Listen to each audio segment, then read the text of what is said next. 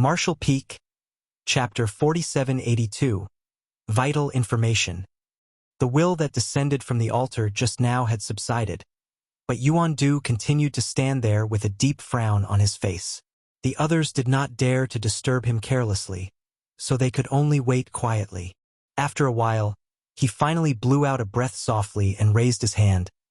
"Let's go out first before we talk." When the words left his mouth, his small universe that was spread outward closed swiftly. Yang Kai felt his vision blurring for a moment, and by the time it returned to normal, he was already standing in the room from before. He anxiously asked, "Senior, what were the instructions of the Divine Lord?" Yuan-Du shook his head and said nothing. Yang Kai was extremely anxious, but did not dare to ask questions rashly lest he roused Yuan-Du's suspicion again. It had taken a lot of effort for him to infiltrate the Black Ink Disciples organization and obtain Yuan-Du's recognition. Therefore, things would not end well if he roused Yuan-Du's suspicions again. A long time passed before Yuan-Du finally looked up at Yang Kai. "Marshal nephew, can I trouble you to make another trip to the Divine Spirit's ancestral land? Please figure out a way to determine the life or death of the giant spirit god." Yang Kai nodded. "Of course, that's not a problem. I've already received the recognition of the divine spirits in the ancestral land during my last trip there. Ordinary people are not allowed to enter that place at will, but as a grand dragon, I can freely enter and leave that place without obstruction." "That's good. This matter is not urgent though, so you can go when you are free, Marshal nephew." Yang Kai then asked, "Senior, it's one thing if the giant spirit god is dead, but what if he is still alive? Do I need to think of a way to rescue him?" Yuan-Du asked, "Can you do that?" Yang Kai pondered in silence for a moment. "It will be difficult. Senior, you might not know this, but the divine spirits all gather in the ancestral land. There are many divine spirits with strength comparable to 7th Order and 8th Order Open Heaven Realm Masters. My strength is very insignificant there. But if the giant spirit god is still alive and I can figure out a way to rescue him, then no matter how many divine spirits are in the ancestral land, they will not be his opponents." Yuan-Du nodded. "A giant spirit god is powerful indeed, but he has been suppressed and sealed for so many years. Even if he is alive and receives help from you, it will be difficult for him to wield his full strength for some time." The gears in Yang Kai's head spun. "Maybe I can figure out a method to bring all of you into the divine spirit's ancestral land. That way we can cooperate from both the inside and the outside. Senior, how many Black Ink disciples do we have? How powerful are they?" Yuan-Du replied, "All of them are already gathered here. By the way, there's also Jiang Yen. He left on a mission and has yet to return. The last one would be Elder Shizheng, who oversees the star boundary." Yang Kai's mouth fell open. "Are there only so few Black Ink disciples?" Yuan-Du laughed. "Did you think enlightening a Black Ink disciple is easy?" Yang Kai answered, "I only know that you need the Black Ink insect." "That's right. The enlightenment of each Black Ink disciple requires the use of a Black Ink insect. The Black Ink insects are bestowed by the Divine Lord and are extremely rare. It took me several thousand years to get just a few, and I gave the last one to Elder Shizheng to use on you." "So that's how it is." Yang Kai showed an expression of realization, his heart calming down considerably. "This is great. I'm glad there are only so few Black Ink disciples in Langya Paradise." Although he could not rule out the possibility that Yuan-Du was lying to him, Yuan-Du had already accepted his identity, so there should be no need for him to conceal anything anymore. What's more, this matter was related to the giant spirit god. If there were many Black Ink disciples, Yuan-Du would definitely have shown some greater ambitions. Unfortunately, with so few Black Ink disciples, it was practically impossible for them to rescue the giant spirit god, who was suppressed and sealed in the divine spirit's ancestral land. More importantly, Yuan-Du no longer had any Black Ink insect in his possession. For most of the Open Heaven Realm Masters, the Black Ink insect was the most troublesome aspect. Without this threat hanging over their heads, they would have much less scruples when taking action in the future. "Looks like we have to work hard to gather more companions." Yang Kai rubbed his chin. looking as though he was thinking hard about the future. This king would like that too, but the instances when the Divine Lord bestows the black ink insects are simply too unpredictable. Yang Kai gave a leisurely sigh. If that was the case, you should have enlightened more seventh-order open heaven realm masters, senior. After saying that, he seemed to realize something and turned to give Gu Linger and the others an apologetic look. Please don't take offense. This junior brother is not looking down on you. It's just that the gap in power between a seventh-order open heaven realm master and a sixth-order open heaven realm master is extremely large. Of course, you will also advance into the seventh-order open heaven realm soon. Gu Linger and the others looked indifferent and turned a deaf ear to him. Yuan Du smiled slightly and said, "It's not that simple. The black ink insect might be able to convert others into black ink disciples, but the black ink insect itself is actually extremely fragile. Even a first-order open heaven realm master can effortlessly kill a black ink insect if they are prepared. That is why I have to catch others off guard in order to enlighten them. Elder Shizhang and I are very close friends, so he was always unguarded around me and became enlightened as a result. That would not work for the other seventh-order open heaven realm masters in Langya Paradise. Moreover, if I failed in my attempt to convert them, this king's identity would not be secret anymore." Yang Kai's eyes brightened. "Senior, have you ever thought of enlightening Sect Master Li? We can bring him back to the right path." Everybody was shocked by his words. In their opinions, Yang Kai was far too daring. They could not believe that he had set his sights on the Sect Master. However, upon further consideration, they realized that although the risk was very high, if they succeeded, the benefits that they would enjoy were also correspondingly terrifying. If the Sect Master were to convert others in turn, the strength of the black ink disciples would surely expand like a snowball rolling down a hill. The entire Langya Paradise would become the black ink disciples' base of operations if that were to happen. It can't be done. Yuan Du waved his hand forcefully in a dismissive action. The Sect Master's cultivation is at the point where he can break through his shackles and advance into the eighth-order open heaven realm at any time. There is no chance of success at all unless we can get very close to him. Even if we manage to approach him, it would be hopeless as long as he does not lower his defenses. Yang Kai smiled. It will naturally be impossible if we take action ourselves. But what if Gu Pan were to do it instead? Yuan Du stiffened slightly in surprise, but he immediately came back to his senses. "Martial nephew, are you saying? The reason you didn't convert Gu Pan earlier was that she had yet to advance into the open heaven realm. Isn't that right? Now that she has advanced directly into the sixth-order open heaven realm, there is hope for her to advance into the eighth-order open heaven realm in the future.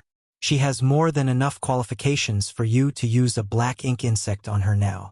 Once she becomes a black ink disciple, she can then enlighten the Sect Master. Our chances are very high." Yang Kai earnestly enticed Yuan Du. Yuan Du rubbed his chin in contemplation, looking rather interested in the idea. Just as Yang Kai mentioned, the reason he had not converted Gu Pan earlier was that her cultivation had been too low, and there was no guarantee whether she could successfully advance into the open heaven realm. By the time he made plans to enlighten Gu Pan, the news about the Star Boundaries World Tree came out. Comparatively speaking, he had greater interest in Yang Kai. That was why he used the last black ink insect on Yang Kai in hopes of using his strength to control the star boundary. In that way, all the rising stars produced in the star boundary would become the reserve force of the black ink disciples. When they had gathered enough power, the black ink disciples could set off a storm in the 3,000 worlds. What you've said holds true, Martial Nephew. Unfortunately, we lack the black ink insect right now. Yuan Du nodded lightly. Leave this matter to me. I will do my best to ask the Divine Lord to bestow more black ink insects. On the other hand, I will have to trouble you over the matter regarding the giant spirit god in the ancestral land. Yang Kai agreed readily. No problem. Let's stop here for today. Yuan Du started to climb to his feet as he spoke. Yang Kai quickly said, Senior, this junior has a question to ask you. Yuan Du looked at Yang Kai. Go ahead. Yang Kai asked, Where is the Divine Lord? Is the ritual we performed just now the only method to communicate with him? Wouldn't it be better to meet him in person? Yuan Du smiled bitterly. How could I not have thought of meeting the Divine Lord in person? I'll be honest with you, martial nephew. In all these years, although the Divine Lord has occasionally responded to my requests, he has never communicated directly with me before. Moreover, I have the feeling that the Divine Lord is trapped somewhere. I don't know where that place is located, but the Divine Lord is probably on the verge of breaking out soon. Yang Kai was shocked, but his expression remained unchanged on the surface. How do you know, Senior? Yuan Du laughed. That's because the Divine Lord very rarely responded to the sacrificial offering ritual at the beginning. 9 out of 10 times, the ritual would be unsuccessful. Otherwise, I would not have had so few black ink insects through so many years. But the situation began to change about 100 years ago. The frequency of the Divine Lord's response became higher and higher, especially in the past decade. There have been almost no failures at all. Yang Kai immediately cheered up. In that case, it must be as you say, Senior. The Black Ink clan's response towards Yuan Du's sacrificial offering ritual was becoming more and more frequent. There could only be one explanation for that. Just as Yuan Du mentioned earlier, the Black Ink clansman was about to break free of whatever prison they were trapped in. That was why the communication between both parties had been greatly enhanced. Who was the Black Ink clansman trapped by? Where are they trapped? Yang Kai did not know, but Yuan Du was no more informed either. Yang Kai had countless other questions that he wanted to ask. For example, how did Yuan Du come into contact with the Black Ink clansman in the first place, or how did Yuan Du become corrupted? Unfortunately, he could not ask any more questions at this time. In any case, the information he learned so far was enough. The situation at hand was clear, and it was time to take action. Besides, he was simply grateful that his efforts in Langya Paradise were not in vain. Black Ink Eternal, Yuan Du whispered solemnly before he took his leave. The rest responded in unison, Black Ink Eternal. Afterwards, Zhong Yuquan and the others left quickly. It was not appropriate for them to remain gathered here after all. If not for the pretext of inviting Yang Kai over for an exchange, it would have been difficult for them to gather together under normal circumstances. Junior brother Yang, Gu Linger called out in a gentle voice. Junior sister Gu Pan has already entered the Five Lights world, right? Yang Kai nodded. That's right. Sect Master Li sent her there as soon as the training ended. She then smiled. To be able to receive kindness from you, junior brother Yang, junior sister sure is blessed. If Yang Kai had not conceded defeat at the last moment, how could Gu Pan have obtained victory? All the Sixth Order Open Heaven Realm Masters in Langya Paradise were well aware of that fact. I couldn't just defeat everybody after all. Sect Master Li might have beaten me up himself otherwise. Gu Linger complained resentfully. You didn't hold back against me at all, junior brother. During the training, Yang Kai not only injured her but also forced her to buy his healing pill by compulsion without discrimination. Every time she recalled that incident, she couldn't help feeling resentful. Ha ha ha. Yang Kai gave a dry laugh, not knowing what to say in this situation. Junior sister Gu Pan is currently inside the Five Lights world. You've been involved in the training all this while, junior brother. I'm sure you have not taken a good look at the scenery in Langya Paradise. Why don't I show you around? There are many fun places in Langya Paradise. Martial Peak, Chapter 4783. People's hearts are unpredictable. Faced with the request of such a gentle woman like Gu Linger, especially under the ardent gaze of her watery eyes, there was probably no man in the world who would refuse her. However, Yang Kai shook his head and said, Maybe next time. I wish to go to the ancestral land as soon as possible to confirm the life or death of the giant spirit god. This matter is related to the rise of the Black Ink clan, so it cannot be delayed. Since he brought up the Black Ink as an excuse, she could not refute anything he said. Thus, she could only nod in response. I hope you have a smooth journey, junior brother. Senior sister, take care. I'll be taking my leave now. He cupped his fist, then soared into the air and departed in the blink of an eye. An hour later, many people witnessed the sect master's legacy disciple Dong Pang giving Yang Kai a send-off from Langya Paradise. Inside a secret room, Many high-rank open heaven realm masters were gathered together. There were at least 50 or 60 of them altogether. It was conceivable how 50 or 67th Order open heaven realm masters gathered together would be an extremely terrifying force. Aside from the cave heavens and paradises, there were no other great forces that could bring out such a lineup. Nevertheless, the high-rank open heaven realm masters gathered here were not from the same cave heaven or paradise. They each represented one of the great forces that stood at the top of the 3,000 worlds. More than a month had passed since they arrived at Langya territory, but they had remained hidden inside the secret room throughout this period. With the exception of Sect Master Li Yuan Wang, Vice Sect Master Gao Ting, several Supreme Elders, Gu Pan, and Dong Peng, no one else in Langya Paradise was aware of their arrival. At this moment, they were all waiting for something. Although there were so many of them, the secret room was totally silent. For 7th Order open heaven realm masters, such patience was nothing. Only Li Yuan Wang, who sat in the highest seat, seemed very uneasy and subconsciously rubbed his fingers together lightly. All of a sudden, a weak energy fluctuation appeared, followed by the sound of footsteps. Everybody became alert and turned to look in the direction of the sound. A short while later, Yang Kai stepped into the secret room under Dong Peng's guidance. Although he had departed Langya Paradise earlier, his actions were only to fool the Black Ink disciples. He later secretly returned to Langya Paradise with the help of Dong Peng. It was thanks to his proficiency in the Tao of Space that his quick trip was unknown to all the other people in Langya Paradise, apart from Dong Peng, whom he had made arrangements with in advance. "Greetings, seniors." Yang Kai bowed in greeting. "Sit." Li Yuan Wang gestured with his hand. Yang Kai murmured his thanks and took a seat. Several dozen pairs of eyes stared fixedly at him as Li Yuan Wang asked, "What did you learn?" Gu Linger previously gathered Zhong Yuquan and the others under the pretext of inviting Yang Kai over for an exchange of pointers. As the sect master, he was naturally aware of the circumstances. In particular, those people had already been identified as Black Ink disciples by Yang Kai. That alone was a great cause of concern for him. Yang Kai had immediately taken his leave after departing from Gu Linger's place, so Li Yuan Wang had not had the time to ask anything. "There's good news and bad news. Sect Master Li, which would you like to hear first?" Yang Kai asked while looking at Li Yuan Wang. Li Yuan Wang reluctantly replied, "Let's hear the good news first."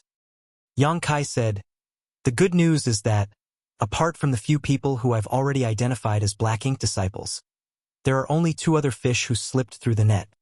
One of them is a 6th Order open heaven realm master named Gong Wenshan." Gong Wenshan. When Li Yuan Wang heard the name, he turned to look at Gao Ting. Gao Ting looked sad. Wenshan has also been corrupted by the Black Ink. Judging by his tone and expression, he probably had high hopes for Gong Wenshan. Unfortunately, it was meaningless no matter how much he favored him now that he had been corrupted by the Black Ink. Although the appearance of a person corrupted by the Black Ink would not look any different from usual, they were no longer the same person as before inside. Li Yuan Wang murmured. When that child Wenshan first advanced into the open heaven realm, it had only been to the 4th Order. The 6th Order open heaven realm was his limit. It was only thanks to many years of intense cultivation that he was able to obtain his current achievements. Therefore, it was inevitable for him to succumb to the temptations of the Black Ink strength. I'm afraid that's probably one of the reasons the mastermind chose him. Yang Kai exclaimed, "As expected, you know about some of the mysteries of the Black Ink strength." Judging from the meaning behind Li Yuan Wang's words, it could be seen that he knew about the ability of the Black Ink disciples corrupted by the Black Ink to break the shackles of the open heaven realm and advance without limitations. "It looks like you've heard of it too." Li Yuan Wang glanced at Yang Kai. Yang Kai nodded. As long as those who have been corrupted by the Black Ink have enough resources, they can continue to advance in their cultivation without limitations. That is indeed a huge temptation. It's no wonder that the cave heavens and paradises have always kept the information regarding the Black Ink a secret since ancient times. That's right. People's hearts are unpredictable. If this information were spread to the public, Who can guarantee that those with ulterior motives or misanthropy will not take the initiative to seek out the Black Ink strength? Although it is basically impossible for the Black Ink clan to exist in the 3000 worlds, there is always an exception to everything. Langya Paradise's current situation is that exception. Li Yuan Wang sighed deeply. Gao Ting looked at Yang Kai and asked, "You mentioned that there are two fish who slipped through the net. If one of them is Gong Wenshan, then who is the other one?" Yang Kai's expression became solemn. "That's related to the bad news I have for you. The last person is Yuan Du." "What?" Li Yuan Wang was shocked, and even Gao Ting had a look of disbelief on his face. That was Yuan Du, one of the 3 vice sect masters in Langya Paradise. It was obvious that the other 7th Order Open Heaven Realm masters present in the room were also aware of Yuan Du's identity, so their expressions at this moment were extremely serious. One of the 3 vice sect masters in Langya Paradise turned out to be corrupted by the Black Ink.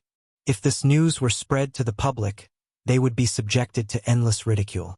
Li Yuan Wang could barely believe what he heard. "Martial nephew, are you certain that person is Yuan Du?" Yang Kai replied, "I saw him myself. How can it be anything but the truth?" "Are you acquainted with Yuan Du?" Li Yuan Wang asked persistently. It was not that he did not believe in Yang Kai's words.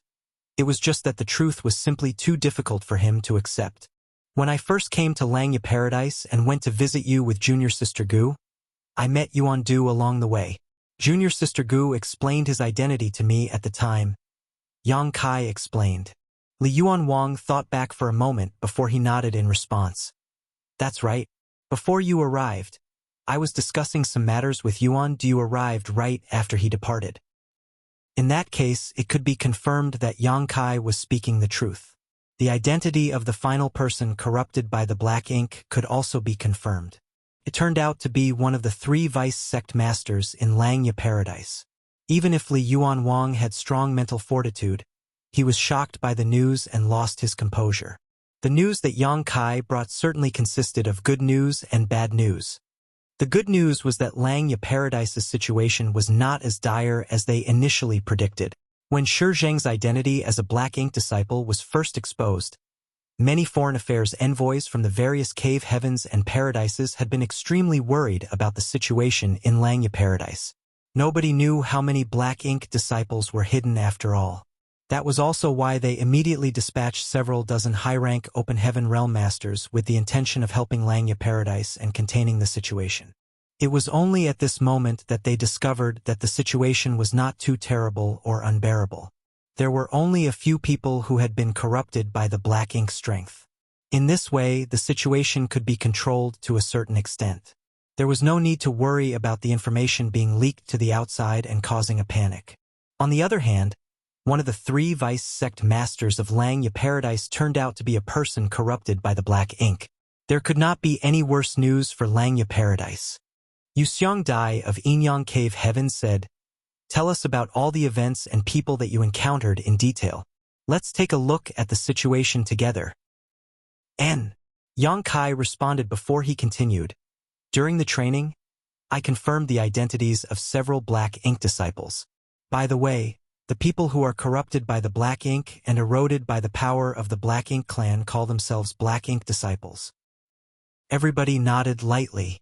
That was something none of them had known beforehand. It couldn't be helped since nobody had ever infiltrated the Black Ink disciples to gather more information. Yang Kai continued, "Gu Linger is one of them. After the training, I received an invitation from her. She invited me to her spirit province for an exchange meeting. When I arrived, I saw that the other Black Ink disciples in the 6th Order Open Heaven Realm were already there. In the beginning, the conversation was very ordinary. It was no different from the gatherings with the other fellow brothers. Then Yuan Du came." Yang Kai described everything he encountered and heard in Gu Linger's spirit province to them in great detail. The main reason was that he was worried about missing out on any useful information. There was no denying that the high-rank Open Heaven Realm Masters present in this place knew more about the Black Ink clan than he did. There was no denying that if Shi Zheng had not tried to drag him into the matter, he would not have known about the existence of something as evil as the Black Ink clan even now. When he told them about how Yuan Du had repeatedly tried to sound him out, everybody couldn't help feeling very nervous even though they knew he must have resolved the issues without any danger. After all, he would not be sitting here safe and sound otherwise. Upon hearing about the altar and Yuan Du's sacrificial offering ritual, they furrowed their brows slightly in response. Then, when they heard about the black ink giant spirit god in the divine spirit's ancestral land, they finally turned pale in fear. Yu Xiang Dai asked in shock, "Did you make up that story to deceive Yuan Du? Or is that story the truth?" Yang Kai responded sternly, "The black ink giant spirit god does exist. He still sits within the ancestral land. However, I did not tell Yuan Du the whole truth. At the time, several divine spirits headed by the Phoenix clan and the Kuan clan went deep into the giant spirit god's body to investigate the situation. They confirmed that he had been dead for many eons. Besides, when I first obtained the Dragon clan's crystal palace, I also witnessed various scenes from the ancient war with its help. During that ancient war, the Dragon clan's Dragon Emperor and the Phoenix clan's Phoenix Empress burned all their blood essence and used the sacred treasures of all the divine spirit clans as a foundation to split the ancestral land into two. Using that as a basis, they managed to suppress and seal the giant spirit god. Although he witnessed various scenes from the ancient war back then, he had not known about the actual situation at the time, much less understood why a giant spirit god was in conflict with the divine spirits in the ancestral land. It was not until later when he came across the Black Ink disciples that he suddenly understood the entire situation. The demon sealing land passed down by word of mouth between the divine spirits should actually be known as the Black Ink sealing land. Upon hearing Yang Kai's response, everybody breathed out a sigh of relief. It was fortunate that the giant spirit god was dead. The giant spirit god clan was an extremely terrifying race after all. If he was not dead, even the divine spirits in the ancestral land would not be able to stop him if he were released from captivity. At that time, rivers of blood would surely flow in the 3,000 worlds. Gao Ting said, "In other words, Yuan Du's current goal is to free the giant spirit god." "That's right." Yang Kai nodded. "But his efforts are bound to be in vain." He nodded lightly. The situation is still within control. Yuan Du had no reason to deceive Yang Kai at the time, so his words back then were probably the truth. The black ink insects were extremely rare. For that reason, he only managed to corrupt a few people in Langya Paradise over the years. Among them, with the exception of the dead Shizheng, the rest were in the Sixth Order Open Heaven realm. Marshall Peak, Chapter 4784, No Turning Back. At this moment, they could only be certain about one thing. Yuan Du was the cause of everything. As long as they cut off the source and clipped the wings that he developed, then the worrying situation in Langya Paradise would be resolved. Unfortunately, they could not be certain as to where the true Black Ink clansman for whom Yuan Du had performed the sacrificial offering ritual was currently hiding. Just solving the issue of Yuan Du and the Black Ink disciples would not eradicate the problem completely. If they could not remove the fundamental cause of this issue, then a second or even a third Yuan Du might appear again in the world several thousand years later. Li Yuan Wang observed worriedly, judging by the meaning behind Yuan Du's words, the Black Ink clansman is probably being suppressed and sealed somewhere in the 3,000 worlds. If his contact with the Black Ink clan had become more and more frequent over the past 100 years, then it can be speculated that the suppressed and sealed Black Ink clan member is showing signs of regaining their freedom. Yang Kai nodded. That's also what Yuan Du claimed. Regarding the place where the Black Ink clan is being held, do the rest of you have any ideas? Li Yuan Wang raised his head and looked at the high-rank Open Heaven Realm Masters below him. Everybody shook their heads in response. Yu Chongdao spoke. There has not been any unusual news from any of the great territories in the 3,000 worlds over the years. Besides, there are no related records written in the ancient books of the cave heavens and paradises. It can be surmised that the suppressed and sealed Black Ink clansman has existed since a very long time ago. This incident might even have occurred before the birth of the cave heavens and paradises. Yang Kai suddenly had an idea. Could it be in the same era as when the Dragon clan and the Phoenix clan suppressed and sealed the Black Ink giant spirit god? Li Yuanwang reached up and stroked his beard. That's not impossible, but nobody can confirm the truth. There was no other explanation as to why there were no records in the ancient books of the cave heavens and paradises. If such an evil existence had truly been suppressed and sealed, then the ancient books passed down through the inheritance of the cave heavens and paradises would surely have mentioned the incident. Even the high-rank open heaven realm masters of the cave heavens and paradises were clueless about this matter. In that case, the suppressed and sealed Black Ink clan member could only have existed a very long time ago. Could it be located in the shattered heaven? Somebody asked with a frown. The situation of the great territories in the 3,000 worlds is basically known to us. Only the shattered heaven is chaotic and filled with all sorts of dangers. Even high-rank open heaven realm masters like us might not escape unscathed if we ventured deep into the shattered heaven and encountered danger. It would make sense to say that the Black Ink clansman was being suppressed and sealed in the shattered heaven. Yu Xiongdai acknowledged the idea. Looks like we need to investigate the shattered heaven thoroughly. This matter is of grave importance, so there can be no room for negligence. Li Yuanwang nodded in agreement. Let's discuss this matter later. At present, it is more important to deal with the Black Ink disciples in Langya Paradise. Senior Brother Li, please make the arrangements. We will support Langya Paradise unconditionally. They originally thought that there were many Black Ink disciples in Langya Paradise, which was why several dozen high-rank open heaven realm masters had rushed here so quickly. They wanted to take precautions to prevent future disasters. Now that it had been confirmed that there were not many Black Ink disciples, their tense nerves relaxed considerably. With so many high-rank open heaven realm masters present, it would not be a problem for them to deal with a few Black Ink disciples. They only needed to be careful not to be contaminated by the Black Ink strength. As for the affairs of Langya Paradise, they had to be settled by Langya Paradise. In the following days, everything was calm and quiet. The training that was triggered by Yongkai was the talk of the town. That training had also inspired the determination of many open heaven realm masters in Langya Paradise to cultivate harder. It was said that as many as several hundred sixth-order open heaven realm masters in Langya Paradise had entered retreat all at once after the training. Some even vowed not to come out of retreat until they advanced into the seventh-order open heaven realm.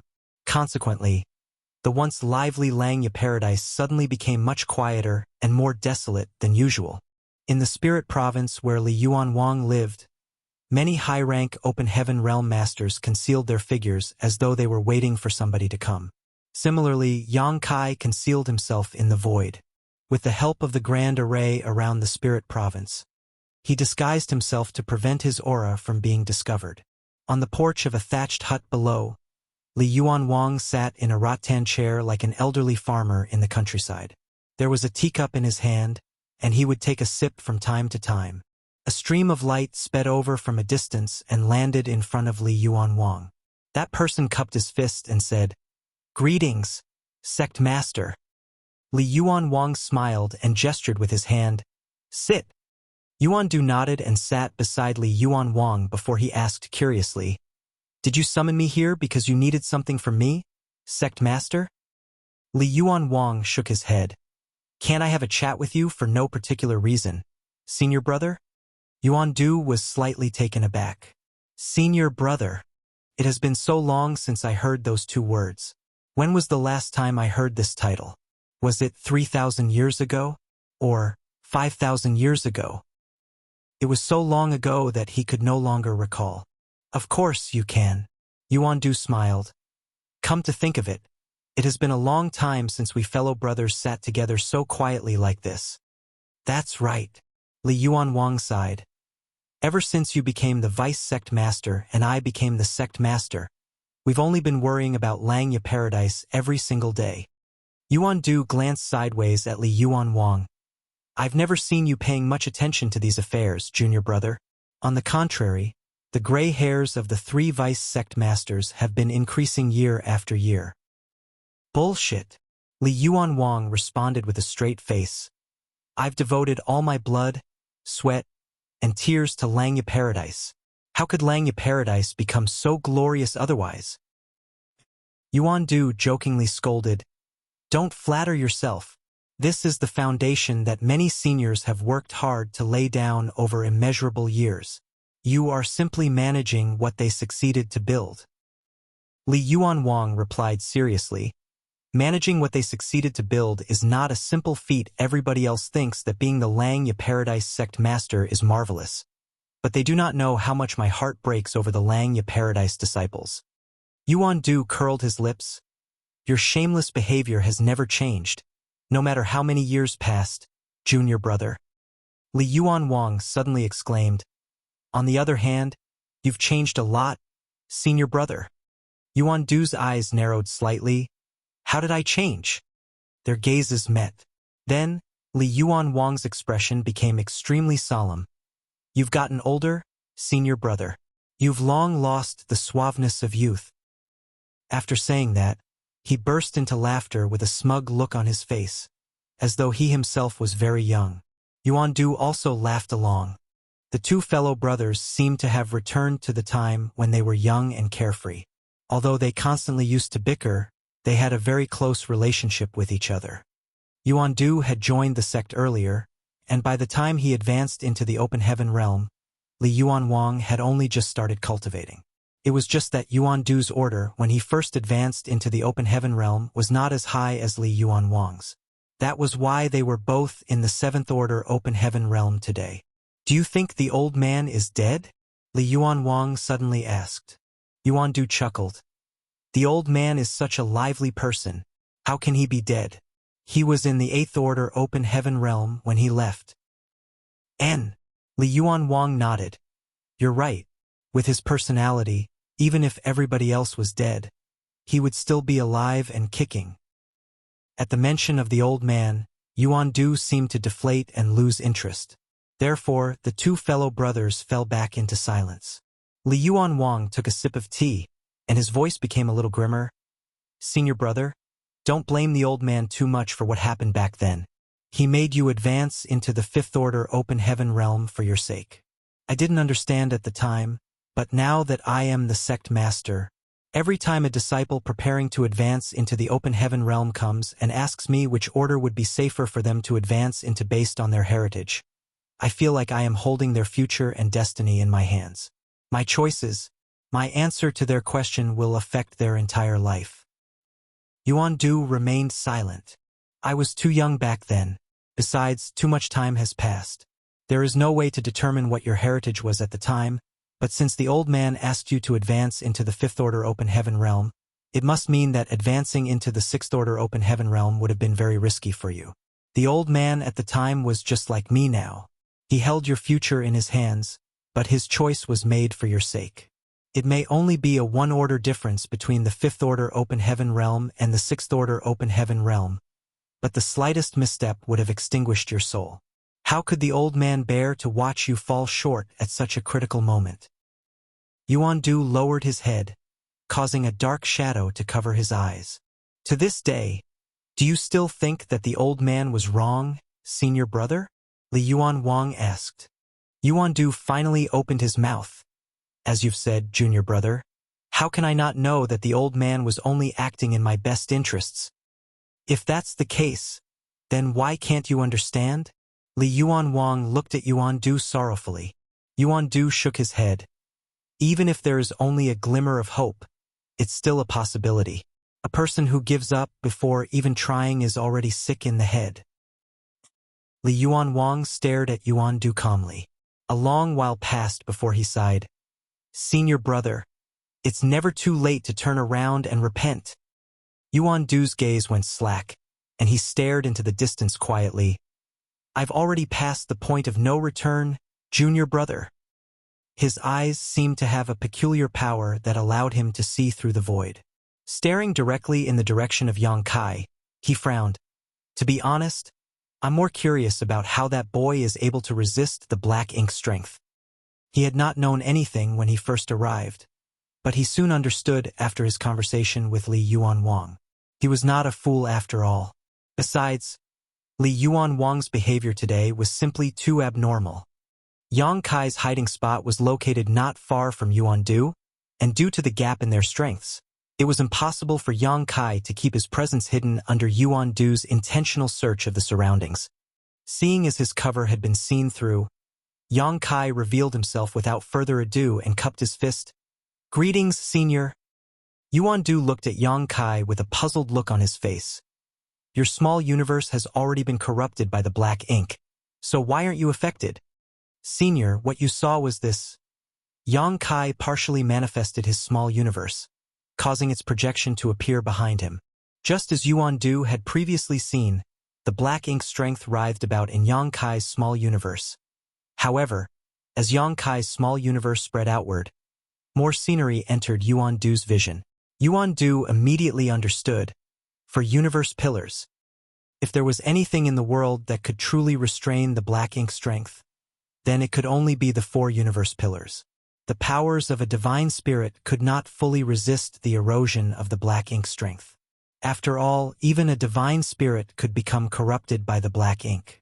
It was just that the possibility of a divine spirit being corrupted by the black ink was much lower than an open heaven realm master of the same strength. Needless to say, Yuan Du knew about the effects of the 4 universe pillars. It was just that the 4 universe pillars were extremely rare treasures that could only be dreamt about by most. Hence, he never even imagined that Yang Kai would have one of them, much less that Yang Kai would be so bold and reckless as to suppress and seal the black ink strength in his small universe to deceive his eyes. So, does that mean Shi Zhang is dead? He was the one who ordered Shi Zhang to use the black ink insect to corrupt Yang Kai. But Yang Kai was safe and sound. Not to mention, Yang Kai had the black ink strength suppressed and sealed in his small universe. The source of the black ink strength could only have been Shi Zhang. Yang Kai nodded. During their conversation, numerous figures appeared out of nowhere. There were at least a dozen high-rank open heaven realm masters gathered in this place. Meanwhile, Li Yuanwang gave a wave of his hand, activating the sealing grand array of the spirit province to isolate the inside from the outside. Yuan Du swept his glance over the crowd and chuckled. "What an impressive lineup! You really think highly of this Yuan." With so many high-rank open heaven realm masters, even an 8th order open heaven realm master might not stand a chance, much less Yuan Du, who was only in the 7th order open heaven realm. He had no chance of winning this fight. It was certain death for him. Martial Peak, Chapter 4785. I can only try.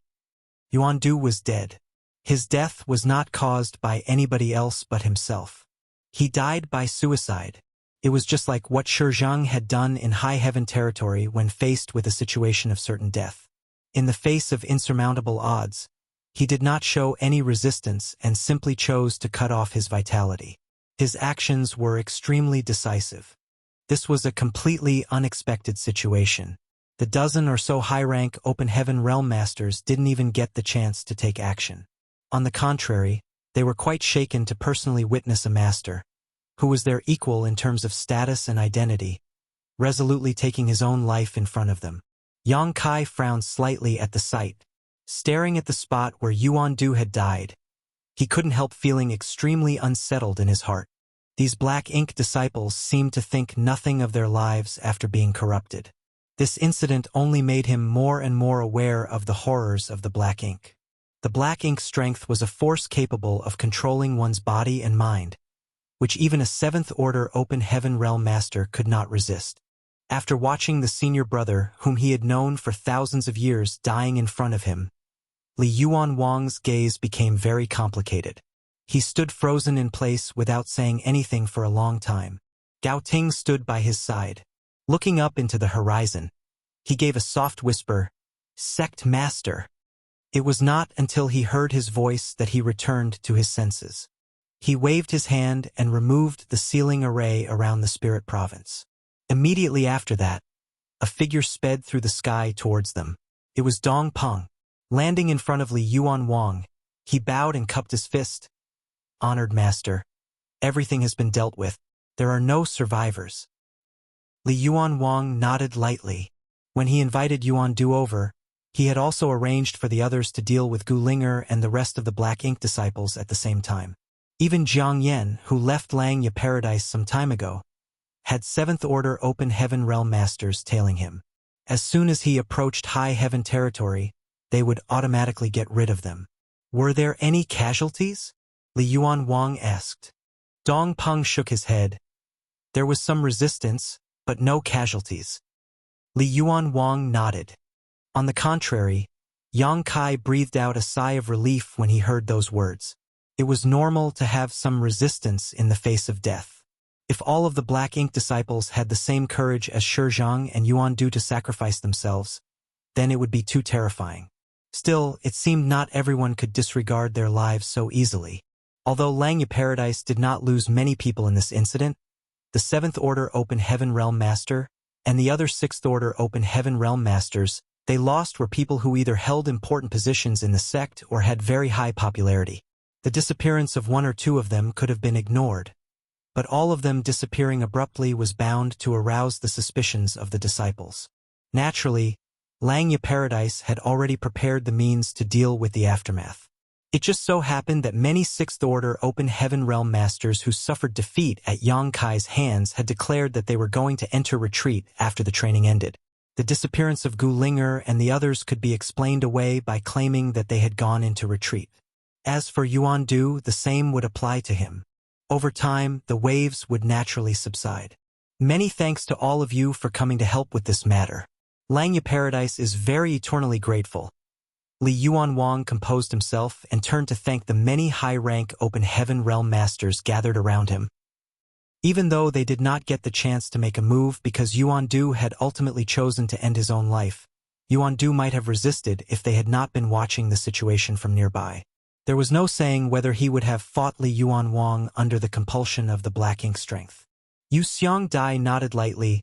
Since ancient times, the cave heavens and paradises have always been one family. You're being too polite, Senior Brother Li. The affairs of Langya Paradise could be considered to have been resolved. However, while they were hiding here, they remained unaware of the situation of their own respective sects. Before rushing over to Langya Paradise, they had already sent messages back to their respective cave heavens and paradises to inform them about the reappearance of the Black Ink strength. If everything went as planned, then the cave heavens and paradises had probably been checking themselves in the recent period.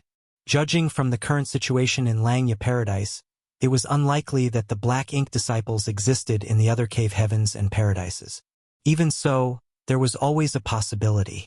If Langya Paradise had a person like Yuan Du, then the other cave heavens and paradises might have one too. Li Yuan Wang said, "Now that Yuan Du is dead, the source has been cut off. It will not be easy for us to track down the Black Ink clansmen after this. Do you have any other ideas?" Yuan Du was nothing more than a Black Ink disciple. While he was a 7th Order Open Heaven Realm Master and one of the Vice Sect Masters of Langya Paradise, he was insignificant compared to the actual Black Ink clan member. Now that he had chosen to take his own life, the search for the true Black Ink clansman became the top priority of the cave heavens and paradises. As long as the Black Ink clansman was not found, all of them would have trouble sleeping soundly at night.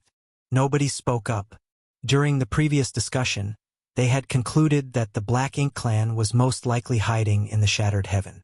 That place was not only vast, but extremely dangerous and chaotic, so it was much easier to hide and cover one's tracks there compared to any of the other great territories in the 3,000 worlds. As such, it was not going to be easy to find the whereabouts of the Black Ink clansmen in the expansive Shattered Heaven. Yang Kai stepped forward and said, "If you will allow me, seniors, I would like to investigate Yuan Du's small universe. I might be able to learn something there." Yu Changdao's eyes lit up at those words. The altar. The only means for Yuan Du to communicate with the hidden Black Ink clansmen and receive Black Ink insects was through the power of the altar and the sacrificial offering ritual. Although he was dead, the altar that was connected with the Black Ink clan might not necessarily have been destroyed. They might actually discover something by studying that altar. None of them had considered this idea. It was not that they were dull-witted. Rather, the Black Ink strength was so evil and invasive that they subconsciously assumed that the small universe left behind by Yuan Du was a forbidden zone. On the other hand, Yang Kai not only had the world spring, but also in-depth experience from entering Shi Zhang's small universe once. It was only natural for him to view the situation from a different point of view. "Are you confident?" Yu Xiangdai asked with concern. Yang Kai shook his head. I can only give it a try. How could he be certain about anything? Despite witnessing Yuan Du's actions during the sacrificial offering ritual, he could not figure out how Yuan Du had gotten in touch with the Black Ink clansmen earlier. Even if he did manage to get in contact with the Black Ink clansmen, he was even more uncertain about whether they would discover that he was not part of the Black Ink disciples. Nevertheless, giving a dead horse medicine could not harm the horse any further. He could only do whatever he could in this situation. It would not make a difference if he learned nothing, but if he did learn something, then it would certainly be a pleasant surprise. It would be even better if he could determine the location of the Black Ink clan members' hiding place through this opportunity. Li Yuan Wang did not give an immediate answer. Instead, he activated his divine sense and communicated with the other high-rank Open Heaven Realm Masters for a long time. Only then did he turn to look at Yang Kai. Be careful. Those words indicated his agreement. Yang Kai nodded. Stepping forward, he walked towards the spot where Yuan Du had died. Yuan Du was a 7th Order Open Heaven Realm Master, so the small universe in his body had been fully materialized. The situation of his death was similar to Shizhang, where his small universe hadn't shattered but had instead been exiled to the void, leaving only an external portal behind. Even his body had been devoured by his vanished small universe. At this moment, there was an extremely uncomfortable aura coming from the portal. It was the aura of the Black Ink strength. Thanks to his prior experience, Yang Kai could be considered traversing a familiar path. His figure flickered and he plunged into Yuan Du's small universe. Just like the scene he saw a few days ago, Yuan Du's small universe was pitch black. The dense Black Ink strength writhed and surged tumultuously like ink that had been spilled on the ground. Unfortunately, as Yuan Du had died by suicide, the universe paradise he left behind was now a chaotic mess. With the world barriers cracked and the landscape turned upside down, it was now essentially a mass of shattered spirit provinces that were being loosely held together. Yang Kai could only secretly pray that the altar had been preserved. Otherwise, he would not have the opportunity to come across another one again. Wandering around in Yuan Du's small universe, he tried his best to compare his surroundings with the scenes in his memories to search for a sense of familiarity. It took several hours before he found the altar in the shape of a 9-layer pagoda on a spirit province that only had a radius of several dozen meters. Using a secret technique, Yang Kai removed the altar completely and relocated it to a larger, stabler spirit province. He silently recalled Yuan Du's various actions from before. Then he reached out to retrieve a sharp longsword from his space ring and slashed at his arm. Having withdrawn his defensive abilities, the sword slash immediately caused his golden dragon blood to spurt out and splatter across the altar. Yang Kai allowed his blood to flow freely, but even so, his brow furrowed with worry. Yuan Du had used his own blood as the sacrificial offering and simultaneously muttered something under his breath back then. Unfortunately, Yang Kai did not know what Yuan Du had said at the time. He could imitate actions such as offering his own blood as a sacrificial offering, but how could he know what Yuan Du had been chanting at the time? It might have been some kind of irrelevant mantra or a crucial part of the ritual. He was not sure whether Yuan Du's muttering would have any effect on the sacrificial offering, so all he could do right now was give his best attempt and leave the rest to fate. Golden blood continuously dripped onto the altar as Yang Kai suppressed his emotions and waited quietly. Yuan Du had also performed the sacrificial offering ritual for quite a long time. It seemed that the Black Ink clansmen only responded after a long wait, so Yang Kai was not in a hurry. Be that as it may, he never expected the altar to remain unresponsive even after 3 whole days had passed. The dragon blood he spilled was enough to fill a pond by then. The situation gave him an inevitable sense of discouragement, and he wondered whether his method was wrong. If his method was wrong, then it didn't matter how much blood he spilled or how long he waited. He would never get in touch with the hidden Black Ink clansmen. Therefore, Yang Kai decided to wait 1 more day, and if there was still no effect, he would immediately leave. To his pleasant surprise, the altar reacted half a day later. Pure Black Ink strength suddenly poured out like poisonous snakes sliding out from the shadows and quickly wrapped around him. The black ink strength pouring out of the altar was slightly different from the black ink strength that Yuan Du owned. Although the black ink strength could not be called dense, it was much purer in comparison. Yang Kai couldn't help feeling shocked. He had only done this on a whim, so it was surprising that his method actually worked. In spite of his excitement, he remained extremely vigilant. He did not forget that a mighty will had descended all of a sudden when he watched Yuan Du performing the sacrificial offering ritual. The horror of the will demonstrated the strength of its owner.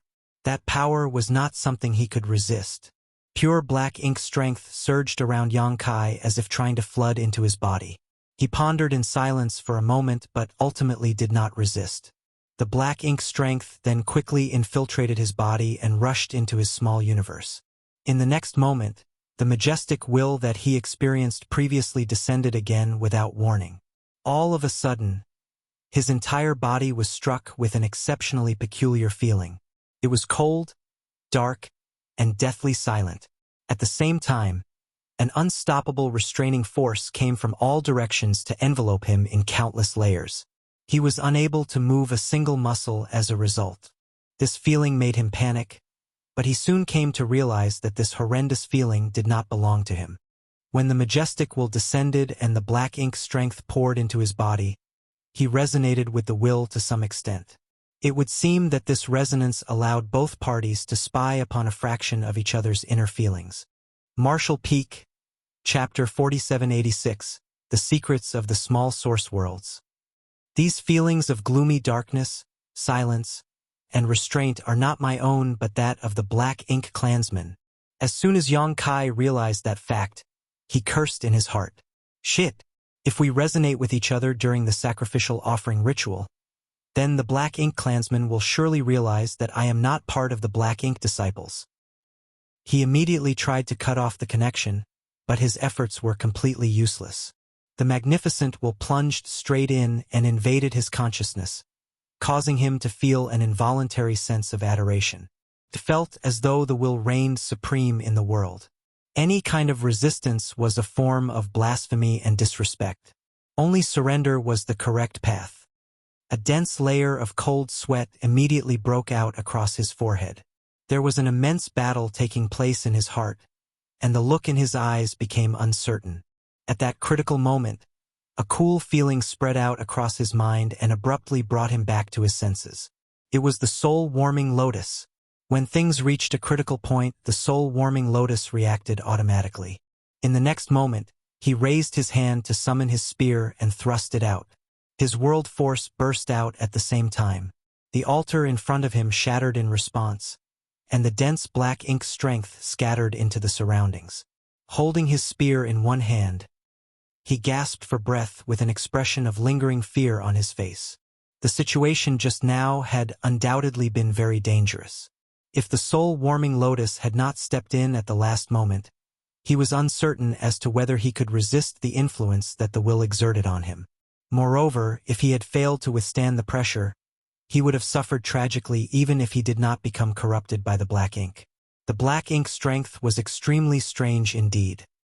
A short while later, Yang Kai walked out from the Yuan Du's small universe. Many of the high-rank Open Heaven Realm Masters had been waiting for several days, so they quickly questioned him as soon as he appeared. Yang Kai told them all about the situation he encountered in detail, but he concealed the existence of the soul-warming lotus. He only told them that he struggled with all his strength just to deal the critical blow, which cut off his connection between him and the Black Ink Clansman. Li Yuan Wang's expression was extremely solemn. Is the Black Ink Clan capable of affecting one's consciousness out of thin air? That was extremely important information. Although the Cave Heavens and Paradises had some understanding of the Black Ink Clan, they only knew that the black ink strength was extremely aggressive and corrosive. That was why they had always been on guard against the black ink strength. However, if the situation was as Yang Kai had described, then there would be far more precautions to be taken in the future. Yang Kai pondered in silence. The Black Ink Clan's will is certainly powerful, but it might not necessarily be that terrifying. What do you mean? Yu Chang Dao asked. Yang Kai explained. This situation did not happen when I experienced the sacrificial offering ritual with Yuan The only difference is that Yuan Du was the one presiding over the sacrificial offering ritual back then, and I was the one presiding over it this time.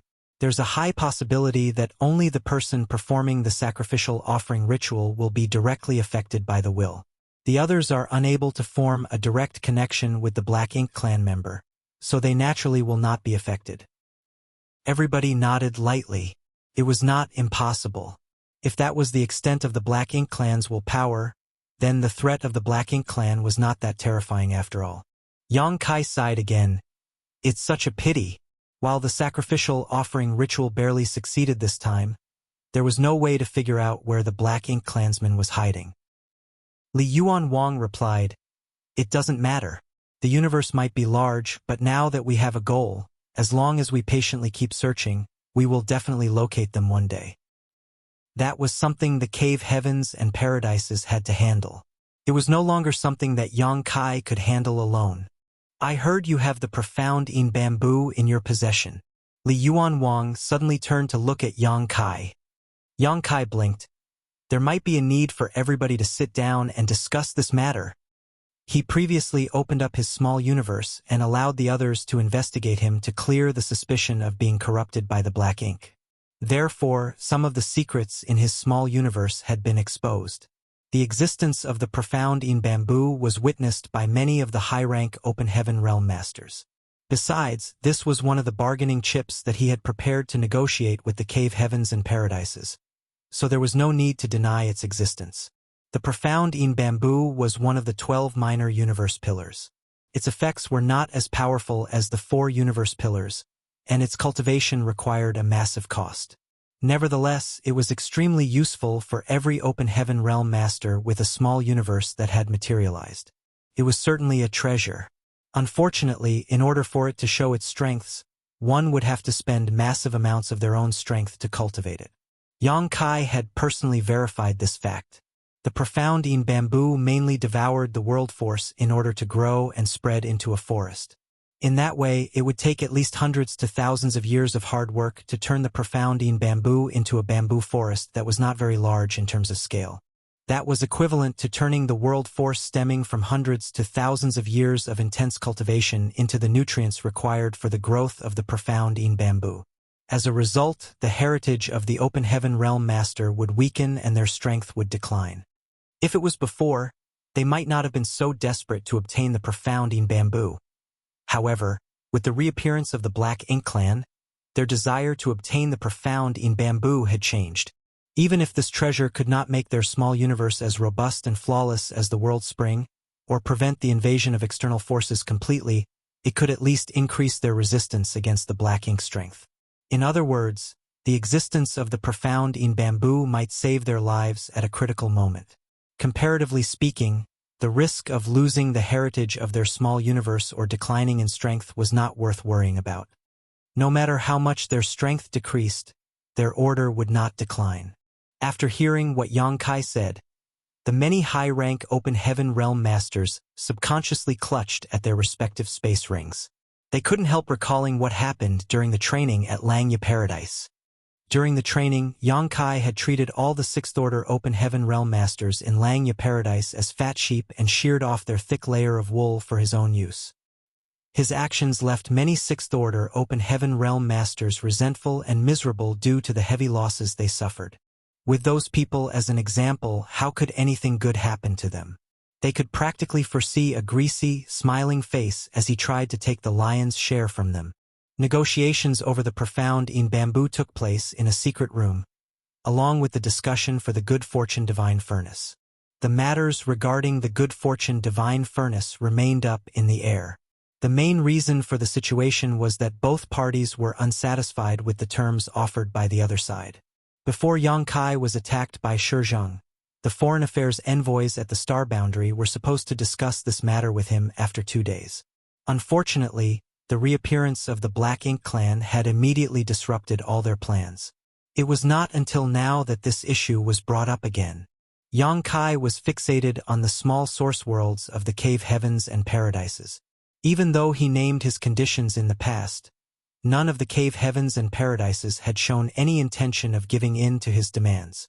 The opportunity to enter the small source worlds was extremely precious to any cave heaven or paradise. More so, since it was not enough for the use of their own disciples.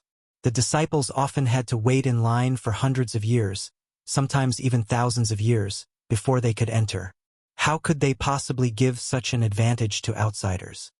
If not for the reward from the training previously, Gu Pan would not have the qualifications to enter the Five Lights world for training either.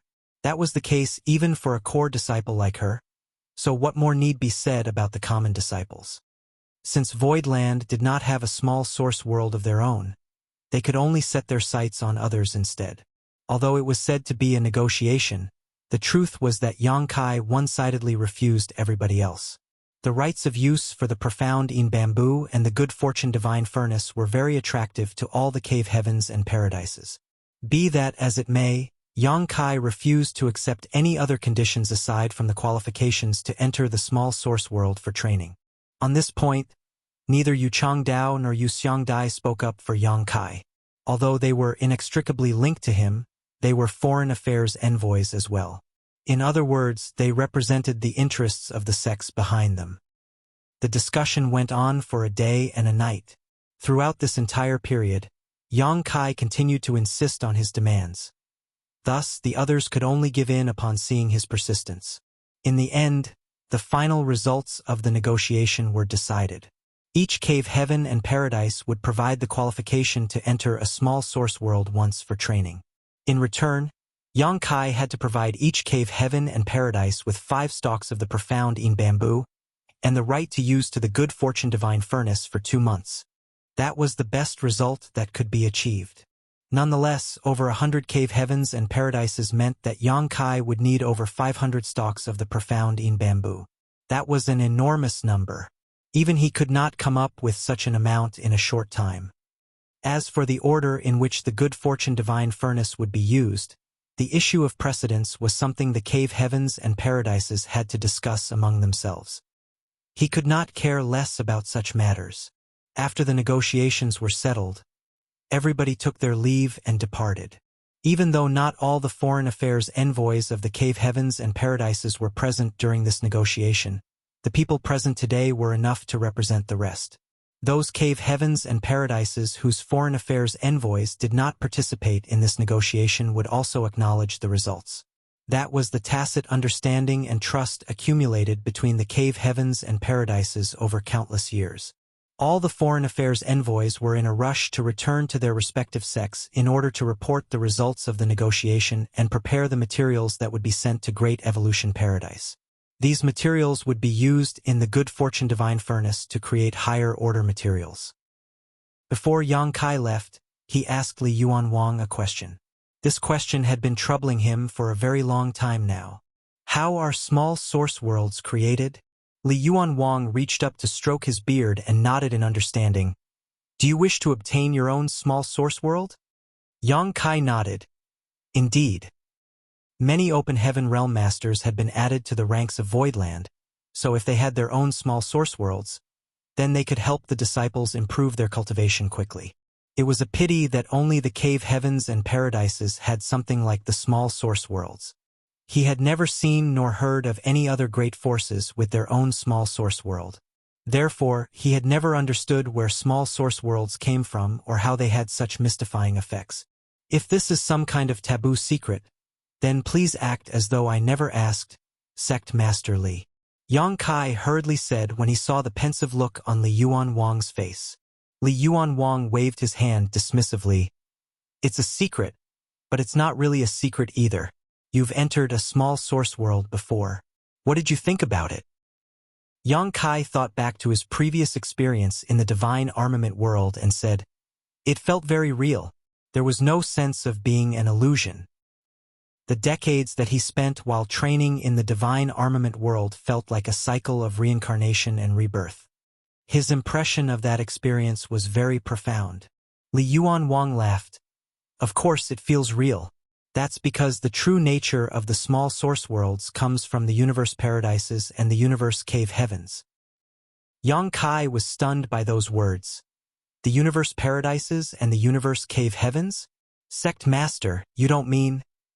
Only the small universe left behind after the death of high-rank open heaven realm masters could be called such. The small universe left behind by a seventh-order open heaven realm master was known as a universe paradise, and the small universe left behind by an open heaven realm master above the seventh-order open heaven realm was known as a universe cave heaven. Li Yuan Wang nodded lightly. It's exactly what you're thinking. All the small source worlds stem from the small universes left behind by high-rank open heaven realm masters. How can that be? Yang Kai was shocked to the core. There's nothing impossible about it. Li Yuan Wang chuckled softly. But not every small universe left behind by a high-rank open heaven realm master will transform into a small source world. If that was the case, then there would have been many more small source worlds in existence and they would not have been valued to this extent. Marshall Peak, Chapter 4787. Rare for only benefits to exist. Is there some kind of special secret technique required for the transformation? Yang Kai boldly speculated. Li Yuan Wang shook his head in response. The transformation is not caused by the use of a secret technique. On the contrary, you have to cultivate a specific secret art from the beginning. This secret art does not have powerful properties, so there are no advantages in a battle against others. However, it allows the cultivator to transform their small universe into a small source world at the time of their death. Of course, it is not that simple. The birth of a small source world is a very complicated process. It can be said that the cultivator has to pay a lifetime's worth of hard work for their efforts to succeed. Yang Kai understood. Sect Master.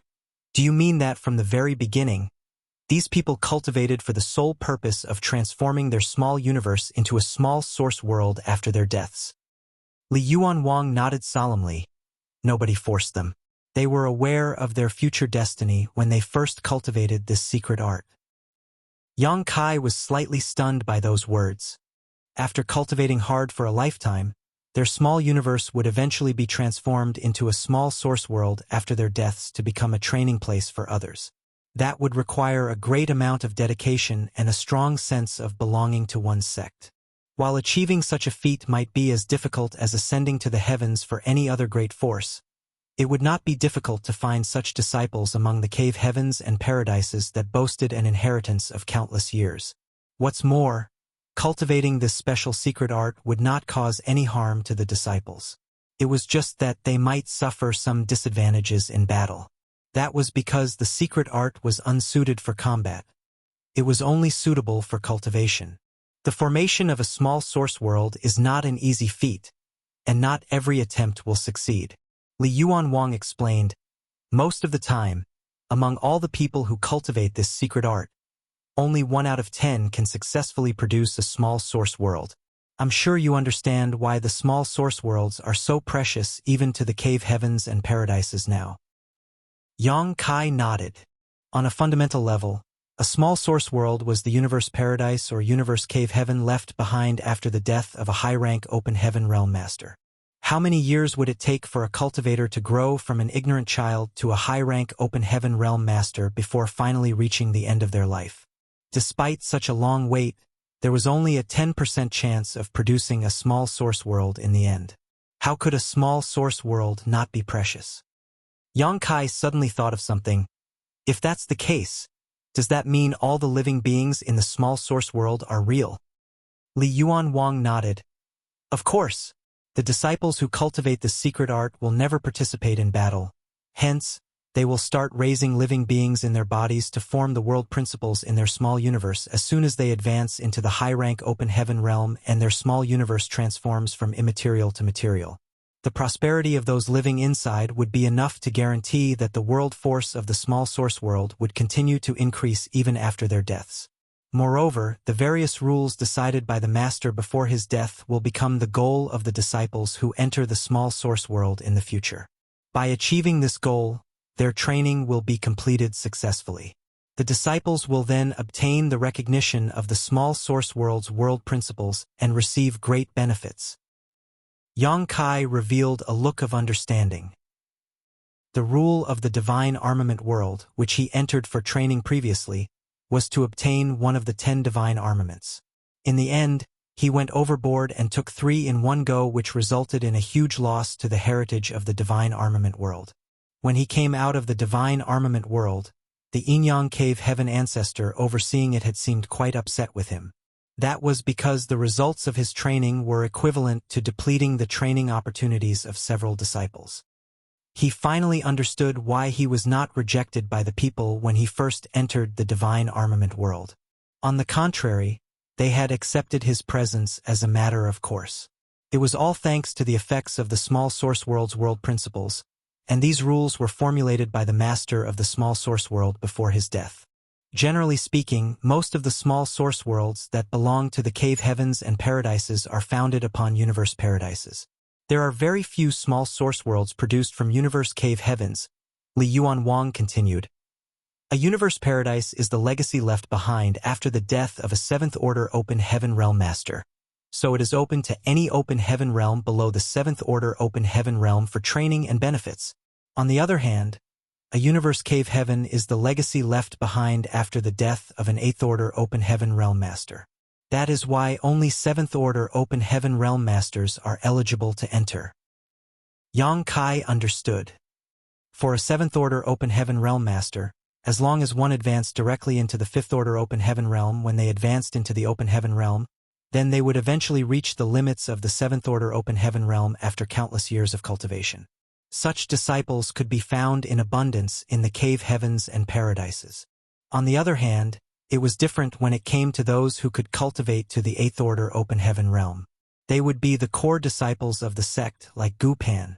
Disciples with such aptitude would eventually become the pillars of their respective sects if they developed fully.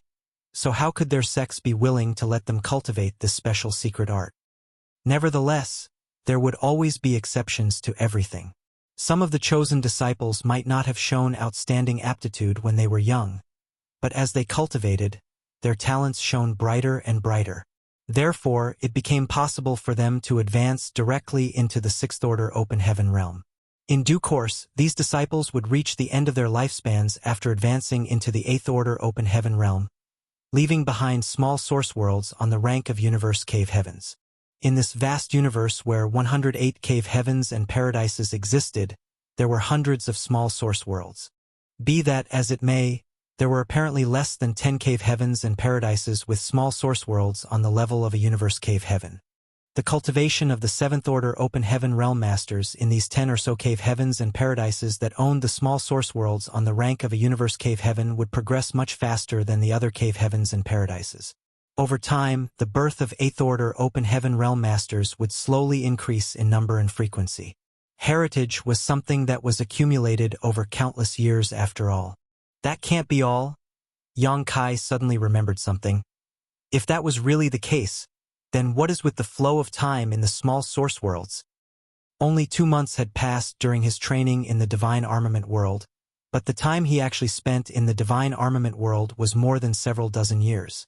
The flow of time in the small source world was far too different compared to the outside world. It had to be said that Yang Kai had already reached the 6th level of the Tao of Time, exceeding the ordinary to reach the extraordinary. Even so, he only managed to double the flow of time in his small universe compared to the outside world. It was impossible for those who cultivate this special secret art to be better than him in the Tao of Time, let alone be better than him by several times.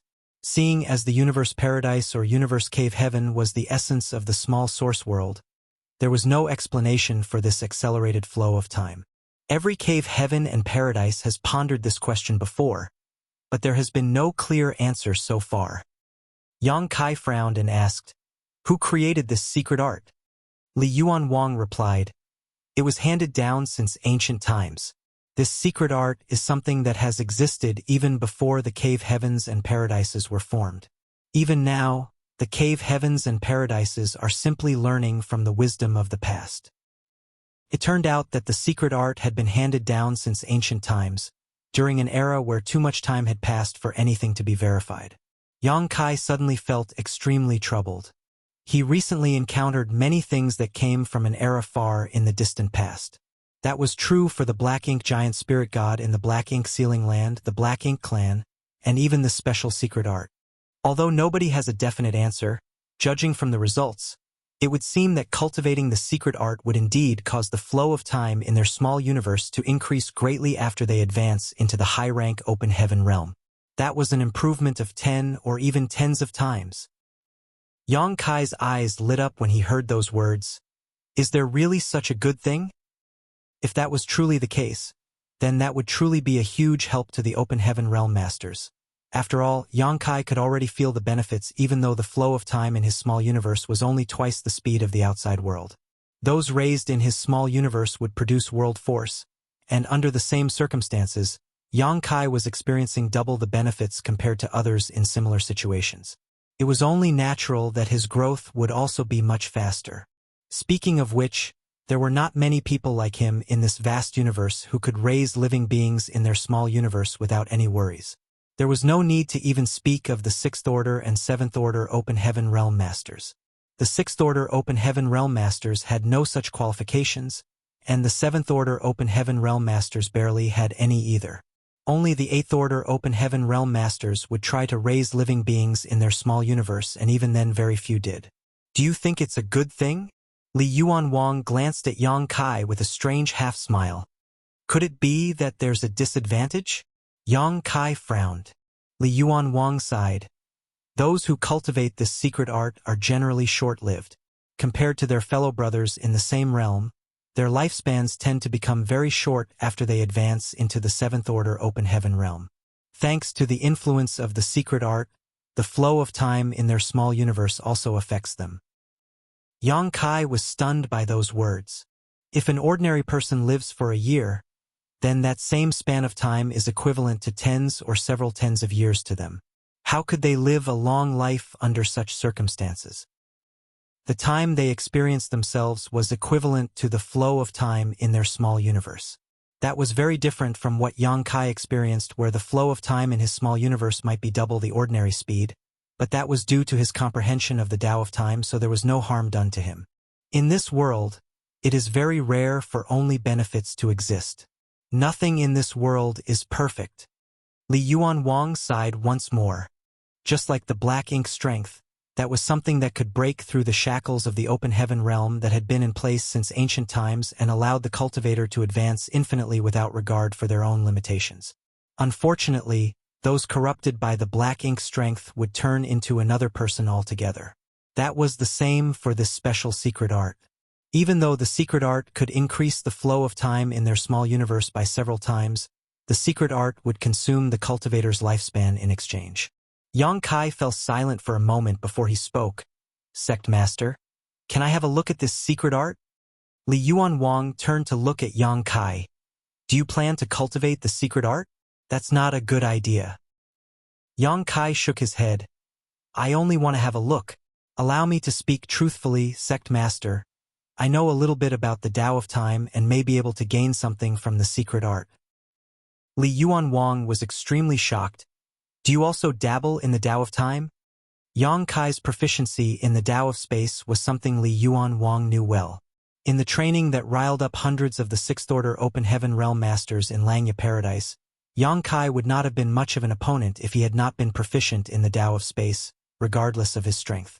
It was precisely because of his proficiency in the Tao of Space that all the 6th Order Open Heaven Realm Masters in Langya Paradise had been twisted around his finger.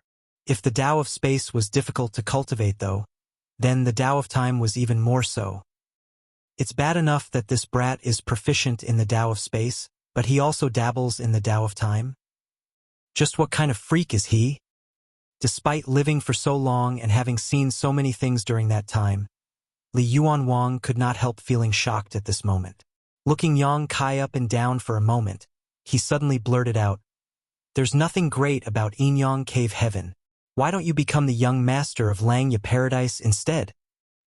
Yang Kai rolled his eyes immediately. "You must be joking, Sect Master." Li Yuanwang replied seriously, "I'm not joking. The entire Langya Paradise knows that you abandoned Xiaopanner after thoughtless sleeping with her. I'm afraid it will be difficult for her to find a Tao partner in the future. You need to take responsibility for your actions." Yang Kai turned to leave. "Forget it. I'm sure Inyang Cave Heaven has this secret art too. I'll go and ask them instead." Li Yuan Wang immediately grabbed Yang Kai by the arm. Calm down.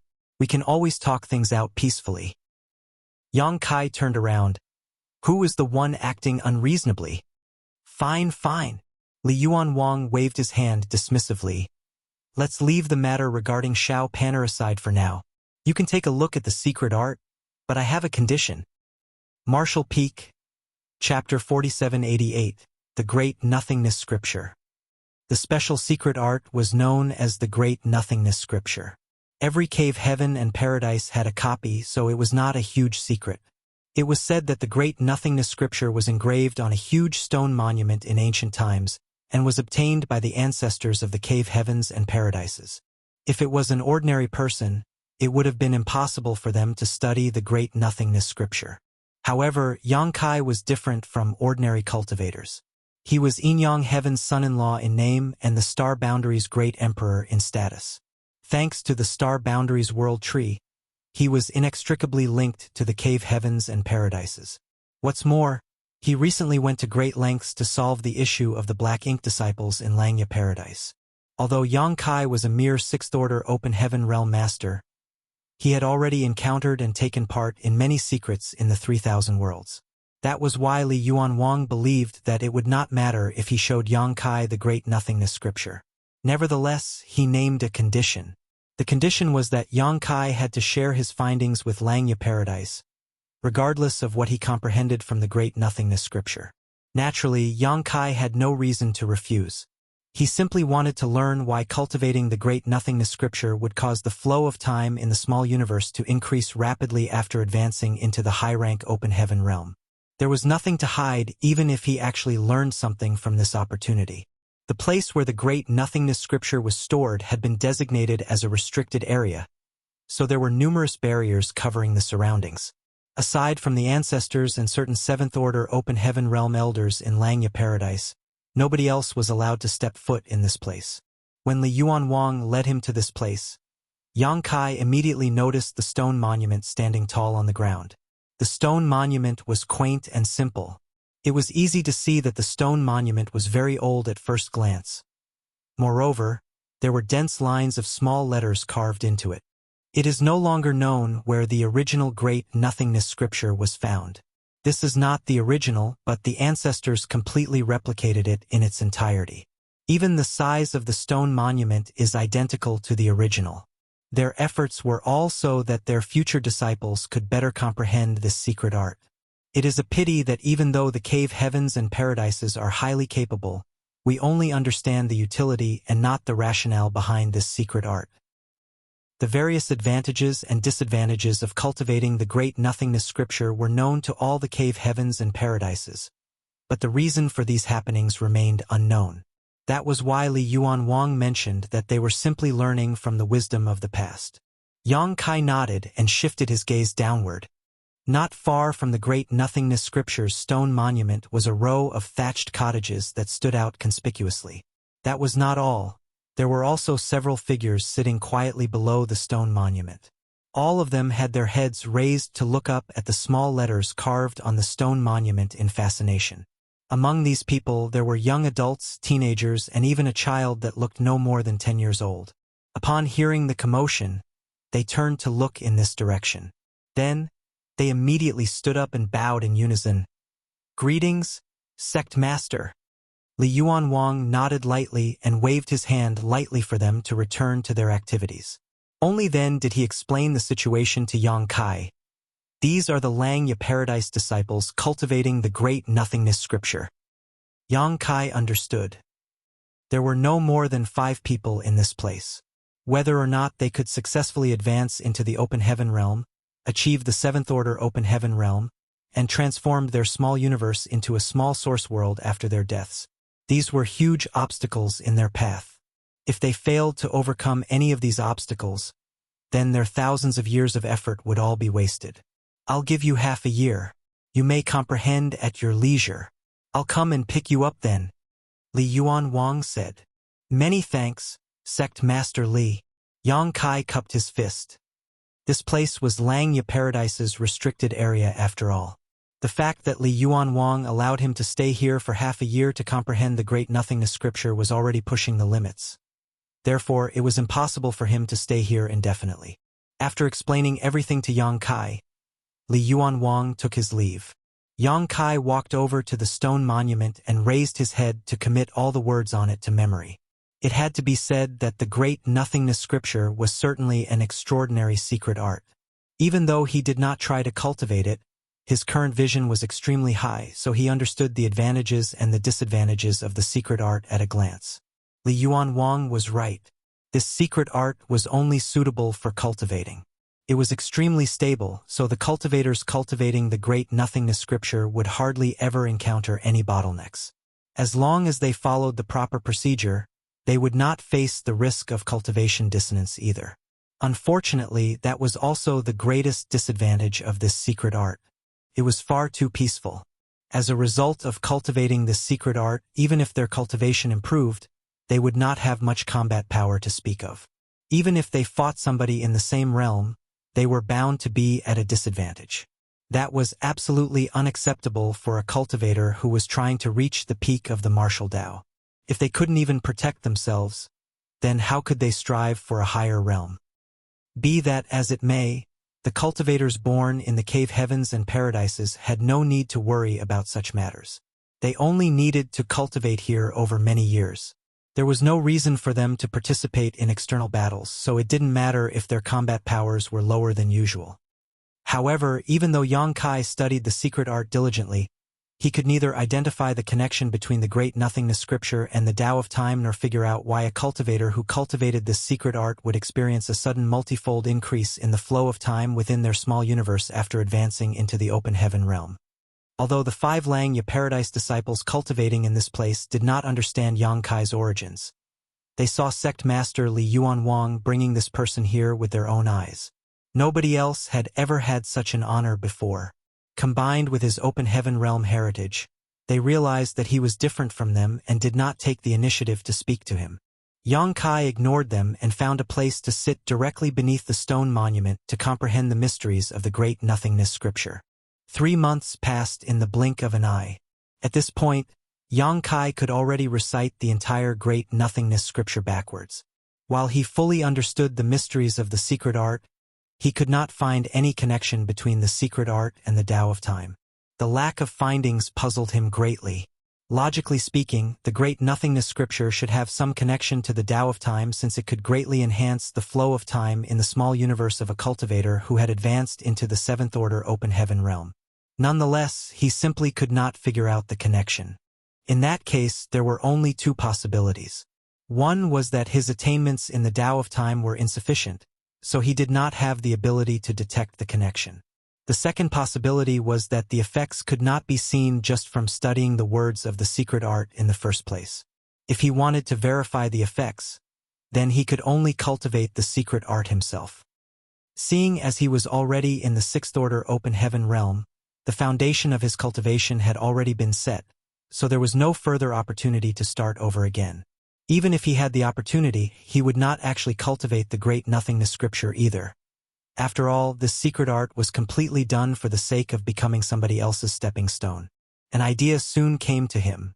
Maybe there was no need for him to cultivate this secret art himself. Inside the small universe, there was a lively scene in front of the 7 Stars sect's main gates. It was the 7 Stars sect's disciple recruitment period that was held once every 3 years. Countless young people from all over the world had traveled here in hopes of joining 7 Stars sect. At present, 7 Stars sect was no longer the small force that it once was in the past. Across the entire Void continent, the overall strength of the 7 Stars sect could be ranked among the top 3. Sect Master Shang Guanji had advanced into the Emperor realm many years ago. Based on his strength alone, 7 Stars sect could not be considered powerful. However, according to legend, there was an ancestor in the 3rd Order Emperor realm in the 7 Stars sect. That was an extremely terrifying existence. After all, how many 3rd Order Emperor realm masters were there in the entire Void continent? The Supreme Elder, known as Yang Kai, was not born in 7 Stars sect. It was said that he wandered here a long time ago and stayed in the Seven Stars sect because he felt some kind of fate with the sect. That was how he eventually became the Seven Stars sect ancestor. In the past, a second-order Emperor Realm Master had acted presumptuously in Seven Stars sect. As soon as the ancestor stepped forward, the master known as Xin Xing of Southern Star Palace had immediately been silenced. Many of the smaller sects had lamented over the fact that this master had not been fated with them. If their sects had caught his eye back then, the current Seven Stars sect would not exist today. Compared to the lively scene in front of the mountain gates, the atmosphere inside the main conference hall seemed a little gloomy. The current fame and reputation of the Seven Stars sect was all thanks to the ancestor alone. Shang Guanji might have advanced into the Emperor realm, but he was only in the First Order Emperor realm. He was not responsible for Seven Stars sect's current fame. Unfortunately, the ancestor had been missing for many years. Nobody knew when the ancestor had gone missing. When Shang Guanji went to visit one day, he discovered that the spirit peak where the ancestor lived was completely devoid of people. Even the two disciples whom the ancestor had taken in were nowhere to be seen. Shang Guanji had been shocked by the discovery. At first, he assumed that the ancestor had simply taken his disciples out for training and would return soon. Contrary to his expectations, though, the ancestor remained nowhere to be seen after so many years. What's more, there was not the slightest clue of the ancestor's whereabouts in the Void Continent. Instinctively, Shang Guanji felt that the ancestor had abandoned Seven Stars sect. The ancestor was not somebody who originated from Seven Stars sect after all. He simply happened to be passing by this place and waiting for the right person to come along.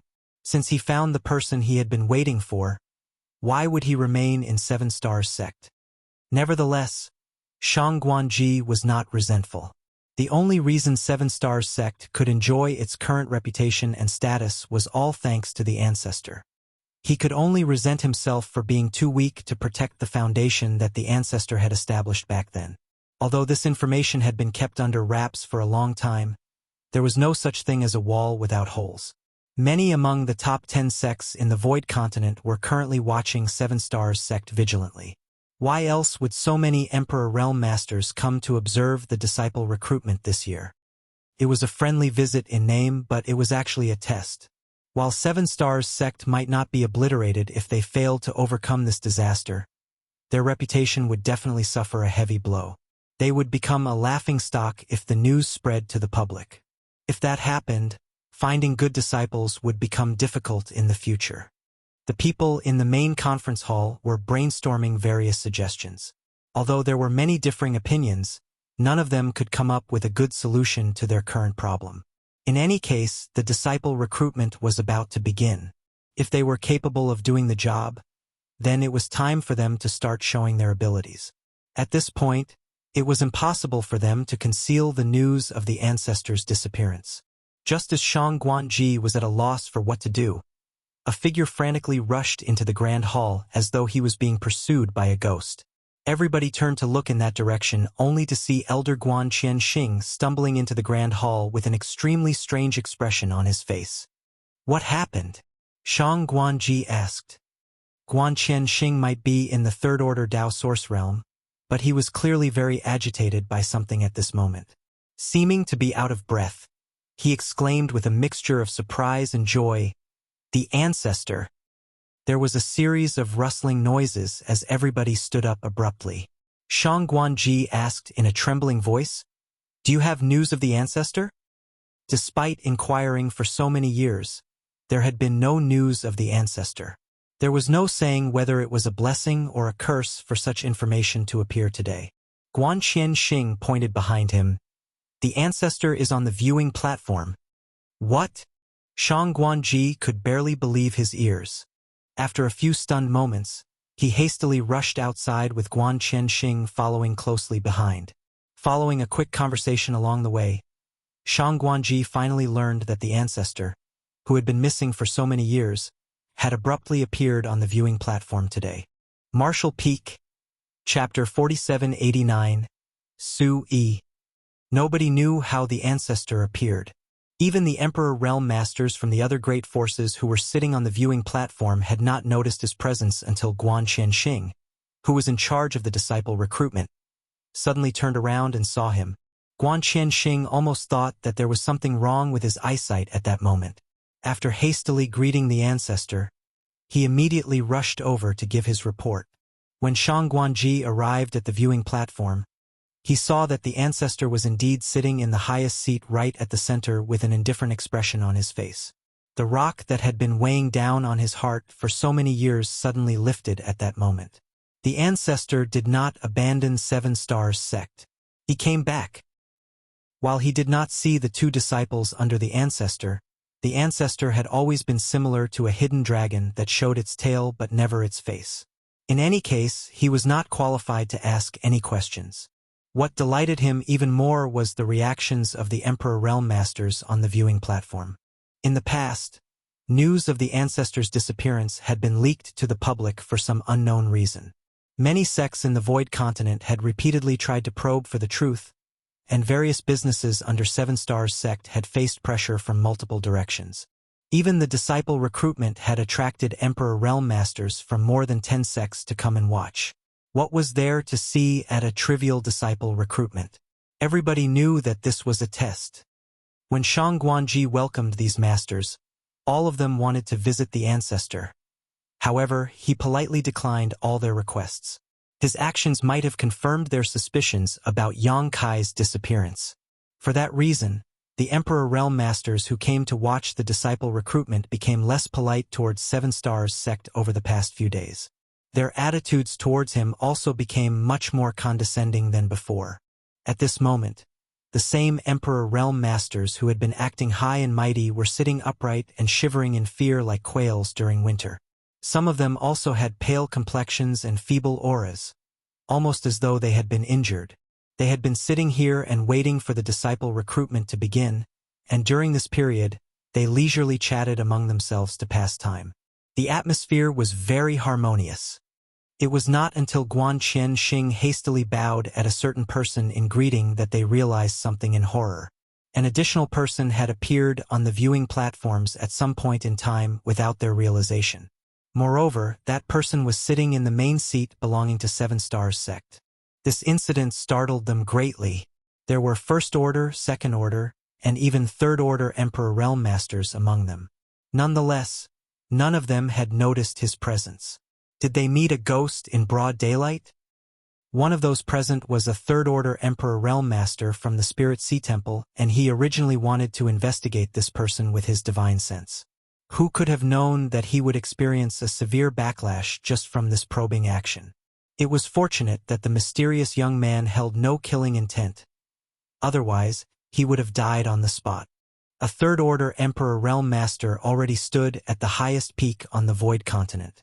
Even so, a simple probe had ended with such an outcome. Just how high was the cultivation of the mysterious young man? It was rumored that there were higher martial Dao realms beyond the Emperor realm. Could it be that this person was beyond the Emperor realm?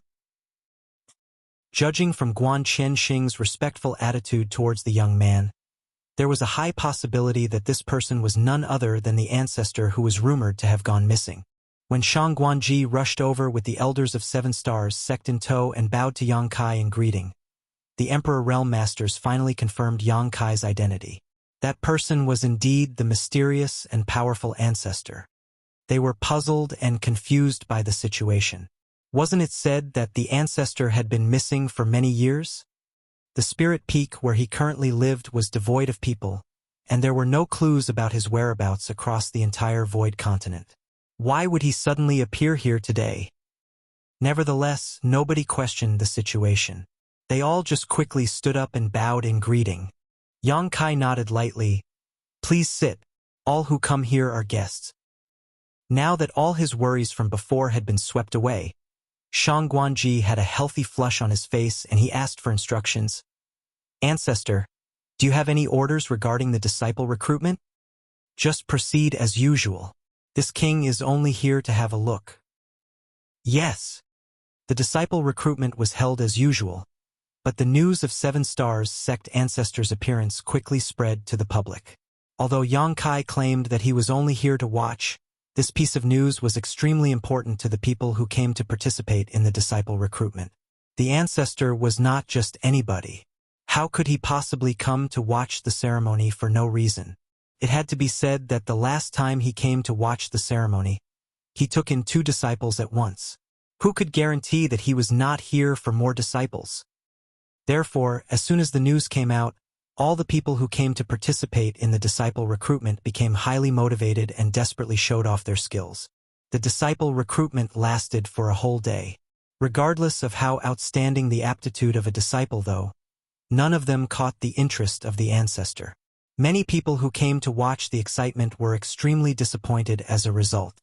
Hence, they were shocked and confused when Shang Guanji personally led a dirty and disheveled 13 or 14-year-old young man over to Yang Kai. The many Emperor Realm Masters on the viewing platform hurriedly recalled the information on this young man and quickly came to a conclusion. Su Yi, overall assessment C-, aptitude below average. Nowadays, 7 Stars sect had a higher standard when selecting new disciples. Only those with an overall assessment of C+ and above had the qualifications to join the sect. It was obvious that Su Yi's assessment did not meet the requirements, so he was bound to be eliminated from the selection. However, Yang Kai had summoned him. Nobody could understand what 7 Stars sect's ancestor was planning to do. On the other hand, Su Yi himself looked so frightened that he resembled a terrified little beast. Shang Guanji had probably said something to him when leading him here. Hence, he immediately dropped to his knees with a thud in front of Yang Kai and pressed his head against the floor. This little boy from the mountains, Su Yi, greets Senior? Yang Kai quietly watched Su Yi. He originally entered his small universe with the intention to find some suitable candidates to cultivate the great nothingness scripture. He could not cultivate the secret art himself, but if he could allow the people in his small universe to cultivate it in his stead, then he could monitor their condition at all times. That would be very helpful for his research into the great nothingness scripture. It was fortunate that he happened to be just in time for 7 Stars sect's disciple recruitment, but he did not expect to obtain such a harvest. There was no denying that Su Yi's aptitude was not very high. He was only on par with Zhao Yi Bai in terms of overall talent. Be that as it may, Yang Kai could keenly sense that this child was compatible with time principles. Yang Kai's small universe had an abundance of Dao essence, namely space, spear, and time Dao essence. These 3 Daos were also the Daos that he was most proficient in. Before Zhao Yi Bai was born, Yang Kai had sensed that Zhao Yi Bai had extraordinary talent in the Dao of space. Although Su Yi was not as innately talented as Zhao Yi Bai, he was not bad either. If he was guided properly, he might reach great heights in the Dao of time in the future. That made him the best candidate to cultivate the great nothingness scripture. In this way, Yang Kai had found heirs to all 3 Daos that he was proficient in. Zhao Yi Bai for the Dao of space, Zhao Ye for the spear Dao, and Su Yi for the Dao of time. Where are your parents? Yang Kai asked. Su Yi lowered his head and respectfully answered the question. This little boy is an orphan. My parents have long passed away. Everybody in the surroundings revealed a look of understanding. From the tattered clothes and dirty appearance of Su Yi, it could be seen that he had nobody taking care of him at a glance. Are you willing to worship me as your master? Yang Kai asked again. A commotion spread through the crowd. Many of the Emperor Realm Masters and the Elders of 7 Stars sect on the viewing platform turned to look at Yang Kai in complete disbelief. In their opinion, Su Yi's aptitude and assessment had no cultivation value. Even if he were allowed to cultivate, his future achievements would be extremely limited. Why would the ancestor take an interest in someone like Su Yi? What's more, he planned to take Su Yi as his disciple. Although Shang Guanji was puzzled, he did not question the decision. The ancestor would surely have his own reasons for his decision. In any case, the thoughts of the ancestor were not something Shang Guanji could figure out. Maybe there was something special about Su Yi that the ancestor could see but they could not. That was why he couldn't help giving Su Yi a gentle prod when he saw the boy staring blankly at Yang Kai. Silly brat. Why are you still daydreaming? Receiving the favor of the ancestor is a great honor. Su Yi quickly bowed. Disciple Su Yi greets honored master. He might not understand what the ancestor represented, but he knew of Shangguanji's status. The fact that 7 Stars sect master was being so respectful to this person clearly meant that the ancestor's status was much higher. He had been eliminated from 7 Stars sect selection because did not have the qualifications to join the sect. Therefore, he had been quite disheartened. Now that there was a ray of hope in the darkness, it was only natural for him to grasp this opportunity with all his might. Yang Kai nodded lightly and vanished out of sight with a flicker of his body. Su Yi, who had been kneeling on the ground, also vanished at the same time. All the Emperor Realm Masters on the viewing platform secretly gasped at the sight. Just like how Yang Kai had appeared out of nowhere, nobody managed to catch a clear glimpse of how he disappeared either. With such elusive movements, how could anybody stop him if he wanted to harm them? There was no need to mention how after these events, the many Emperor Realm Masters politely said their goodbyes and departed with haste. On a certain spirit peak, Yang Kai studied Su Yi, who was standing in front of him. You wish to gain a master, and I wish to gain a disciple. However, this matter should not be rushed. There is something I must first explain to you. You may answer after you've given this matter some thought. Su Yi clenched his fists tightly and nodded. The young man was not very knowledgeable, but he instinctively sensed that his answer would affect his future destiny. I have a secret art that I need someone to cultivate for me. You are a good candidate. Unfortunately, cultivating this secret art comes with its own advantages and disadvantages. The good thing is that you are very compatible with this secret art, and there is a high possibility that this secret art can make up for your lack of aptitude. If you cultivate this secret art, you might achieve great things in the future. Su Yi flushed beet red.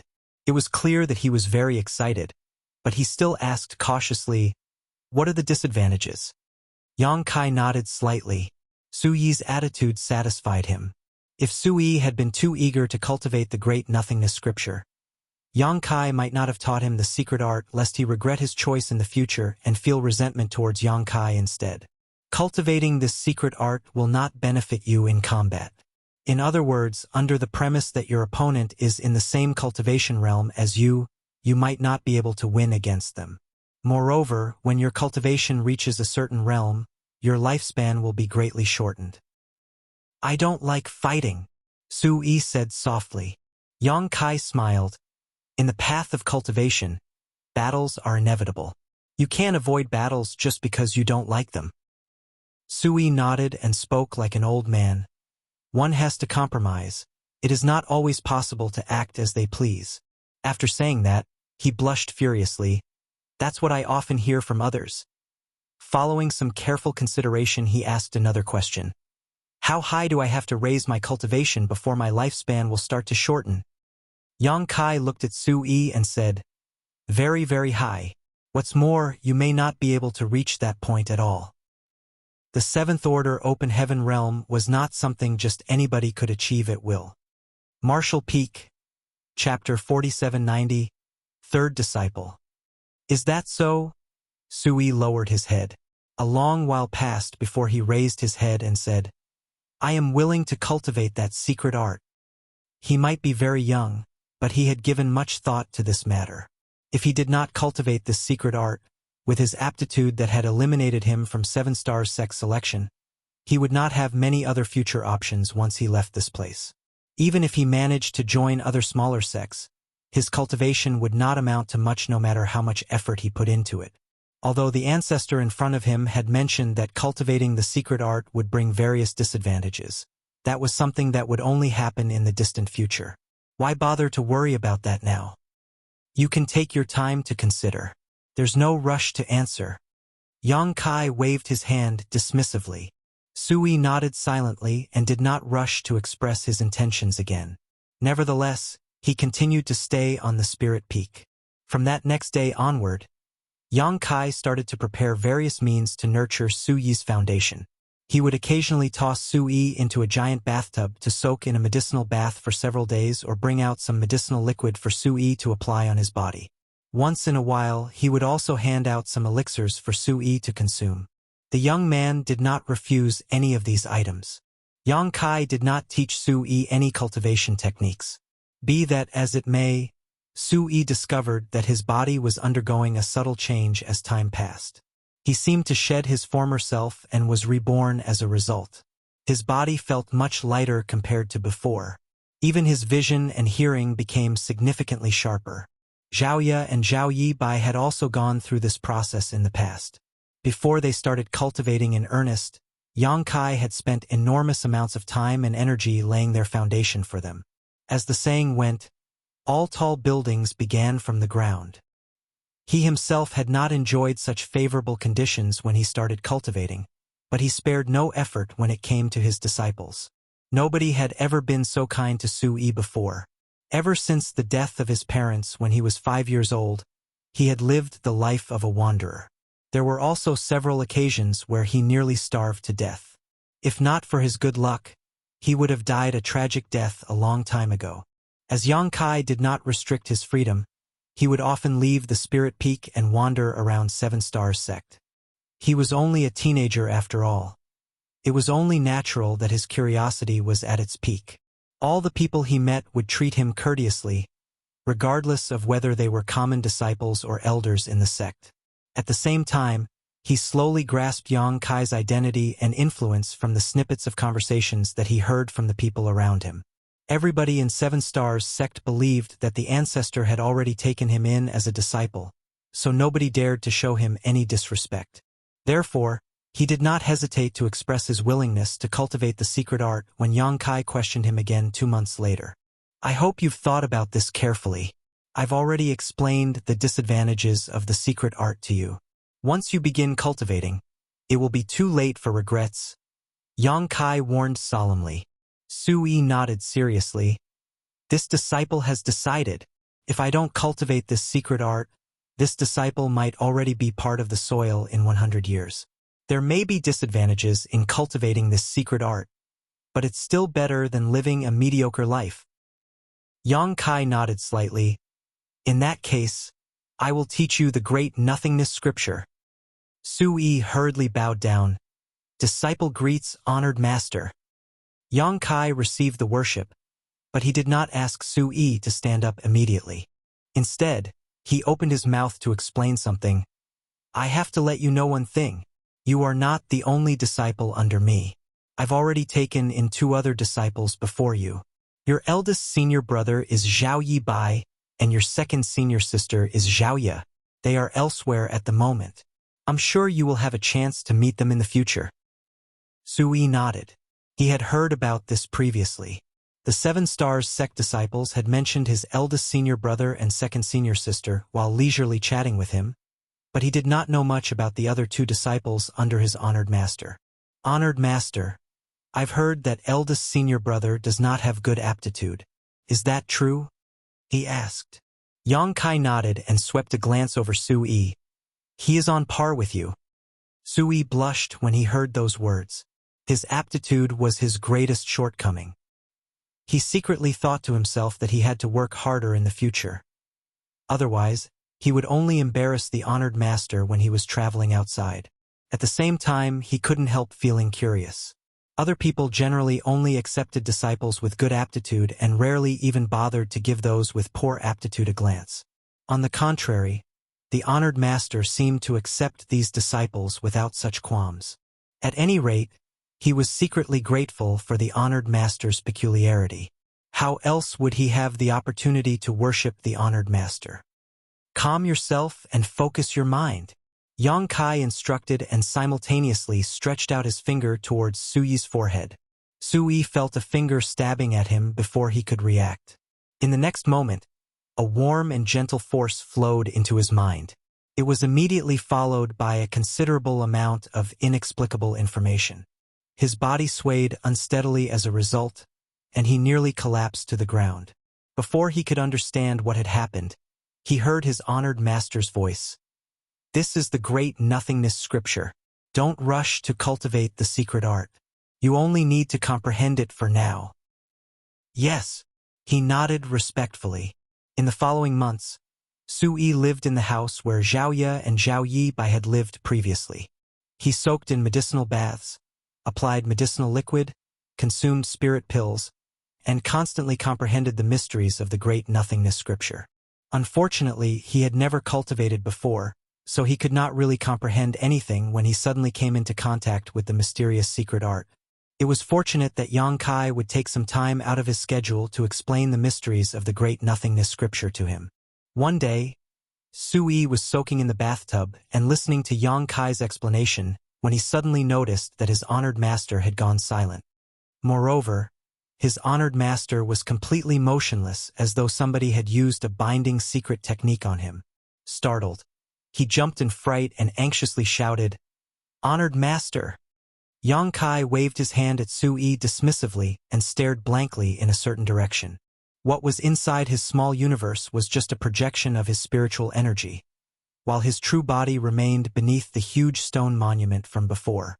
The reason for his sudden absent-mindedness was that one of the 5 Langya Paradise disciples cultivating the great nothingness scripture had suddenly broken through his bottleneck and advanced to the next realm.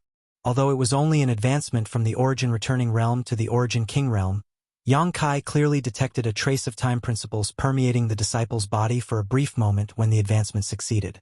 It was only present for a moment before vanishing without a trace. If he had not been proficient in the Tao of time, he might not have detected them at all. The other disciples, even the one who just advanced into the next realm, seemed completely oblivious to the energy fluctuations. When Yang Kai tried to investigate further, the energy fluctuation from the time principles had already vanished. Furthermore, the disciple who just advanced into the next realm showed no other signs of the time principles around him. This situation puzzled him greatly. Nevertheless, he confirmed that the great nothingness scripture was indeed related to the Tao of time. Li Yuan Wang had only given him half a year's time, so it was predestined that his endeavor would not produce many results.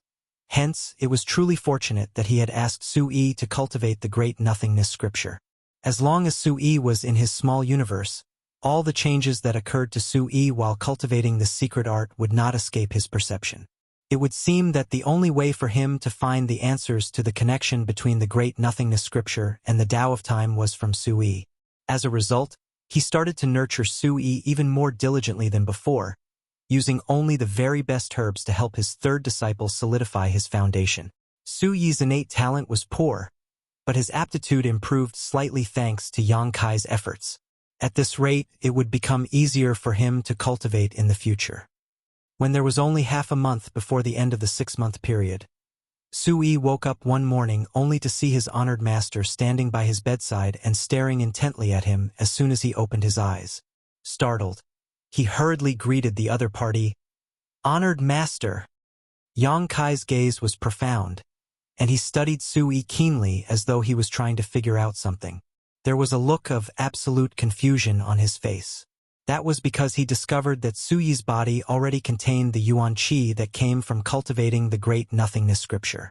Although it was as weak as a fluttering candle flame, the nature of the Yuan Qi was identical to the 5 Langya Paradise disciples beneath the stone monument.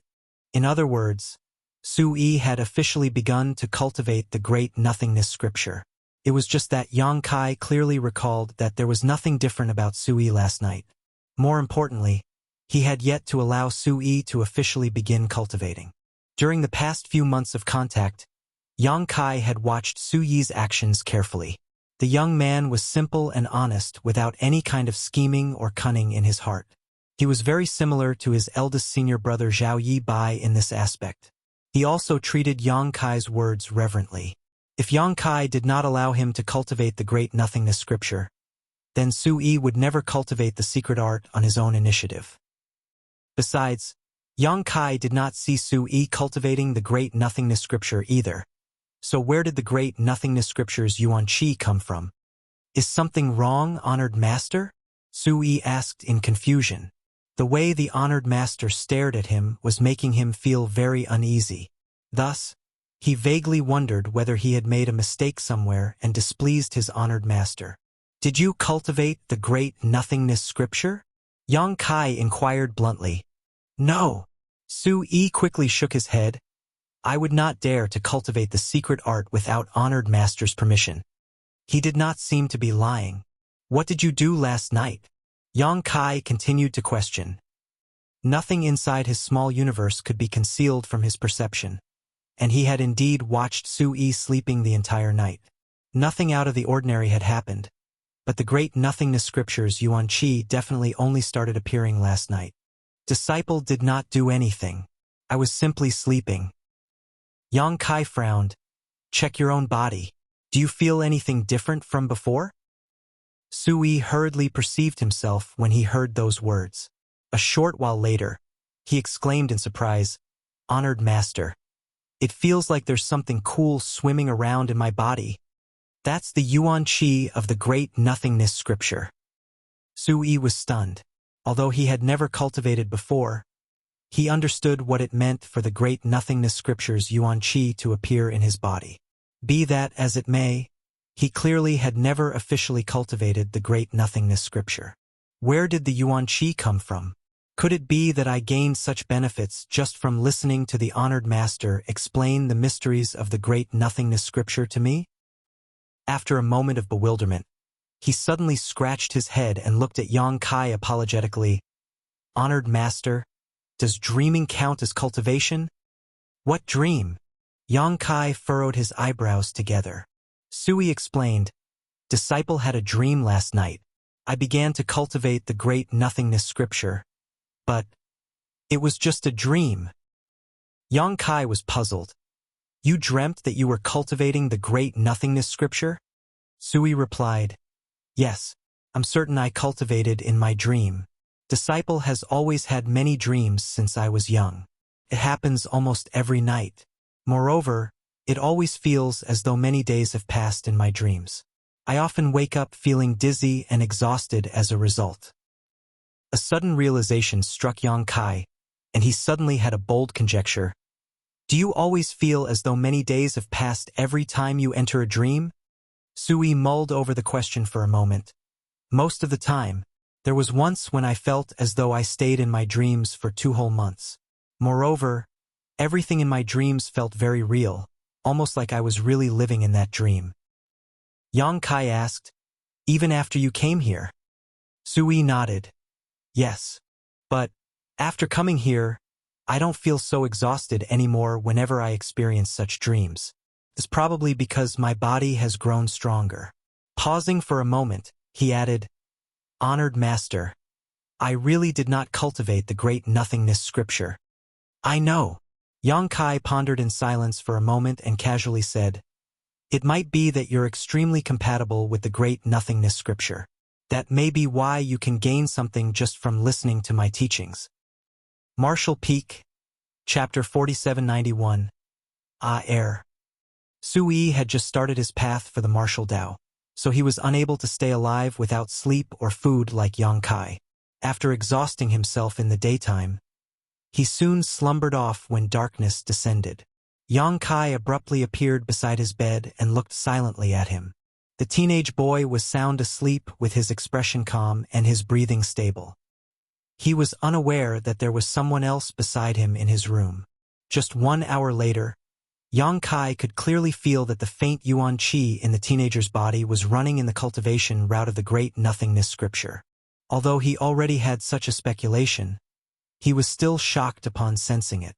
The teenage boy was really cultivating the great nothingness scripture in his dreams, and it actually worked. This was something that was unheard of. It had to be noted that a person's consciousness was in chaos in their dreams, just like a shattered space. There was no order to speak of.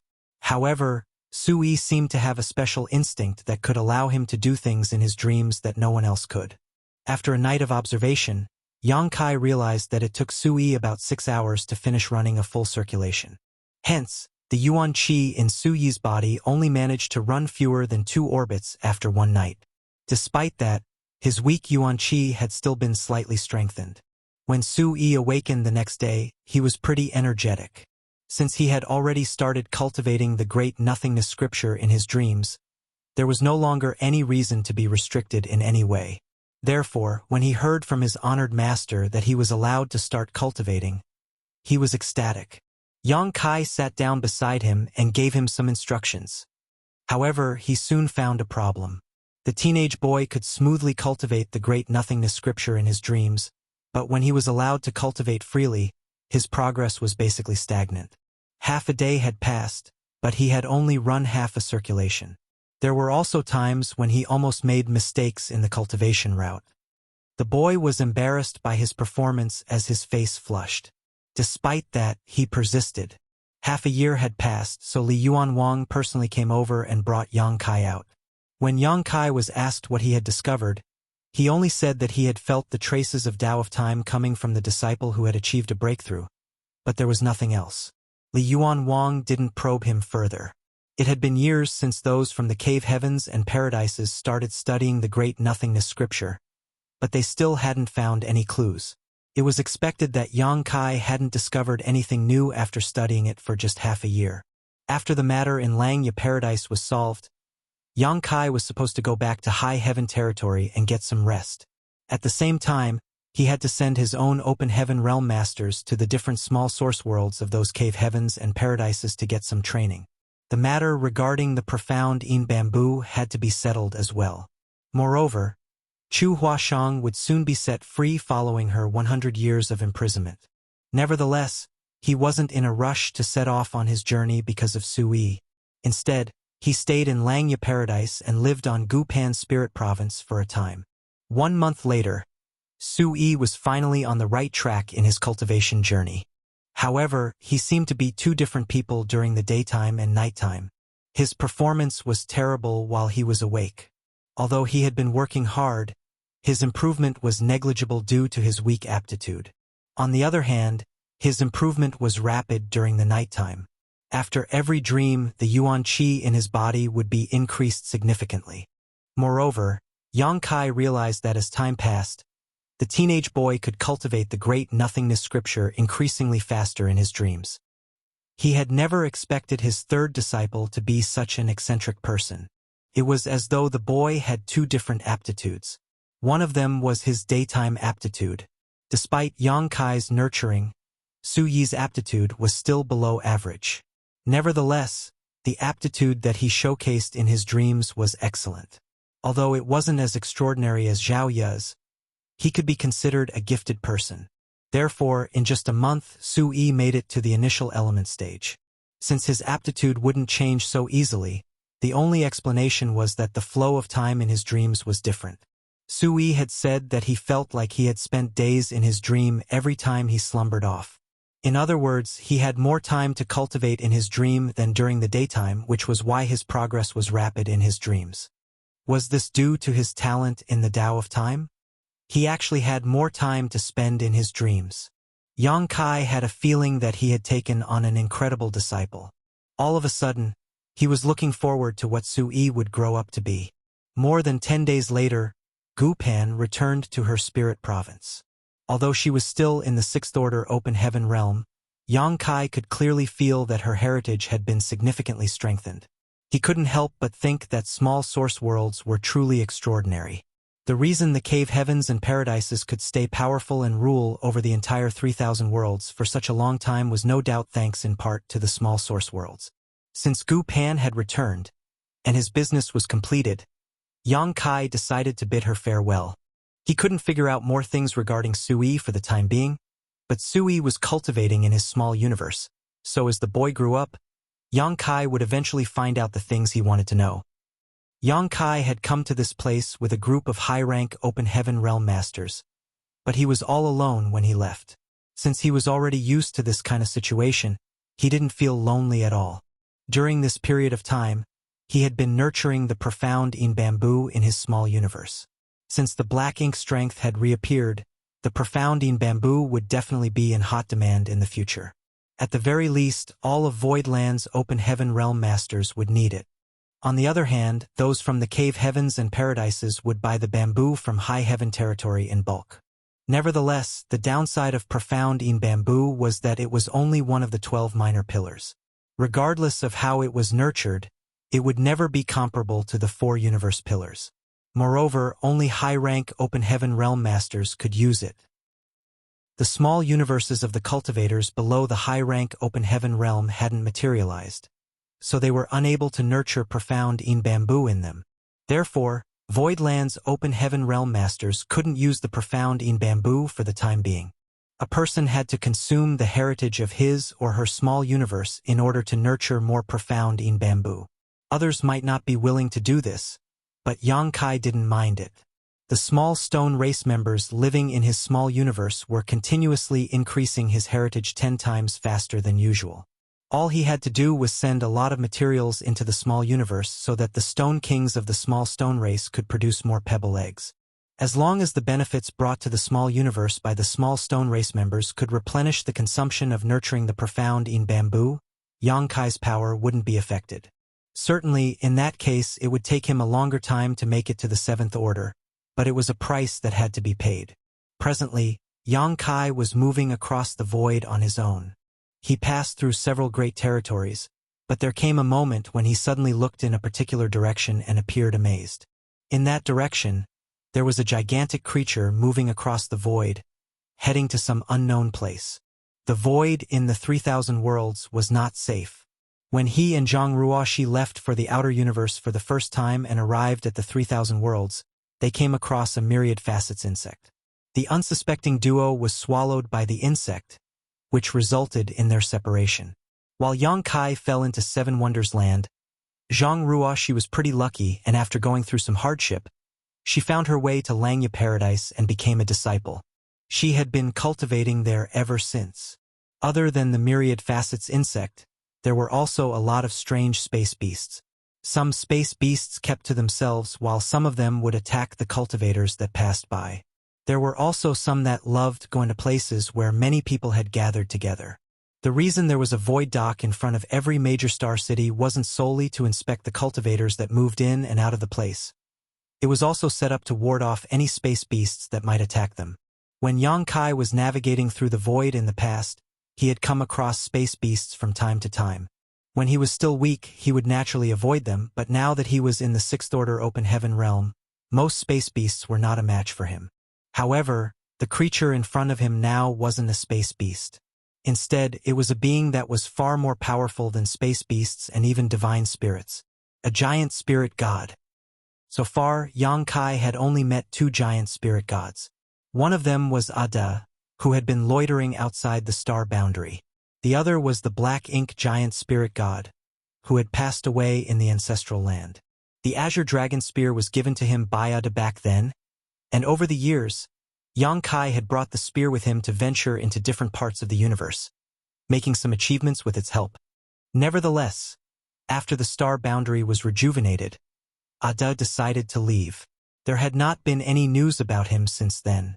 During this period of time, Yang Kai had not even met anyone who had seen another giant spirit god. Yang Kai had never expected that while he was returning to high heaven territory, he would bump into a giant spirit god. Could it be Ada? He wasn't certain about it. Supposedly, there were only a small number in the giant spirit god clan, so this giant spirit god was possibly the one Yang Kai knew. He thus dashed forward and soon saw the colossal figure. For every step the giant spirit god took, though, he could move across a vast distance in the void. His speed was actually slightly faster than when Yang Kai used instantaneous movement. Ada! Yang Kai spoke to him using a secret technique to magnify his voice, but the giant spirit god ignored him and kept moving forward. Yang Kai gritted his teeth and manipulated space principles.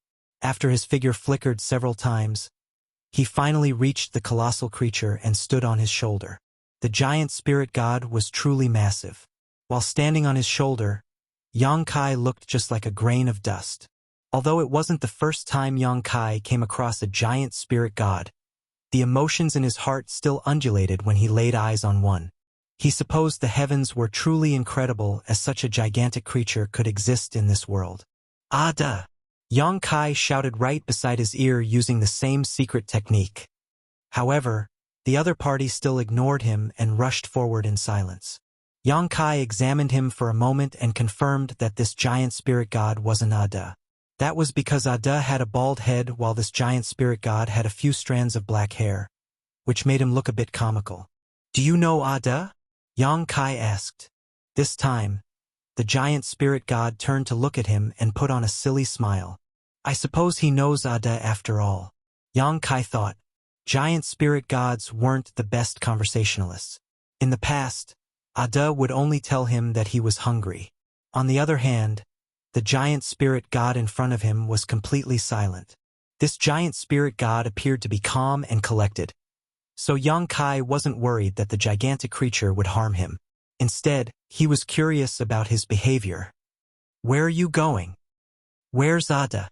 Are you and him brothers? What's your name?" Yang Kai went on to ask him a lot of questions, but he didn't get any replies at all. So in the end, he made a decision and said, "I'll call you Aer." Then, he wondered if there were Asan, Asi, and so on in the giant spirit god clan. Soon, giant spirit god Aer arrived at a territory gate. Yang Kai looked curiously at the situation. Supposedly, given Aer's size, it would be impossible for him to pass through the territory gate. Although the territory gate was huge, it was much smaller than the giant spirit god. If he really squeezed through it, the barrier of the territory gate would be shattered. Martial Peak, Chapter 4792, Yellow and Blue. It had been a long time since Yang Kai arrived in the 3000 worlds, so he was no longer a naive and ignorant boy. There were thousands of great territories in the expansive universe, and every great territory could be seen as a sealed space. There were very thick barriers between the great territories to separate them. With that said, there were loopholes in the barriers. Only by passing through the loopholes could a person go from a great territory to another. The loopholes were the territory gates. Yang Kai had no idea whether territory gates were made by ancient great experts or were naturally formed. Countless years had passed, and all the known great territories were recorded in the universe charts, which offered great convenience to cultivators. However, there were some unknown great territories where there were no loopholes in the barriers, or their loopholes were inconspicuous. An example was the new great territory that was near High Heaven territory. If it weren't for the battle between the top cultivators from Void Land and Zhuaquan Hui, the new great territory wouldn't have been exposed and come into everyone's sight. In fact, the new great territory wasn't a unique case.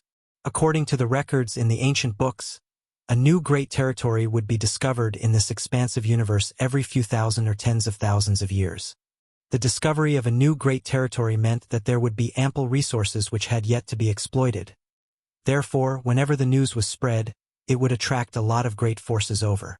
If it weren't for the world tree in the star boundary, High Heaven Palace wouldn't have been able to monopolize the new great territory that was just beside High Heaven territory.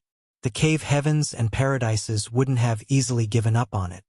At this moment, the gigantic giant spirit god was standing in front of the territory gate. In comparison, the territory gate looked as small as a mouse hole. Yang Kai was curious about how this giant spirit god would pass through this territory gate. Given the giant spirit god's power, he could probably just force his way through it. However, if he did that, the void barrier would likely be shattered. When that happened, the two great territories would be adversely affected. It wasn't just about a portal breaking into pieces. It might cause an upheaval in both great territories. Although the giant spirit gods were reticent, they were obviously aware of this truth.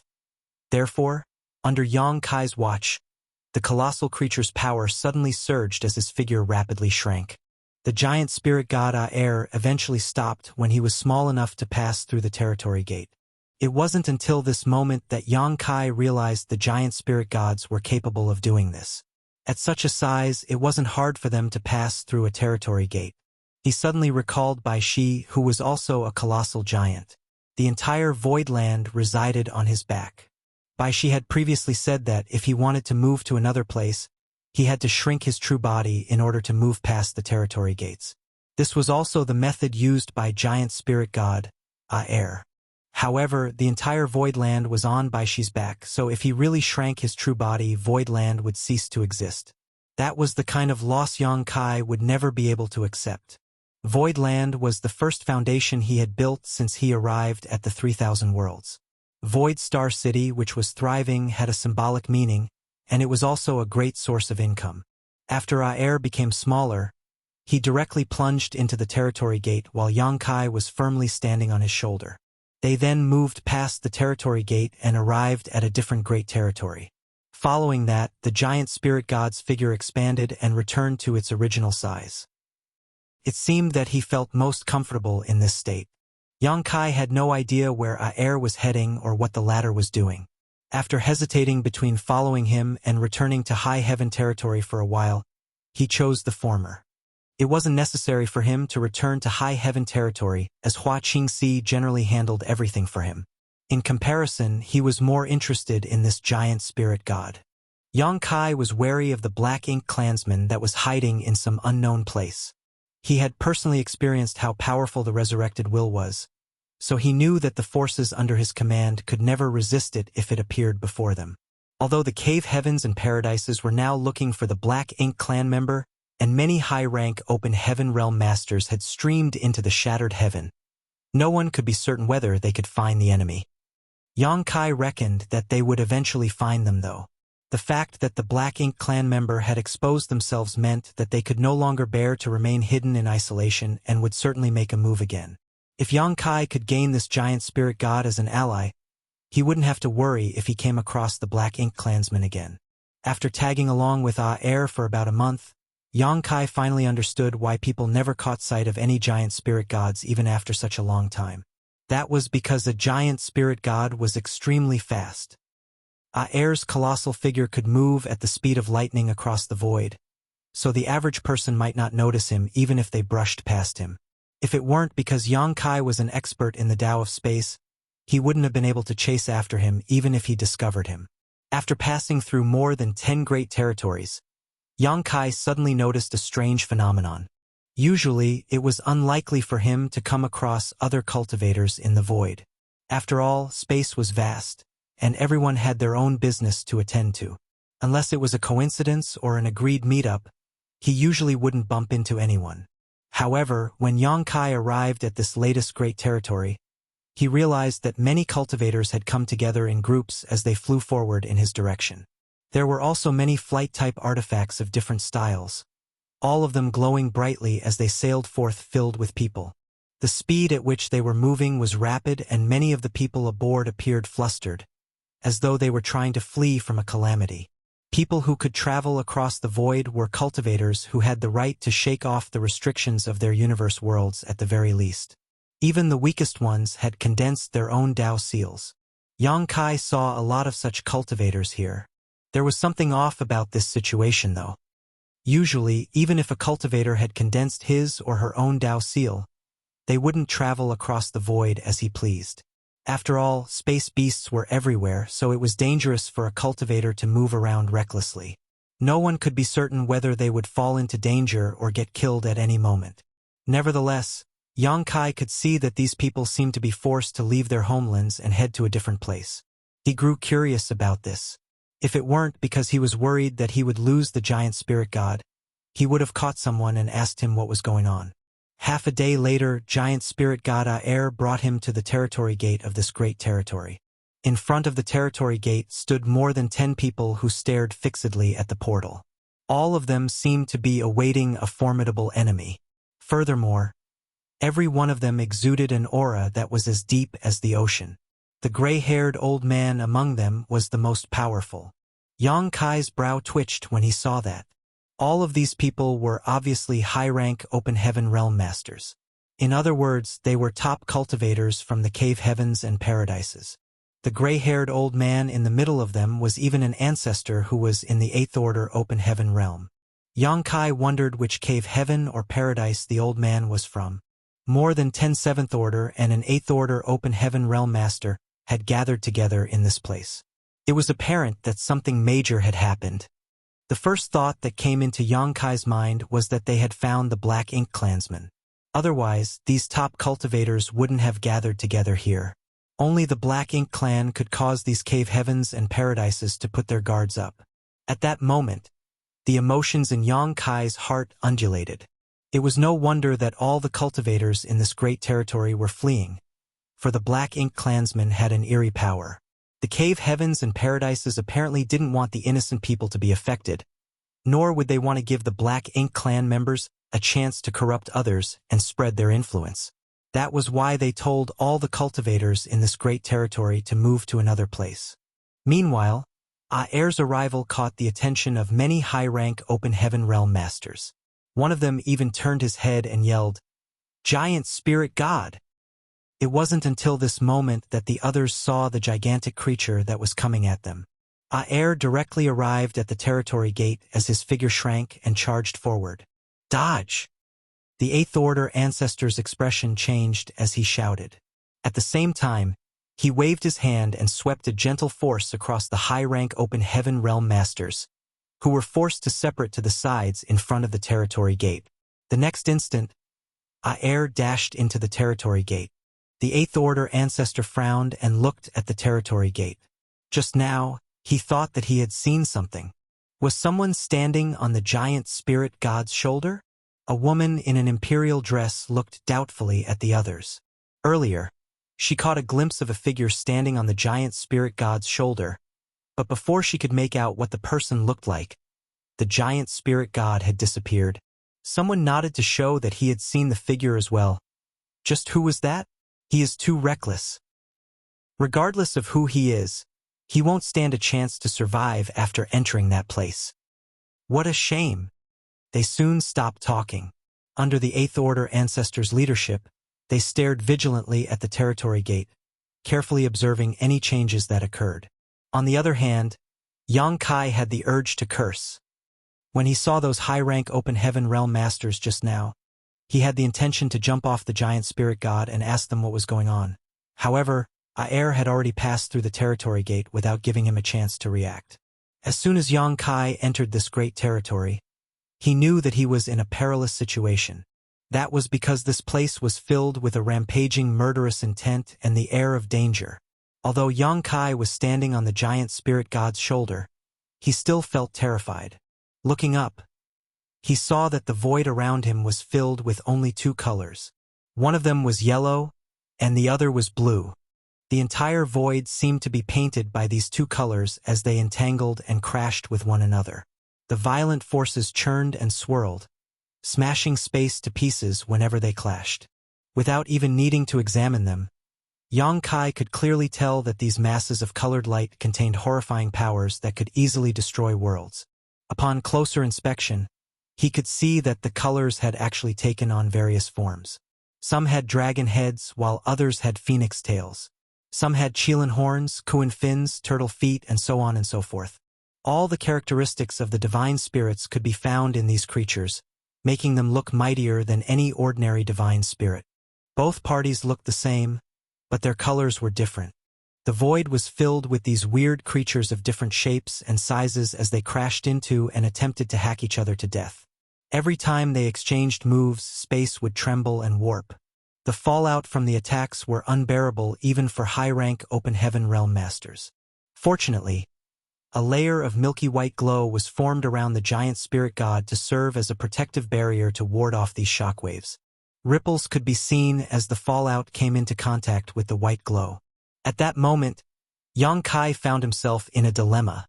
Right now, he could not stray away from Aer, for without the giant spirit god's protection, he reckoned that he would lose his life in under 3 breaths in this place. The shockwaves produced from the clashes between the two different colored lights were too horrifying. There was no way he could fend them off. He had never seen such purely devastating powers before. Just what are they? Martial Peak, Chapter 4793, Chaotic Dead Territory. Yang Kai's pupils contracted to needle points as he watched the countless unique beings hacking each other to death. All of a sudden, he came to realize what the two colors, yellow and blue, represented. They were the sun's burning light and the moon's serene glimmer. Rumor had it that when the world was born in ancient times, the first ray of light appeared, and that light split into two, which gave rise to yin and yang. As time passed, this pure yang became the sun's burning light, while the yin became the moon's serene glimmer.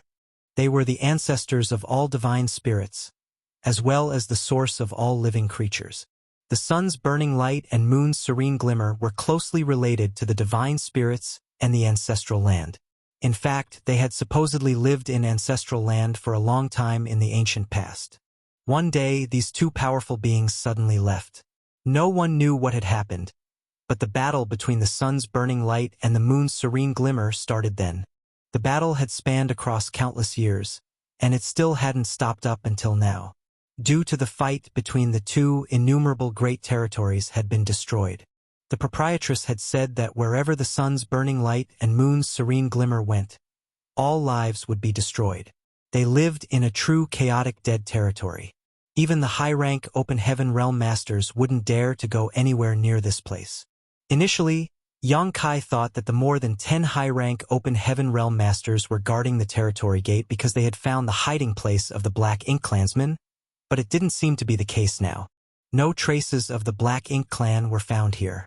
Instead, this place was filled with the pure yet violent yin and yang forces that were represented by yellow and blue lights. They tangled together and tried to rip each other to pieces. Yang Kai couldn't think of any other explanation. These were the forces of the sun's burning light and the moon's serene glimmer. Upon that realization, he couldn't help but gulp. He had never thought about visiting chaotic dead territory before. The proprietress was right to say that no humans should ever step into this place. Even a 7th-order open heaven realm master would be swiftly killed after barging in here. It was only thanks to the giant spirit god that Yang Kai was still alive. Air fended off all of the devastating forces around them, which was why he hadn't been harmed. It was only then he understood why all the cultivators in the neighboring great territory had fled. The battlefield between the sun's burning light and the moon's serene glimmer was expanding. Once the territory gate was affected, even the neighboring great territory would be dragged into this eternal conflict. When that happened, the entire great territory would become a part of the chaotic dead territory.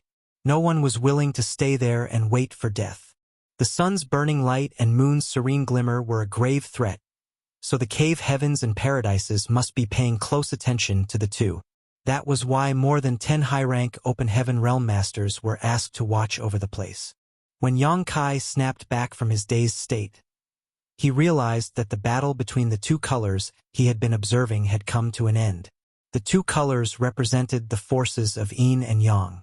Although their appearances were similar, their powers were not equally matched. During the entanglement, the yellow creature that represented the yang element was defeated and shattered by the other party.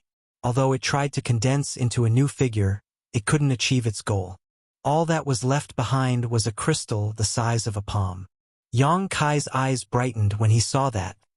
Countless materials of different elements and orders had passed through his hands, so he was now an expert in identifying such resources. Without even the need to take a closer look, he was sure that this palm-sized yellow crystal was a very pure yang element material, and it was of a high order. He then looked around and realized that innumerable yellow crystals and blue crystals of different sizes were floating about in the void. He even saw a yellow crystal vein that spanned across several kilometers. It looked like a dead flood dragon that was drifting through space. When he arrived at this place just now, he was overwhelmed by the violent forces and attracted to the battle between the two colors, so he hadn't been paying attention to anything else. It wasn't until this moment that he noticed these crystals. At that moment, his breathing started becoming rapid. All of a sudden, he recalled that when he desperately needed yin and yang element materials back then, the proprietress jokingly told him to come to the chaotic dead territory, for it was the battlefield of the sun's burning light and the moon's serene glimmer. As the two forces clashed, countless yin and yang element materials would be born. These yellow crystals and blue crystals of different sizes that were floating about randomly were all yin and yang element materials.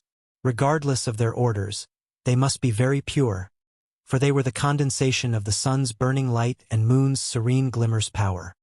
How many are there? It was the first time Yang Kai realized what innumerable truly meant. Despite the fact that he was wealthy, as he owned 2-star cities and a whole new great territory, his blood was still boiling when he saw these ownerless materials. It had to be noted that these were all yin or yang element materials, which were the rarest materials in the entire 3,000 worlds. The reason the cave heavens and paradises were willing to offer the opportunities to enter their small source worlds in order to gain the right to use the good fortune divine furnace was that they wanted to create yin and yang element materials of higher orders. They had to get prepared for the disciples who were growing up in the star boundary, who would soon need such resources. Yang Kai shared the same sentiment when he told Bian Yuqing to send a large amount of materials to Great Evolution Paradise. However, if he could gather the materials in the chaotic dead territory, he wouldn't need the good fortune divine furnace anymore. The cave heavens and paradises must be aware of this as well, but they were unable to get their hands on these materials. Perhaps an Eighth Order Open Heaven Realm Master could hug the edge of the chaotic dead territory to gather a few materials, but once they ventured further in, they would be unable to guarantee their safety. The mere fallout from the battle between the burning light and the serene glimmer could easily kill an Eighth Order Open Heaven Realm Master. Without hesitation, Yang Kai extended his hand toward the newly formed yellow crystal that was close to him. Yang Kai had to ensure that his hand remained within the protection range of the giant spirit god, or he would likely lose it, but this layer of protection also seemed to dampen his abilities severely. Fortunately, the yellow crystal was only a few dozen meters away from him, so he could easily snatch it.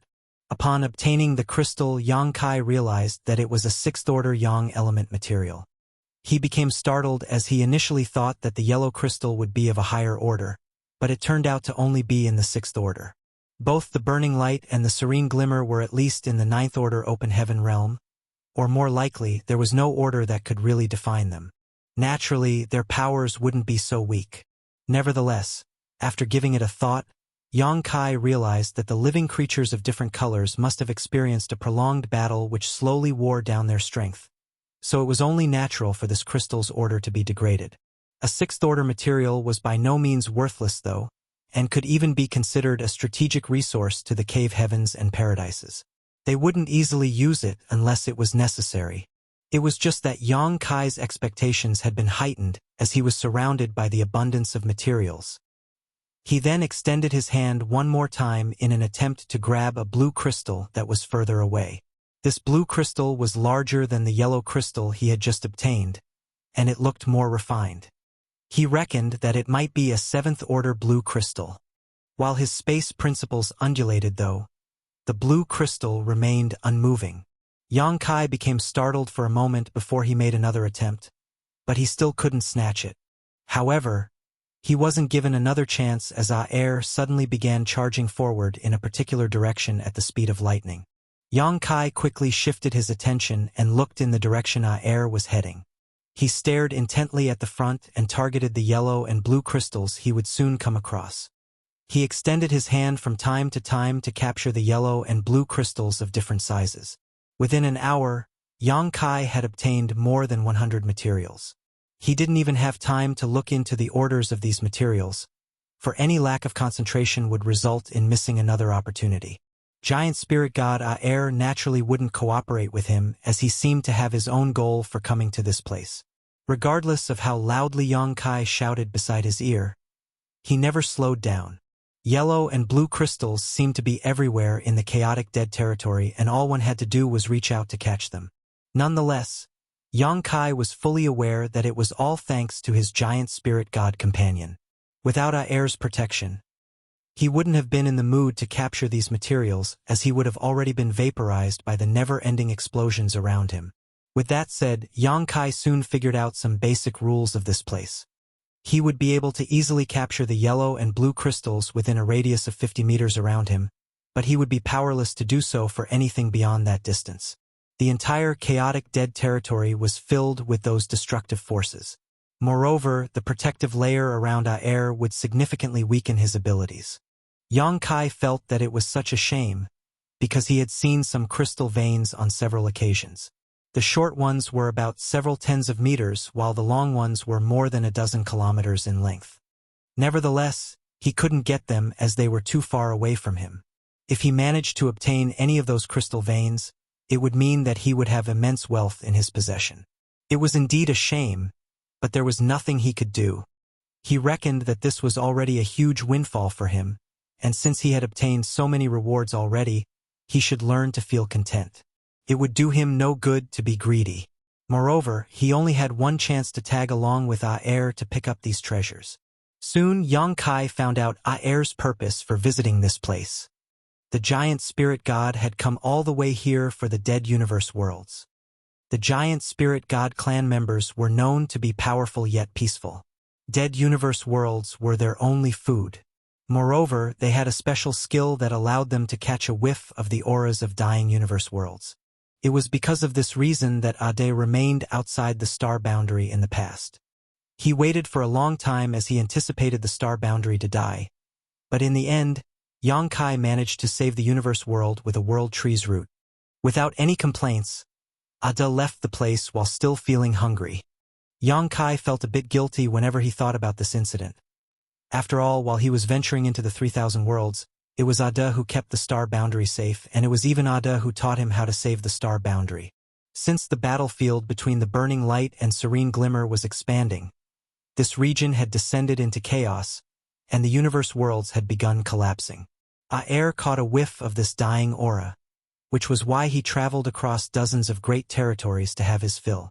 No one could figure out the original state of the shattered universe world, as half of it was already gone. Only shattered spirit provinces of different sizes were left, while all the beings who once lived here were already dead. Aer arrived at a shattered spirit province that was about 100 kilometers wide. After grabbing the spirit province, he brought it to his mouth and began chomping on it. There was an elated expression on his face, as though he was wolfing down a piece of delicious meat, which was in contrast to his usually expressionless face. Yang Kai didn't even hear any sound of chewing as the large shattered spirit province was gulped down into the colossal figure's stomach. The giant spirit god then extended his hand towards another shattered spirit province. Yang Kai looked around and realized that there were no nearby materials that he could capture. Since he had time now, he decided to go through the rewards he had obtained so far. Marshall Peak, Chapter 4794, Wake Up. After some quick counting, Yang Kai realized that he had amassed more than 100 materials, which was why he was ecstatic. Moreover, they were all in the 5th order and above. There were not a lot of 5th order materials, just about 10% in total. 30 to 40% were 6th order, while the same percentage were 7th order. The rest were 8th order materials. Just like the 5th order materials, the 8th order ones came in a small quantity. From this sample, Yang Kai reckoned that most of the materials floating in the void were in the 6th and 7th orders. After pondering on the process of their formation, he found a sensible explanation. The disorderly energies of the burning light and serene glimmer filled the entire chaotic dead territory as they hacked each other to death. Every time they clashed, their forces would weaken a little. They were originally in the 9th order at the very least, but after a prolonged fight, it was expected that their order would degrade. When they were reduced to the 6th order or the 7th order, the outcome of the battle would be clear. As a result, yellow and blue crystals in the 6th order and the 7th order would be left. If the battle ended sooner, 8th order materials would be left. However, if the battle dragged on longer, their powers would be weakened further, and only 5th order materials would be left. Hence, there were not a lot of 8th order and 5th order materials. On the other hand, 6th order and 7th order materials were the most abundant in the chaotic dead territory. Yang Kai's eyes glowed brightly as he looked at the 8th order blue crystal in his hand. It was an 8th order element material. He had never expected that he would acquire such a valuable treasure one day. Even the cave heavens and paradises wouldn't have many 8th order materials. If this 8th order element material was traded for open heaven pills, it would be worth at least 2 billion. Of course, no one would actually sell such a precious treasure. This thing was greatly beneficial to high-rank open heaven realm masters. By collecting a full set of yin, yang, and 5-element materials and refining them, one could significantly increase the heritage of their small universe. To the cave heavens and paradises, 6th order yin and yang element materials were strategic resources. That was because some gifted disciples might be able to directly ascend to the 6th order, and such materials would be required. Hence, they had to prepare enough of such materials. However, 7th order and 8th order materials were not in that category. Even if there was a supremely talented disciple who could directly ascend to the 7th order, such a person would only appear once in a few thousand years. Therefore, only 2 to 3 sets of such materials would ever be needed in reserve. On the other hand, no one had ever directly ascended to the 8th order before. It was a feat no one had achieved in history. Even someone as strong as Yang Kai only attempted to make it to the 7th order in the past. The Tao seal of an Emperor Realm cultivator was simply unable to bear the impact of 8th order materials, no matter how gifted they were. Therefore, 8th order materials were not considered strategic resources. To high-rank open heaven realm masters, 7th order and 8th order materials could all be used for cultivation. It would be too slow to refine open heaven pills, so refining a complete set of materials was a better option. It was for this reason that once a high-rank open heaven realm master collected a complete set of materials, they would immediately refine it. The high-rank open heaven realm masters among the cave heavens and paradises would also only exchange items like this for other like items they needed. Sixth-order open heaven realm masters were able to refine sixth-order materials, seventh-order masters could refine seventh-order materials, and so on and so forth. Most people would follow such practices. However, even the high-rank open heaven realm masters were unable to get a lot of valuable materials, so they could only opt for the second-best option, which would be to refine open heaven pills or materials of a lower order. As time passed, the heritage of their small universe would still increase, just slower. Yang Kai was only one step away from the seventh-order open heaven realm, and he now possessed these blue and yellow crystals in the sixth order. As long as he was willing to pay the price, he could significantly shorten the time to make it to the seventh order. Compared to the yin and yang element materials, it wasn't hard for him to get his hands on materials of the five elements. The cave heavens and paradises would even welcome him if he was willing to exchange some yellow and blue crystals for other materials. Therefore, he would never miss the opportunity right in front of his eyes. This was a once-in-a-lifetime chance to enter the chaotic dead territory alongside a giant spirit god, so it was expected that he wanted to acquire more benefits. After storing his current haul, Yang Kai looked up and saw that Air had almost finished eating the universe world. During this period of time, he had collected some of the nearby yellow and blue crystals while Air was moving around. Just when he was looking forward to the giant spirit god's next move, Air suddenly patted his belly and appeared satisfied. At that instant, Yang Kai had a very bad feeling. The next moment, Air lay down in the void and closed his eyes. Following that, snoring that was as loud as thunder reverberated out. Yang Kai had the urge to curse. This guy is asleep after having enough food. Just a shattered universe world could make you full? I thought you had a bottomless appetite. Yang Kai furrowed his brow deeply, for he wouldn't be able to collect more yellow and blue crystals if Air stopped moving altogether. Moreover, he wasn't certain how long Air would remain asleep. After all, a giant spirit god was both enormous and powerful, so it wouldn't be surprising for him to nap for 800 to 1,000 years. Naturally, Yang Kai couldn't be held up for such a long time. If he didn't appear for 1,000 years, void land and high heaven territory would certainly fall into chaos. I cannot allow him to fall into a deep sleep. I have to do something. Like climbing a mountain, Yang Kai moved up and soon reached Air's ear.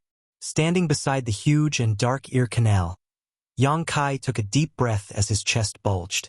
Using a secret technique, he roared, "Wake up!" An impatient Air rolled over and almost flung Yang Kai away. After stabilizing himself, Yang Kai continued shouting beside his ear. "Your big brother Ada is here. Air, wake up. Look, there's a female giant spirit god. She looks so slim. Are you waking up or not? I'll poke you. I will really do it." A while later, Air suddenly folded his ear as he was annoyed by Yang Kai's harassment. When the ear folded, it was like a gigantic hand coming right at Yang Kai, who immediately rolled away with a livid expression. When he turned his head, he realized that Air had blocked his ear canal. Certainly, he wouldn't give up just like that. As he darted his gaze around, he snorted and walked up to Air's massive nostrils. After entering one of them, he wrapped his arms around a strand of nasal hair that was as big as a column and pulled it. This caused a massive reaction. While it was effective, the outcome was horrifying. When Air sneezed, Yang Kai felt like he was riding a small canoe in the ocean amidst a fierce storm. Regardless of how hard he clung on to the strand of nasal hair, he was still spurted out of Air's nostril. Following that, he kept rolling away. Seeing that he was about to leave Air's protection range, he hurriedly assumed his dragon form. Following a desperate dragon roar, Yang Kai's 10,000 meters long dragon form wrapped around Air's calf like a snake, which finally saved him from the calamity. After the storm, Yang Kai returned to his human form with a pale face. Air had absolutely no ill intentions, but his reaction almost sent Yang Kai to the Yellow Springs. Yang Kai decided not to provoke him again as he had no idea what would befall him next time. It would be unfortunate if he was killed by Air. However, he didn't want to just wait around and do nothing. After looking around, he decided to try to capture more yellow and blue crystals. While Air was essentially motionless in his sleep, the yellow and blue crystals floating in the chaotic dead territory were moving around. Following the impact of those violent forces, the innumerable yellow and blue crystals were thrown about in random directions, and some of them would brush past Air from time to time. These were the crystals Yang Kai could capture. He then dashed towards Air's head, which was a better position as he could get a better view of his surroundings. After that, he sat down with his legs crossed as he decided to wait for the gains to come to him. He was only able to acquire crystals that were within a radius of 50 or so meters around him, which was a shame as he missed a lot of potential treasures. It would be wonderful if he could capture targets that were further away from him. All of a sudden, Yang Kai slapped his own forehead and chastised himself for being so foolish. He had something he could make use of, but the idea never came to mind previously. He then summoned his azure dragon spear, and as he infused the power of his dragon vein into the spear, the weapon soon grew longer. When Yang Kai's dragon form was about 1,000 meters previously, the azure dragon spear could also expand to the same length. However, since he became a grand dragon, he had not used azure dragon spear while in his dragon form. He wondered if the spear could also become 10,000 meters long now. Yang Kai reckoned that his spear could do that, but when he turned into a grand dragon, his claws and teeth were the sharpest weapons in the world, so there wasn't a need for him to use the azure dragon spear. He had never heard of a grand dragon who used an artifact to deal with his enemies before. To a grand dragon, his body was the most powerful weapon. The only thing that made Yang Kai feel worried was whether the azure dragon spear could bear the impact of the forces coming from the burning light and serene glimmer. After all, even 8th Order Open Heaven Realm Masters were unable to withstand such impacts. Yang Kai carefully stuck the azure dragon spear out of Air's protection range, revealing only its tip. The devastating forces in the void caused the tip of the spear to tremble, and Yang Kai could even hear a muffled dragon roar coming from the spear. However, he was surprised to learn that Azure Dragon Spear was able to withstand the remnant forces brushing past it. After giving it a thought, he realized the reason behind it. The Azure Dragon Spear was made from the dragon bones of a grand dragon. While the dragon clan was the leader of all divine spirits, the burning light and serene glimmer were the ancestors of all divine spirits. There must be a mysterious connection between them. Moreover, the Azure Dragon Spear wasn't required to go up against the burning light and serene glimmer themselves. It just had to withstand the fallout of their scattered forces. The Azure Dragon Spear had never disappointed Yang Kai, and this time was no exception. The rest would be easy now. He just had to lock onto his target and accurately pull it closer to himself with his spear in order to capture it.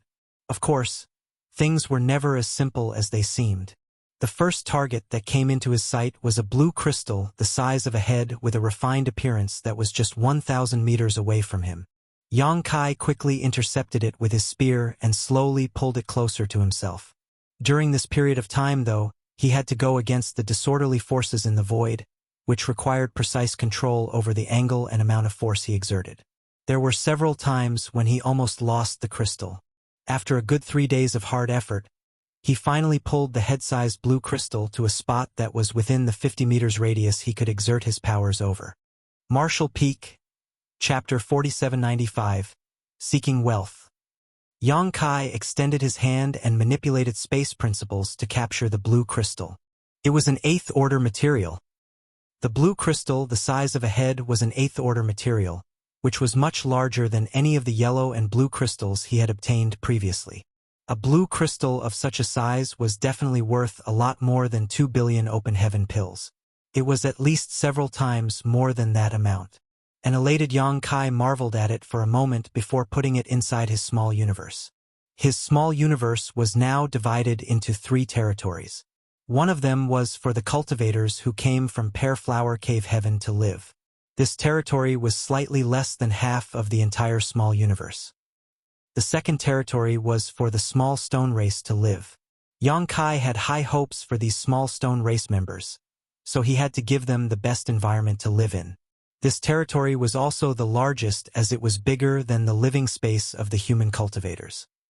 The last territory was the medicine garden, which was also the core region. When Yang Kai built a medicine garden in the small sealed world in the past, he transplanted a lot of spirit plants there. During his ascension to the open heaven realm, he refined and absorbed the small sealed world, which allowed it to merge with his small universe. The medicine garden was also transferred to this place. Although this territory wasn't big, it was the place where Yang Kai stored his most valuable treasures. The rewards he had obtained from selling healing pills in Langya Paradise were all placed here as well. The medicine garden was a restricted area for the cultivators and the small stone race living in his small universe. Without his permission, no one could go anywhere near it. Yang Kai's confidence was boosted following his first fishing success. While standing on Air's head, he swept a glance over the surroundings with a pair of eagle-like eyes as he would never miss an opportunity. Soon, he saw another blue crystal that was hovering in a spot that was several hundred meters away from him. He decided to capture it using the same method. There were times when he missed his targets. After all, it would be difficult to control the Azure Dragon Spear if it was extended too far away from him. In this kind of place, a sixth-order open heaven realm cultivation was completely useless. A special kind of finesse was required. Only by leveraging skill and strength could he slowly move materials closer to himself. This required a lot of patience as well. The slightest impatience could make days of effort go down the drain. Faced with a sky full of yellow and blue crystals, no one would run out of patience though, and it was the same case for Yang Kai. Gradually, he became more adept at his task and the number of targets he missed dropped significantly. Now, it only took him at most 2 days to move a target that was within a radius of 1,500 meters closer to himself. If the target was more than 1,500 meters away, luck would play a big role in whether he succeeded or not. However, since Air was sound asleep and unmoving, there was nothing else Yang Kai could do other than wait patiently. Hence, it was up to the heavens how many materials he could get his hands on. Sometimes, there wouldn't be a single blue or yellow crystal that passed by after he waited for half a month. Sometimes, several crystals would come over together. There was no regular pattern to speak of. In this situation, Yang Kai would usually target the largest and most brilliant ones first, giving up on the others. As time passed, Yang Kai reckoned that he had obtained more than 100 yellow and blue crystals again. Just then, Air suddenly stretched his back. This guy is finally awake. Since Yang Kai had been busy capturing yellow and blue crystals, he didn't bother keeping track of time. However, he estimated that Air had been asleep for about 2 years. Upon that realization, he let out a huge sigh of relief. He was most worried that this giant spirit god would remain asleep for 800 to 1,000 years. By comparison, 2 years was much more tolerable. Meanwhile, Yang Kai was looking forward to the giant spirit god's next move. In the chaotic dead territory, the shattered universe world consumed by Air should not be the only one. There should be more such universe worlds. As long as Air kept moving forward, Yang Kai would have a chance to obtain more yellow and blue crystals. Although he could get his hands on those crystals by waiting in place, it wasn't nearly as efficient as capturing them while Air was on the move. However, unlike Yang Kai's expectation, Air didn't immediately set off on his journey upon waking up. Instead, he sat down with his legs crossed in the void and seemed to space out. He remained unmoving, as though he had been bound to the spot. Moreover, Yang Kai could clearly feel that Air seemed to be sulky as his entire figure exuded a dangerous aura. Seeing that, Yang Kai decided not to make any noise at all. He wouldn't even dare to move a muscle as he wasn't certain why the usually gentle giant spirit god was in such a state. He even noticed several refined yellow and blue crystal drifting past him, but he could only pretend that he hadn't seen them. More than 10 days later, the dangerous aura surrounding Air finally dissipated. The giant spirit god got to his feet and turned to look in a different direction before shuffling forward. Yang Kai breathed a sigh of relief while sporting an awkward expression. He thought that this guy might feel cranky after waking up. Otherwise, he couldn't explain the transformation Air had gone through. Could a giant spirit god feel ill-tempered after waking from a nap? Yang Kai wasn't certain about it. With that said, he quickly pulled himself together since the giant spirit god had finally started moving. While standing on Air's head, he swept a glance over his surroundings. It was just like the situation when he barged into the chaotic dead territory alongside Air for the first time. As innumerable yellow and blue crystals brushed past him, he targeted the best-looking ones and extended his hand from time to time. By the time Air arrived at the next dead universe world, Yang Kai had already obtained another 100 or so yellow and blue crystals. A tacit agreement seemed to be formed between the odd pair. While Air sat down with his legs crossed and at his meal, Yang Kai summoned the Azure Dragon Spear and looked for targets. The two of them minded their own business, not bothering one another. In fact, Yang Kai doubted Air even remembered that he was standing on his head. Soon, the shattered universe world was wolfed down by Air, who fell asleep once more. Other than sleeping and eating, there was nothing else this guy would do. Hence, a bored Yang Kai started waiting for the crystals to pass by again. After the previous experience, he knew that Air would awaken in a few years, so there was nothing he had to worry about. He just hoped that he would get more rewards during this period. Just like he thought, it might be a once-in-a-lifetime opportunity to get into the chaotic dead territory alongside a giant spirit god. If he didn't seize this chance, he would regret it after he left the place. Although the process of waiting and capturing the crystals was dull, Yang Kai was still fervent. Half a year later, he finally obtained his biggest reward yet. A yellow crystal vein that was several dozen meters long was coming right at him. He didn't even need to spend much effort to catch the vein and stuff it into his small universe.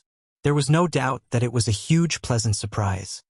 After examining it, Yang Kai realized that the entire yellow crystal vein was in the 7th order and had a huge, pure reserve of energy. This one crystal vein was worth more than all the crystals he had previously acquired combined. After years of observation, Yang Kai finally realized the reason the yellow and blue crystals came in different sizes in the chaotic dead territory. It was all related to the strange yellow and blue creatures that tried to kill one another, as they too came in different sizes. Although their powers were equally matched, one of the parties would always be defeated following a prolonged fight. The defeated ones would turn into yellow or blue crystals. After the larger living creatures were killed, bigger yellow or blue crystals would naturally be left behind, and vice versa. Luck was an elusive thing. Although Yang Kai hoped to easily get another crystal vein, his wish was never granted.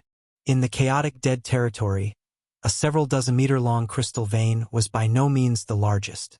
Yang Kai had even seen a crystal vein that was over a dozen kilometers long. He thought that if he could keep such a crystal vein inside his small universe, it would surely be a magnificent sight.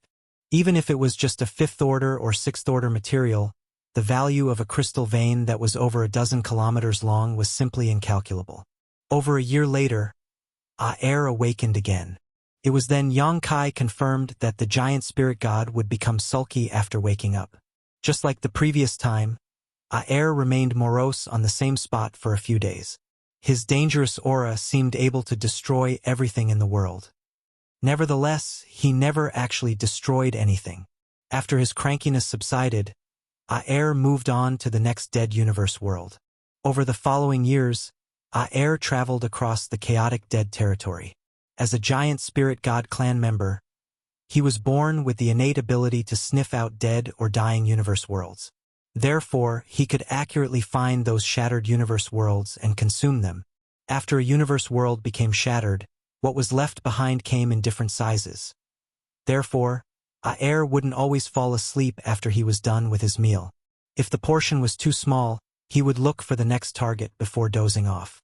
Yang Kai was determined to harvest more wealth while tagging along with Air, and had soon lost track of time altogether. He could only make a judgment by observing the changes in his small universe. Over 10 years had passed in his small universe, and during this period, his third disciple Sui had gone through a massive transformation. His aptitude was weak, as he was found to be C during the disciple recruitment of 7 Stars sect a decade ago. Given his aptitude, he supposedly didn't have a right to become a disciple of 7 Stars sect. In the eyes of the top cultivators in the Void Continent, a cultivator with such an aptitude would never achieve anything great in life, even if he had a good teacher and ample resources. However, Su Yi's growth far surpassed his aptitude. It only took Su Yi 10 years to become a transcendent realm cultivator from an ordinary mortal. This kind of progress was actually on par with that of Zhao Ye. Nevertheless, the reason Zhao Ye progressed at such a slow rate in the past was that Yang Kai had deliberately suppressed her cultivation. If she was allowed to cultivate freely, her speed would have been much greater.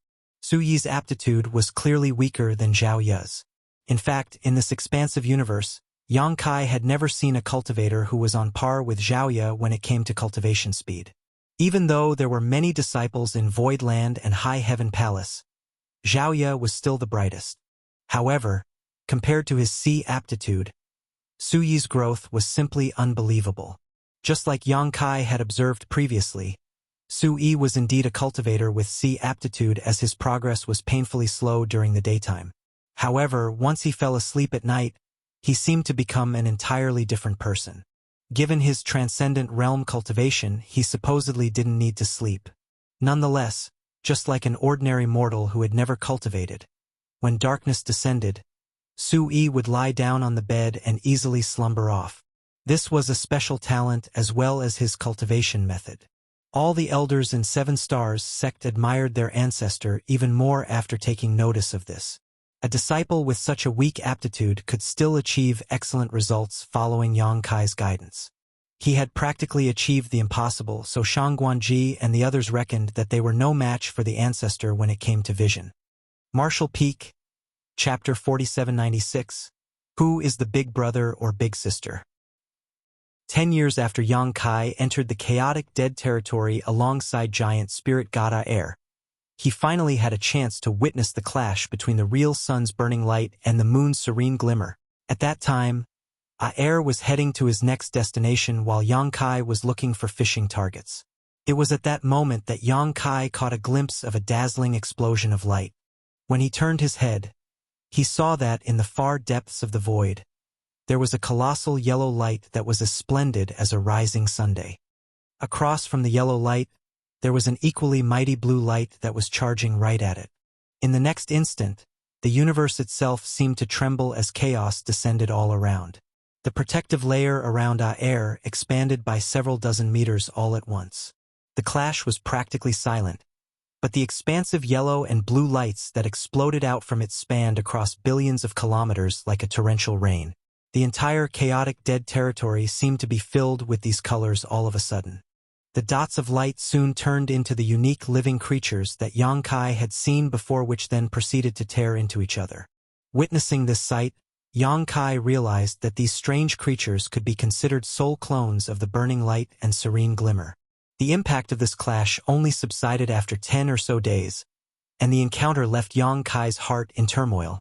If he hadn't witnessed it with his own eyes, he would never have believed that such horrifying beings really existed. He couldn't even make out the true appearances of the burning light and serene glimmer. All he could see was the two devastating powers crashing into one another. The fallout from such a clash could instantly annihilate an 8th Order Open Heaven Realm Master.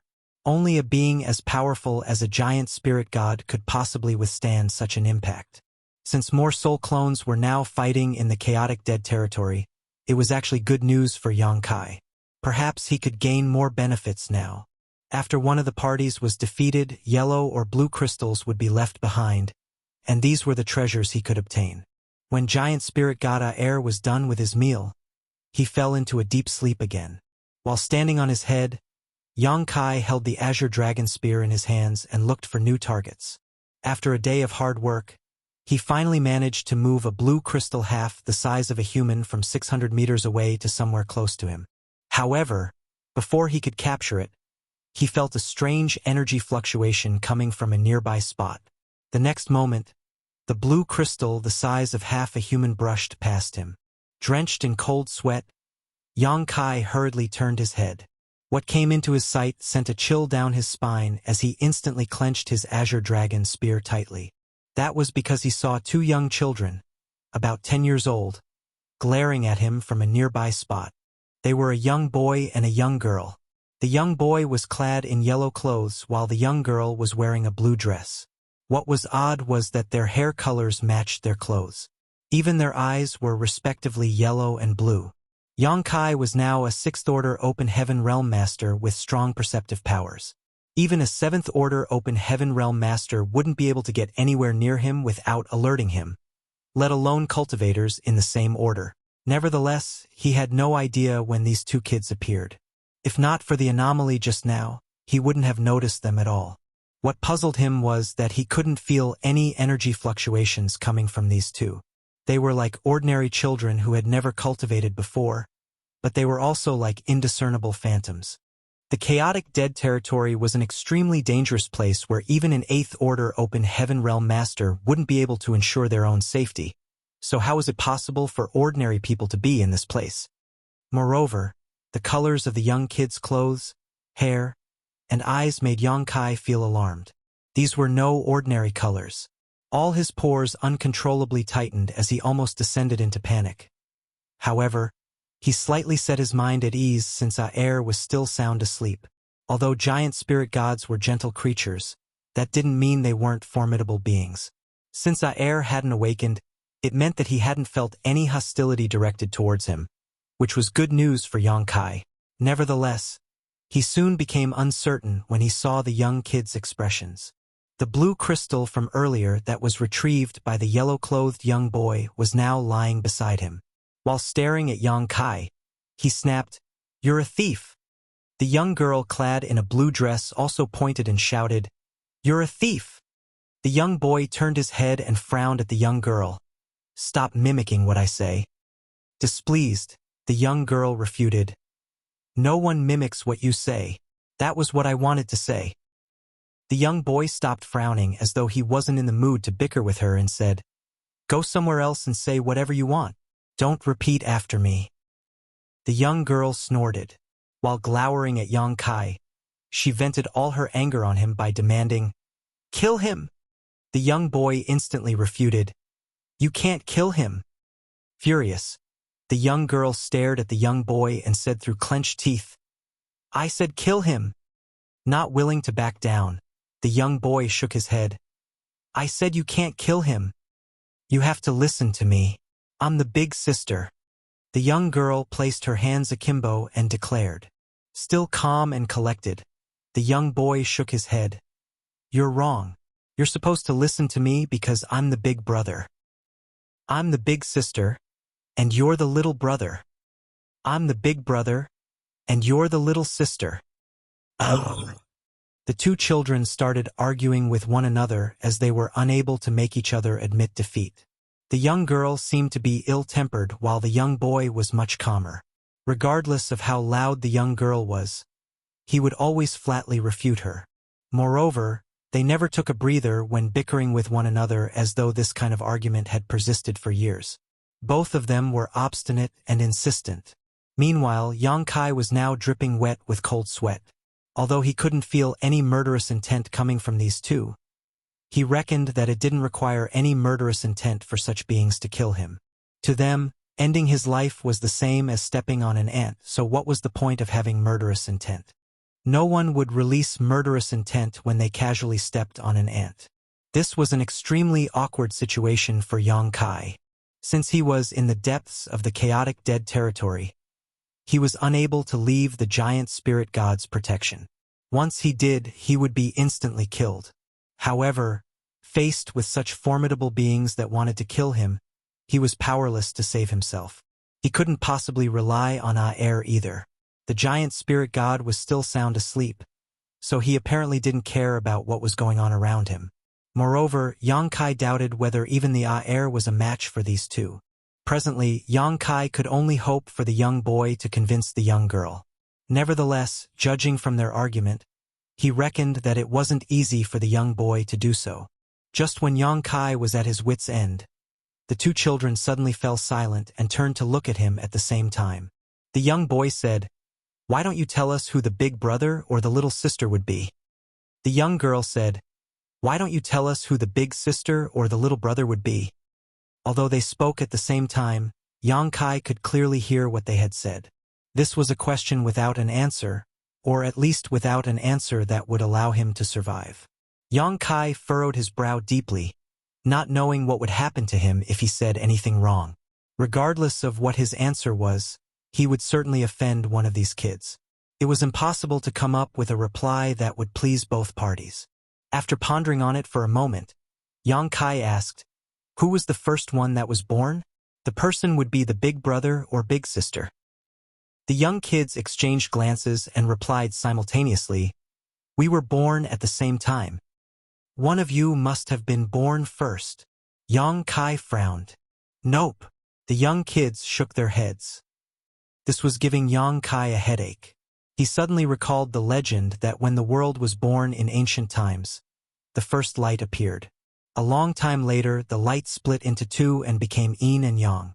Just when Yang Kai was pondering on how he could come up with an answer that would please both parties, the young girl said to the young boy in a small voice, "We're so silly. We should have looked for someone and asked about it long ago." The young boy replied, "No one ever came here before over the years. He's the first one." After giving it a thought, the young girl realized that he was right. That's true. He's the first one. She then urged Yang Kai by saying, "Have you thought it through? Say it now." Yang Kai asked, "Will you spare my life after I tell you my answer?" The young girl replied, "I won't kill you if I'm pleased with your answer." Yang Kai turned to look at the young boy, who said dispassionately, "I'll kill you if I'm displeased with your answer." What the heck? They're totally unreasonable. It was the first time Yang Kai felt that children could be so deplorable and had the urge to kill them with his spear. Moreover, he didn't understand why it was worth arguing over this issue. Nevertheless, the two kids never stopped bickering over it. An inconceivable idea suddenly sprang into Yang Kai's mind. Have they been fighting with each other all this time because of this exact argument? It would be laughable if that was the truth. The chaotic dead territory encompassed many great territories that were originally vibrant and full of life, but were now all dead and desolate. Since you were born at the same time, neither of you would be the big brother or big sister then. The young boy shot him an impassive look. "I think you're tired of living." Yang Kai quickly tried to save himself by saying, "However, if you insist on becoming the big brother or big sister, it's not so difficult." The eyes of the young kids brightened. Then the little girl asked, "How easy is it? Tell us about it." Yang Kai replied, "Why don't you take turns? One day you'll be the big brother, and the next day she'll be the big sister. Isn't it the best outcome for both of you?" Upon hearing that, the young kids fell into their thoughts. Yang Kai breathed a sigh of relief. From the looks of it, even though they were irritable, they were pretty simple-minded. In that case, he might be able to keep fooling them. Just when Yang Kai was lost in his thoughts, the young boy suddenly looked up. "Your solution is good. I'll be the big brother today, then. Why didn't we think of such a simple way?" The young girl pursed her lips. "What makes you have the right to be the big brother first? I'll be the big sister today." There was no expression on the young boy's face as he turned his head. "Why must you insist on competing with me?" The young girl snorted. "It's you who insists on competing with me."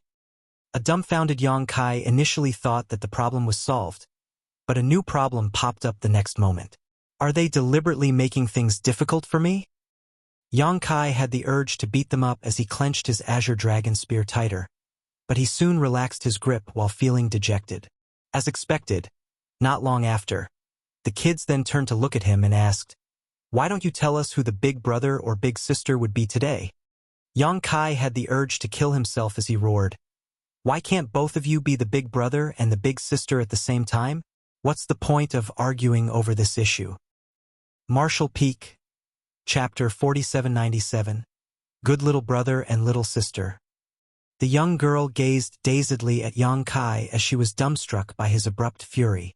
On the other hand, the young boy stroked his chin and fell into his thoughts for a moment before he looked up at Yang Kai. "You be the little brother, then?" At that, Yang Kai was speechless. "Little brother," the young girl called out with ecstasy as her dream of becoming the big sister was finally realized. Although the target wasn't quite up to her expectations, it was acceptable. Hence, Yang Kai became their little brother.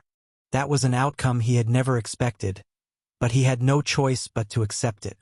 Judging from the way the young kids looked fervently at him, it was as though he would be directly killed and sent to the Yellow Springs if he dared to say no. He felt like a mountain had been pressed against him. It felt awkward to be the little brother to these young kids who looked like they were 10 years old. However, when thinking about these kids' real age and status, Yang Kai reasoned he was actually the one taking advantage of them, not the other way round. "Little brother," the young girl called out to him again with pleasure as she stared at him with a pair of blue eyes. Yang Kai could read her intention through her eyes, but he pretended to see nothing as his head jerked to the side. The young girl took a step forward and called out again, "Little brother." Just like the wind in winter, her voice became significantly colder. Yang Kai instantly felt all his bodily hair standing on end as his brow twitched. While scratching his face, he called out bashfully, "Big sister." He felt his face burning as he kept telling himself that a man had to be flexible in every situation. He could always make a comeback as long as he was alive. Compared to his own life, calling her big sister was no big deal. Moreover, he was at an advantage here. Instantly, the young girl put on a bright smile.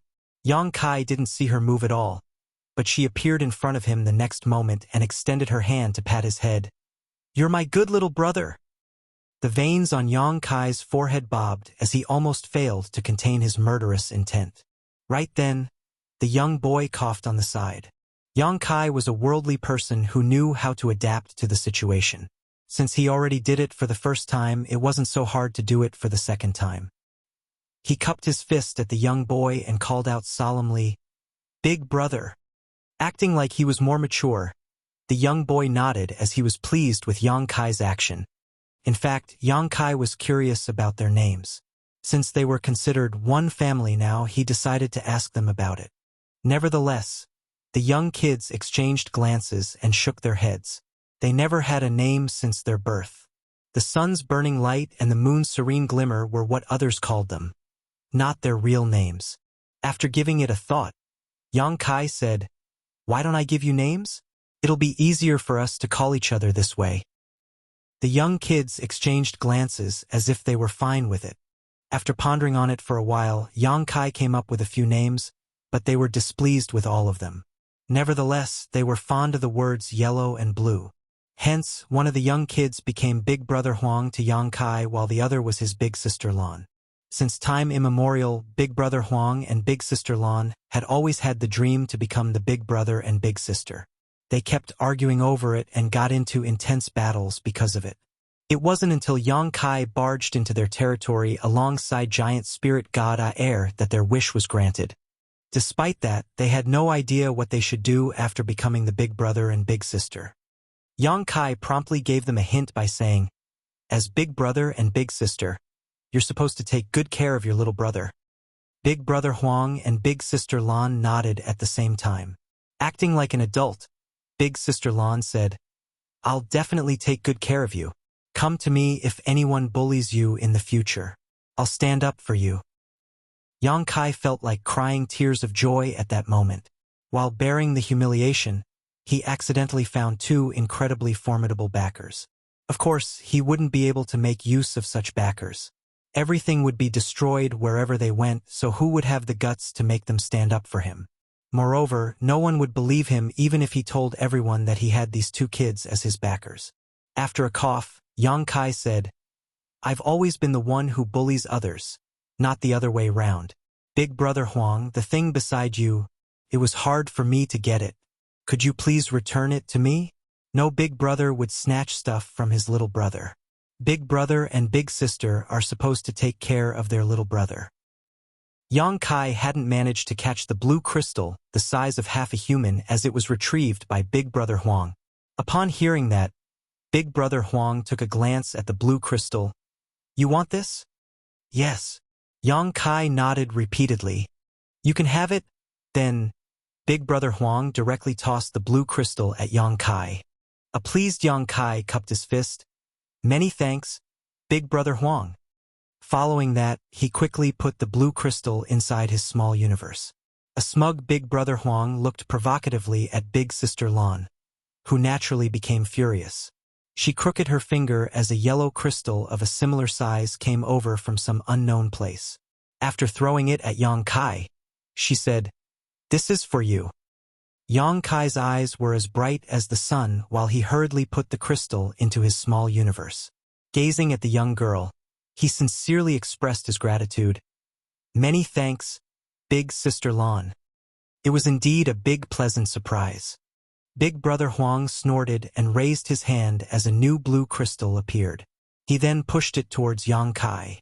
Yang Kai widened his mouth as he was overwhelmed by the sudden happiness which descended upon him. With that said, his movements were not sluggish as he promptly stored the blue crystal. "Many thanks, Big Brother Huang." As soon as he finished speaking, the young girl pushed another piece of yellow crystal towards him. "Many thanks, Big Sister Lan."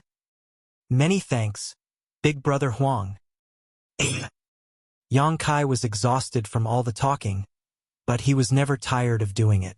Just a few words of gratitude could be traded for a refined yellow or blue crystal, so he didn't mind doing it at all. If possible, he could thank them for eternity. It was the first time he found these two kids so adorable.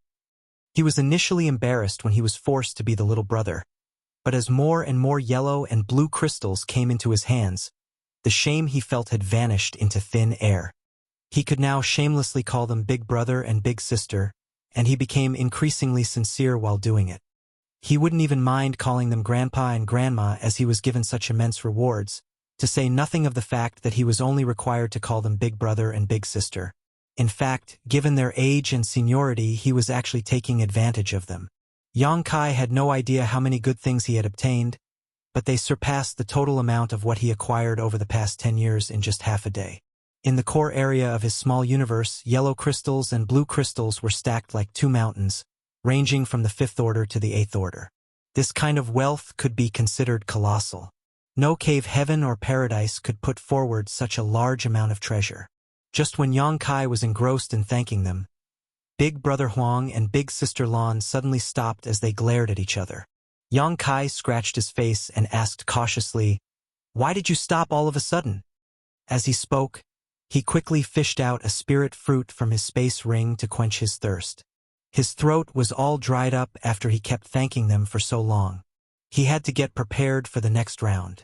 "Time's up," Big Brother Huang said. "What do you mean?" Yang Kai gazed at him in puzzlement. Big Brother Huang went on to say, "You said that we'd be Big Brother and Big Sister for one day. Time's up."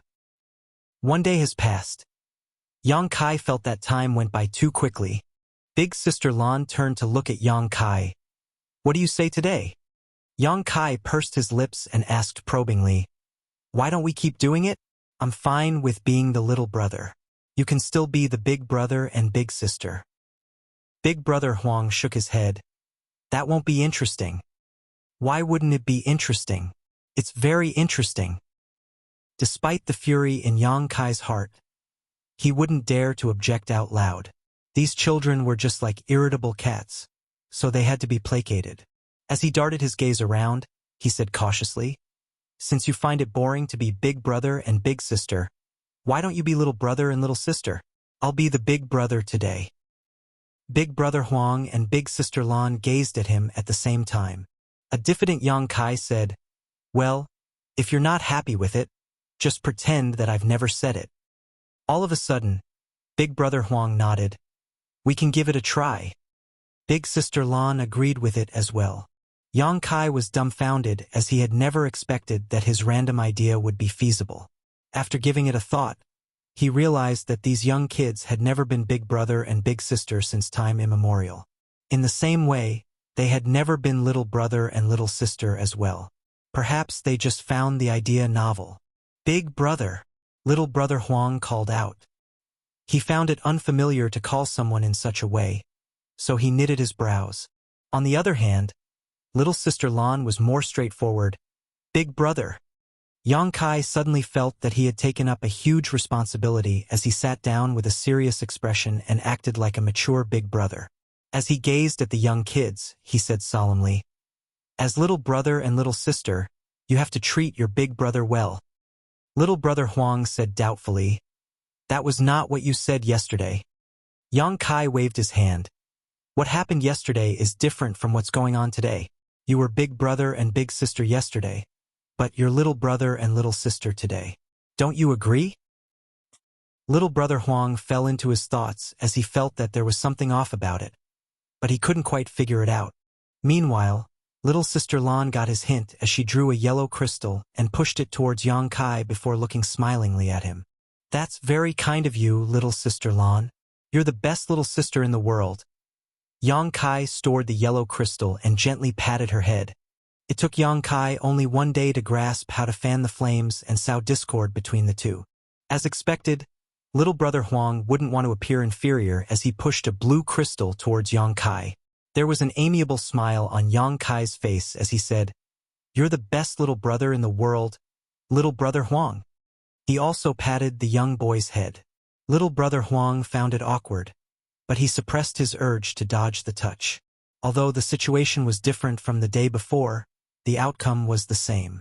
More and more yellow and blue crystals were presented to Yang Kai, who was more than happy to keep all of them. The two mountains of materials in his small universe became increasingly higher. He had to be bossed around since he was the little brother the day before. Now that he was the big brother, he decided to come up with a demand. As he stored the blue crystal sent to him by little brother Huang, he looked fervently at a mineral lode that was hundreds of kilometers away. In a hopeful tone, he said, "That thing is very beautiful. I'll be satisfied if I can get that." Little brother Huang and little sister Lan turned their heads and extended their hands at the same time. The next moment, the mineral lode split into two and landed in front of Yang Kai. Yang Kai could barely contain his excitement. "You're my good little brother and little sister." Marshall Peak, Chapter 4798. It's not a good thing. It had been a few years since Yang Kai entered the chaotic dead territory alongside giant spirit god Air, and he had obtained a crystal vein before, but that one was only several dozen meters long. However, the one captured by little brother Huang and little sister Lan was several kilometers long, and it exuded energy fluctuations in the seventh order. Yang Kai felt his heart pounding against his chest. While complimenting the little brother and little sister, he quickly put the crystal vein, which had been split into two, inside his small universe. It was comprised of seventh-order element materials. Among all the materials of different orders, the seventh-order ones had the most use for him. Following such an experience, Yang Kai would give them a hint whenever a crystal vein came into his sight. The next moment, the crystal vein would appear right in front of him. The massive rewards far exceeded his imagination. The proprietress had said in the past that the chaotic dead territory was filled with yin and yang element materials, but who could have thought that they were really so ample? As time passed, Yang Kai would gain a lot of materials. He didn't need to do anything else other than exhausting himself from all the talking. With that said, it wasn't a big deal for him as he could always wet his throat by consuming some spirit fruits. There were a lot of spirit fruits in the medicine garden in his small universe. These spirit fruits were no longer useful for him in terms of cultivation, but he could consume them to moisturize his throat. He initially thought that these kind of shameless days could go on forever, and he was ready for a prolonged coaxing session with these two. However, there came a day when big brother Huang and big sister Lan suddenly started arguing over a trivial matter. The cause of the argument was negligible, but they were used to bickering with each other, and the slightest conflict could turn into a big fight. With his forehead beaded with cold sweat, Yang Kai persuaded them to stop arguing as he was worried that they would really get into a fight. Nevertheless, neither of them bothered to respond to him. Half a day later, they suddenly stopped talking at the same time. Big brother Huang said, "It's boring." Big sister Lan nodded. "It's indeed boring." A weary big brother Huang said, "We should stop playing this game." Yang Kai put on a smile on the side. "Let's stop fighting. We're one family, so what's the point of bickering with each other? Come on. It's my turn to be the big brother today." Big sister Lan shot him a glance. "Do you still want to be the big brother?" Yang Kai became startled for a moment. "Yes, it's my turn." Big brother Huang snorted. "Aren't you satisfied with having gained so many benefits after such a long time?" There was an embarrassed smile on Yang Kai's face as he thought that these young kids were not so dumb after all. They played along previously because they found the whole experience novel. Since the sense of novelty was gone now, it was expected that they found the game boring. Fortunately, Yang Kai had amassed a lot of materials over the past few days as yin and yang element materials of different orders had been stacked like two huge mountains in his small universe. They were sufficient for the cultivators in Void Land to use for tens of thousands of years, or perhaps even longer. What should we do now, then? Yang Kai asked. Since they couldn't keep playing the game, it wasn't like they would just sit there and do nothing. We're supposed to ask you this question instead. Big Brother Huang looked dispassionately at him. Tell us which one of us would be the big brother or big sister. If I'm pleased with your answer, you can leave this place with all the things you've obtained. However, if I'm not happy with your answer, I won't kill you, but you have to leave all those things here and get out of my territory. There was no way Yang Kai would cough out the food he had already eaten, especially when what he had eaten was worth so much. His figure shook as he almost spurted out that the young boy was the big brother. Fortunately, he caught himself in time as he finally recalled that Big Sister Lan was standing right in front of him too. As expected, Big Sister Lan said, I share the same sentiment. And so, it all went back to square one. Although they had previously become the big brother and big sister in the game, their little brother was Yang Kai. It was never determined who the big brother or big sister would be among the two of them. This was the point they had been arguing over since time immemorial, and it couldn't be resolved with a silly little game. Yang Kai furrowed his brows with a solemn expression. This was a question that had no answer. Regardless of what he said, he would offend one of these two beings who he could not possibly afford to offend. Although his life wasn't at stake now, the immense wealth he had obtained might be confiscated, which was why he had to give it a serious thought. It wouldn't have mattered if he had never acquired those treasures, but it would be heart-wrenching for him if he lost them now. Half a day later, Yang Kai measured his words and asked, Why are you asking me this question? Weren't you in a fight before this? The winner will be the elder one. Then, Big Brother Huang shook his head. Neither of us will be the winner. Our powers are equally matched, so we can't defeat each other. Yang Kai had the urge to ask them why they still started this massive fight that spanned across countless eons and destroyed innumerable great territories since they knew no one would be the winner. Certainly, he wouldn't dare to actually ask this question though, as he was worried that they would get mad at him and slap him to death. Presently, Yang Kai was in a deep dilemma. In this situation, if he couldn't come up with a satisfactory answer, all his gains would be snatched from him. This was an intolerable outcome for him. Is there a way that can satisfy both of them? Faced with the immense pressure, Yang Kai suddenly had an idea flash across his mind. Nevertheless, he wasn't certain if this idea would work. He looked up at the two of them and said, Will you be happy if I have a way to make sure that one of you will eventually become the winner? By then, the winner will take all, and the loser can't blame their loss on me. Big Sister Lan's eyes brightened as she asked, You have a way to make sure that one of us will eventually be the winner in our competition? On the other hand, there was a look of disdain on Big Brother Huang's face. That's impossible. You're not powerful enough to affect the outcome of our fight.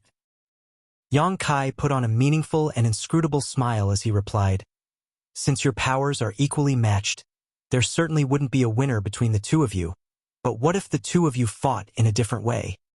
Big Sister Lan tilted her head and asked, What do you mean by a different way? Big Brother Huang gazed vigilantly at him. What are you up to? Yang Kai snapped, Are you saying that I'm up to no good? I've exhausted myself just to come up with a way to resolve the conflict between you two. If you have any doubts, just pretend that I've said nothing. Keep on fighting and let's see whether one of you will be the winner in the end.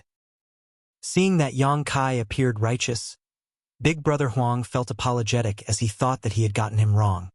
He then raised his hand and summoned a 300-meter-long blue crystal vein before tossing it at Yang Kai.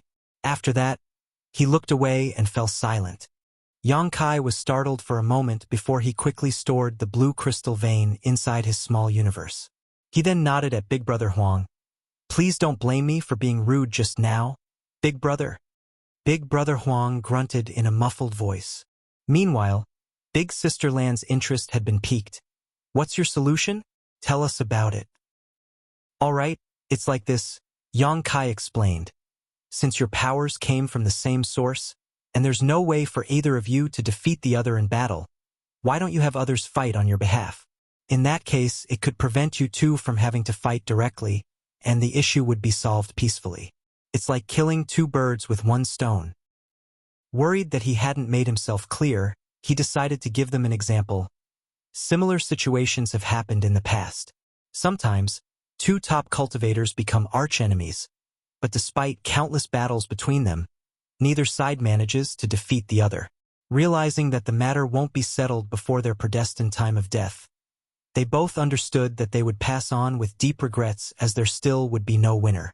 In the end, they decide to respectively take on a disciple and nurture them with all their ability. When the disciples grow up, they can have a final battle to settle the issue. One of the masters will be the winner if their disciple can defeat the other parties. Big Sister Lan didn't seem to get the key point as she asked, "You want to be our disciple?" Yang Kai waved his hand.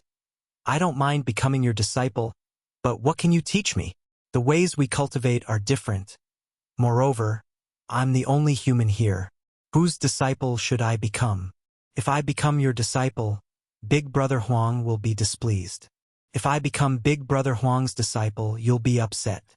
By then, you two will get into an argument again." Big Sister Lan nodded her head. "Good. I'm glad you realized it." Big Brother Huang waved his hand. "Stop beating around the bush. Cut to the chase already." Yang Kai nodded and continued. "It was just an example. I didn't mean to ask you to take on any disciples. Please come into my small univ. Forget it. You can see it for yourselves." Yang Kai initially wanted to let them enter his small universe, but after giving it a thought, he realized that his Sixth Order Open Heaven Realm small universe certainly wouldn't be capable of accommodating these two. Perhaps his small universe would explode as soon as they stepped into it. Yang Kai wouldn't dare to take such a risk, so he decided to manifest his small universe instead. As the small universe spread out, it looked no different from a real universe world. Regardless of how powerful Big Brother Huang and Big Sister Lan were, Yang Kai wouldn't be affected one bit this way. A glint flashed through the eyes of Big Brother Huang and Big Sister Lan, as though it only took them an instant to understand everything about his small universe. The next moment, their expressions changed as they stared fixedly at a particular spot. Their murderous intent seemed to have materialized as it streamed out of their bodies. Yang Kai felt like he had fallen right into an ice cave as he had no idea how he offended the two of them. Faced with such murderous intent, he had lost the strength to even lift a finger. It had to be noted that this place was his small universe, and he could rule over everything here. Outsiders shouldn't be able to exert their full strength in this place, but Big Brother Huang and Big Sister Lan's murderous intent alone was enough to render him immobile. "Where did you get this from?" Big Brother Huang suddenly turned to look at Yang Kai and asked as his yellow eyes radiated a strange glow. There was something as dark as ink that was squirming like a living creature in his hand. It was the black ink strength. Quite a bit of black ink strengths had been suppressed and sealed inside Yang Kai's small universe. It had allowed him to successfully deceive Yuan Du from Langya Paradise and gain the latter's trust in the past. Big Brother Huang's reaction surprised Yang Kai as he replied, "I inadvertently obtained this thing a while back. Do you recognize it?" He supposed it wasn't surprising that Big Brother Huang could recognize this thing. The Black Ink clan had existed for a very long time, their history possibly tracing back to before the birth of the cave heavens and paradises. Both Big Brother Huang and Big Sister Lan had similarly existed since the dawn of time. Perhaps they had even come into contact with the Black Ink clan in the past.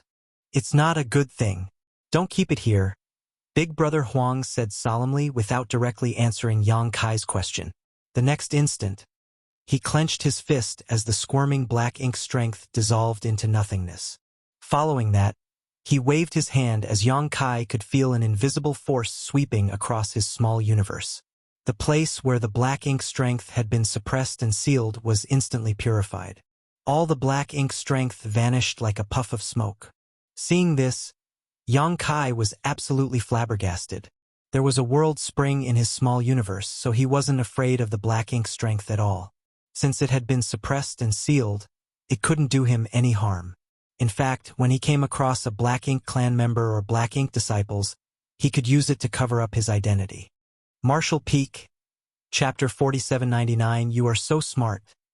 Now that the black ink clan had reappeared, no one could be certain if they would come across them in the future. At the most critical moment, the suppressed black ink strength might save Yang Kai's life. However, he had never expected that the black ink strength would be destroyed by Big Brother Huang. Certainly, Yang Kai knew how difficult it was to deal with the black ink strength. Even high-rank Open Heaven Realm Masters like Yuxiang Dai didn't want to come close to the black ink strength as they were worried that their small universes would be contaminated by it. If a person was contaminated by the black ink strength, they would not necessarily be turned into a black ink disciple immediately. However, once that happened, a high-rank Open Heaven Realm Master would have to cut off a small part of their small universe to resolve the crisis. Doing this would damage their heritage, so no one was willing to have to deal with such a situation. Black ink insects were apparently the main reason cultivators were turned into black ink disciples. Yang Kai was speechless, thinking that Big Brother Huang should have discussed it with him before destroying the black ink strength. However, faced with the young boy's grim-looking face, he wouldn't dare to say anything. He had a feeling that Big Brother Huang and Big Sister Lan were somehow at odds with the black ink strength.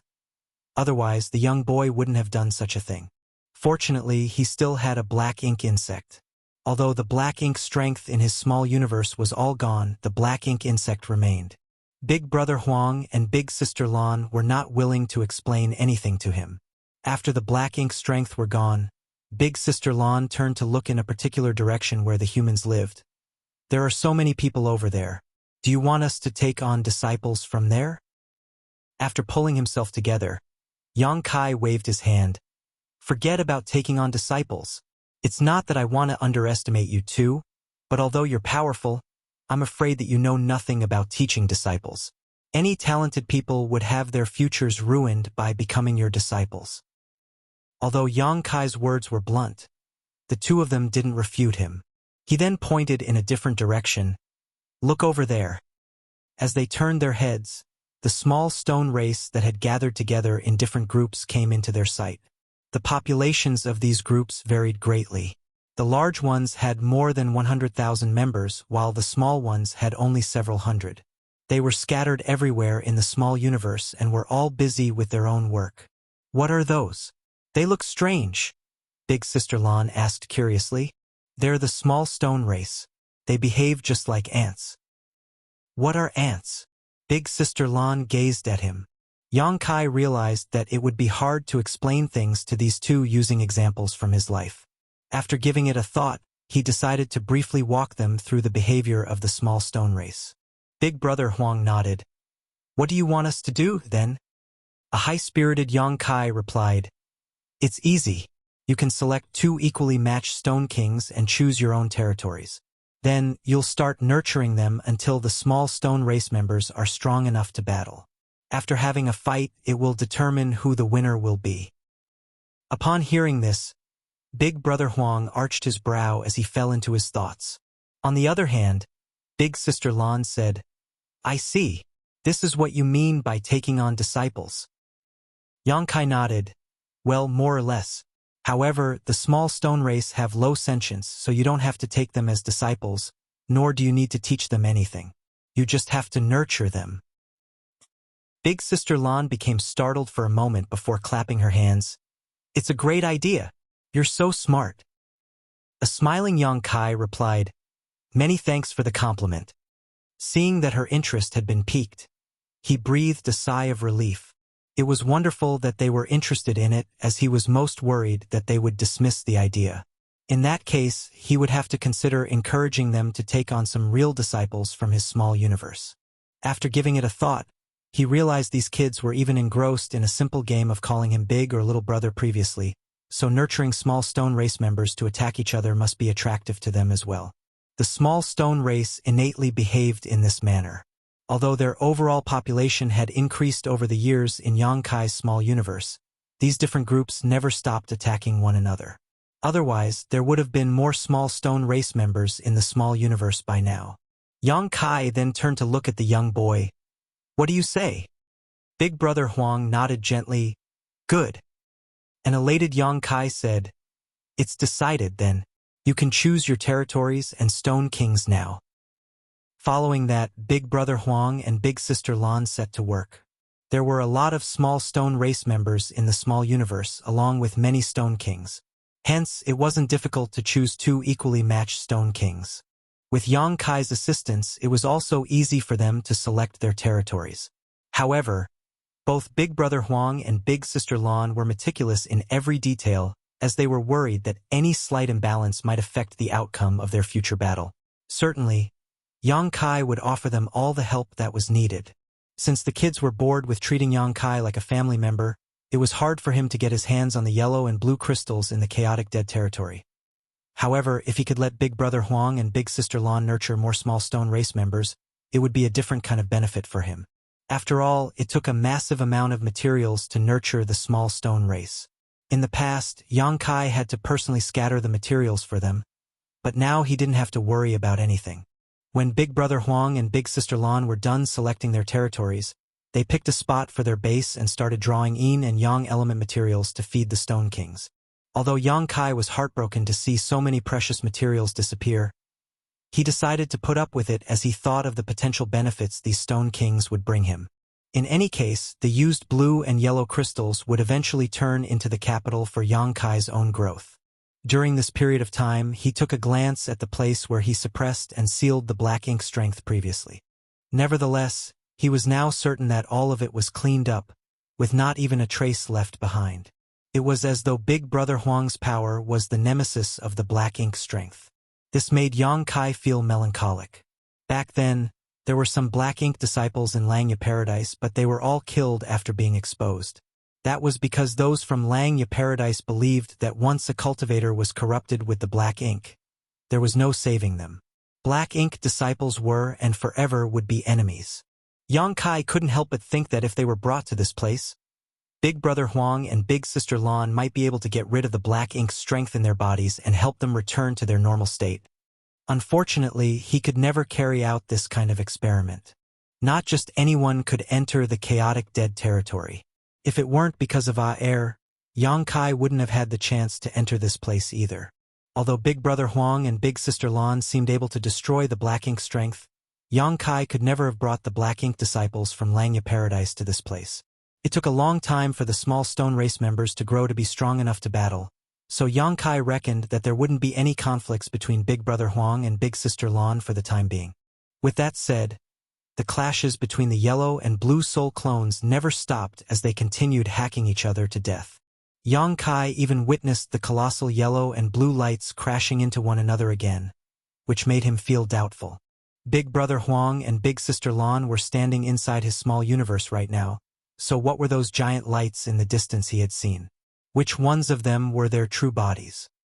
Giant spirit god Air remained sound asleep, as it would take him 1 to 2 years to awaken.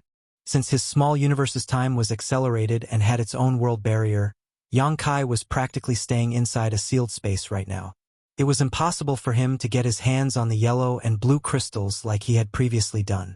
Even though he had already obtained a massive amount of materials from Big Brother Huang and Big Sister Lan, he wouldn't mind getting more. While cultivators in the outside world scrambled to get their hands on a single piece of 6th order yin or yang element material, such materials were literally everywhere in the chaotic dead territory. There were even 7th order and 8th order ones just floating about. If possible, Yang Kai naturally wouldn't want to miss such a chance. Unfortunately, he was no longer able to collect those crystals. As such, he had practically nothing to do.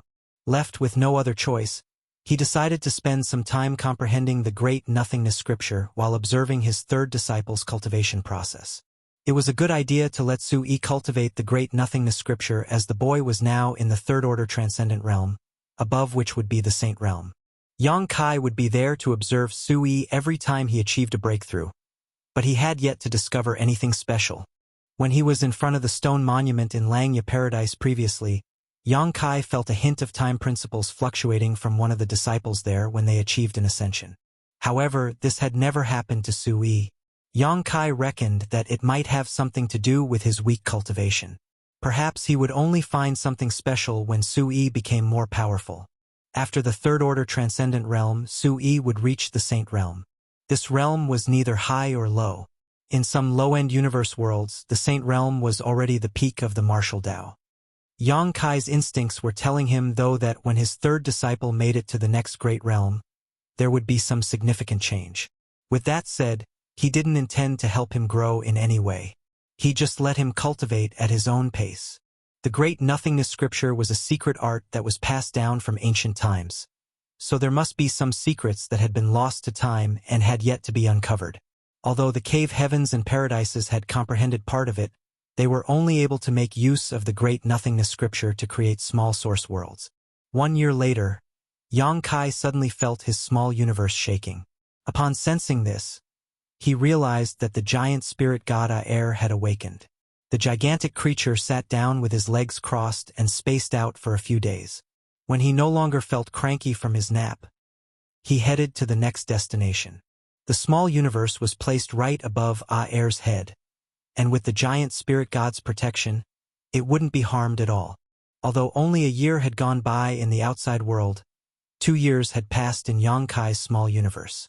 The small stone race members that Big Brother Huang and Big Sister Lan had been nurturing were now looking strong. In fact, they had already exchanged some probing moves, but those were just small fights. As soon as they lost some small stone race members, they would stop the fight. It wasn't certain what special skill the two kids had, but the small stone race members, whose sentience was low, would always obediently listen to their commands. However, after taking their background and identity into consideration, Yang Kai soon realized the reason behind it. These two kids were the ancestors of all divine spirits and could even be considered the origin of all living creatures. It wasn't surprising that they had a special skill to control these small stone race members. And so the day came when the small stone race members nurtured by Big Brother Huang and Big Sister Lan, respectively, would begin their epic battle. Both of them were not stingy when it came to nurturing their small stone race members. In any case, there were innumerable materials in the chaotic dead territory, and they could easily draw as many of them over as they wanted in order to feed their army. They each had one Stone King initially, but after just 2 years, they each had 1 million soldiers under their command.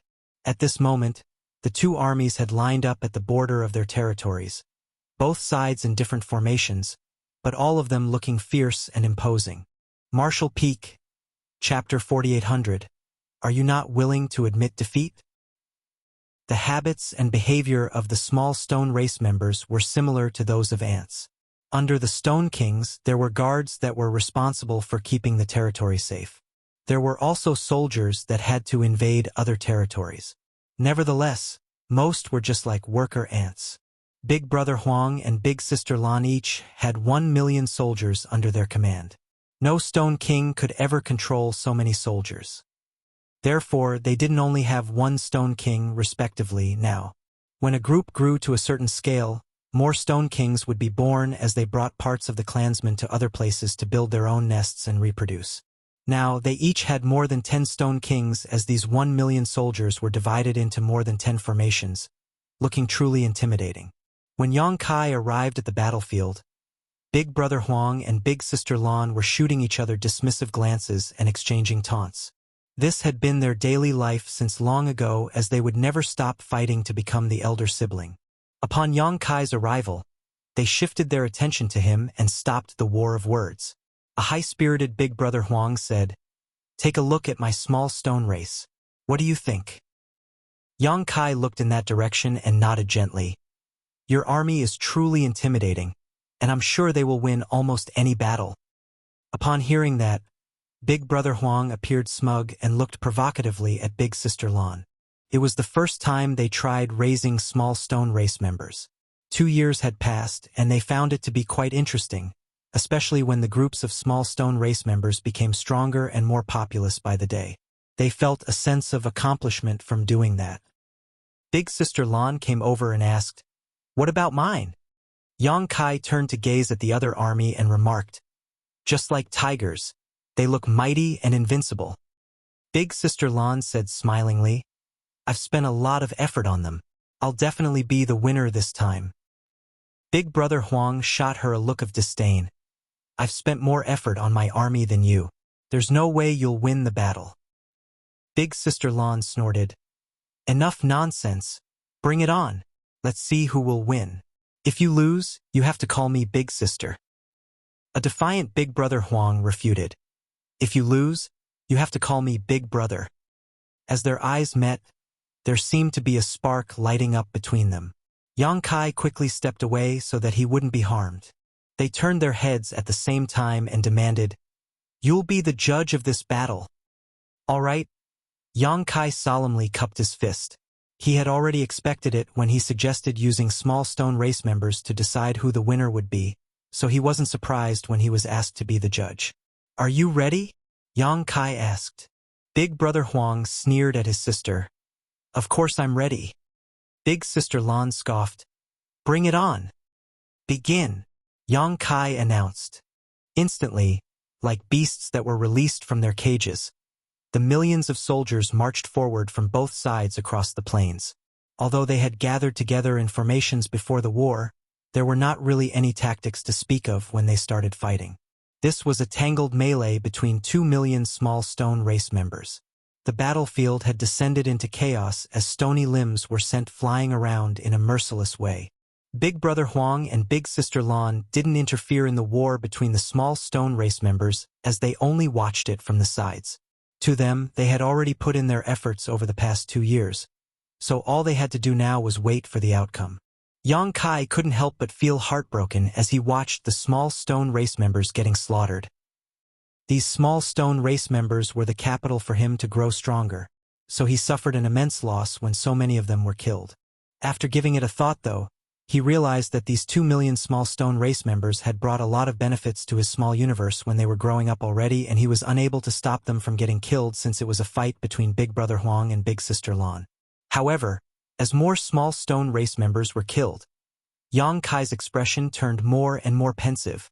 That was because he discovered that as a lot of small stone race members were slaughtered, the heritage in his small universe actually increased a little. Initially, he thought that it was a misconception, but when 20% of the 2 million small stone race had died, he could finally confirm that it wasn't just his imagination.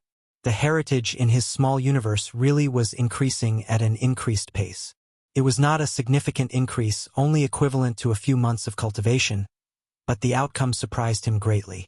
What's going on? The reproduction of the living beings in his small universe would continuously help increase his heritage. This kind of increase was slow and almost imperceptible. Nevertheless, over time, the increase would be significant. If 2 people started out with the same heritages, the difference between them would be conspicuous 1,000 years later when one had living beings in their small universe and the other did not. Yang Kai had always believed that it was an irrefutable fact that the more living beings there were in his small universe, the better it would be. However, it now seemed that he had discovered a truth that he wasn't aware of in the past. Soon, a realization dawned upon him.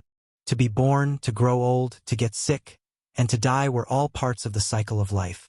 While the living could continuously bring benefits to his small universe, death could do the same the moment they passed away. In the past, there had never been a time when so many living beings had died at the same time in his small universe. Therefore, Yang Kai had never realized this point even though he had been raising small stone race members in his body for years. The fight between Big Brother Huang and Big Sister Lan had accidentally revealed this truth. This realization was like a bright moon that cast away the fog that had been bothering him for days. All of a sudden, he thought of the great nothingness scripture. There were many descriptions of life and death in the great nothingness scripture. Even though Yang Kai had studied these sections, he didn't really pay any attention to it as it only seemed like common sense. Now, he had a feeling that there was something deeper that was within his grasp. Perhaps the complete cycle of life and death was the biggest secret that was hidden in the great nothingness scripture. Although he couldn't wait to find a quiet place to comprehend the great nothingness scripture again, he couldn't leave now as the war hadn't ended. The tangled warfare between 2 million soldiers persisted for half a month, with 80% of them dying in the process. As the war unfolded, Big Brother Huang's expression became increasingly gloomy. That was because his army was now clearly on the losing side. The subtle difference was not conspicuous in the beginning, but as the war dragged on, his disadvantage snowballed into something obvious. When the war ended, his army was completely wiped out, leaving only the Stone Kings in their nest and a group of elite guards. On the other hand, Big Sister Lan still had about 100,000 soldiers under her command. Big Brother Huang was in a state of utter grief as disbelief was written all over his face, and he kept muttering under his breath, "How could this be? How could this be?" Meanwhile, Big Sister Lan leaped into the air as though she was a child who had just obtained the greatest treasure. She clapped her hands and said with a smile, "I won." She then turned to look at Yang Kai with a hopeful gaze. As the judge of the battle, Yang Kai naturally had to fulfill his responsibility. He pointed at the young girl and announced, "Big Sister Lan is the winner of this battle." Although the outcome was right in front of their eyes, it wasn't until Yang Kai announced it that the war really ended. A smug Big Sister Lan placed her hands behind her back and sauntered towards her brother. Presently, a devastated Big Brother Huang knelt on the ground and looked at the shattered stones on the battlefield with a pair of listless eyes. Unresignment, fury, and humiliation were written all over his face. Yang Kai was extremely nervous as he was worried that this guy would do something crazy out of shame. It had to be noted that they were now in his small universe, so once Big Brother Huang's power burst forth, his small universe wouldn't be able to bear it and would be destroyed in the blink of an eye. A speechless Yang Kai thought that Big Brother Huang's reaction was over the top as it was just a game, but after pondering on it for a moment, he realized that it wasn't just a battle between two armies. This was about the argument between them that had been going on since the dawn of time itself. That was the crux of the problem that shattered Big Brother Huang's psychological defense. Yang Kai couldn't help but feel sorry for the young boy as he silently looked away. Big Sister Lan looked condescendingly at her brother with a smug expression as ecstasy was written all over her face. When she realized that there was no reaction from her brother though, who still appeared dejected, she couldn't help but land a gentle kick on him and urge him by saying, "Hurry up, my patience is limited." In an instant, Big Brother Huang's face became as red as blood. He repeatedly parted his lips, but he couldn't bring himself to say anything. "Are you unwilling to admit defeat?" Big Sister Lan gave him a look of disdain. "What are you talking about?"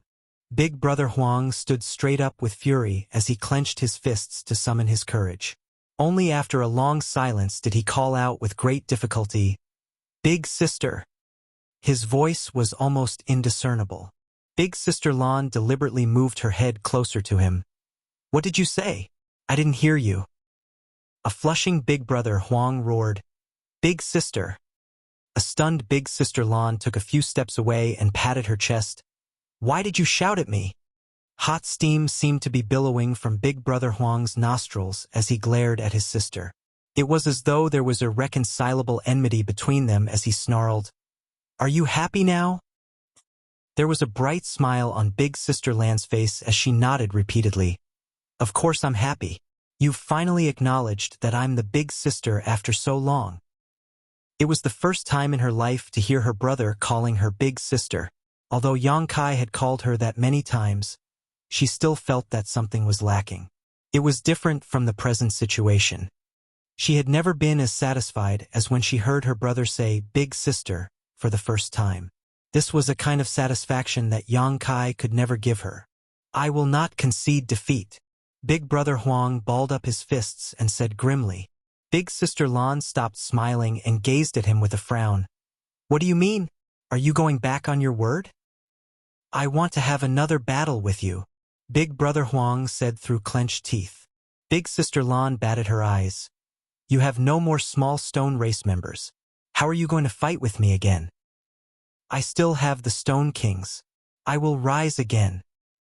"Ha ha ha," Big Sister Lan scoffed mercilessly. "You only have your Stone Kings, but I still have 100,000 soldiers. As soon as I give the order, your Stone Kings will be killed as well." Big Brother Huang's face turned a shade redder, but there was nothing he could do. Just then, Big Sister Lan said, "As your big sister, I will be generous and give you a chance. Go back and nurture a new army. When you're ready, I'll teach you another lesson. Martial Peak, Chapter 4801, 3 times faster. But, before you can defeat me, you'll still be my little brother. Do not forget about your identity. Big Sister Lan reminded him by saying.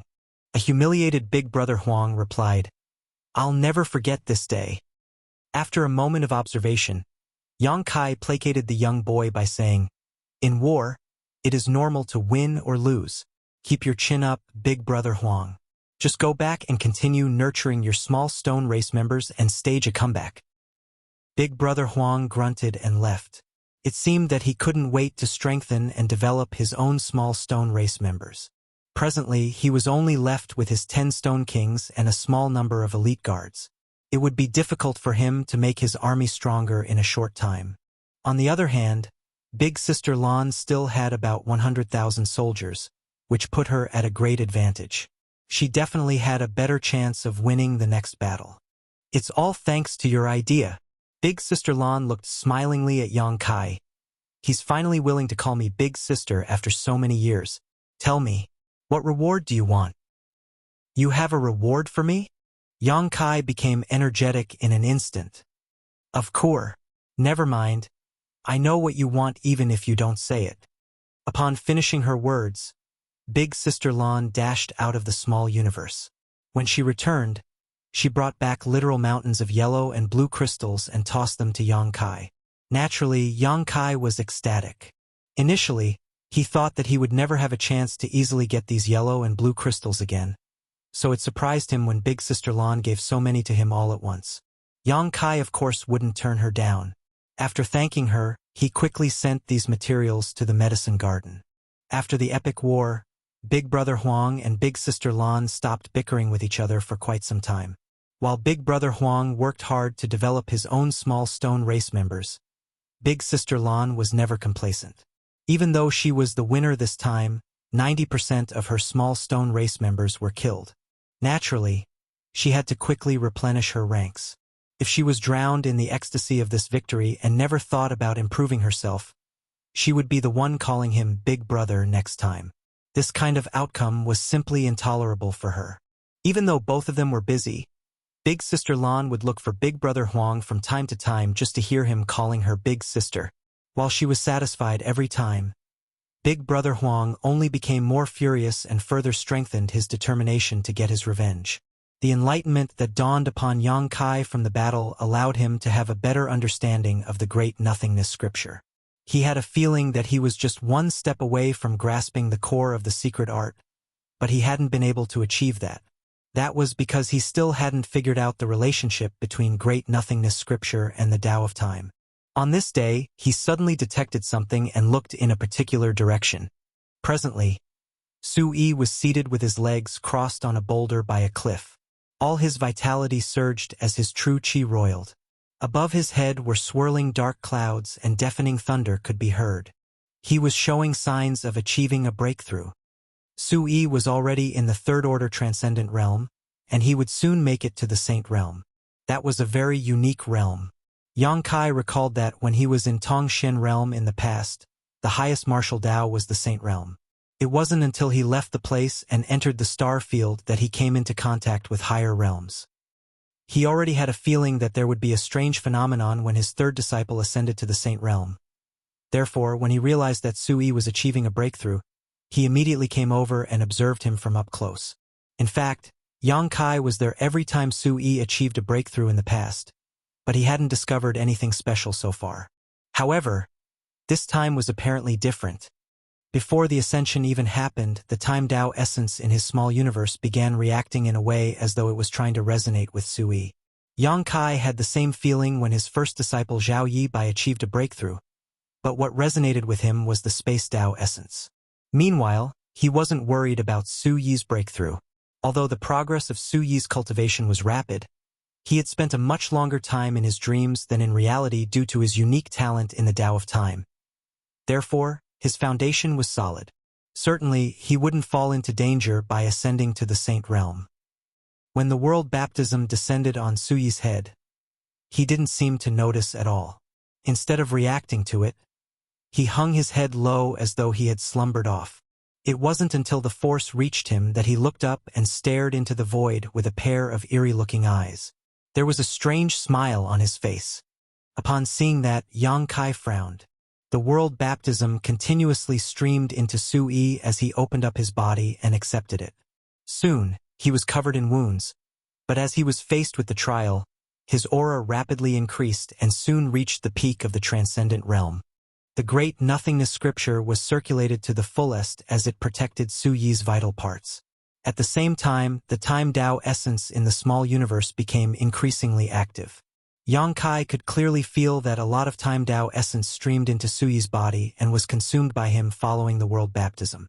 Just an hour later, Su Yi's aura, which was already at the peak, reached the next stage, and with him as the center, a pressure wave was seen spreading out.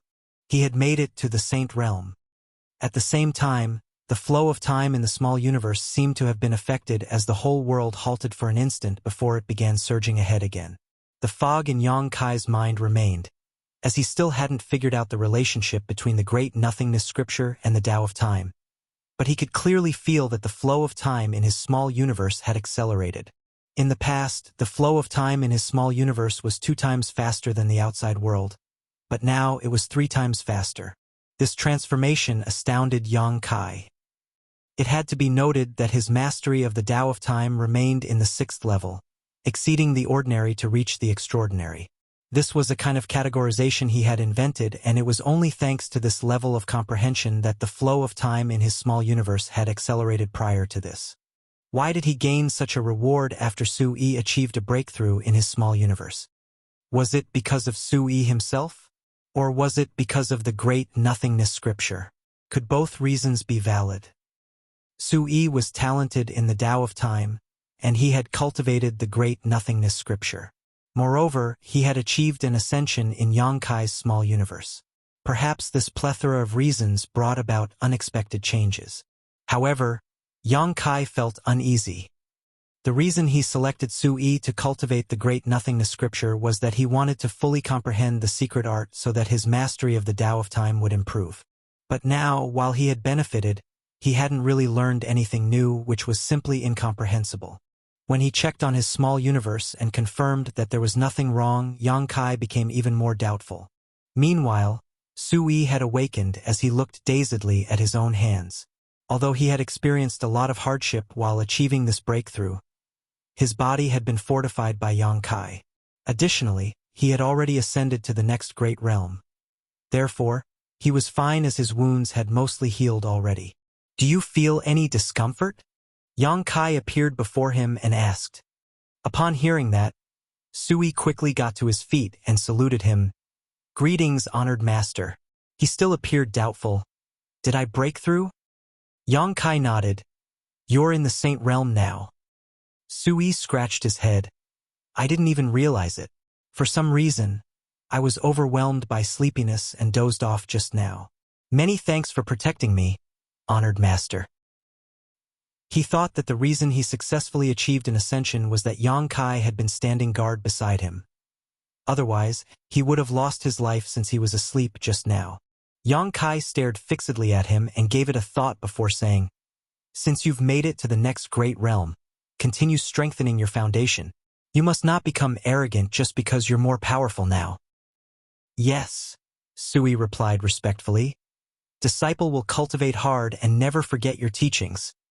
When he looked up, Yang Kai was already nowhere in sight. Sui was very respectful of his honored master. If Yang Kai hadn't taken him on as a disciple during the disciple recruitment, he wouldn't have achieved anything great in life given his aptitude. Nevertheless, following Yang Kai's teachings, he made it to the Saint Realm after just a couple of decades. He believed that it was just the beginning as he still had a brighter future ahead of him. Upon receiving Yang Kai's order, he quickly began consolidating his new cultivation. In fact, it was easy for him to cultivate as he just had to fall asleep. His aptitude remained terrible when he cultivated while he was awake. Over the years, Sui had gotten used to cultivating in his dreams. Therefore, he had learned how to slumber off at will. Presently, Yang Kai was thoroughly examining his small universe. The fact that Sui had brought such a benefit to him by achieving a breakthrough in his small universe puzzled him greatly. He would never be at ease before finding out the reason. Unfortunately, he still hadn't found a clue after several days of searching. With that said, it had been established that the flow of time in his small universe was now 3 times faster than the outside world. Yang Kai decided to ask Big Brother Huang and Big Sister Lan about it, but they had no idea what he was talking about. To them, their innate abilities were the most powerful in the world and already transcended all other secret arts or techniques.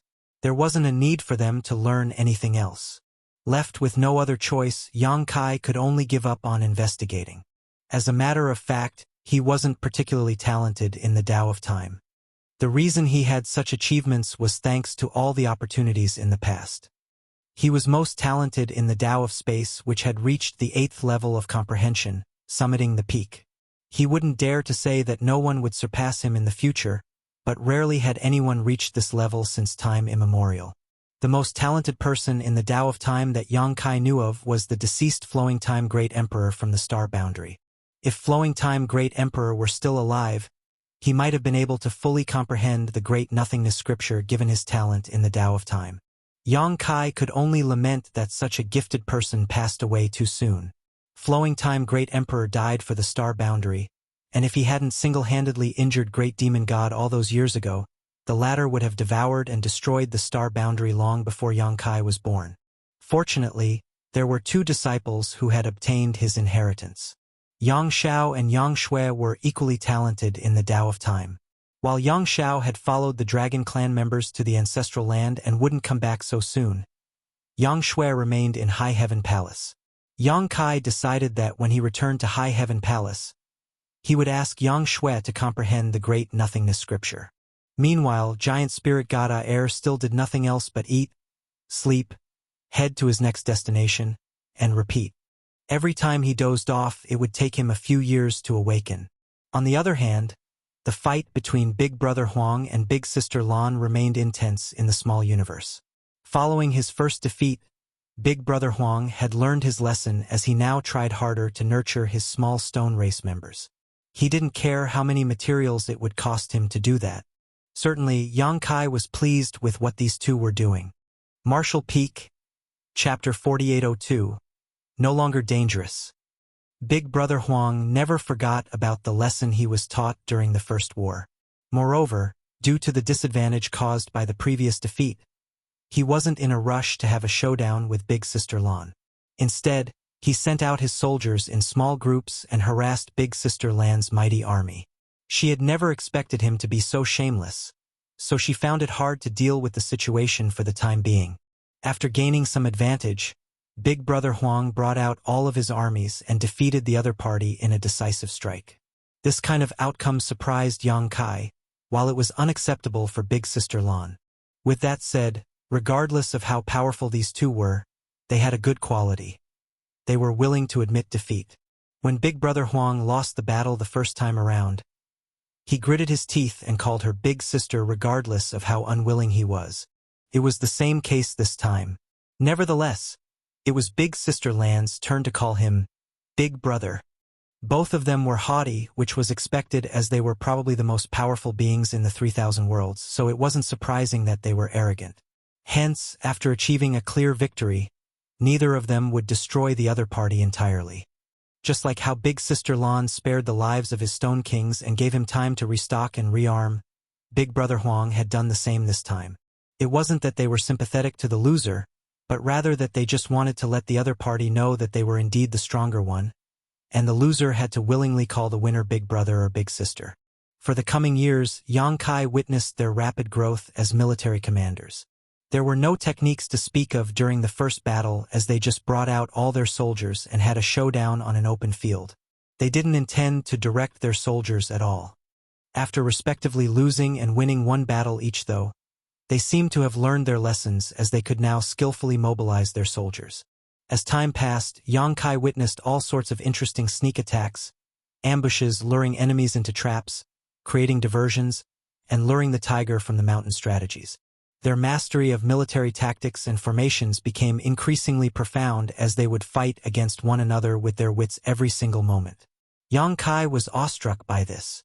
When he suggested using small stone race members to determine who the winner would be, he had never expected that things would come to such a point. The entire territory Yang Kai had given them had completely turned into a battlefield. Their small stone race soldiers had expanded to several tens of millions from barely 1 million, and they had spent innumerable materials because of that. If those from the cave heavens and paradises found out about it, they would surely curse them for being so wasteful. Nevertheless, Big Brother Huang and Big Sister Lan wouldn't care about the orders or amounts of those materials. In order to help their small stone race members grow, they would even feed them with 7th order and 8th order materials. As a result, the Stone Kings under their command were now quite different from normal ones. Not only were they much larger, but they could also produce more pebbles at a faster rate. The small stone race members hatched from their pebbles were also much stronger from the start. With their fight being never-ending, it had brought great benefits to Yang Kai. As the small stone race members were born and died in such incredible numbers, they continuously helped increase the heritage of his small universe. Therefore, even though Yang Kai had not cultivated at all recently, his strength had still continued to grow rapidly. Big Brother Huang and Big Sister Lan never rewarded him with any yellow and blue crystals again, as they were simply engrossed in the fight of wits among themselves. Yang Kai was someone who counted his blessings, as he had already obtained immense rewards in the chaotic dead territory. No one in history had ever accumulated mountains of yin and yang element material in their small universe like what he had done. Moreover, Yang Kai had been observing his surroundings recently. When he barged into the chaotic dead territory alongside giant spirit god Air, the void was filled with blue and yellow crystals, and he could easily get his hands on them. However, as time passed, he could barely see any blue and yellow crystals floating about now. Some of them were given to Yang Kai by Big Brother Huang and Big Sister Lan and were now sitting in his small universe. Some of them were used to nurture the small stone race members. Perhaps there were some yellow and blue crystals scattered around the chaotic dead territory, but there wouldn't be a lot of them. Furthermore, Yang Kai's arrival had changed the status quo in the chaotic dead territory that had persisted for eons. Before his arrival, Big Brother Huang and Big Sister Lan never stopped fighting one another. Every time a massive clash took place, countless soul clones would be produced that then hacked each other to death. The fallout would spread across the entire chaotic dead territory, which made it a very dangerous place. Nevertheless, the two of them were now engrossed in nurturing their small stone race members, and the danger in the chaotic dead territory slowly dissipated. The soul clones had all turned into yellow and blue crystals of different orders, while the giant masses of colored light stopped clashing with each other. The chaotic dead territory was no longer dangerous. This was a fact Yang Kai had inadvertently discovered. There had always been a protective layer around giant spirit god Air since they entered the chaotic dead territory. He would never dispel it even when he was eating or sleeping. It was thanks to this protective layer that Yang Kai had remained safe until now. But there came a day when the protective layer around Air abruptly disappeared. It wasn't until that moment that Yang Kai realized the chaotic dead territory had undergone a stunning transformation. His feelings were complicated upon that realization. It was just an idea that flashed through his head as he was searching for a way to save himself. So he hadn't expected it to solve the epic battle that had been ongoing between Big Brother Huang and Big Sister Lan since time immemorial. Seeing the fight between them had turned into something more peaceful, he actually felt a great sense of accomplishment. Although he felt sorry for the small stone race members, they were born to attack each other. Big Brother Huang and Big Sister Lan had only magnified this characteristic. Since the chaotic dead territory was no longer dangerous, Yang Kai felt that it was time for him to leave. The reason he hadn't left earlier was that he was unable to do so. Without Air's protection, he wouldn't be able to move around freely in the void that was filled with murderous intent. He was supposed to look for Chu Huashang after her 100 years of confinement were up, but that time had passed as he had been held up in the chaotic dead territory for about 30 or 40 years. He couldn't wait to head to Yinyang Cave Heaven now. After he won first place in Dao Theory Assembly and became a son-in-law of Yinyang Cave Heaven, he was supposed to marry Chu Huashang. Yang Kai thus found a chance to bid farewell to Big Brother Huang and Big Sister Lan. Both of them were shocked upon hearing that. "Are you leaving?" Big Sister Lan batted her eyes and gazed at him. Yang Kai nodded lightly. It was an accident that I came into this place. I'm more than satisfied to have come across the two of you as you've taken good care of me. However, I cannot stay here forever, so it's time for me to leave. He was genuinely grateful to the two of them. Without them, he wouldn't have gained so many benefits. It was expected that he was saddened to have to leave them after spending so many years with them. On the other hand, it seemed Big Brother Huang and Big Sister Lan were fine with his leaving, and she only nodded upon hearing that. Just then, Big Brother Huang said, "You can leave, but our territories will have to stay here." Yang Kai instantly sported a dark expression as his face twitched. "What do you mean?" Big Brother Huang drew a circle with his hand. "These territories." He directly included 30% of Yang Kai's small universe. Yang Kai coughed and replied, "No, it's my small universe. I'll die if I leave behind such a large area." Certainly, he wouldn't die because of that, but his strength would plunge by cutting off such a large area of his small universe, and his foundation would be crippled, meaning he would lose any hope of achieving another breakthrough in his life. "Come up with a solution, then. Don't affect our fight." "That's easy." Yang Kai was well prepared. Since he had decided to leave, he naturally wouldn't run away with no backup plan. They wouldn't agree to it either. Small stone race members just needed a simple environment to live. He just had to look for a new place for them to develop. Fortunately, the chaotic dead territory was full of shattered universe worlds. He just had to look for a larger shattered spirit province so that they could continue the fight freely. After Yang Kai brought his idea up, Big Brother Huang spread his palms. "There's none left." "What do you mean?" Yang Kai widened his eyes. Big Brother Huang stomped his foot. "There were some in the past, but they were all eaten by this guy." He was talking about air. At that, Yang Kai was speechless. After Big Brother Huang stomped his foot on the ground, air, who had been sound asleep, suddenly awakened. This time, he didn't appear to be sulky as he just charged forward into the distance. Judging from the direction he was heading, his destination was the territory gate. Since all the shattered universe worlds in the chaotic dead territory were consumed by air, there was no reason for him to stay.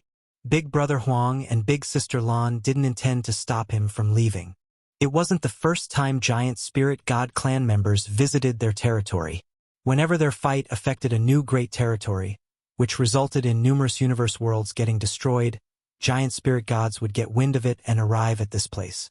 After they were done with wolfing down all the shattered universe worlds, they would leave. The two of them were already used to it. A few days later, the territory gate came into sight.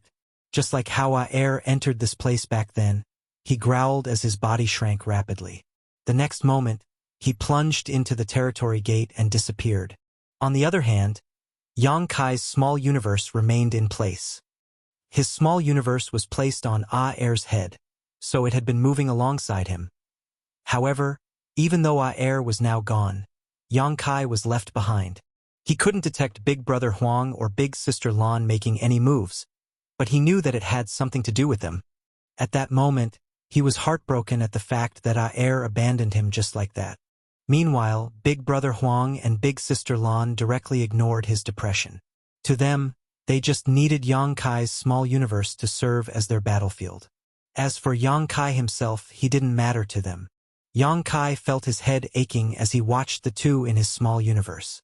There was no way he could leave this place before solving this problem. With that said, he reckoned that it wasn't so hard to solve this problem after all.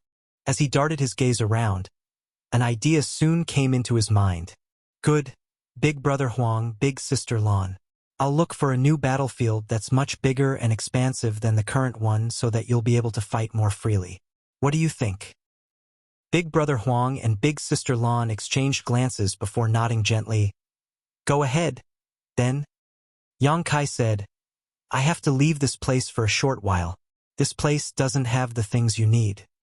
Marshall Peak, Chapter 4803 Strategy Game. On the other side of the territory gate, more than 10 high-rank Open Heaven Realm Masters still steadfastly watched over the chaotic dead territory, just like they had been doing for a long time.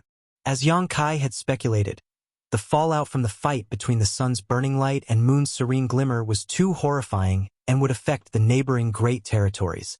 Once that happened, the entire Great Territory would become a part of the chaotic Dead Territory. Therefore, the cave heavens and paradises would always empty the adjacent Great Territories to prevent too many casualties due to the fight. They had been doing this for many, many years now.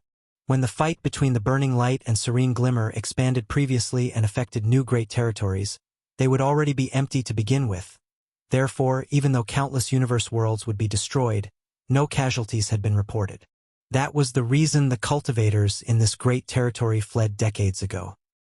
When giant spirit god Aer dashed out of the territory gate, these high-rank masters didn't try to stop him and simply watched him leave.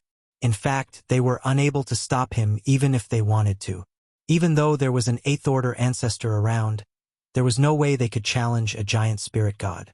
As they watched the giant spirit god leave, a 7th Order woman suddenly let out a sigh. It's unfortunate that such a talent passed away at such a young age. The person beside her nodded. You're right. A rising star like him was killed just like that. Life is full of uncertainties, isn't it? Another person said, an ignorant person knows no fear. I suppose he wasn't aware that he was entering the chaotic dead territory. Otherwise, he wouldn't have the guts to tag along with the giant spirit god. I heard that the young man was engaged to a core disciple from Inyang Cave Heaven. Now that he's dead, I suppose the engagement has been annulled. I heard from the sect that he had made a significant contribution in the fight to destroy the Black Ink disciples in Langya Paradise. It was thanks to him that those from Langya Paradise could find and eliminate all the Black Ink disciples. They had even found some clues that led to the true Black Ink clansmen hiding behind the shadows. They were naturally talking about Yang Kai. When Yang Kai barged into the chaotic dead territory alongside Aer in the past, many of these high-rank open heaven realm masters witnessed it. At that moment, all of them were shocked. First of all, no one had ever worked with a giant spirit god before, so the people who saw Yang Kai thought that they were just seeing things. Secondly, the chaotic dead territory was an extremely dangerous place.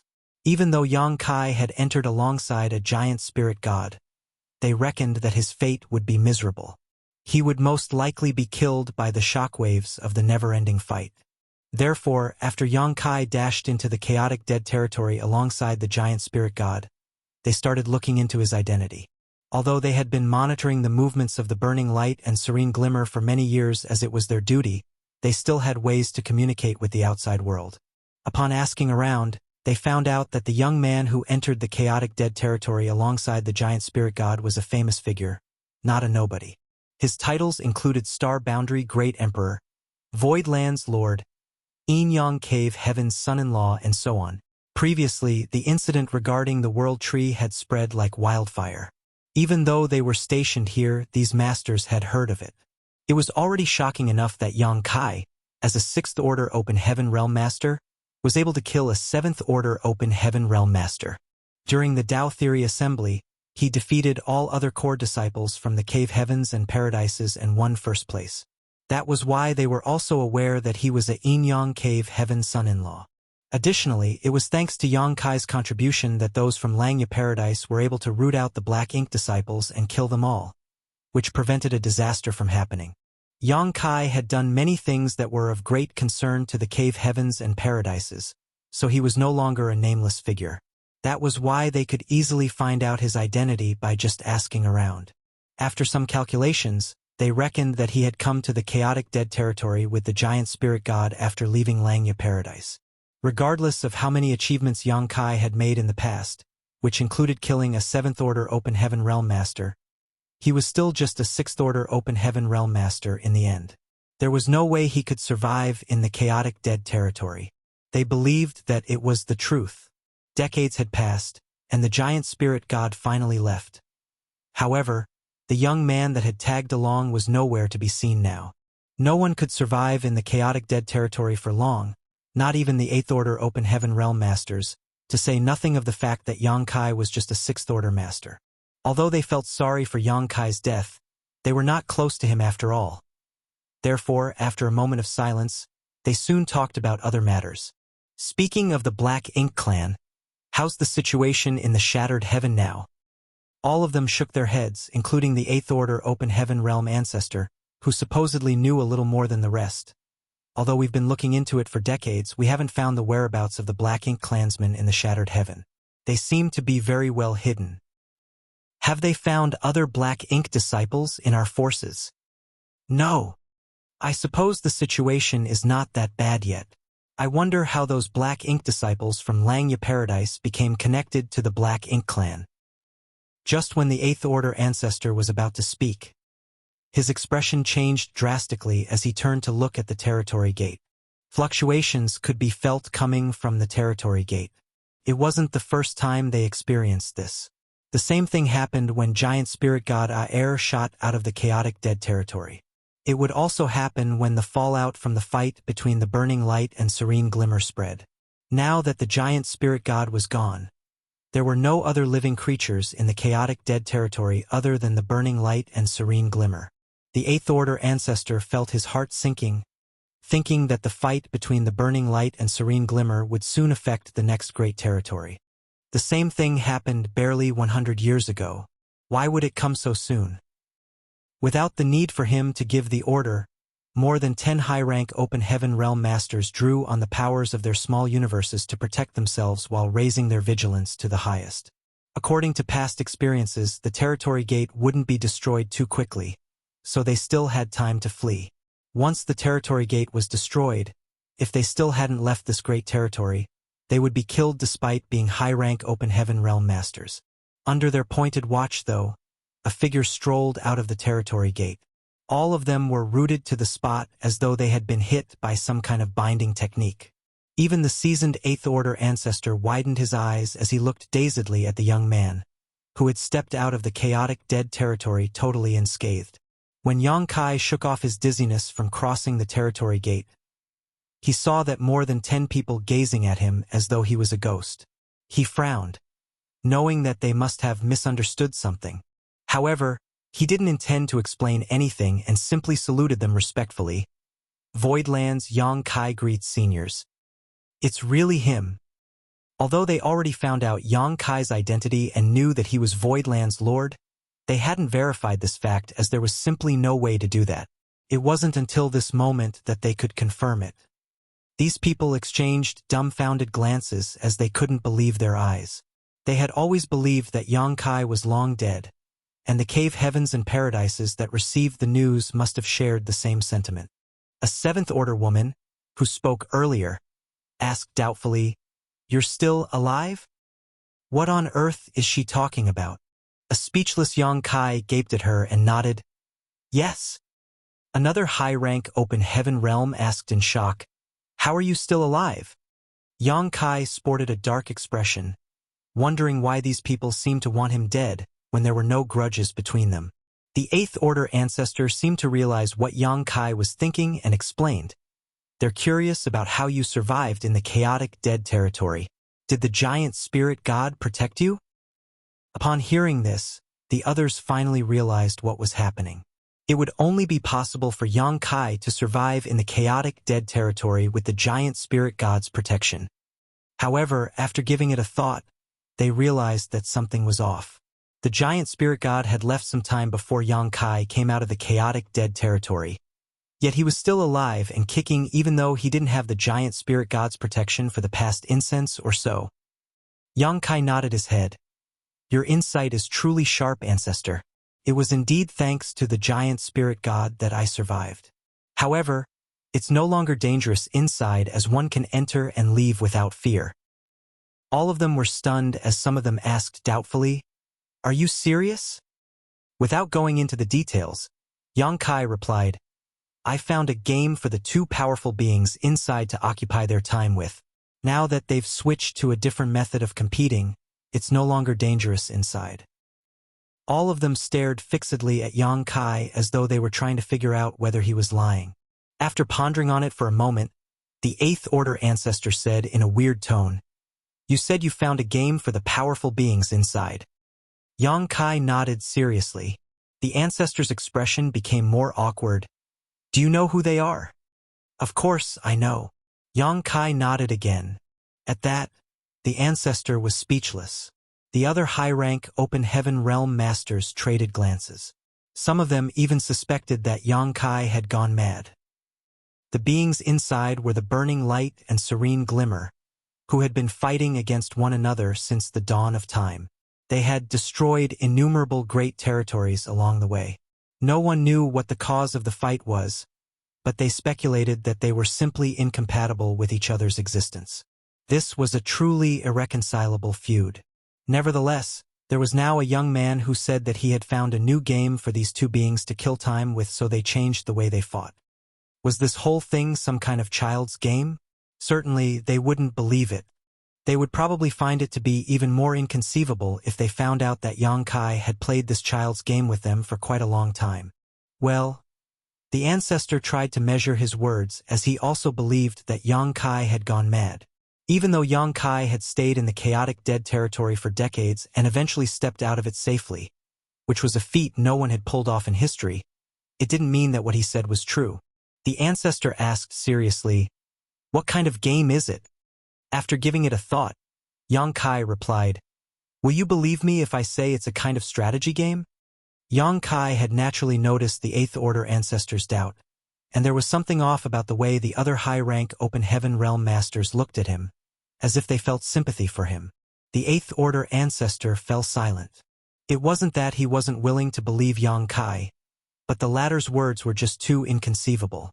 Could a so-called strategy game make the two powerful beings forget about the grudges between them that had spanned across the ages? If it were so easy, these people wouldn't have had to keep guard in this place for so many years. It's expected that you don't believe me, so why don't you come with me to see for yourself? You'll believe me when you witness it in person. Yang Kai invited him to enter the chaotic dead territory with him. The Eighth Order open heaven realm ancestor instantly put up his guard. If he hadn't known that Yang Kai had the world spring, which protected his small universe from any external invasion, he would have suspected that the young man had been stained with black ink and was trying to kill him. Not just anyone could barge into the chaotic dead territory. Even though Yang Kai had left safely, he might have some special way of achieving it. On the other hand, the Eighth Order ancestor wouldn't dare to put his guard down. Marshall Peak, Chapter 4804, Equally Ashamed. This matter had far-reaching implications. If the burning light and serene glimmer could live peacefully together, it would be good news for the entire universe. At the very least, the cave heavens and paradises wouldn't have to worry about their fight destroying more great territories. Over the years, too many great territories had been destroyed because of their fight, which was a loss for the entire 3,000 worlds. Although the Eighth Order ancestor didn't believe Yang Kai's words, he still said, "You'll stay here. I'll go in and have a look." It wasn't the first time he entered the chaotic dead territory. After all, he was a powerful Eighth Order open heaven realm master. Although he couldn't go deep into the chaotic dead territory, it wasn't hard for him to momentarily visit the periphery. In fact, he had entered the chaotic dead territory several times before to examine the situation inside, but he would always quickly withdraw. He wouldn't be able to bear the repercussions if he stayed there for too long. There was even once when he obtained a Seventh Order blue crystal almost as big as a wash basin while he was there, which was a huge bonus. "Be careful, ancestor," all of them said with concern. The Eighth Order open heaven realm ancestor nodded gently and fully activated the power of his small universe. Then, he summoned a defensive artifact, which turned into a glowing aura that engulfed him, before he plunged into the territory gate. However, barely a few breaths of time later, he dashed out of the territory gate. What shocked them was that the ancestor was all charred, and his clothes were tattered. Even his hair was in a mess as smoke could be seen billowing from his head. It was as though he had been struck by lightning. The defensive artifact he had summoned earlier was nowhere to be seen, apparently destroyed in just those few breaths' time. A dumbfounded Yang Kai exclaimed, "No way!" The chaotic dead territory was clearly calm and tranquil when he left. So why did the ancestor seemingly get struck by lightning after entering it? While feeling doubtful, Yang Kai dashed into the chaotic dead territory to find out what had happened. The high-rank open heaven realm masters couldn't stop him in time. In reality, the chaotic dead territory was still calm and quiet. Big Brother Huang and Big Sister Lan were just standing there and staring at the territory gate. Upon seeing Yang Kai, Big Sister Lan asked excitedly, "Are you done?" Yang Kai shook his head. "It's not something that can be completed so quickly.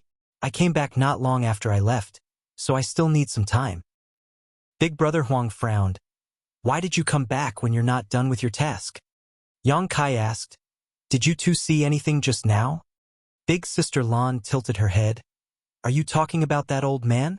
I was shocked when he suddenly barged in, so I gave him a little smack.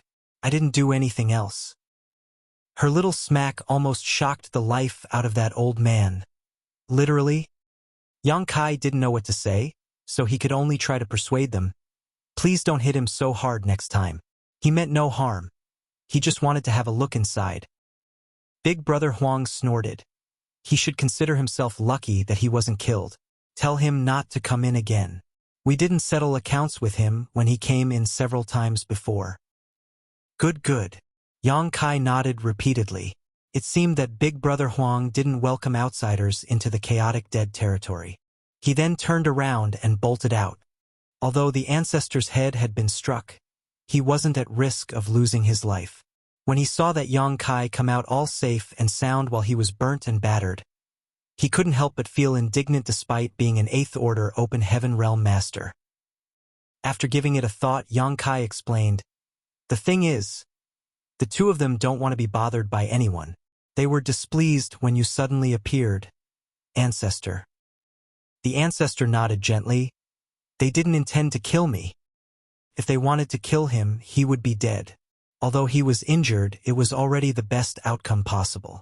What was more shocking to him was that these supreme beings who had lived for countless eons were actually two young kids who looked like they were barely over 10 years old. If he hadn't seen it with his own eyes, he wouldn't have believed it. Over the years, no one had ever seen the true bodies of the burning light and serene glimmer. He wasn't sure if what he had seen were their true bodies or just temporary forms they had manifested. Although he was stunned, he could confirm that the chaotic dead territory was indeed safe now, as no horrifying shockwaves were rippling across it. The entire chaotic dead territory was eerily calm. It seemed that what the young man had said was true. Suppressing his excitement, he asked, "You said you found a new game for them. Is there anything we can do to help?" It was wonderful news that the burning light and serene glimmer had stopped fighting. At the very least, they wouldn't have to worry about more great territories getting destroyed. Upon noticing the change in the ancestor's attitude, the other 7th Order Open Heaven Realm Masters gazed at Yang Kai with solemn expressions. Yang Kai replied, "I could use your help actually. Go ahead. The thing is, the game requires a vast area for them to play freely. However, I'm sure you know that there's nothing else but the endless void in the chaotic dead territory. Hence, I've been tasked with looking for a new board for them to play on." The ancestor pondered on it for a moment before nodding. "I understand. Come with me." Upon finishing his words, he led the way. Yang Kai followed closely. A few hours later, a gigantic universe world came into their sight. The ancestor pointed at the universe world and asked, "How about this place?" "It's good enough. Are there no people living here?" The ancestor replied, "There were some residents in the past, but they moved out decades ago. There are no humans living in this place now. Perhaps there are some low-level beasts." Yang Kai nodded.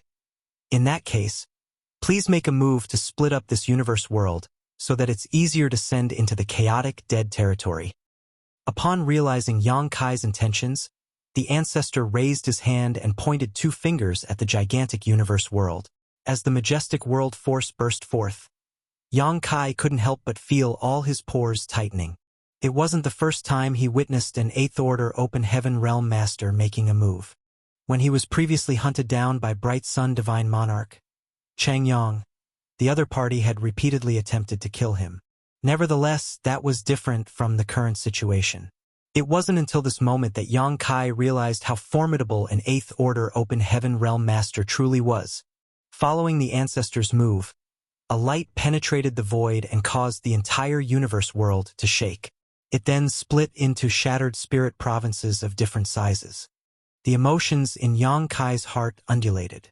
As a sixth-order open heaven realm master, he could also destroy a universe world, but he could not do it as accurately and effortlessly as the ancestor beside him.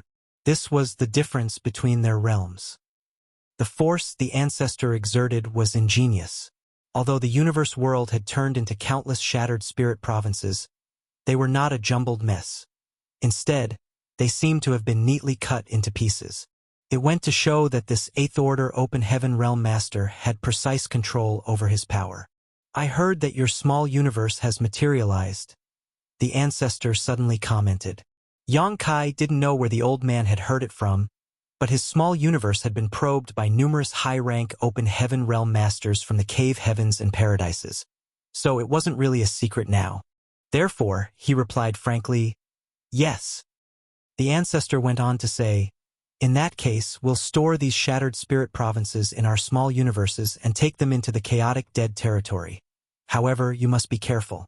Use your own power to isolate these universe world pieces. Otherwise, your world force will be contaminated. When that happens, you'll have to spend quite some effort to get rid of it." "I understand," Yang Kai replied respectfully. The two of them made a move together and transferred these shattered spirit provinces into their small universes. Since Yang Kai was weaker, he couldn't keep many of the pieces. In the end, he only kept 30% of them while the rest were taken by the ancestor. They then activated their own powers to suppress the world force contained in those shattered spirit provinces so that they wouldn't merge with their small universes. Half a day had passed when they returned to the territory gate. In front of the territory gate, the ancestor was hesitant while looking at Yang Kai with a pair of hopeful eyes. After giving it a thought, Yang Kai said, "Please come with me, ancestor. It'll save us time by completing it all at once." The ancestor asked nervously, "But the two of them inside?" Yang Kai secretly sneered, thinking that the ancestor was clearly eager to have a look inside the chaotic dead territory. However, he was still reeling from the memory of what had just happened to him. Without Yang Kai's assurance, he wouldn't dare to go in again, lest he be killed on the spot.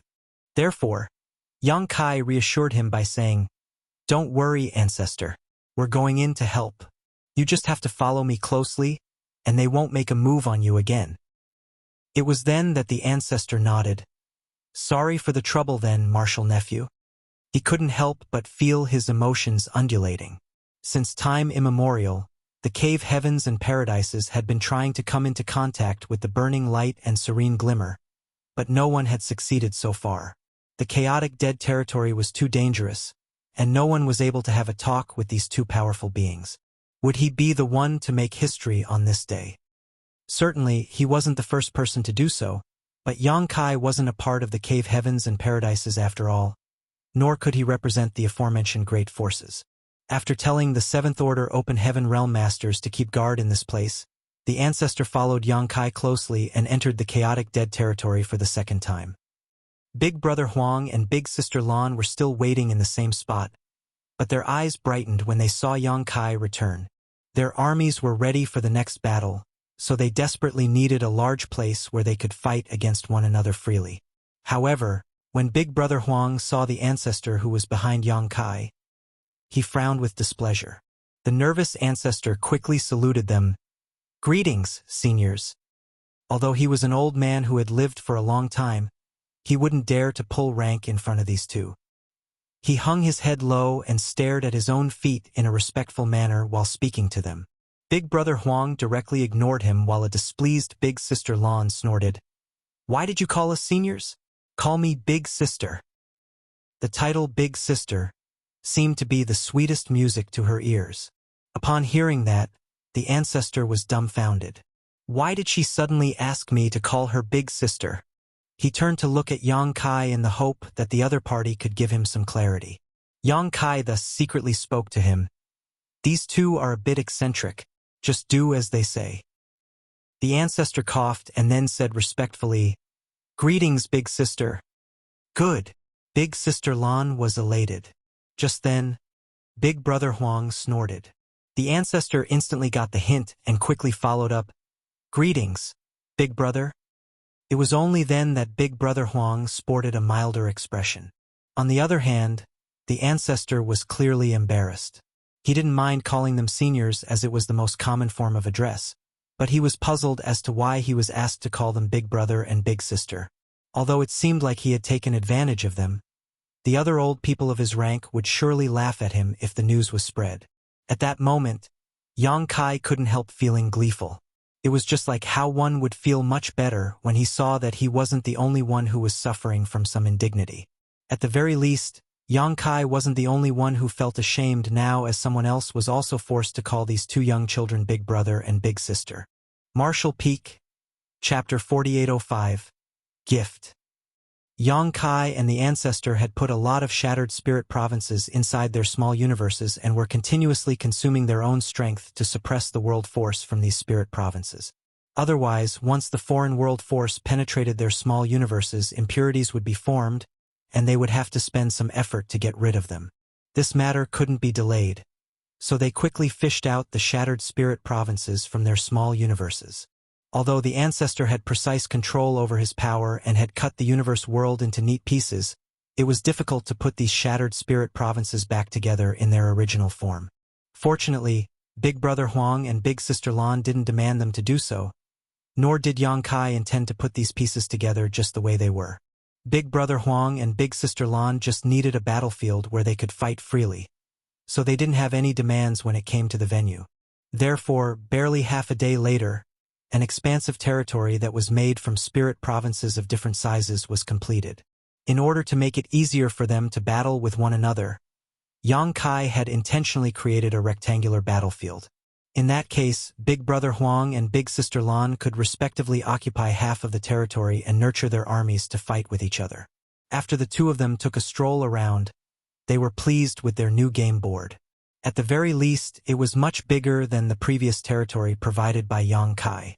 This kind of territory that was made from an entire universe world could accommodate billions of lives, which was enough for them to keep on playing this game for many years to come. The next moment, Yang Kai released the small stone race members that they had been nurturing inside his small universe. The Eighth Order ancestor was dumbfounded when he saw the several tens of millions of small stone race members. Despite being an experienced person, he had never seen such living creatures before. He had no idea where Yang Kai had found them, so he speculated that these unique living creatures might belong to the Burning Light and Serene Glimmer. It wasn't easy to help these millions of soldiers settle down, so it took Big Brother Huang and Big Sister Lan a few days to organize them. During this period of time, Yang Kai and the Eighth Order ancestor had been waiting patiently. Yang Kai wanted to wait for Big Brother Huang and Big Sister Lan to settle everything before leaving. After all, he had promised to help them with it. As for the Eighth Order ancestor, he wouldn't dare to say anything in front of these formidable beings. More than 10 days later, all the soldiers had finally been settled in. It was then Yang Kai bid Big Brother Huang and Big Sister Lan farewell. Although they were a bit reluctant to part ways with their new little brother, they didn't intend to make him stay.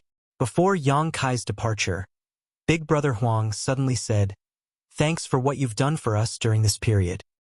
Despite knowing that Yang Kai had gained a lot of benefits from them, they didn't really care about those things. As far as they were concerned, it was thanks to Yang Kai's own opportunity and capability that he had obtained those benefits.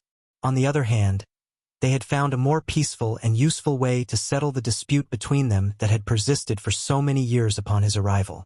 Yang Kai replied with a smile, "Don't mention it, Big Brother Huang. In fact, I should be the one thanking the two of you." Big Brother Huang shook his head. "It's different." Big Sister Lan came over and beamed at him. "That's right. Even though we would respectively lose or win the game, I finally heard him call me Big Sister at the very least. I had never heard him call me that before your arrival." There was a haughty expression on Big Brother Huang's face. "Have you never called me Big Brother?" Big Sister Lan corrected him with a solemn expression. "You call me Big Sister more frequently, though." Instantly, Big Brother Huang felt humiliated and balled up his fists. "I have several dozen million soldiers with me now. I'll definitely destroy you." "Bring it on. It's not like I'm afraid of you. I have an army as well." Big Sister Lan replied defiantly. While they were engrossed in bickering with one another, the ancestor was quivering like a quail in winter as he was worried that the two of them would suddenly come to blows. If that happened at this kind of range, he wouldn't even know how he died. He then turned to look at Yang Kai in the hope that the latter would persuade them to stop arguing, only to see him looking calm and collected. Admiration was written all over the ancestor's face at that instant. Seeing that their argument was intensifying, Yang Kai had no choice but to stop them. Good, stop arguing, since there's a battle ahead of you. I'll take my leave now. Please take care of yourselves. I'll visit you again when there's a chance. Big brother Huang and big sister Lan shut their mouths at exactly the same time and turned to gaze at him. All of a sudden, they said simultaneously, "Before you leave, we'll give you a gift." Upon finishing their words, they raised their hands and pointed their fingers at Yang Kai. No noise could be heard, nor was there any fluctuation of energy or any kind of anomaly at all. Yang Kai didn't feel or see anything. On the other hand, big brother Huang and big sister Lan stopped responding to him as they dashed towards the newly formed battlefield and directed their own armies to fight with each other. Their fighting spirits had been ignited following the argument, as they were now eager to defeat the other party and make them surrender. With a frown, Yang Kai examined himself, but he still couldn't feel anything. He then turned his head and asked, "Did you see anything, ancestor?" The ancestor shook his head. No. He had heard the two of them say that they were giving Yang Kai a gift, and he had also seen them pointing their fingers at Yang Kai, but there was nothing else. "Do you feel that there's anything different, martial nephew?" the ancestor asked cautiously. Since the two of them had said they would give Yang Kai a gift, they certainly were not lying. However, the current situation was strange. Yang Kai shook his head as he didn't detect any difference in his body. After pondering on it for a moment, the ancestor said, "Their powers are inscrutable. Perhaps we're too weak to discover it. I'm sure the benefits of this gift will manifest in the years to come." Yang Kai nodded. "Perhaps you're right." After taking another glance at the newly formed territory, Yang Kai left the place with the ancestor. The armies behind them had already started clashing with each other. In front of the territory gate, the ancestor asked with an amiable expression, "Where are you going, martial nephew?" After giving it a thought, Yang Kai replied, "I have to head to Inyang Cave Heaven." Upon hearing that, the ancestor instantly realized his intention. Yang Kai had won first place in the Tao Theory Assembly, after which Chu Huashang had been confined for 100 years. After some calculations, the ancestor realized that those 100 years had passed some time ago. Yang Kai had been held up in the chaotic dead territory, so he wasn't able to head to Inyang Cave Heaven on time. Now that he could leave, though, he naturally had to hurry over. "I hope you'll have a smooth journey then, martial nephew." The ancestor put on a gentle smile. Yang Kai saluted him and cupped his fist. "Until we meet again." The Seventh Order Open Heaven Realm Masters sported conflicted expressions as they watched Yang Kai leave. They had seen how the ancestor was treating Yang Kai in such an amicable manner, which was something unprecedented. Although they were in the Seventh Order, which was one order above Yang Kai, they had never received such a treatment from the ancestor before. It was inconceivable that an Eighth Order Open Heaven Realm Master would treat a Sixth Order Open Heaven Realm Master so cordially. With that said, Yang Kai was obviously no ordinary Sixth Order Open Heaven Realm Master, as he was able to enter and leave the chaotic dead territory freely. "Ancestor, is the chaotic dead territory really safe now?" one of the masters asked. After measuring his words, the ancestor replied, "The status quo has changed, but as long as those two beings exist, it will never really be considered safe." All of them nodded in agreement. Although Yang Kai said he had found a new game for the two of them to occupy their time, no one knew how long their passion for the game would last. Perhaps they would lose interest a few years later. By then, another round of devastating fights would happen and destruction would reign once more. Hence, they had to stay in this place and continue monitoring the situation. In the void, Yang Kai fished out a universe chart to identify his current location. He then charted a route that led to Inyang Cave Heaven. After making some calculations, he realized that it would only take him 2 months to pass through more than 10 great territories and arrive at Inyang territory given his current speed. Most people couldn't be as swift as he was, and it would take the average sixth-order master half a year to reach Inyang Cave Heaven from this position.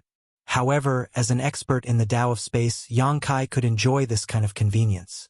Chu Huashang was supposed to have come out of the confinement by now. Yang Kai felt guilty that he hadn't managed to meet up with her on time as they had agreed.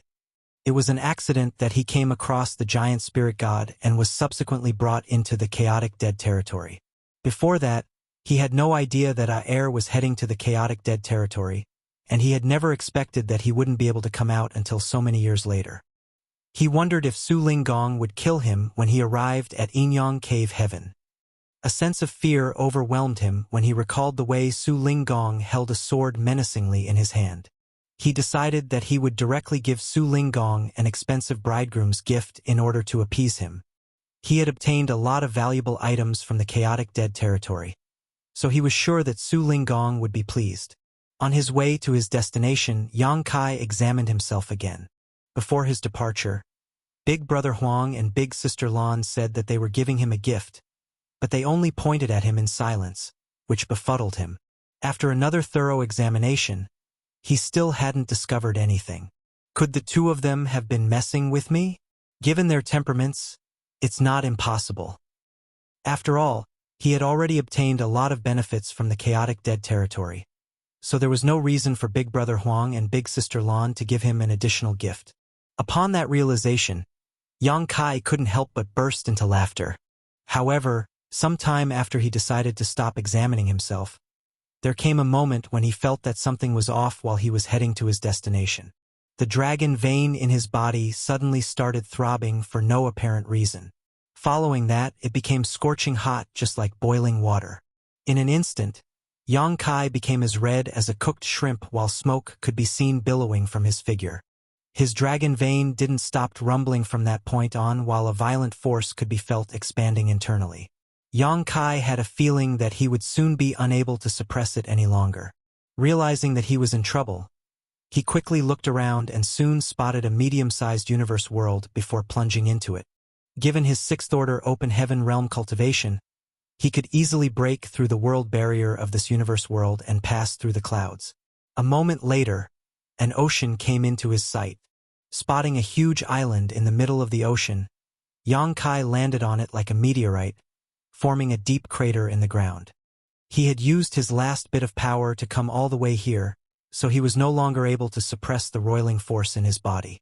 Therefore, as soon as he landed on the ground, cracking sounds could be heard coming from all over his figure. The next moment, Yang Kai's body started expanding rapidly. He uncontrollably let out a resounding dragon roar as his petite figure turned into a 10,000 meters long grand dragon. Dragon transformation. This time, he wasn't the one who took the initiative to transform into a dragon. Instead, he had no choice but to turn into a grand dragon following the unrest of the dragon vein in his body. Martial Peak, Chapter 4806, 20,000 meters. Yang Kai felt so scorchingly hot that it was as though he was burning. Instinctively, he shook his head and plunged into the water as he headed to the depths of the ocean. The deeper he went, the colder he felt. While he finally felt a sense of comfort, the ocean water started boiling wherever he went. In an instant, the area around him became a vacuum. He had no idea what was going on with him, but he didn't feel a sense of danger. Instead, he was looking forward to what would soon happen, though he wasn't sure what that would be. Yang Kai soon realized what was going on. Following an excruciating pain, all the bones in his body started cracking loudly. His 10,000 meters figure, which was already colossal, was rapidly expanding at a speed that far exceeded his imagination. He had obtained the Golden Divine Dragon Source when he was still in Tongxian Realm in the past.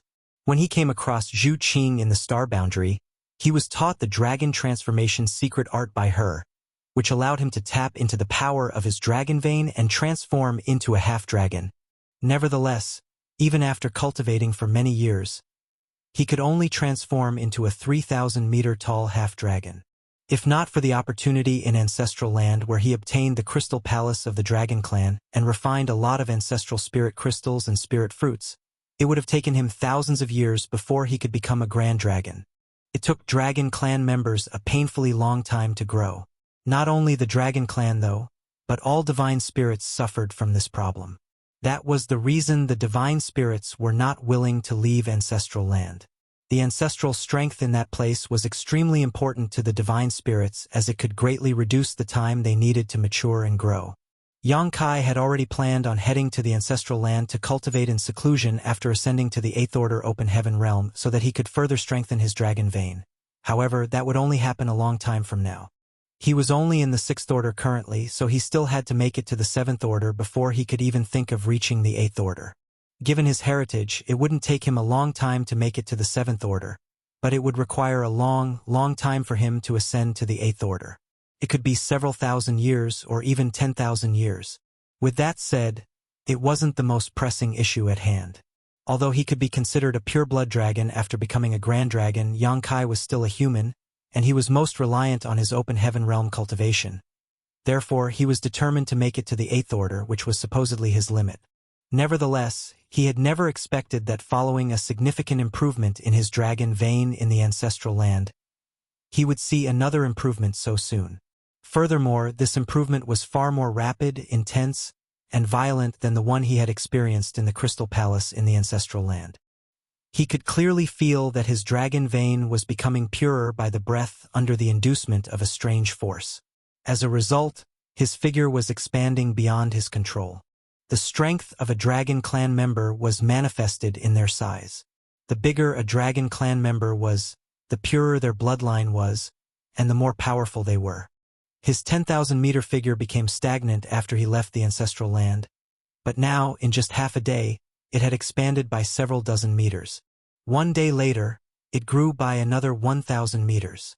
Even his robust grand dragon body was unable to bear this kind of rapid improvement. His bones kept becoming dislocated and restructured while his skin started cracking. Golden blood started streaming into the ocean, and even his dragon scales, which covered his entire figure, started shedding. Wherever Yang Kai went, he would leave a golden stain in the ocean. The beasts in the ocean seemed to have detected this metallic tang and soon swarmed over. Faced with the allure of a grand dragon's blood, these sea beasts with low sentience couldn't resist it as they yearned to become stronger. They opened their mouths wide and absorbed the sea water that contained the golden dragon blood with reckless abandon. Wherever it was, dragon blood was a treasure, for the blood contained the secrets behind the Dragon Clan's power, which was the greatest in the world.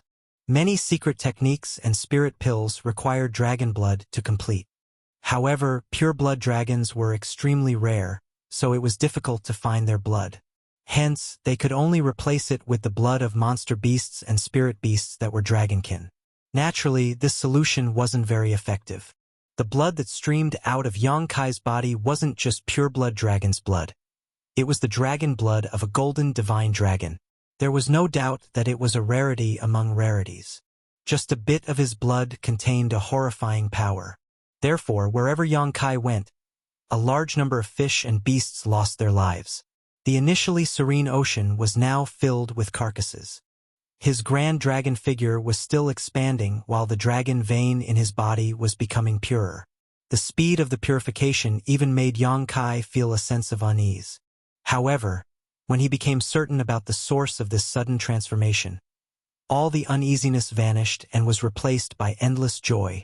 Half a month later, he stopped feeling like he was burning while his dragon vein finally calmed down. On a certain island, Yang Kai remained in his grand dragon form as his colossal figure lay on the beach, nearly occupying the entire island.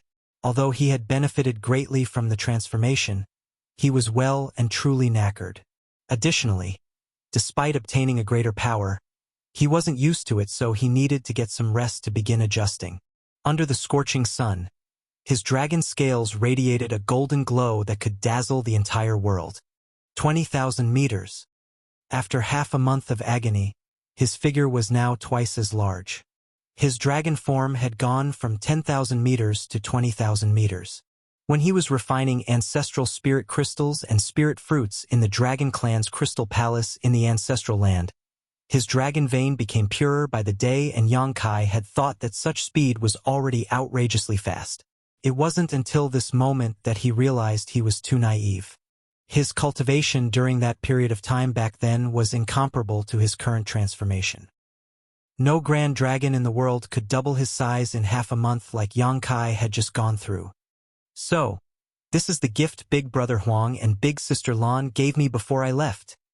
He had already figured it out the day after the transformation started.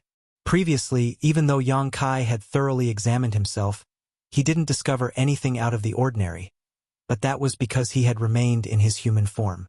It wasn't until he transformed into a dragon that the gift from Big Brother Huang and Big Sister Lan manifested. Presently, there were two amazing powers that were swirling about inside his dragon bead. Only when a dragon bead developed in a dragon clan member's body would he be considered a grand dragon. Certainly, Yang Kai had a dragon bead as well. After he turned into a dragon, the dragon bead naturally rested under his chin. Just like what a monster core was to a monster beast, the dragon bead was the condensation of a dragon clan member's cultivation, so it was extremely powerful. Yang Kai didn't detect anything when Big Brother Huang and Big Sister Lan pointed their fingers at him back then, but their powers had somehow snuck into his dragon bead, just waiting to burst out. The two of them were the ancestors of all divine spirits, so all divine spirits were like their children and grandchildren. Hence, despite their nonchalance when they pointed their fingers at Yang Kai, they could easily stimulate the power of his dragon vein and rapidly purify his bloodline. While thankful, Yang Kai also felt quite aggrieved. Big Brother Huang and Big Sister Lan could have explained all this to him, but they acted mysterious instead. Yang Kai initially thought that they were just playing a prank on him, so it surprised him greatly when he realized that there was actually a gift. This purification process thoroughly exhausted Yang Kai. It wasn't that he was trying to resist it, but the speed of the purification was a grueling physical and mental test for him. Fortunately, the transformation didn't take place when he was in battle. If such a transformation in his dragon vein took place when he was in battle, he wouldn't be able to keep fighting. Instead, he would be injured or even killed when his strength went out of control. It was truly an invaluable gift, but there were a lot of complaints to be had. Presently, Yang Kai was both elated and worried. The mysterious forces from Big Brother Huang and Big Sister Lan in his dragon bead had helped him purify his bloodline and caused his grand dragon form to go through exponential growth. But they hadn't been exhausted yet and still remained hidden in his dragon bead. Yang Kai wondered if they would be activated to give him another pleasant surprise when he was unsuspecting. This move by Big Brother Huang and Big Sister Lan was like a prank from two young kids. They were previously led by the nose by Yang Kai in the chaotic dead territory, which was why they decided to give him a gift that also served as a punishment before his departure. They wouldn't care if Yang Kai would fall into danger because of that. Realizing this, Yang Kai was speechless. The powers from Big Brother Huang and Big Sister Lan could help improve his bloodline, but the problem was that he was unable to control the process. He had the urge to go back to the chaotic dead territory and argue with the two of them. However, considering the fact that he had gained such a massive benefit, he decided to give up on the idea. He could only think to himself that he had to be cautious in the future. If the powers in his dragon bead really exploded when he was in a fight with formidable enemies, he would end up in a horrible state. There was no doubt that a dragon clan member had incredible restorative powers. Although all of Yang Kai's skin had cracked during the purification process, his wounds were swiftly healed. While feeling calm, Yang Kai silently sensed the increased power in his body. When he became a grand dragon in the ancestral land, he already had the capital to fight with a 7th Order Open Heaven Realm Master. Now that his figure had grown to 20,000 meters, the average 7th Order Open Heaven Realm Master wouldn't be a match for him. Nevertheless, his power now felt a little strange to him. As a human, he was still in the 6th Order. If he was faced with a 7th Order Open Heaven Realm Master, he might be able to go up against them, but he might not succeed in defeating such an opponent. He could hardly cross the huge gap between the 6th Order and the 7th Order. However, if he transformed into a Grand Dragon, he could instantly become a match for even a peak 7th Order Open Heaven Realm Master. Yang Kai figured he still couldn't face an 8th Order Open Heaven Realm Master. Even though he had no idea how powerful an 8th Order Open Heaven Realm truly was, he had a vague understanding. As he was lost in though, Yang Kai suddenly heard some splashing sounds coming from nearby and opened his eyes to look out at the ocean. There seemed to be a big fish swimming under the water.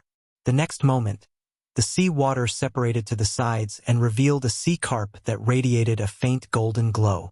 The carp was several dozen meters away from Yang Kai's head and was staring up at him. At that moment, Yang Kai's expression turned awkward. That was because he could feel that this sea carp had a bloodline that was related to him. It was as though the sea carp was his descendant.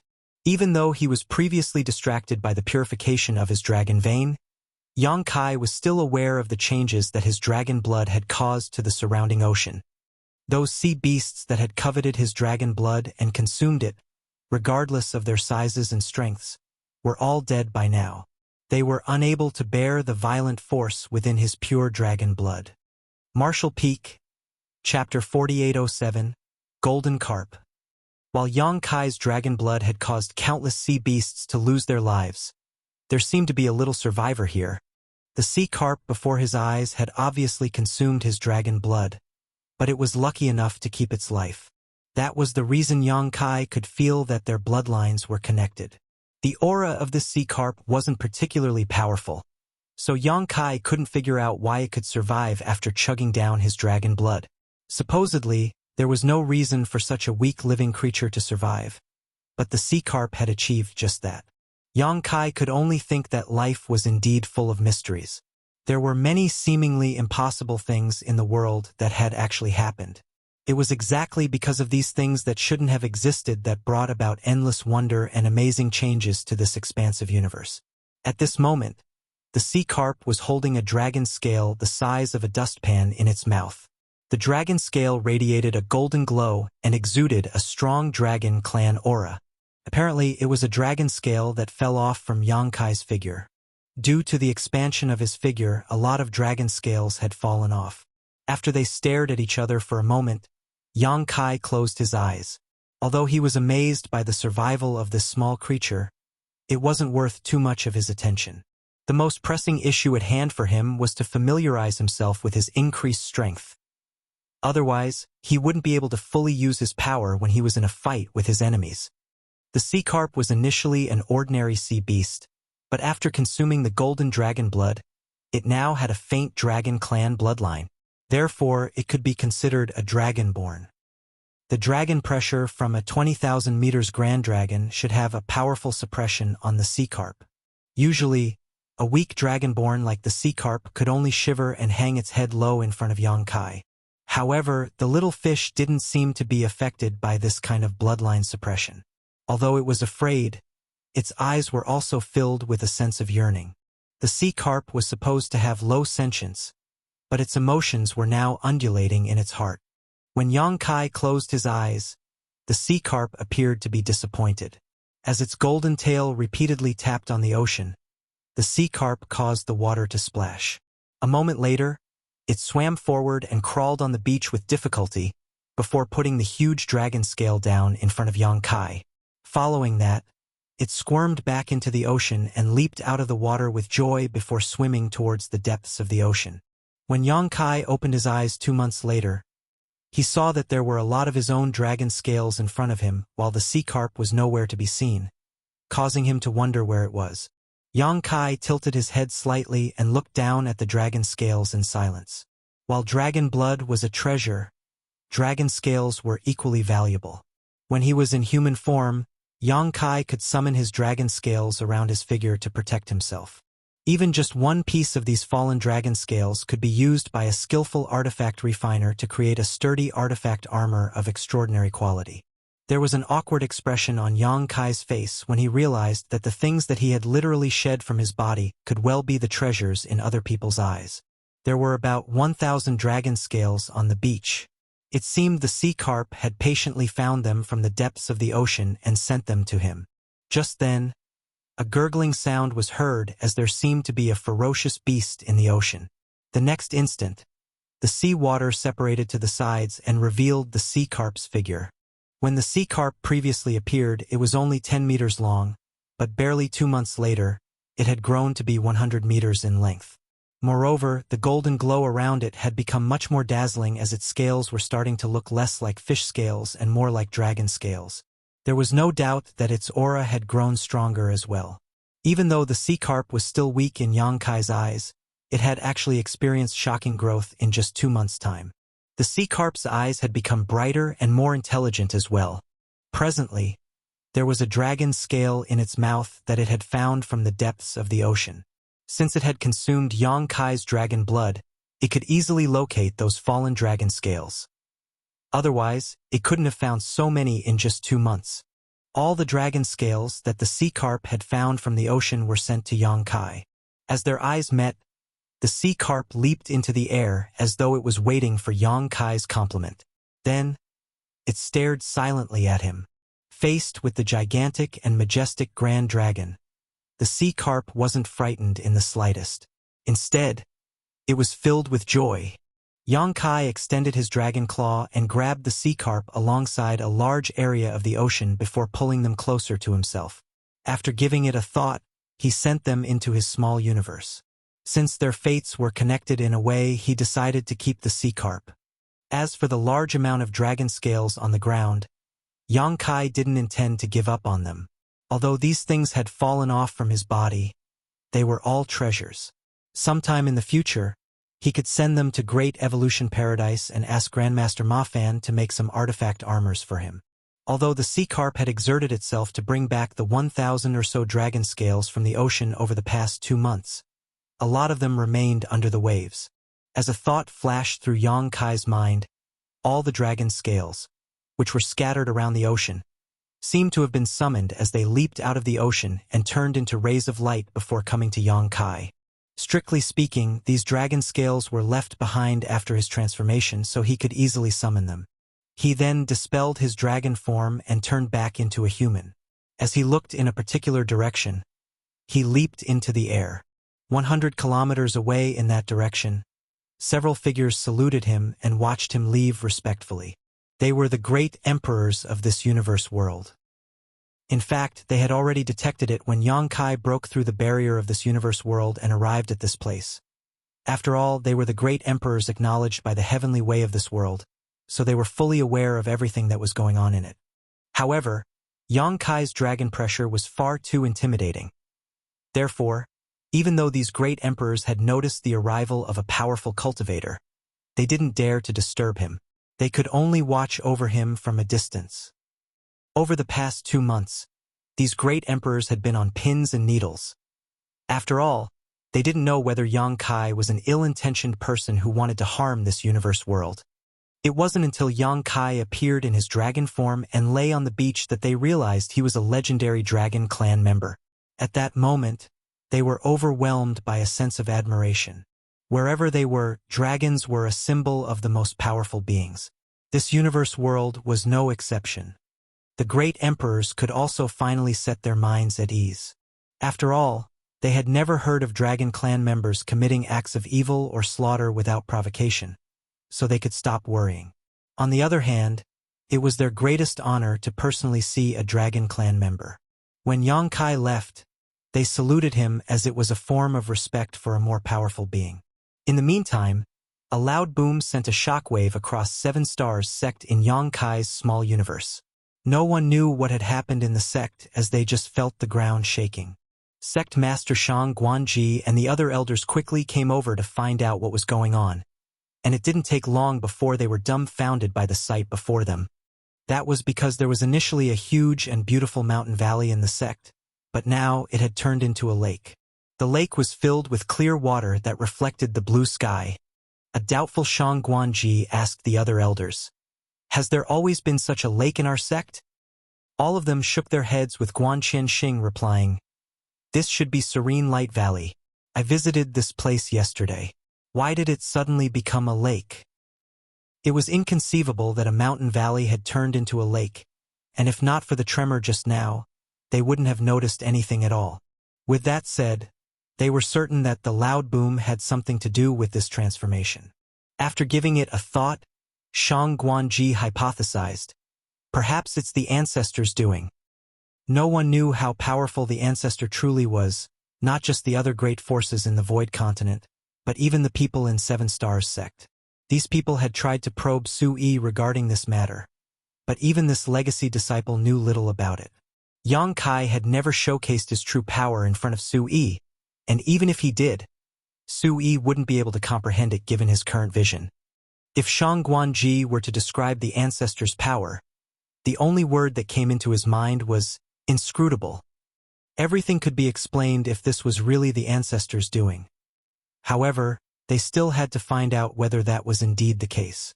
Just when Shang Guanji was preparing to head to the ancestors' residence, a gigantic shadow suddenly appeared in the middle of the lake. The next moment, a dangerous aura swept out. "Watch out!" Shang Guanji cried out in panic.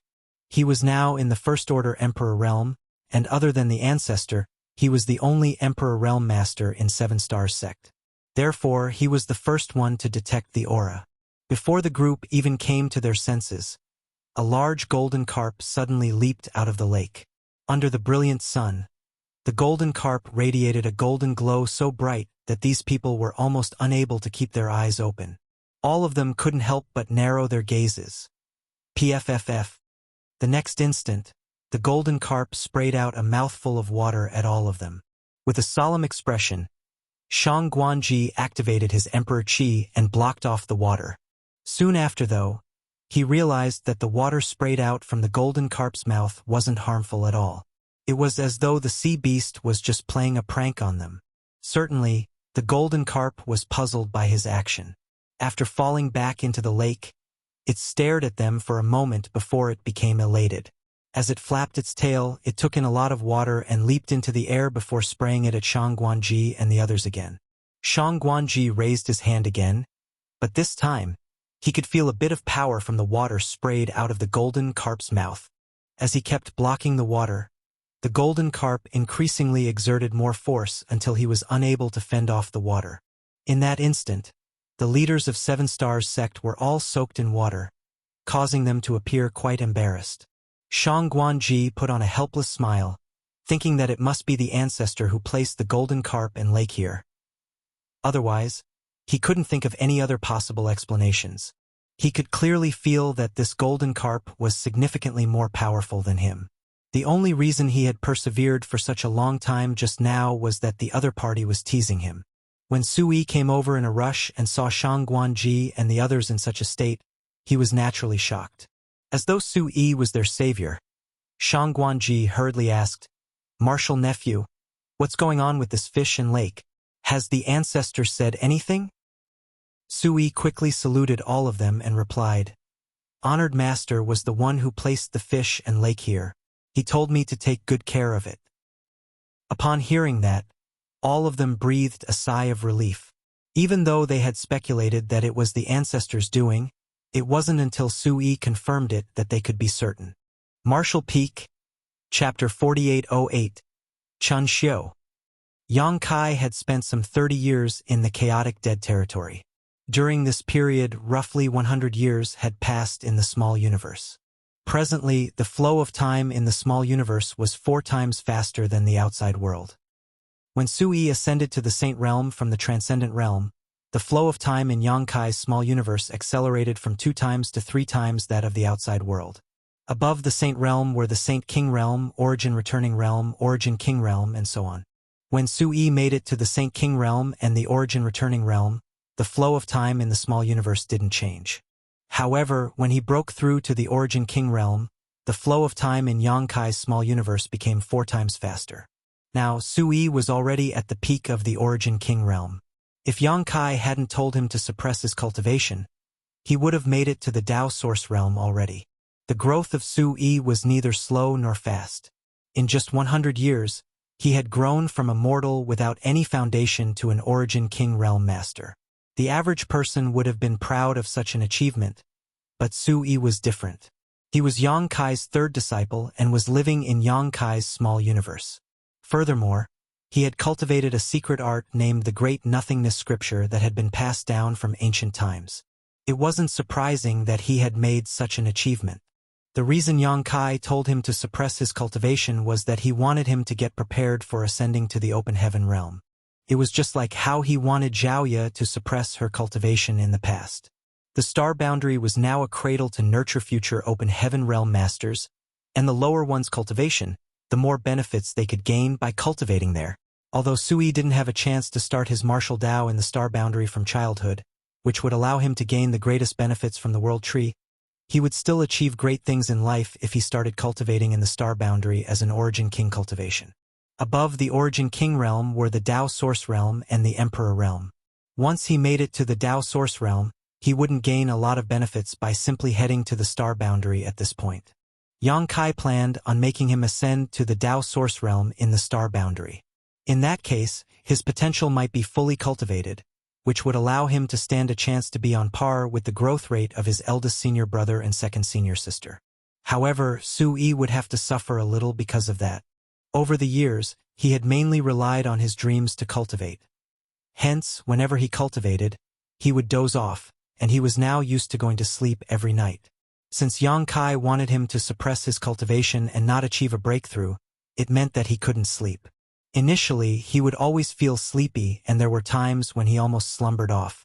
Fortunately, Yang Kai managed to awaken him in time, so that the latter didn't have to bear the consequences of ascending to the Dao Source realm. Gradually, Sui became used to fighting against sleepiness. When Yang Kai told him to take care of the golden carp, he really felt that this fish had come at the perfect time. After all, there was nothing else he could do since he was not allowed to sleep or cultivate. Nevertheless, Sui soon realized that the golden carp was simply too naughty. Every day, the fish would soak him in water, which caused him to constantly look disheveled and embarrassed.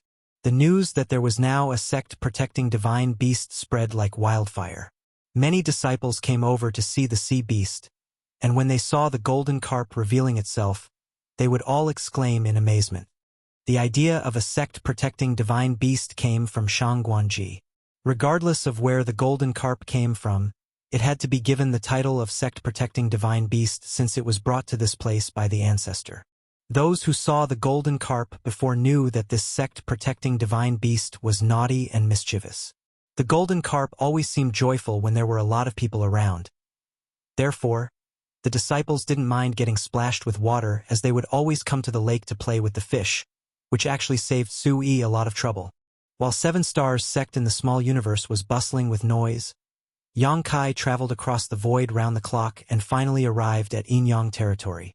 Although he had benefited greatly from the gift given to him by Big Brother Huang and Big Sister Lan before his departure, a lot of uncertainties remained. He had no idea when the two forces hidden in his dragon bead would act up again, so he constantly had to keep an eye on them. He was still reeling from the shock after the first experience. Although his dragon form and dragon vein would grow exponentially when the two forces exploded, it would also put him in a precarious situation. Fortunately, despite not knowing when they would explode again, Yang Kai had determined that it wouldn't happen anytime soon. It wasn't the first time Yang Kai visited Yin-Yang territory. However, he had tagged along Suing Shui and Qing Kuei previously, while this time he was on his own. Just like Langya Paradise, those from Yin-Yang territory wouldn't restrict anyone from entering or leaving this great territory. After all, there was a first-class star city in Yin-Yang territory that was hustling and bustling with activity. If they imposed any restrictions, the popularity of the star city would be affected. The reason the territory gates of Yin-Yang territory were cordoned off previously was that some of the cave heavens and paradises had worked together to make things difficult for Yin-Yang heaven since the Tao Theory Assembly was just around the corner. Nevertheless, it was obviously different now. The core area of Yin-Yang territory was where the headquarters of Yin-Yang Cave Heaven was located. Gazing at it from the void, one could see that the gigantic spirit province looked like two Yin-Yang fish with their heads and tails connected. In the periphery of the spirit province that looked like Yin-Yang fish, there were other spirit provinces of different sizes. They were all considered part of Yin-Yang Cave Heaven. With his previous experience in Langya Paradise, Yang Kai was now familiar with how to enter the cave heavens and paradises. Now, he was no longer a nobody as he had become a household name across the entire 3,000 worlds. Furthermore, he was a son-in-law of Yin-Yang Cave Heaven. This identity alone warranted a serious treatment from Yin-Yang Cave Heaven. Yang Kai headed straight to the Star City and found the Sixth Order Open Heaven Realm Master who was in charge of the Void Dock. After telling the person his name, He revealed his intention and asked him to send a message to Su Linggong or Chu Huashang. Certainly, the Sixth Order Open Heaven Realm Master knew who Yang Kai was. The reason the Tao Theory Assembly was held in the past was to look for a husband for Chu Huashang. The incident sparked a commotion in Yinyang Cave Heaven. Chu Huashang was a core disciple of Yinyang Cave Heaven, and her aptitude and beauty were among the top in the world. Some of the disciples in Yinyang Cave Heaven who were a match for her wanted to marry her. Unfortunately, she had violated the rule which stated that all the cave heavens and paradises had to stay united. Faced with external pressure, those from Yinyang Cave Heaven had no choice but to give an explanation. The Tao Theory Assembly was the result. Could be said that the popularity of Chu Huashang in Yinyang Cave Heaven was on par with, if not greater than that of Gulinger in Langya Paradise. After all, Chu Huashang was a core disciple while Gulinger was not. There was a difference between their statuses. Initially, the Tao Theory Assembly was a plot devised by those cave heavens and paradises. They were ready to let their Fifth Order Open Heaven Realm Masters get married into Yinyang Cave Heaven and become a partner of the core disciple. However, a guy named Yang Kai came out of nowhere and forced the cave heavens and paradises to change their strategy, which saved the reputation of Yinyang Cave Heaven. Eventually, Yang Kai defeated all other competitors and won first place, which was shocking for everyone. After the event, he became a household name across the 3,000 worlds. The series of changes that took place during the Tao Theory Assembly caught everyone off guard, especially when the core disciple of Thousand Crane disciple Zhao Xing was killed. The consequence of it was that his honored master, Zhuo Quan Hui, partnered with Heavenly Sword Union to launch a war against Voidland. On the other hand, many of the disciples from Yinyang Cave Heaven were grateful to Yang Kai for what he had done during the Tao Theory Assembly. If he hadn't interfered, Chu Huashang would have been forced to marry a Fifth Order Open Heaven Realm Master from one of those great forces. It would be an intolerable outcome for everyone in Yinyang Cave Heaven. In comparison, Yang Kai didn't come from one of the cave heavens and paradises, nor did he have a powerful background.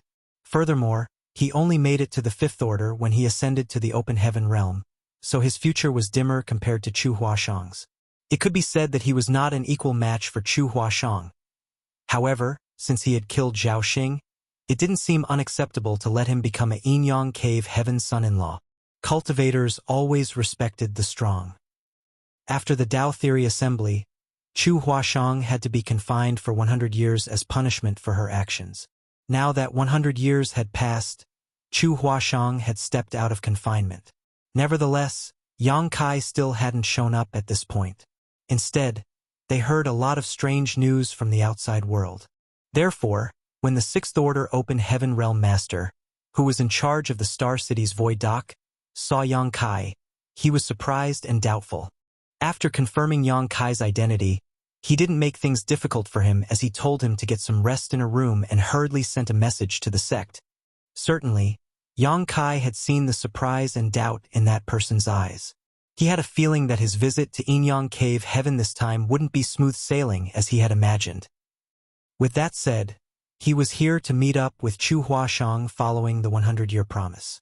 With Su Linggong around, he wouldn't have to worry about anything as the latter would just solve any problems that were thrown at him. He had come into contact with quite a number of high-rank Open Heaven Realm Masters, including some of the Eighth Order ancestors. Hence, the mystery and pressure surrounding the high-rank Open Heaven Realm Masters wouldn't affect Yang Kai anymore. Those from Yinyang Cave Heaven reacted quickly. 1 hour after Yang Kai sat down, an elderly man, who was a Seventh Order Open Heaven Realm Master, personally came over. Upon opening the door, the elderly man looked smilingly at Yang Kai and nodded. It's said that the next generation will always be better than the previous one. It's when I see young people like you that I realize I'm old. Yang Kai quickly saluted him. Greetings, Martial Uncle. You're still very strong. He was puzzled. Initially, he thought that either Qin Kuei or Suing Shui would meet him and bring him to Yinyang Cave Heaven. However, none of them came to this place. Instead, there was a Seventh Order Open Heaven Realm Master that he didn't know. Without reading too much into it, Yang Kai asked, "May I ask your name, Senior?" The elderly man replied with a smile, "My name is Chen Xiu." "So it is Martial Uncle Chen." Yang Kai saluted him again. This is not a suitable place to have a talk. Come to the sect with me. Yes. With Chun Xiu leading the way, it was easy for them to enter Yinyang Cave Heaven. When Yang Kai visited this place previously, he was told to stay on a certain spirit peak. He had also been to Chu Huashang's residence, so he still remembered the route.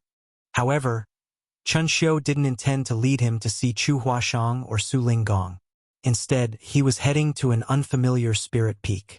Yang Kai looked around with a calm expression. Apparently, this spirit peak was where Chun Xiu cultivated. Upon arriving at the spirit peak, they entered a grand hall and each took a seat. Soon, an alluring and demure woman entered the hall. With her head hung low, she appeared to be quite bashful. The bit of redness on her cheeks was as beautiful as sunset. What surprised Yang Kai was that the woman exuded a powerful aura, which suggested that she was in the sixth order open heaven realm. Although her face was alluring, her eyes were as pure as spring water. Her clear eyes reflected everything that she could see. Charm and innocence perfectly integrated into her being, giving her a fascinating attraction. Martial Peak, Chapter 4809, Tao Ling 1. The woman poured a cup of tea for Chun Xiu before elegantly walking up to Yang Kai. In an instant, a pleasant fragrance tickled his nose. "Please have some tea, senior brother," the woman said in a small voice, which sounded as delightful as a silver bell. As she spoke, she took a quick glance at Yang Kai before lowering her gaze. "Many thanks, junior sister." Yang Kai nodded in response. The woman started blushing and held the tray in her arms. Then, she strode towards Chun Xiu and stood obediently behind him. Chun Xiu said with a smile, "She became my disciple when she was a young child, and has never stepped out of the sect before. She's pretty bashful as she has rarely met outsiders. Please don't laugh at her, martial nephew." After giving it a thought, Yang Kai replied, "Junior sister is beautiful and innocent. It's rare to find anyone with such a temperament in this world." When the woman behind Chun Xiu heard his compliment, she hung her head even lower as her chin almost came into contact with her plump chest. "What happened to you, martial nephew?" Chun Xiu didn't seem to have the intention of talking about his disciple as he quickly changed the topic. There was a helpless smile on Yang Kai's face as he replied, "It's a long story. After I left Langya Paradise, something happened and held me up for quite some time. Has senior sister Chu been released from her confinement, martial uncle?" Chun Xiu nodded. "She was released almost 10 years ago, and she had been waiting for you. Unfortunately." As he spoke, he shook his head as though he felt sorry for Chu Huashang. A shocked Yang Kai asked, "Did anything happen to senior sister?" Chun Xiu waved his hand. "Not really. It's just that since you never showed up after she waited for a long time, she decided to cultivate in seclusion. She hasn't exited even now." Upon hearing that, Yang Kai set his mind at ease. When he saw Chun Xiu's expression just now, he thought that something had happened to Chu Huashang. Now that he knew she was fine, there was nothing he had to worry about. "Martial uncle, where is martial uncle Su? What about senior brother Qing Kuei and senior sister Su Yingshui? Why don't I see them?" Yang Kai was curious about this point. He was a Yinyang Cave Heaven son-in-law on paper. As a 7th Order Open Heaven Realm Master from Yinyang Cave Heaven, Chun Xiu naturally had the right to receive him. However, this matter had something to do with Su Linggong, so he should have been the one to show up. Even if Su Linggong wasn't in Yinyang Cave Heaven at the moment, could Qing Kuei and Su Yingshui be busy as well? Chun Xiu explained, "Senior brother Su and his disciples were given an important task, so they left the sect almost 100 years ago." Yang Kai was stunned. 100 years ago? It had been 100 years since Chu Huashang was confined, and Su Linggong had left Yinyang Cave Heaven at around the same time. In other words, not long after the Tao Theory Assembly ended, Su Linggong left the sect with his 2 disciples. After making some calculations, Yang Kai reckoned that the incident happened after the matter regarding the world tree in the star boundary was settled. After all, Su Linggong was still in the star boundary at that time as he introduced the powerful cultivators from the cave heavens and paradises to Yang Kai. Then, he was also the one who helped persuade the higher-ups to let Yang Kai enter the universe temples to study the universe array. Yang Kai had the urge to ask what kind of task Su Linggong was given that the latter still hadn't returned from after 100 years. However, as an outsider, it wasn't his place to ask about such things. This task must be important and highly confidential. Otherwise, they wouldn't have asked a 7th-order Open Heaven Realm Master like Su Linggong to do it. He had even brought his disciples with him. Yang Kai reckoned that if Chu Huashang hadn't been confined, she would have been taken as well. It was no wonder that he hadn't seen Su Linggong or any of his disciples. Upon that realization, he set his mind at ease. Yang Kai was previously nervous as he thought that Su Linggong was displeased with the fact that he hadn't shown up on time. Perhaps the older man was hiding in the shadows somewhere, just waiting for a chance to hack at him with his sword. "Martial uncle, where is senior sister Chu now? I'd like to see her. Can you tell me?" Yang Kai asked politely.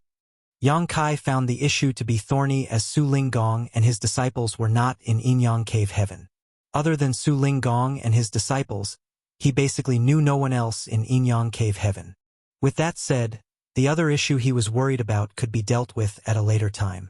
He was a Yinyang Cave Heaven son-in-law, so he supposedly had to get married into the sect. Nevertheless, he naturally wouldn't agree to this. It wouldn't have mattered if he were on his own. However, he was the leader of Voidland and High Heaven Pavilion.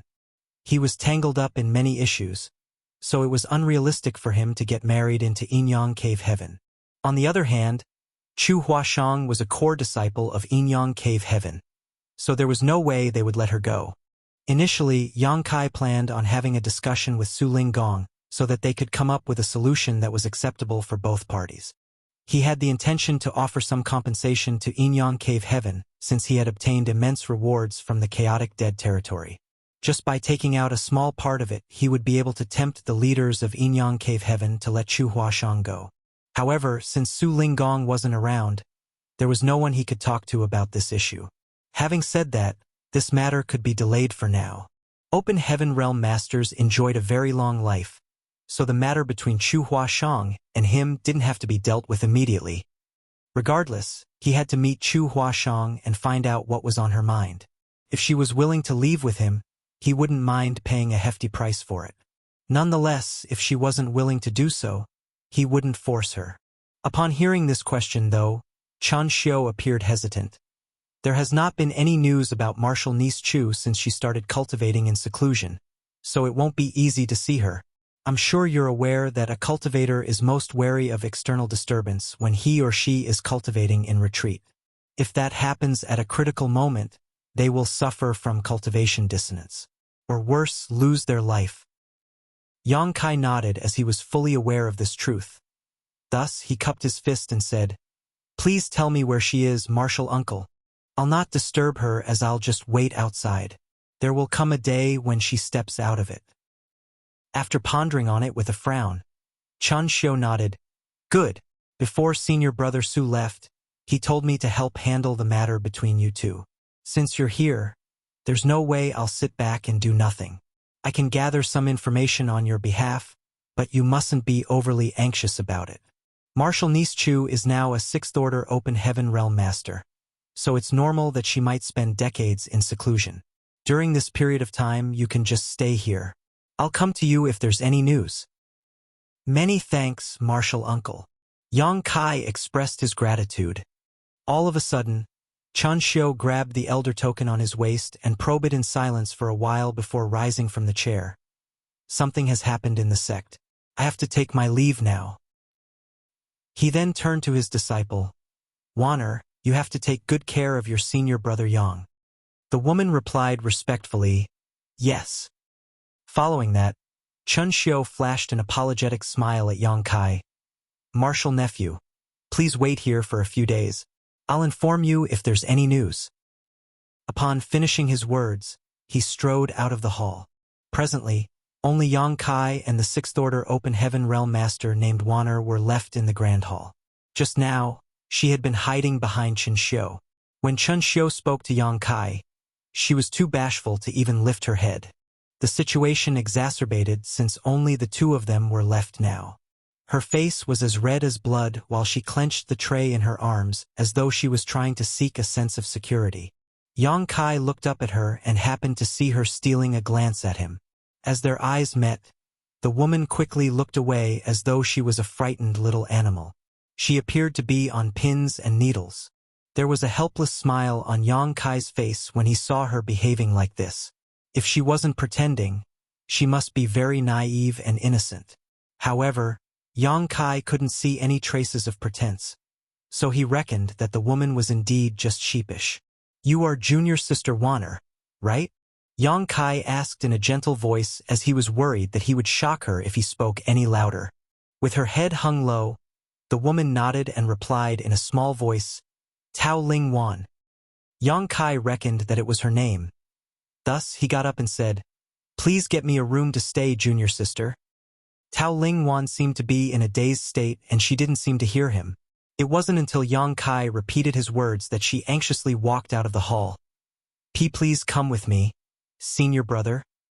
After a nod, Yang Kai followed her in a relaxed manner as he kept a distance of 10 steps behind her. The pleasant scent coming from the woman was like countless gentle hands that were tickling his heart. Soon they arrived at a room. Tao Lingwan's head remained low as she pushed the door open and stepped aside. "How do you find this room, senior brother?" Yang Kai didn't have any demands when it came to the room he had to stay in, as he was just waiting for news from Chen Xiu. So he nodded.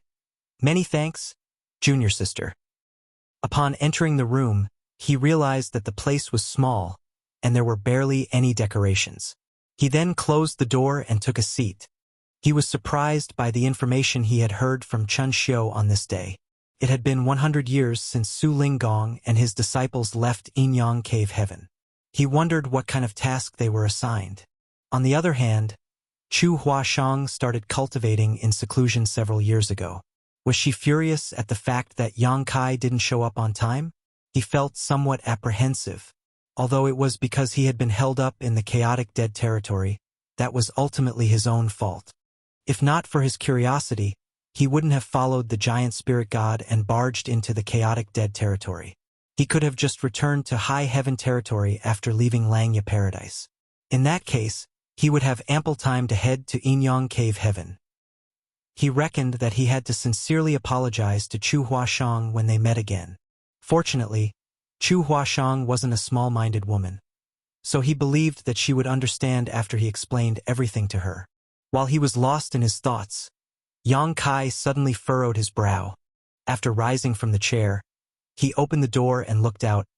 "Why are you still here, junior sister?" Just now, he could sense that Tao Lingwan never moved away from the door. Even the tray was still firmly held in her arms. "Is there anything you need to tell me?"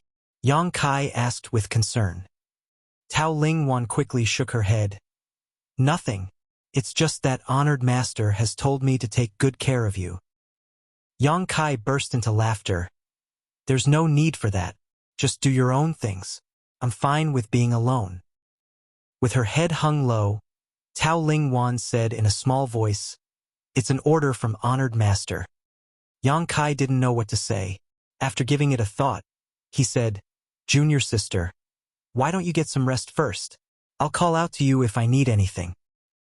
Tao Lingwan didn't say anything, nor did she take any action. It seemed that Yang Kai was unable to reason with her. He had no idea whether Chen Xiu had told her anything or it was just her nature. However, it wasn't like he could let her keep standing outside the room. She wasn't a maidservant but a 6th Order Open Heaven Realm Master. If the others from Yinyang Cave Heaven saw that Tao Lingwan was standing outside his room as though she was ready to serve him, they would definitely chastise him. Martial Peak, Chapter 4810, Cultivation Dissonance. Yang Kai had learned just how influential a popular woman was to the fellow brothers of the same sect while he was in Langya Paradise. Although Tao Lingwan was bashful, she was strong and charming. It was expected that she was popular in Yinyang Cave Heaven. He then persuaded her for a bit, but she never replied to him. Faced with his persuasion, she only kept shaking her head. This was giving Yang Kai a headache, as he had never expected that Chen Xiu would leave behind such a difficult problem. After giving it a thought, he walked out of the room. "I'll take a stroll. Please tend to your own business, junior sister." Without waiting for her response, he directly left. Instead of doing her own things though, Tao Lingwan followed him, keeping a distance of several dozen meters. It was as though she was a maid who was ready to serve him at any moment. The situation had only exacerbated. If those from Inyang Cave Heaven saw it, they would definitely misunderstand him. Hence, Yang Kai only walked around for a bit before returning to his room. Seeing that Tao Lingwan stood obediently by the door again, he decided to just ignore her. After closing the door, he started cultivating. He could feel that he was just a step away from the seventh order. In fact, if not for the 100-year promise with Chu Huashang, he would have started cultivating in seclusion in an attempt to break through to the seventh order. However, just by looking at the proprietress situation, Yang Kai knew that he couldn't make it to the seventh order in a short time. It had been over 100 years since she started cultivating in seclusion, but she hadn't managed to achieve an ascension yet. Therefore, he decided to settle the issue in Inyang Cave Heaven before attempting to break through to the seventh order. With that said, even though Yang Kai had rarely cultivated in retreat over the years, his heritage continued to grow due to the uniqueness of his small universe. Furthermore, with the help of Su Yi, who cultivated the Great Nothingness scripture, the flow of time in his small universe was now 4 times faster than the outside world. As a result, the growth of his heritage had also accelerated. Nevertheless, he had spent quite some effort to nurture more stalks of profound Yin bamboo, which required the consumption of the world force in his small universe. If not for this, he would have reached the threshold of the seventh order sooner. For the next half a month, there was no news from Chen Xiu at all, which made Yang Kai feel doubtful. Before Chen Xiu left, he had said that he would help gather some information for him. A long time had passed, so he should have finished such a simple task. After all, he was the inner elder of Inyang Cave Heaven. Moreover, Chu Huashang was cultivating in seclusion, so it shouldn't be hard to find out her whereabouts. Hence, Yang Kai felt uneasy at the fact that Chen Xiu hadn't shown up for a long time. One day, when Yang Kai was cultivating, he suddenly heard someone groaning outside the room. The voice sounded suppressed and awkward. At that, Yang Kai furrowed his brow. Tao Lingwan had been standing outside the room, so there was no doubt that it was this sheepish woman who made the noise. Over the past half a month, just like a piece of wood, she had never made a noise or moved one step. Yang Kai felt guilty for that, but there was nothing he could do since she wouldn't listen to him. At this moment, something seemed to have happened to her. Yang Kai listened attentively, but he could no longer hear anything. Just when he was about to use his divine sense to check the situation, he suddenly heard a thud, as though something had fallen to the ground. He quickly got up and dashed towards the door. Upon opening it, he saw Tao Lingwan curling up on the ground and shivering. Cold air could be seen billowing from her body as it froze the walls and ground around her. Besides that, the aura coming from her body was clearly unstable. She's suffering from cultivation dissonance. Yang Kai was flabbergasted. He couldn't figure out why this woman was suffering from cultivation dissonance all of a sudden. Recently, she had only been standing outside his room. Yang Kai had never detected her cultivating, so this shouldn't have happened. Furthermore, she was now a powerful sixth-order open heaven realm master. So why would such a thing even happen to her? Could it be a hidden health concern she was left with when she just started out cultivating in the past? Without any delay, Yang Kai crouched down and lifted her up. In an instant, he could feel that the woman was cold all over, as though he was carrying an ice block. On the other hand, her figure remained soft and supple, which gave off a contradictory feeling. Upon feeling the man's warmth, Tao Lingwan, who was usually bashful, stuck closer to Yang Kai as though she was trying to merge with him in an attempt to seek his warmth. Her actions made Yang Kai feel uneasy, so he quickly walked up to the bed and tried to set her down. But he was unable to do that because she had wrapped her arms around his neck and clung onto him like an octopus. "Junior Sister Tao. Junior Sister Tao." Yang Kai anxiously called out to her. It wasn't certain whether Tao Lingwan had heard him, but she opened her eyes and looked at him with a seductive gaze. Yang Kai was most familiar with this kind of gaze, which suggested that this woman wanted to bed him. The enchantress Shan Qing Luo and the charmed demon Yu Rumeng would always seduce him in such a way. He immediately realized that something was off. Without any time to ponder on it, He apologized to her and pressed his palm against her forehead. The next moment, he activated the power of his small universe in an attempt to help restore the chaos in her body to order. This was the most common way of assisting someone experiencing cultivation dissonance, and Yang Kai couldn't think of anything else to do to help. Moreover, he wasn't sure about what kind of secret art Tao Ling one had cultivated, so he was unable to give her the exact treatment she needed. He was only doing all he could to help her, but it was up to the heavens to decide whether she would recover. From the looks of it, she hadn't completely lost her mind as she was seemingly trying to deal with the danger that came with cultivation dissonance. Surprisingly, the treatment was working. Yang Kai could feel that the power of his small universe could be perfectly absorbed by Tao Ling Wan, without a hint of conflict at all. This revelation astounded him. It had to be noted that the Tao every open heaven realm master was good at was different, so the powers of their small universes were never the same. He and Tao Ling Wan had cultivated secret arts that were not connected in any way, and they grew up in vastly different environments. Supposedly, even if there were no conflicts between the powers of their small universes, they wouldn't have been perfectly matched. Nevertheless, such a thing had actually happened. Tao Ling Wan's small universe had accepted his power without any repulsion. As time passed, she stopped shivering as her body regained some warmth. It wasn't until half a day later that Yang Kai retracted his hand. At this moment, Tao Ling Wan was seated in front of him while breathing stably. Her face was slightly red, and her long eyelashes fluttered. There was no doubt that she was fully conscious. Previously, she would start blushing just by taking a glance at Yang Kai, but after what she had done following the cultivation dissonance, it seemed she didn't even have the nerve to open her eyes. She could feel Yang Kai examining her, so she started trembling again as her face turned as red as blood. After measuring his words, Yang Kai said, "If you feel any discomfort, you can tell me about it. If everything is well now, you don't have to say anything." Tao Ling Wan remained silent. Upon getting her hint, Yang Kai nodded. "In that case, you can get some rest here, and I'll go to another room. Just call out to me if there's anything you need help with." There was a room just beside this one. Previously, Yang Kai told her to stay in that room and stop standing outside his door, but she refused. Now, Yang Kai had to stay in that room.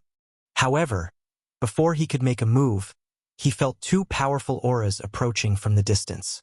Upon sensing who they were, he became elated. That was because he knew both of them. One of them was Chun Xiu, who hadn't shown up for half a month now. It wasn't surprising that he was coming, but the other one was Yu Xiangdai. After Su Linggong and his two older disciples left the star boundary, Yinyang Cave Heaven sent Yu Xiangdai to be stationed in the star boundary. Yang Kai had frequently come into contact with her, and they had previously worked on the Langya Paradise issue together. It could be said that Yu Xiangdai had taken good care of him. Yang Kai had never expected that she was in Yinyang Cave Heaven, as he thought that she was still in the star boundary. While he was lost in his thoughts, he suddenly heard Chun Xiu say, "What are you doing, junior sister? Why did you come here without informing me? If you had told me earlier, I could have prepared a welcome party for you." Yu Xiangdai snorted. "Do you think I have no idea what you're up to? Where's Yang Kai? Brat, get out here now." Yang Kai, who was initially joyful, shrank his neck upon hearing that. He had no idea how he offended Yu Xiangdai that she suddenly became so aggressive towards him. Certainly, he didn't dare to be negligent. Chen Xiu didn't seem like a reliable person. Other than telling a sixth-order female disciple to serve Yang Kai, he hadn't even come back with any information after half a month. Since Yu Xiangdai was here, Yang Kai naturally had to see her.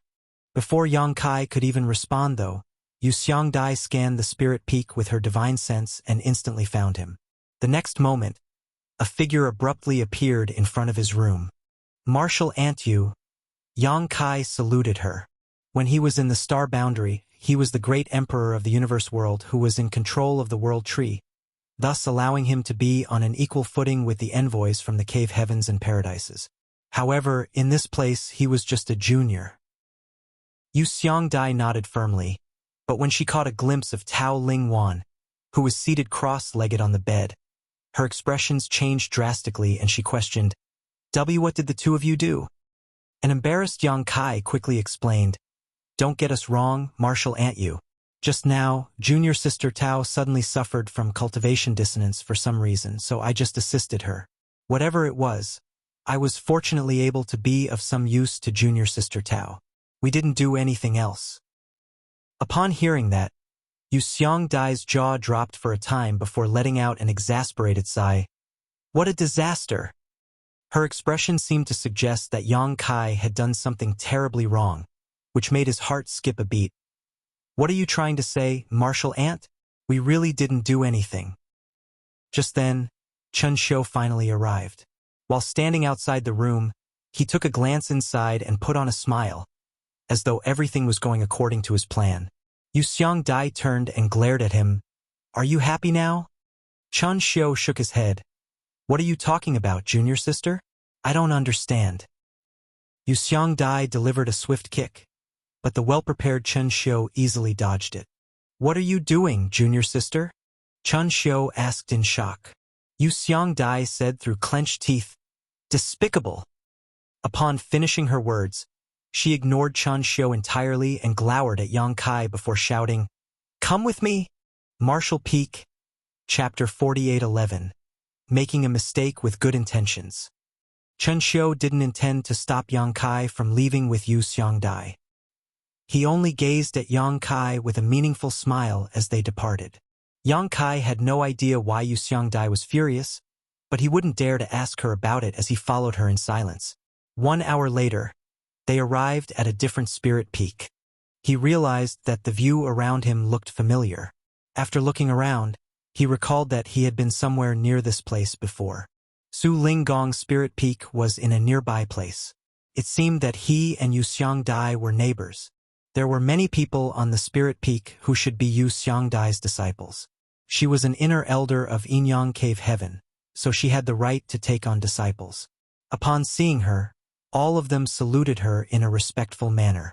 Yang Kai, who was behind her, grew curious. Without looking at these disciples, Yu Xiangdai directly passed through them in a manner that befitted her status as the leader of the spirit peak. These disciples wouldn't dare to say anything. Yu Xiangdai was usually a mild-tempered person who wouldn't put on airs and would respond to any disciple who said hello to her in normal times. Something seemed to have happened on this day as she sported a cold expression. That was the reason they were anxious. Soon, they arrived at a room as Yu Xiangdai turned around and ordered, "Stay here for a few days. I need to gather some information." Yang Kai nodded without hesitation.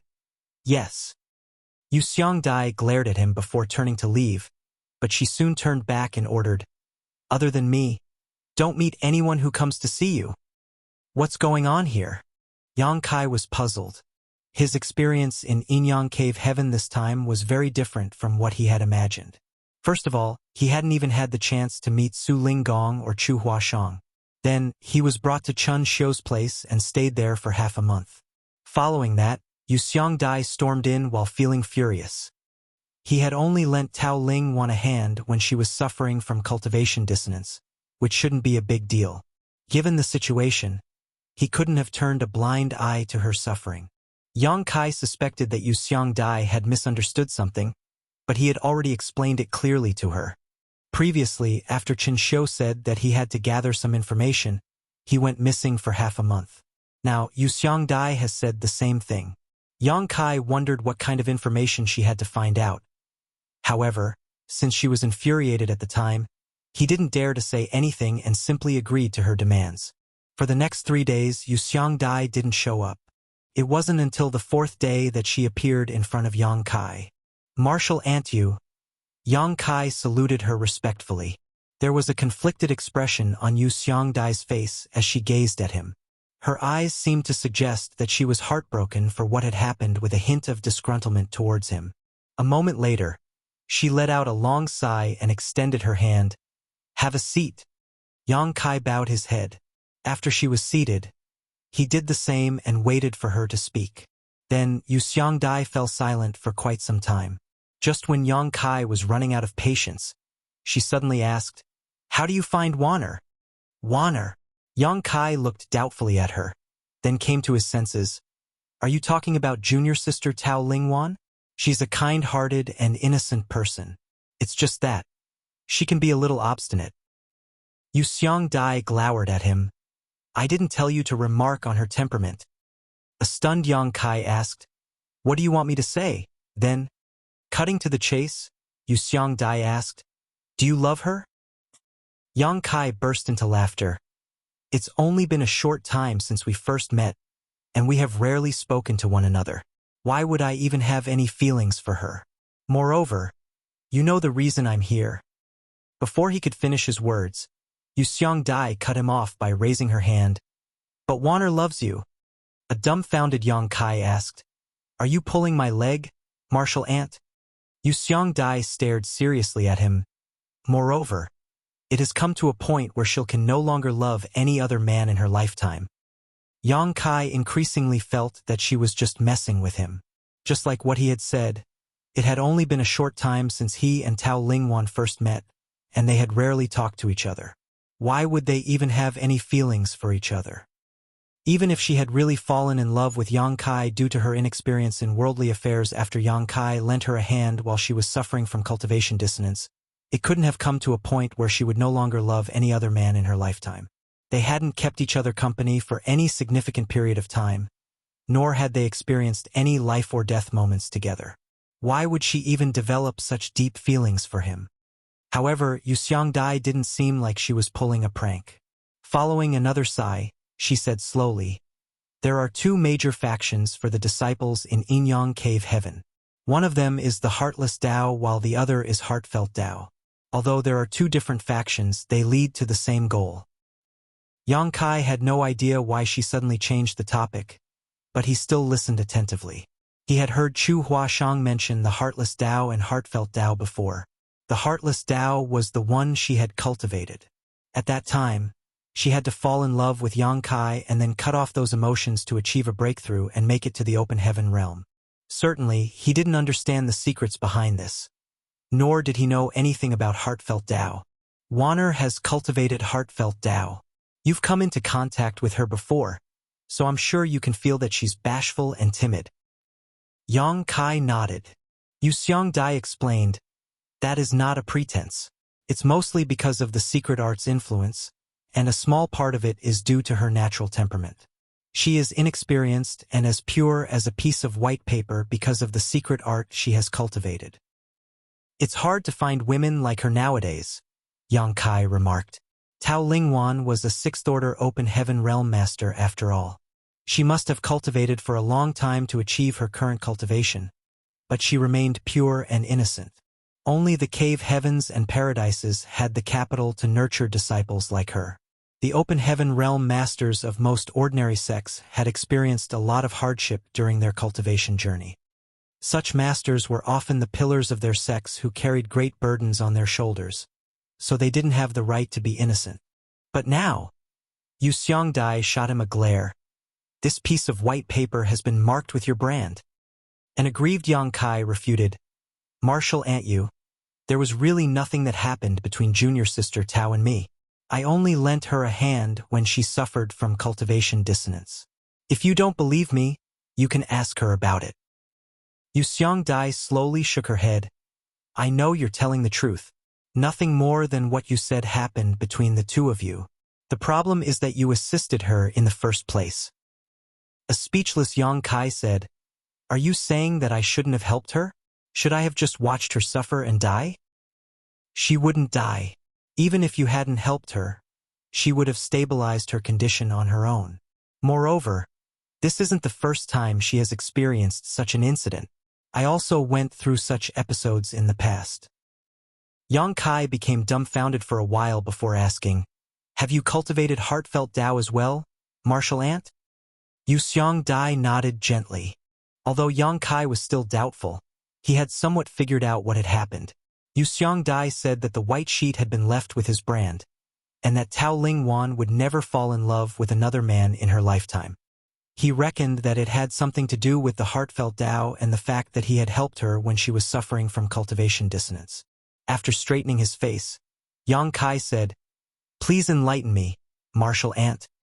Yu Dai was pleased with his attitude. After measuring her words, she replied, The Heartless Tao and Heartfelt Tao are two major factions of Yin-Yang Cave Heaven that have been existent since time immemorial. Although there is some competition between the two, we generally coexist harmoniously. With that said, we obviously have different cultivation methods from each other. I'm sure Chuer has told you that she has cultivated the Heartless Tao. Only by falling in love and then cutting off that love could she ascend to the open heaven realm. Yang Kai nodded his head as he was aware of this. After all, Chu Huashang didn't hide anything from him. As for the Heartfelt Tao, we don't have to go to such lengths to make it to the open heaven realm. Cultivators of this Tao won't face any difficulty when ascending to the open heaven realm. The problem starts when we want to ascend to the 7th order open heaven realm. Cultivators of the Heartfelt Tao have to look for suitable partners when they are in the 6th order open heaven realm and obtain their Yin Qi or Yang Qi. Only when Yin and Yang are merged can they achieve completion and break through to the 7th order. At the same time, their small universes would also materialize. However, before that, the more powerful a cultivator of the Heartfelt Tao is, the more hidden concerns she would be left with. I'm sure you understand that Yin or Yang cannot grow on their own, so these hidden concerns break out from time to time. Cultivation dissonance. Yang Kai finally understood what had happened. Yu Xiangdai nodded. Yes, cultivation dissonance, but different from ordinary cultivation dissonance. While the two look similar on the surface, even without any external aid, one who had cultivated the Heartfelt Tao can overcome these episodes with enough focus and effort. That wasn't the first time Wanner suffered from cultivation dissonance, but no one ever helped her in the past. An embarrassed Yang Kai scratched his head awkwardly. I had no idea. She was suddenly struck with cultivation dissonance, so I just tried to. Yu Xiangdai sighed. It's not your fault. Any conscientious person wouldn't have turned a blind eye to it in that situation. But that was where you made a mistake. Did you feel anything strange when you were helping her? Yang Kai nodded. My strength perfectly merged with hers. That's the uniqueness of the Heartfelt Tao, Yu Xiangdai explained. She can perfectly accept the first power from the opposite sex and merge with it, thus becoming the life companion of that man. Yang Kai was dumbfounded as he asked, Martial Ant, didn't you say a cultivator of Heartfelt Tao has to look for a partner? Yu Xiangdai replied, there are two ways of selecting a partner. One of them is to fall in love. If Wanner had really fallen in love with anyone, that would be her choice. The other way is to merge her power with another party. This way is more forceful and dominating. One might fall out of love with their partner, but since their strength has already merged, it can never be untangled. Many disciples of Heartfelt Tao are unable to bear the pain of the cultivation dissonance, so they look for their partners using this method. There was an awkward expression on Yang Kai's face. Martial Ant, are you saying that junior sister Tao and I? With a solemn expression, Yu Xiangdai nodded. You are now the only man she can have in her life, just like what I've said. She has been left with your brand. Other than you, she will never love anyone else. No way. Yang Kai quickly waved his hands. You know what I came to Yin-Yang Cave Heaven for? I didn't have a choice when I helped junior sister Tao. Moreover, we know nothing about each other. So how can we suddenly become a couple? I'm afraid it's not up to you to decide. Yu Xiangdai slowly shook her head. Although Wanner is not a core disciple of the sect, she has the highest hope of ascending to the 7th order in the last hundreds of years. Without your help, her martial Tao would end at the peak of the 6th order. Martial Peak, Chapter 48:12, Embarrassing Situation. Yang Kai had never expected that his attempt to help someone would end up causing such a big problem. He reckoned that the secret arts of Yin-Yang Cave Heaven were indeed abstruse. If it was just like what Yu Xiangdai had said, Tao Lingwan would never be able to accept another man's Yang Qi as her small universe had absorbed Yang Kai's strength. In that case, without Yang Kai's help, she would never be able to make it to the 7th order in her lifetime. It wasn't something those from Yin-Yang Cave Heaven wanted to see. A 7th order open heaven realm master was valuable to every cave heaven or paradise. Tao Lingwan had high hopes of ascending to the 7th order. If her future was ruined by Yang Kai, those from Yin-Yang Cave Heaven wouldn't let him off. Yang Kai felt helpless while his mind was a mess. It had only been a short time since he and Tao Lingwan first met, and they had barely even spoken to each other. However, if her future was destroyed because of him, he would feel guilty. Nevertheless, he couldn't bring himself to simply accept her. He had come all the way to this place for Chu Huashang. It wasn't the right thing to do if he was tangled up with another woman while he hadn't even met Chu Huashang. Chun Xiu. Yang Kai suddenly cursed. He was puzzled previously, but upon hearing Yu Xiangdai's explanation, he seemed to have realized something. It was Chun Xiu's doing, right? Tao Lingwan was Chun Xiu's disciple, so he must be fully aware of her situation. Perhaps he knew that Tao Lingwan would be struck with cultivation dissonance soon at that time, so he insisted on making her serve Yang Kai. After that, he went missing for half a month. On the other hand, he never told Yang Kai anything. Chun Xiu knew that once Tao Lingwan suffered from cultivation dissonance in front of Yang Kai, the latter wouldn't turn a blind eye to it. The moment Yang Kai decided to help, he would fall into the trap. This probably wasn't a well-thought-out plan. After all, Chun Xiu had no idea when Yang Kai would visit Yinyang Cave Heaven, so he had most likely improvised it. When Yang Kai arrived, it just so happened that Tao Lingwan would be struck with cultivation dissonance soon. Yu Xiangdai parted her lips for a moment before letting out a sigh. You've figured it out, after all. With a frown, Yang Kai asked, but why? Regardless, Tao Lingwan was a powerful sixth-order open heaven realm master who was also strikingly beautiful. If such a beautiful woman got together with Yang Kai, outsiders would think that he had found a partner that was out of his league. However, Yang Kai couldn't figure out Chun Xiu's intention for doing this. It wasn't like he didn't know that Yang Kai and Chu Huashang were engaged. The titles of Yang Kai, which included Star Boundary Great Emperor and Voidlands Lord, were probably not prestigious enough to make him sacrifice a legacy disciple just to establish a connection. It's for Chuer, Yu Xiangdai replied. What do you mean? Yang Kai became even more doubtful. Yu Xiangdai explained, 100 years ago, you won first place in the Dao Theory Assembly and became engaged with Chuer. Supposedly, you should have come to Yinyang Cave Heaven a few years ago. Yang Kai nodded. That was my plan, but I was held up by something. It was the chaotic dead territory, right? Yu Xiangdai asked. Yang Kai was shocked. How do you know? The ancestor who is responsible for monitoring the chaotic dead territory is from Luoshang Cave Heaven. When he saw that you entered the chaotic dead territory alongside the giant spirit god, he asked around to find out about your identity. That was how all cave heavens and paradises knew that you had entered the chaotic dead territory. Yang Kai nodded gently. The appearance of a giant spirit god and someone entering the chaotic dead territory were both major events. Since the ancestor from Luoshang Cave Heaven had seen it, he would definitely inform everyone about it. The cave heavens and paradises naturally had channels to communicate with each other. Hence, it wasn't a secret that Yang Kai had barged into the chaotic dead territory alongside the giant spirit god. The chaotic dead territory is a dangerous place. Even the 8th Order ancestor from Luoshang Cave Heaven could only stay in the periphery for a short moment before having to retreat. What do you think the outsiders would speculate when you had gone missing for decades? Yu Xiangdai stared at him and asked. After giving it a thought, Yang Kai replied, they must have believed that I was dead. Yu Xiangdai nodded. Exactly. In fact, I just came back from the Star Boundary not long ago. I was also shocked when I heard that you had entered the chaotic dead territory back then. I too believed that you were killed.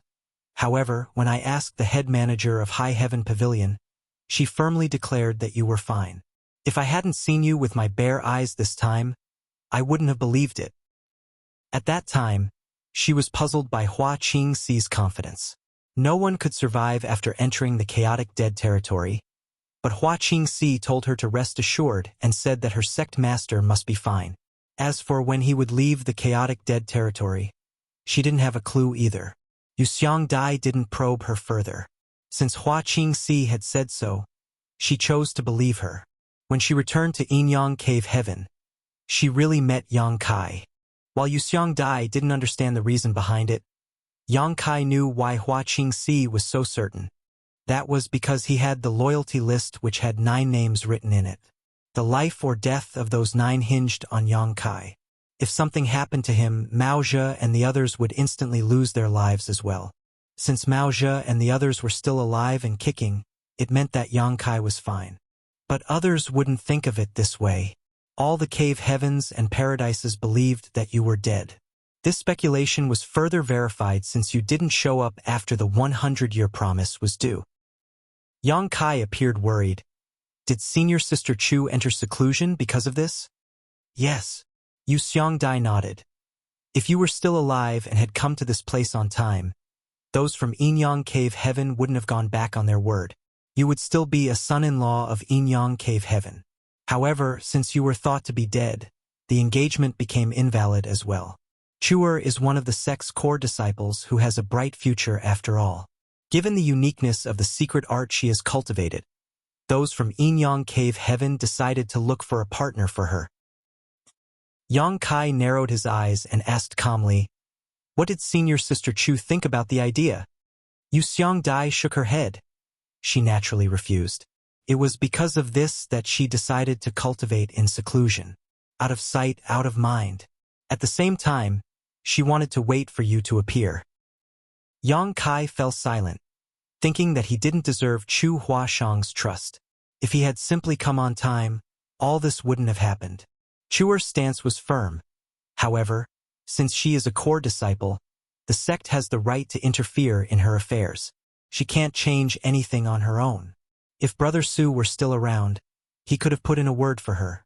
However, since he's gone, Chuer was all by herself while I was far away in the star boundary. There was no one in the sect who could speak up for her. She had tried her best by choosing to cultivate in seclusion to avoid this problem. So, who is the partner that your noble sect has selected for senior sister Chu? Yu Xiangdai shot him a glance. Chuer is a core disciple who has the hope to ascend to the 8th Order Open Heaven realm one day and become an ancestor. There are not many people in the sect who are a match for her. First of all, his aptitude must be similar, and his seniority comes next. With that said, there is a suitable person.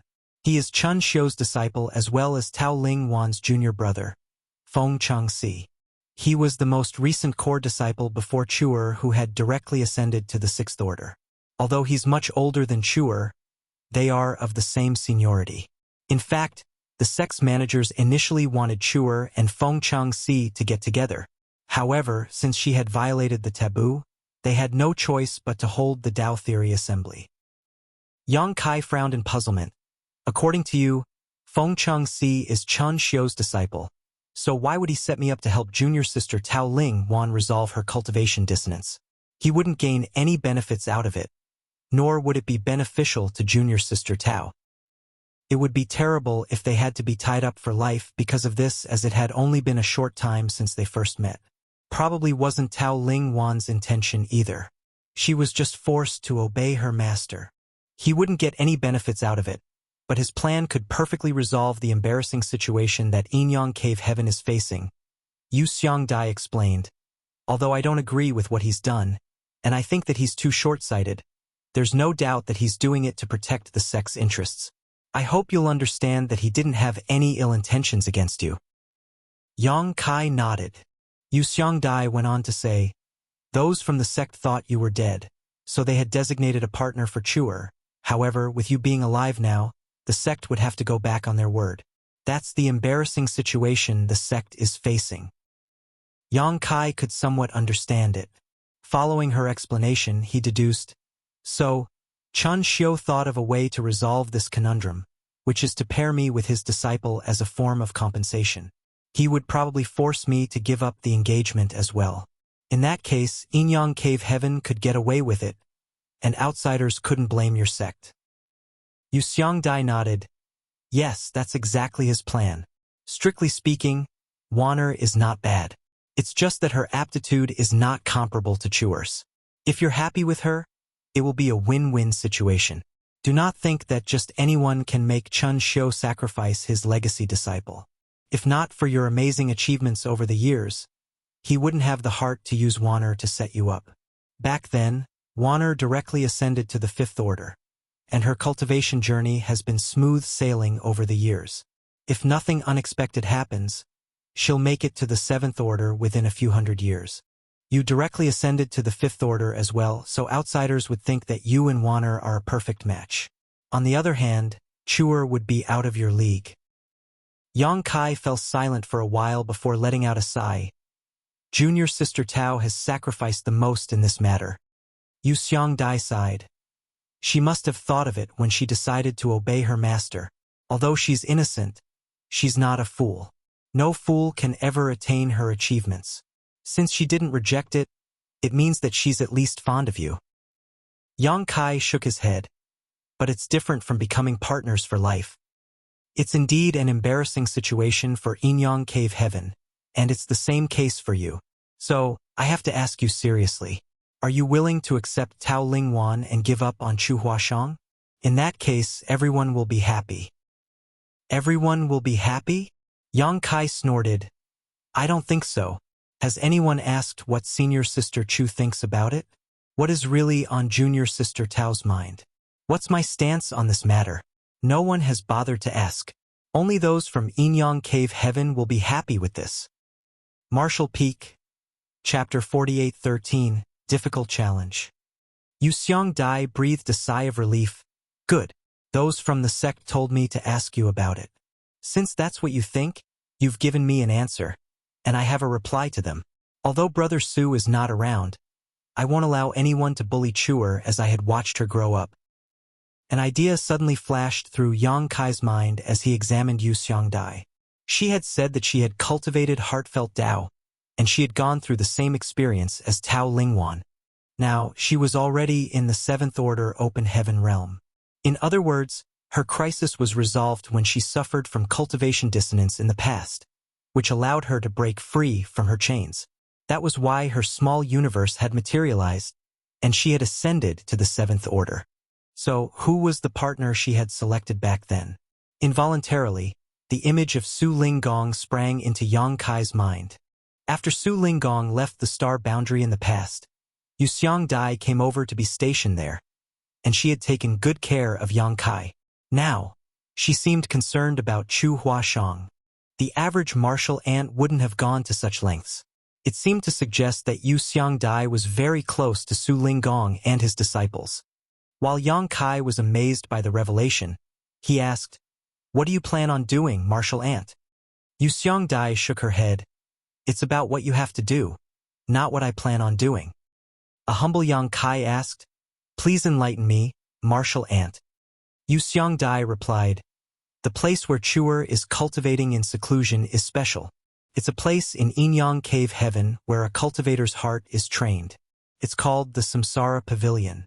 Those who enter it will experience a number of reincarnations, but remain unaware of it. Only when one finds her true love would she be able to break through the fog and retrieve her true heart. Yang Kai frowned as he didn't understand.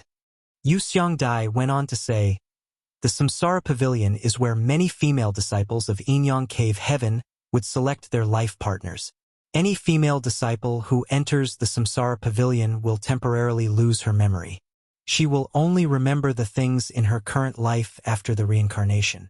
During the rounds of reincarnation, she will come across many people and events while her heart is tempered. The male disciples of Inyang Cave Heaven wouldn't lose their memories after initially entering. If two people are destined to be together, they will find each other in the Samsara Pavilion. Those from the sect insisted on getting Feng Changxi to be Chuer's partner.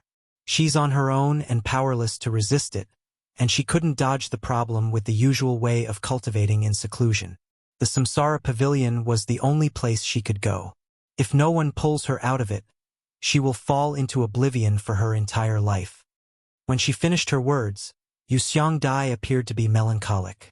The outsiders thought that the female disciples of Inyang Cave Heaven were loose women who would just bed any man. But they had no idea that these women were actually the most loyal partners of all. That was because almost every female disciple who had found a partner had to go through the tests of the Samsara Pavilion. Only by not giving up on each other through several reincarnations would they remain together forever. Since time immemorial, there had been countless female disciples who had fallen into oblivion in the Samsara Pavilion because they couldn't find their partners inside. Yu Xiongdai had a senior sister who was just like her real mother or elder sister. However, she had not appeared since entering the Samsara Pavilion.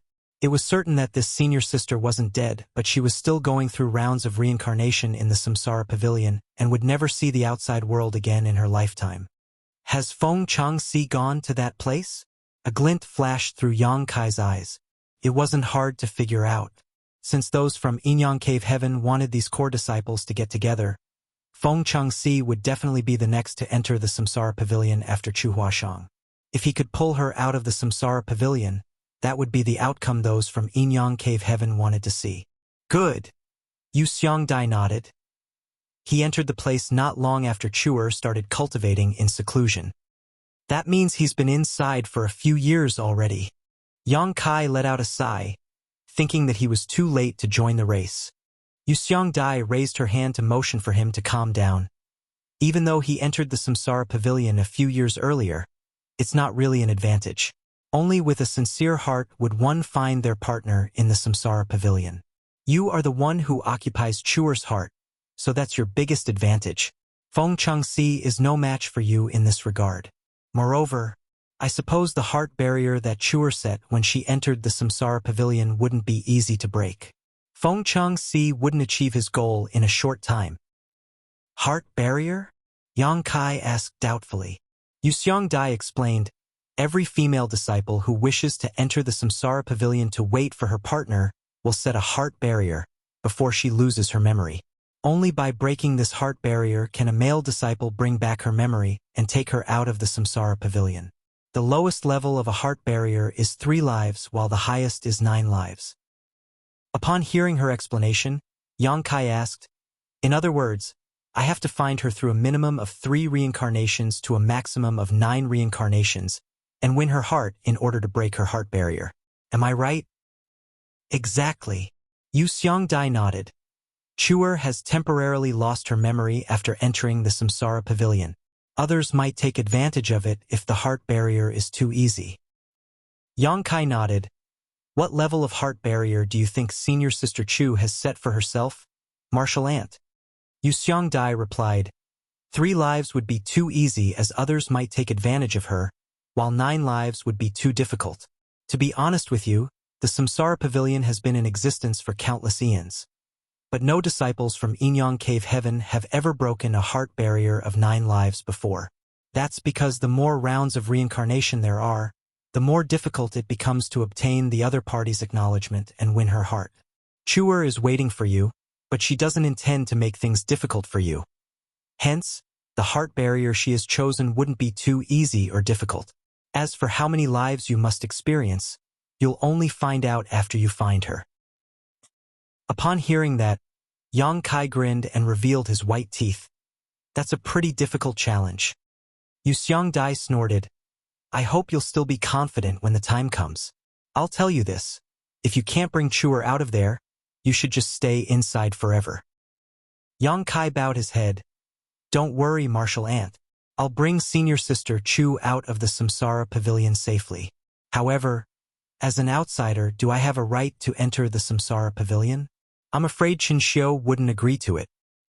Yu Xiongdai scoffed. I'll handle it. That shameless old fart has used such a dirty trick.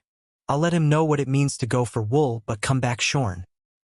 Upon finishing her words, she suddenly appeared dejected. It's just that Wanner will have to suffer. Yang Kai remained silent as he felt helpless about this point as well. He had been dragged into an improvised plot while he was unsuspecting. Regardless of what the outcome would be, Tao Lingwan would be hurt. Yu Xiongdai soon left as she had to get prepared to help Yang Kai enter the Samsara Pavilion. Not long after she was gone, Chun Xiu arrived with Tao Lingwan. Upon seeing Yang Kai, he sported a smile and took a seat. Nephew, it's thanks to you that my disciple wasn't harmed during cultivation dissonance. I initially wanted to thank you, but junior sister you brought you away in a rush. The only reason we've come all the way here this time is that Wanner wants to personally express her gratitude. I'm sure you're aware that she's pretty timid, so I have to come with her. Previously, he called Yang Kai Martial Nephew, but it was nephew now. It seemed that he now regarded the young man to be his family member. Yang Kai remained calm as he nodded. Don't mention it, martial uncle. It was the least I could do. Chun Xiu waved his hand. It might be the least you could do, but you have saved Wanner's life. Wanner, you should express your gratitude to your senior brother now. After taking a step forward, Tao Ling once saluted Yang Kai in an elegant manner and said in a hushed voice, Many thanks for lending me a hand, senior brother Yang. Strictly speaking, Tao Ling Wan was older than Yang Kai, and she had started cultivating much earlier. She was supposed to be his senior sister, but Chun Xiu told her to call him senior brother, so his intention was pretty conspicuous. Yang Kai gazed at her and replied gently, You don't have to be overly polite with me, junior sister Wanner. He then turned his head and stared at Chun Xiu. Martial uncle, to be honest with you, I'm preparing to enter the Samsara Pavilion to look for senior sister Chu. Upon hearing that, Tao Ling Wan shook a little while the smile on Chun Xiu's face froze. A moment later, he nodded. It seems that junior sister Yu has told you everything. Yes. Yang Kai didn't deny it. Chun Xiu grunted and ran his fingers through his beard. After giving it a thought, he said, Nephew, this king didn't mean any harm by doing this. I had no other choice, so I hope you'll forgive me. Tao Ling Wan was supposed to be the one to decide whether she would forgive Chun Xiu, not Yang Kai. Hence, he didn't respond to him. However, Wanner's future now hinges on you. I don't object to you looking for martial niece Chu, but what about Wanner? Are you going to abandon her? Yang Kai replied, There's a solution to every problem in the world. He then turned to Tao Ling Wan and spoke gently, Junior sister, we didn't know each other in the past as we just met half a month ago, and you know nothing about me. Are you resigned to being tied to me forever just because of the secret art's influence? Faced with his question, Tao Ling Wan hung her head low. A while later, she replied in a small voice, I'll obey my master. Yang Kai felt sorry for her as he shook her head. Junior sister, you're an adult who is in the 6th Order Open Heaven realm, so you're supposed to have your own opinions. To put it bluntly, there will come a day when Martial Uncle Chun passes away. If you only listen to him all the time, what will you do when that day comes? Will you be unable to keep on living? Chun Xiu was infuriated upon hearing that. Although he was old, he still had many years to live as a 7th Order Open Heaven Realm Master. Yang Kai was practically cursing him and hoping he would die sooner. This brat is so resentful of me, but he just doesn't show it on his face, Chun Xiu thought. Yang Kai then turned to look at Chun Xiu. Martial uncle, you've raised your disciple wrongly, and you'll suffer a setback because of it sooner or later. Faced with the junior's criticism, an embarrassed Chun Xiu flicked his sleeve and rose from the chair. I don't agree with what you've said, martial nephew. I do everything with a clear conscience. From his point of view, if Yang Kai could just follow along with his plan, not only would Inyang Cave Heaven be saved from the embarrassing situation, but he could also find a suitable partner for his disciple. Therefore, there wasn't a hint of guilt in his tone when he said that. Martial Peak, Chapter 48:14, My Decision. After Chun Xiu left in a huff, Tao Ling Wan followed him closely. Before that, she looked apologetically at Yang Kai, who put on a smile and waved his hand to motion for her not to mind it. For the next half a month, Yu Xiang Dai was nowhere to be seen. It wasn't until 20 days later that she appeared while looking fatigued. When she found Yang Kai, she said, Everything is ready.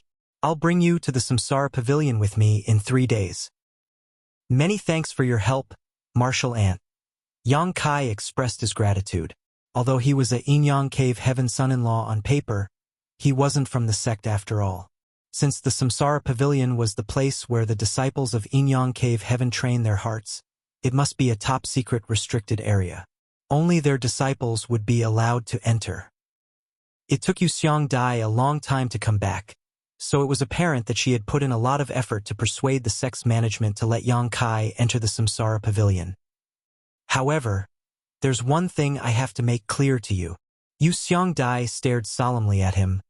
Although the higher-ups have agreed to let you enter the Samsara Pavilion, they have a condition. Yang Kai replied, Please go ahead, martial aunt. It will all be fine if you're able to bring Chuer out, and your engagement will still be valid. However, if you fail, you have to get married to Wanner. Was this Chen Xiu's idea? Yang Kai arched his brow. Yu Xiongdai shook her head. It's the manager's idea. Tao Lingwan was most likely able to make it to the 7th Order, but Yang Kai was an indispensable part of that. There was no way those from Inyang Cave Heaven would give up on Tao Lingwan, so it was expected that they had come up with this condition. Understood. Yang Kai nodded. I won't fail. I'm glad that you're confident. Yu Xiongdai slightly set her mind at ease. There's something I need to ask you about, though. What is the situation inside the Samsara Pavilion? Since Senior Sister Chu has set up a heart barrier and lost her memory, how should I find her? Would her appearance change? No one can be certain whether her appearance has changed. You'll only find out about the wonders of the Samsara Pavilion after entering it. As for how you'll find Chuer, you'll meet each other if you're fated to be together. If your destinies are not connected, you'll not recognize her even if she's right in front of you. There are no techniques you can use during the heart training session in the Samsara Pavilion. Sincerity is of utmost importance. Yang Kai fell into his thoughts. Although he could fully understand what she meant, sincerity was an elusive thing. It was too abstruse. With that said, he and Chu Huashang had experienced life and death moments together before. In the past, they were hunted down in the Blood Monster Cave Heaven, and they both helped each other to survive. That was when they developed feelings for each other. For the next 3 days, Yang Kai focused on cultivating in his own room as demanded by Yu Xiongdai. 3 days later, she brought him to the Samsara Pavilion. Yang Kai initially thought that the Samsara Pavilion was somewhere like a grand hall or a sealed world, but it wasn't until he arrived at this place that he realized it was very different from his imagination. It was a spirit province that was densely covered with huge trees. The world energy that flowed through the entire spirit province like a fog was rich and ample.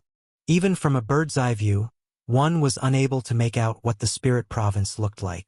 It was an important place in Inyang Cave Heaven, so it was expected that there was an open heaven realm master who guarded this place. Moreover, the person was a 7th Order open heaven realm master. There was no doubt that this guard and Yu Xiongdai knew each other, and he was aware that she would bring Yang Kai to the Samsara Pavilion on this day. Therefore, after a bit of small talk with Yu Xiongdai, he allowed them to pass. Upon entering the spirit province, they arrived at the edge of the dense forest. Yang Kai could instantly see a large-scale shopping district where many disciples of Inyang Cave Heaven moved around together. Some of them were unwilling to part ways as they bid each other farewell with loving words. After that, the female disciples would steadfastly enter the forest and disappear while hoping that their partners would find them.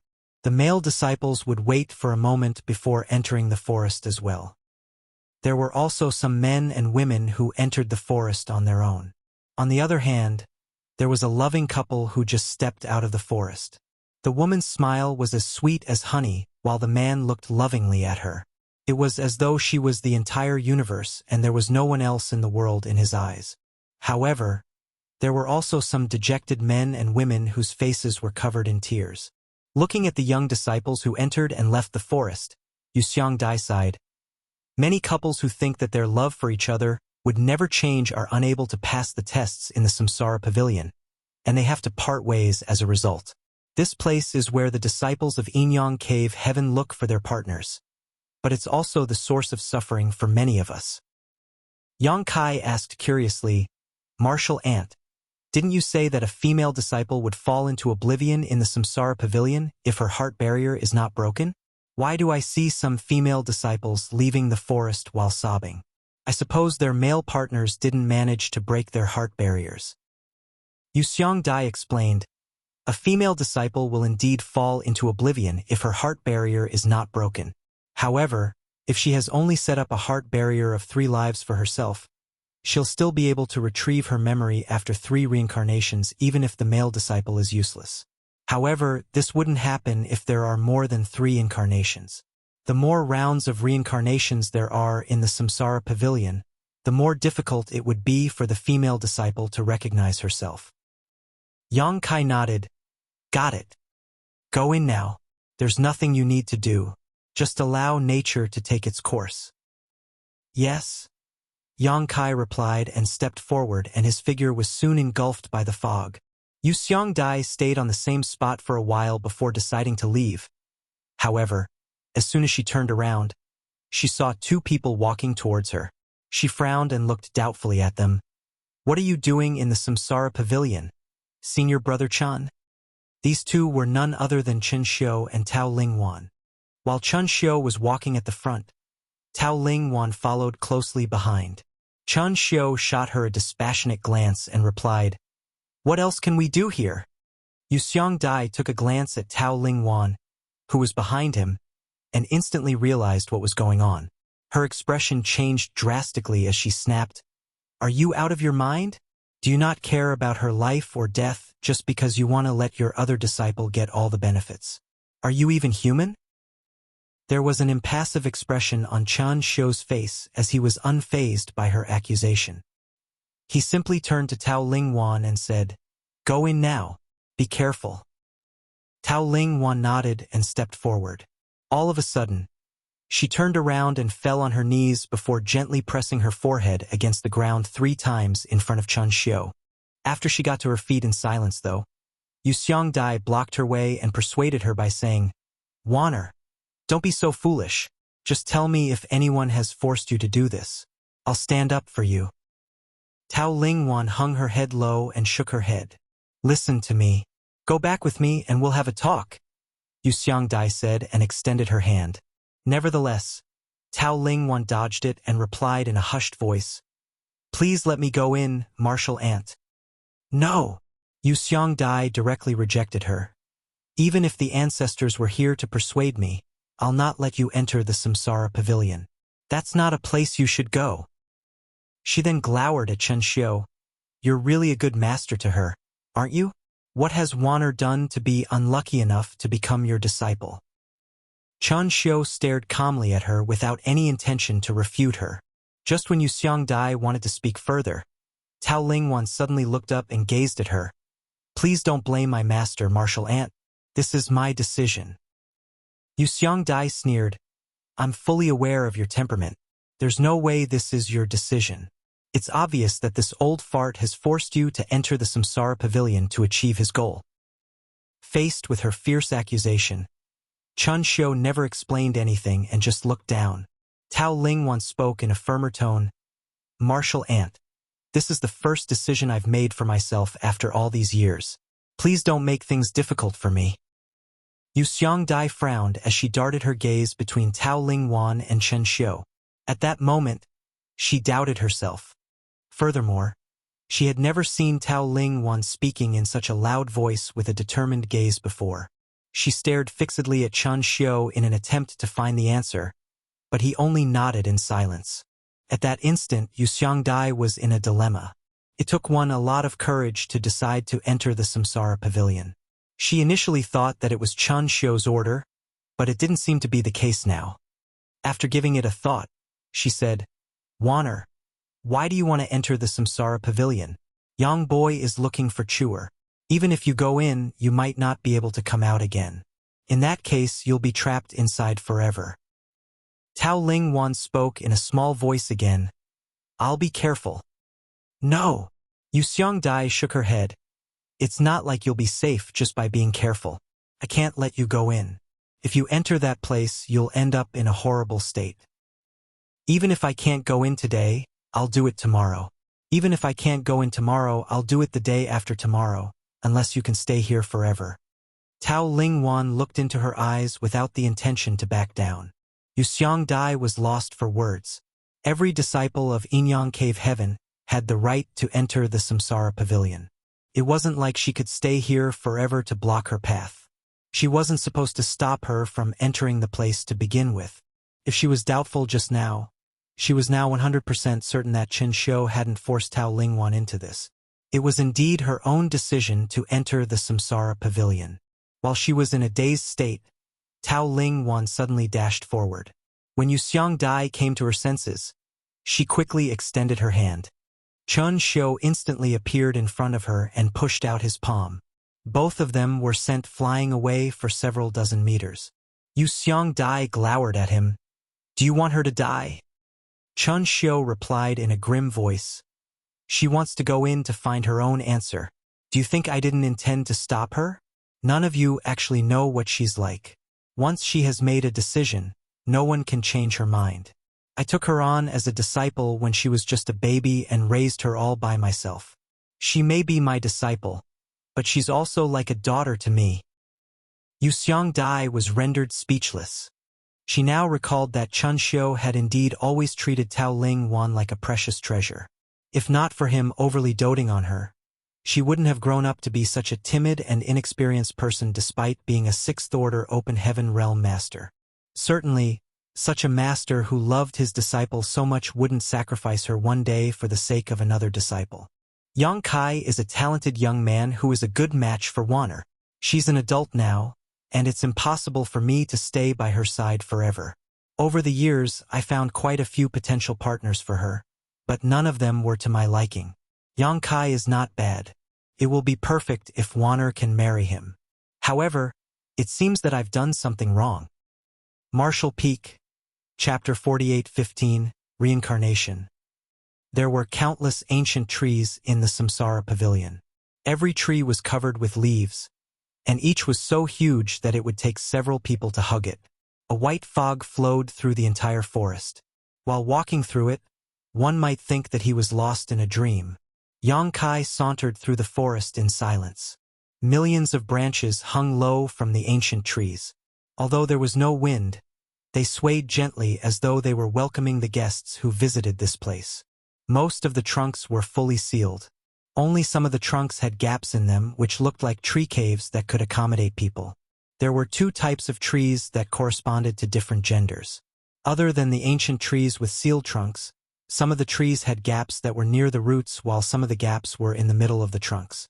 All of the disciples who entered this place had to enter a tree cave and stay inside the tree of their choice. With the help of the forest's mysterious power, they could enter the real Samsara Pavilion and go through reincarnations to train their hearts. Previously, Yu Xiongdai had told Yang Kai about the things he had to take note of in the Samsara Pavilion.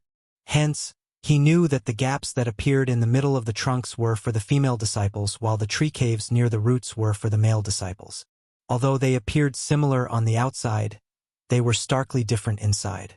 If one had selected the wrong tree cave, they were unable to enter the real Samsara Pavilion. The difficulty of the heart barriers that the female disciples of Yin-Yang Cave Heaven set up had something to do with the locations of the ancient trees. The further they went, the more difficult the heart barrier they would be able to set up. Those who just wanted a heart barrier of 3 lives could just find an ancient tree in the periphery. They didn't have to go further into the forest. However, the heart barrier that Chu Huashang had established must be more than 3 lives, so Yang Kai reckoned that he should travel deeper. For the male disciples, the locations of the ancient trees didn't matter, but Yang Kai wanted to get closer to Chu Huashang, though he had no idea which ancient tree she was in. 1 hour later, Yang Kai arrived at the depths of the forest where he was blocked by a certain ancient tree. There was a gap near the roots of the ancient tree that had formed a tree cave that could accommodate a person. The branches that hung low kept swaying back and forth. Just when Yang Kai was ready to go further, he suddenly stopped in his tracks and turned to look at his own shoulder. Above his shoulder, there was a curly branch that seemed to have turned into a petite hand and hooked his clothes at some point. Yang Kai decided to stop moving forward. Instead, he turned around and shuffled towards a nearby tree cave. The Samsara Pavilion was a place where hearts were trained, and sincerity was of utmost importance. Yu Xiongdai had told him to let nature take its course, and he was ready to follow her advice. Upon entering the tree cave, Yang Kai sat down with his legs crossed. The tree cave was pretty big, so he didn't feel cramped while sitting inside. After he emptied his mind for a bit, the tree cave suddenly started squirming and closing until he was fully covered by it. From the outside, there didn't seem to be any traces that suggested there was once a tree cave here. Upon realizing that his thoughts were running wild, Yang Kai quickly pulled himself together and stopped resisting. There came a moment when his soul seemed to have left his body as it passed through a colorful passage and reached for an unknown place. Everything was going just like what Yu Xiongdai had described, so Yang Kai just waited patiently. A moment seemed to have passed, but it also felt as if millions of years had gone by. Finally, a glimmer of light came into sight at the end of the colorful passageway. The light rapidly expanded until Yang Kai could no longer see anything else. In the meantime, he realized that his soul finally landed on the ground, and he was equipped with a new body. He could hear the sounds of weapons clanging with each other. The place was bustling with noise, and the people around him were clearly cheering. Yang Kai looked around and realized that he was standing close to an arena. He was basically sandwiched among a group of people. On the stage, two figures were locked in an intense battle as they wielded their weapons. After a moment of observation, Yang Kai realized that even though their techniques appeared sophisticated, they were really just flashy without much power. With a frown, he examined himself and realized that there was a special power flowing through his meridians. This was not world energy, though it was similar. What he found unsatisfactory was that the power was far too weak, equivalent to maybe an initial element realm third-stage cultivator.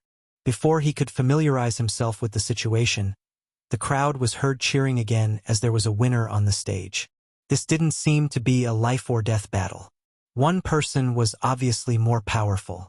While the loser cupped his fist and conceded defeat, the winner responded to him with respect. The atmosphere was harmonious. This was the real Samsara Pavilion, which could also be called the Samsara World. There were innumerable Samsara worlds in the Samsara Pavilion. The Samsara World every person entered could be different. Only two people whose hearts were connected had a chance to enter the same Samsara World and go through reincarnations together. From the looks of it, Yang Kai reckoned that the martial Tao of the Samsara World he had entered was quite low. But that didn't matter. The reason he was here was to look for Chu Huashang. Unlike his previous experience in the small source world where he had to rise to become an overlord of that world. Hence, the low martial Tao wasn't a big deal. He was certain that Chu Huashang was also in this Samsara world. As for where to look for her, he was clueless. Certainly, he wasn't interested in the battles on the stage. The most pressing issue at hand for him was to find out more about this world and look for Chu Huashang.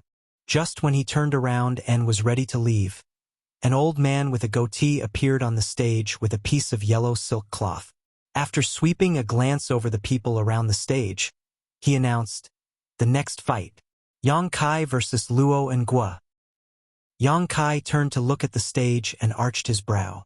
A burly figure emerged from the crowd and walked up the stage in a few steps. His heavy build caused the stage to shake a little. The man, who looked like a bear, swept a condescending glance over the crowd and ripped his top apart, which revealed his hairy chest. He then demanded provokingly, "Where's Yang Kai? Come out so I can destroy you." Yang Kai put on a smile, thinking that this was what Yuxiang Dai meant by allowing nature to take its course. The way a cultivator was trained in the Samsara Pavilion was similar to that of the small source world. After he entered this Samsara world, he was given a new identity. It was just that his name was never changed as he was still Yang Kai. Just now, he had no idea where to look for clues that would help him find Chu Huashang. Now, it seemed that the fight on the stage might help him with it. He turned around and ambled towards the stage. The crowd took the initiative to separate to the sides. When he reached the stage that was around waist height, he pressed his hands against it and leaped up. Seeing that, the crowd broke into laughter. Everyone who went on stage would do their best to show off their prowess. The different skills and movements would elicit applause from the crowd. It was the first time they saw someone clumsily climb up onto the stage like what Yang Kai had done. On the stage, Luo and Gua gaped at the frail Yang Kai, whose limbs seemed as thin as twigs, and put on a grin. "Are you Yang Kai?" Yang Kai placed his left hand on the hilt of the sword at his waist. He had just discovered that there was a sword hanging there. It was then he realized that he was supposed to be a swordsman in this samsara world. As such, he decided to play along. Even though he had never cultivated the sword Dao before, with his vast experiences in high cultivation, he could just use any weapon fairly well. With his left hand on the sword, he put on a gentle smile and nodded, "Yes." A ferocious glint flashed through Luo and Gua's eyes as he bellowed, "I'll destroy you with just one move." The moment he started speaking, his burly figure dashed forward. By the time he finished his last word, his huge fist was already coming right at Yang Kai's face. It was the first time Yang Kai arrived in this samsara world, so he knew nothing about this place. He had the intention to find out the difference between his own martial Tao and the other man's, so he didn't attempt to dodge the attack. To the onlookers, he seemed to be stunned and rooted to the spot. Following a loud boom, the entire stage shook a little. Luo Ngua's devastating attack didn't destroy his opponent though. Faced with the fist that could kill a tiger, Yang Kai rapidly extended his fist and directly met the attack. As a result, Yang Kai couldn't help but stagger backward until he reached the edge of the stage. He quickly stomped his foot on the ground to stabilize himself. Upon impact, cracks started appearing on the wooden floor around his foot. On the other hand, Luo Ngua only staggered backwards for a bit before he managed to stabilize himself. He then gazed at Yang Kai with surprise. In the meantime, the onlookers broke out into a clamor. Those who laughed at Yang Kai earlier were staring at him in shock. The two people on the stage were starkly different when it came to their builds. The onlookers initially thought that the winner would be revealed with just one move, and the loser might even lose his life. Unexpectedly though, Yang Kai, who appeared thin and frail, managed to fend off Luo Ngua's attack. Although he appeared a bit discomfort, he had still managed to succeed. To the onlookers, only when two opponents were equally matched would the fight be interesting. It was boring to watch a battle where one could easily defeat the other party. Seeing that Yang Kai was defiant, they immediately cheered for him to keep him motivated. Luo Ngua frowned as he was embarrassed at the fact that he was unable to smash Yang Kai with only one move just like what he had boasted. He then snorted, "You're indeed something, brat. You've successfully fended off my attack once. Let's see whether you'll be able to ward off my second and third attacks." The next moment, he dashed towards Yang Kai with his feet thudding on the ground. After the exchange of moves, Yang Kai had a better understanding of his own strength. There wasn't a huge gap between his power and Luo Ngua's. The only difference was that his physical strength was weaker than the other parties, which was why he suffered a setback just now. At that instant, he was torn between laughter and tears.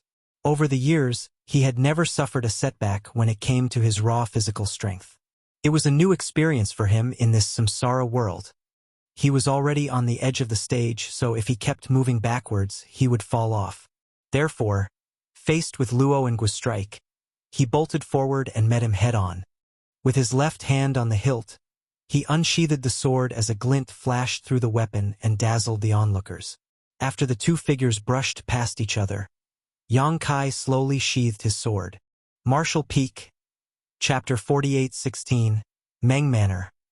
The boisterous crowd abruptly fell silent as they looked dazedly at the two figures on the stage. Most of them didn't have a sharp vision, so they were unable to make out the abstrusity of the exchange of moves just now. Only a small number of the onlookers narrowed their eyes and gazed at Yang Kai with serious expressions. There was now a winner on the stage. There were no restrictions when it came to the battles today. It didn't matter whether one would like to use a weapon or fight with his bare hands as long as he could win the battle.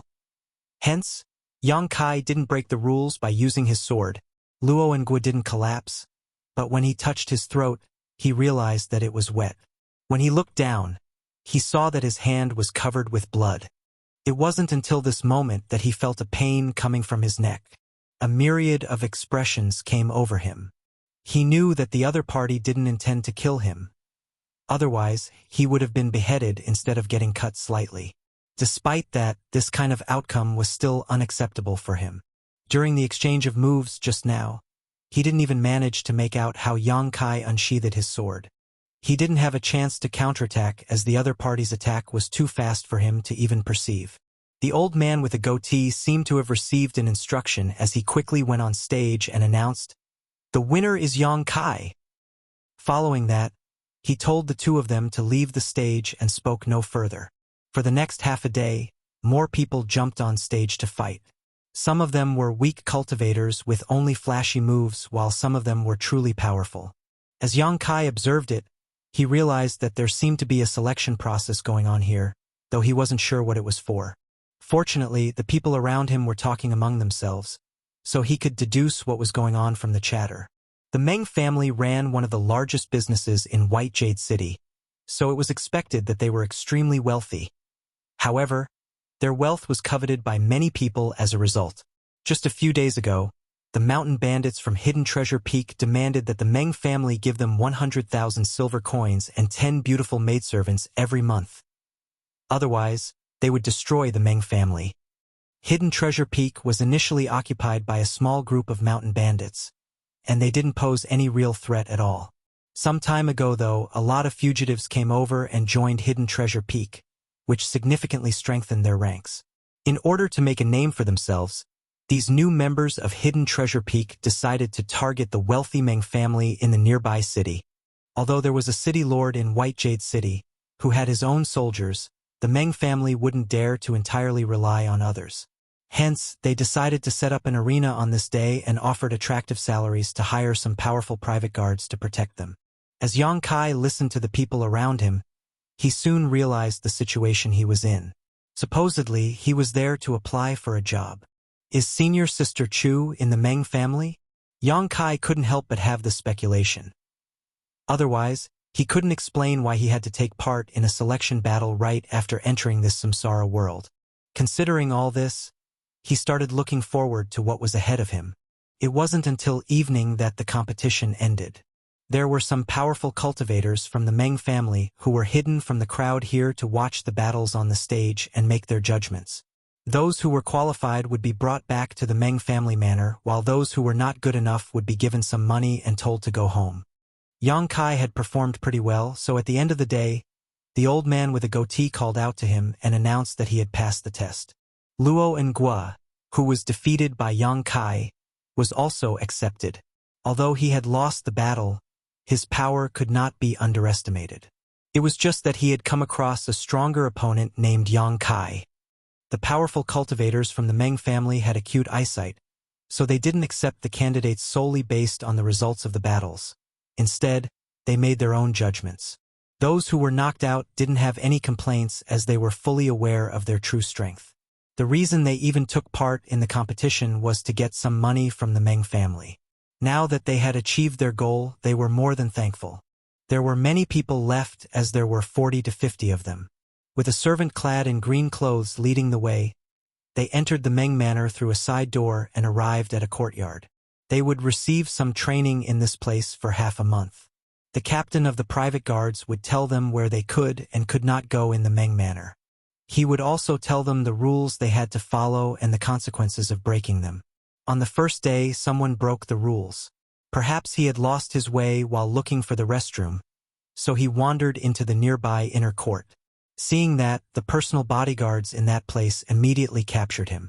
The captain had the intention of punishing this man to serve as a warning to everyone else. After this person was brought to him, he crippled him and threw him out of the manor right in front of everyone's eyes.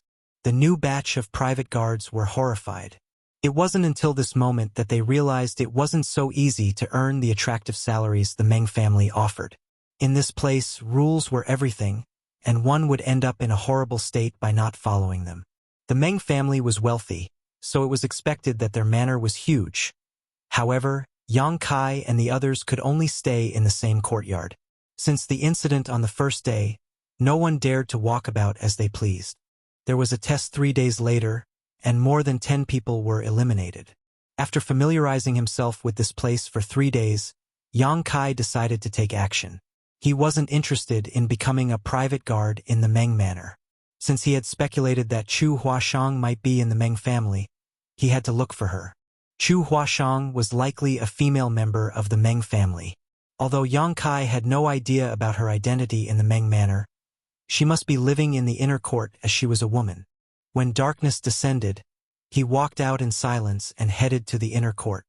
There were many private guards who were hidden in different corners of Meng manor. However, Yang Kai could easily detect them and avoid getting caught. Just when he was ready to enter the inner court, he realized there was a problem. The security in the inner court was obviously much tighter. He could detect that there were many pairs of eyes in the periphery of the inner court that were paying close attention to the surroundings. It was impossible for him to sneak into the inner court without getting caught given his current power. He waited patiently for 2 hours but still couldn't find a chance, so eventually, he decided to take it slow and come up with a plan first. Just when he was preparing to leave, he caught a glimpse of a figure flashing past in the darkness. The person seemed to have the same intention as him. Since there was no chance for him to get into the inner court, he had no choice but to give up. However, this man gave up earlier than Yang Kai did, which was why Yang Kai noticed him. Although it was pitch black in this place, it still couldn't conceal his burly figure. Yang Kai frowned as he recognized this person and he wondered, what is he doing here? When did he come? Yang Kai was careful with every movement he made, so he was certain that this other intruder didn't notice him. After the person was gone, he silently left. When Yang Kai returned to his place, he jumped through the window and entered the room. His roommates were still sound asleep and no one realized that he had left and returned. In the morning, they still had to receive training. The captain of the private guards became even more demanding. As a result, some of the arrogant candidates were beaten up and thrown out of Meng Manor. There were initially 40 to 50 people, but presently only about 30 were left. At night, Yang Kai pretended to be sound asleep as he waited patiently. Last night, regardless of what the intention of that person was, he hadn't achieved his goal, so he would definitely take action again tonight.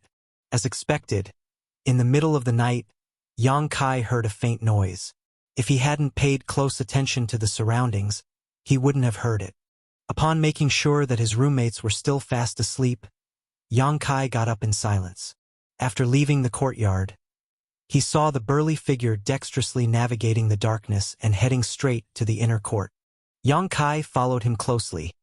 However, he still couldn't figure out the person's intention tonight. Just like last night, the person remained hidden and observed the surroundings for 2 hours before leaving.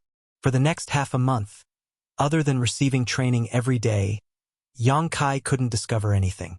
He hadn't even managed to sneak into the inner court. After this period of time, only 20 people remained, which was less than half of the initial number. On the other hand, the captain was pleased with that. Standing in front of these 20 people, he swept a stern glance over them and said, "Since all of you are still here, it means that you're pretty strong. Those who are weak have all been chased away. Moreover, we've looked into your backgrounds, and no problems have been found. Since you've passed the test, you are now members of the Meng Manor. As long as you're loyal to the Meng family, you'll not be mistreated. As private guards, we have to always be ready to protect the Meng family even if we have to lose our lives. Those who don't have the determination to do so can leave now. I won't blame you." Certainly, no one left. Regardless of their reasons for wanting to become private guards, the salaries offered by Meng Manor were attractive. They couldn't get a better job elsewhere. As expected, the captain was satisfied while he nodded lightly. "It seems that none of you are willing to leave. Good. I have one last question. Does any one of you have any ill intentions against Meng Manor? Just be honest with me. I promise not to kill you." When the captain saw that no one responded to him a moment later, he went on to say with a smile, "It seems that you're not willing to admit it." He then turned his head and gazed at a stern-looking young man. "Lin Xiaoshan, how are the managers on the mountain doing?" As soon as he finished speaking, the private guards, who were behind him, instantly surrounded Lin Xiaoshan. A sense of fluster flashed through Lin Xiaoshan's face as he stared at the captain.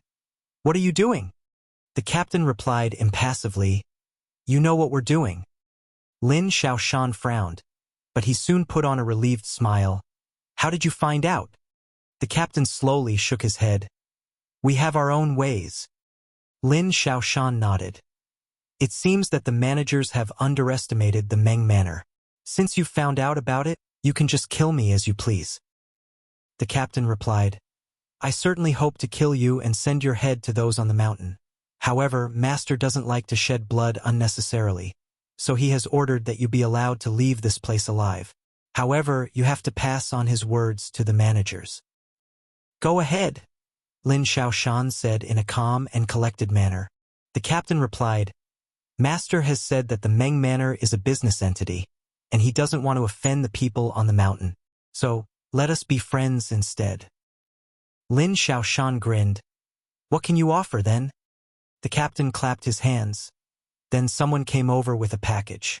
He took the package and tossed it at Lin Xiaoshan. This is what the master can offer, and the same amount of money will be sent to you all every month. Without hesitation, Lin Xiaoshan opened the package and saw a lot of banknotes. After some calculations, he realized that they were worth about 20,000 silver coins. Martial Peak, Chapter 48:17, Night Attack. After examining the banknotes in the package, Lin Xiaoshan frowned.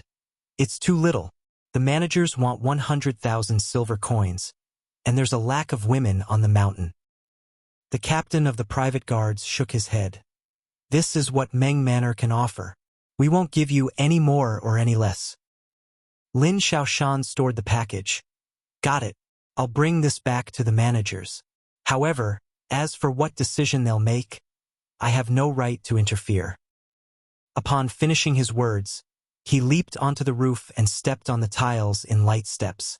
He soon left the place. The personal bodyguards of Meng Manor didn't intend to stop him as they watched him leave. In fact, Meng Manor had offered them a lot of money. Nevertheless, if those from Hidden Treasure Peak were not satisfied with it, the conflict would still be irresolvable. Therefore, they didn't dare to fire any more personal bodyguards. After half a month of training, new private guards that included Yang Kai were given some tasks. Yang Kai hoped to be stationed inside the inner court. In that case, it would be easier for him to gather information in the inner court and look for Chu Huashang. With that said, he knew that it was an unrealistic idea.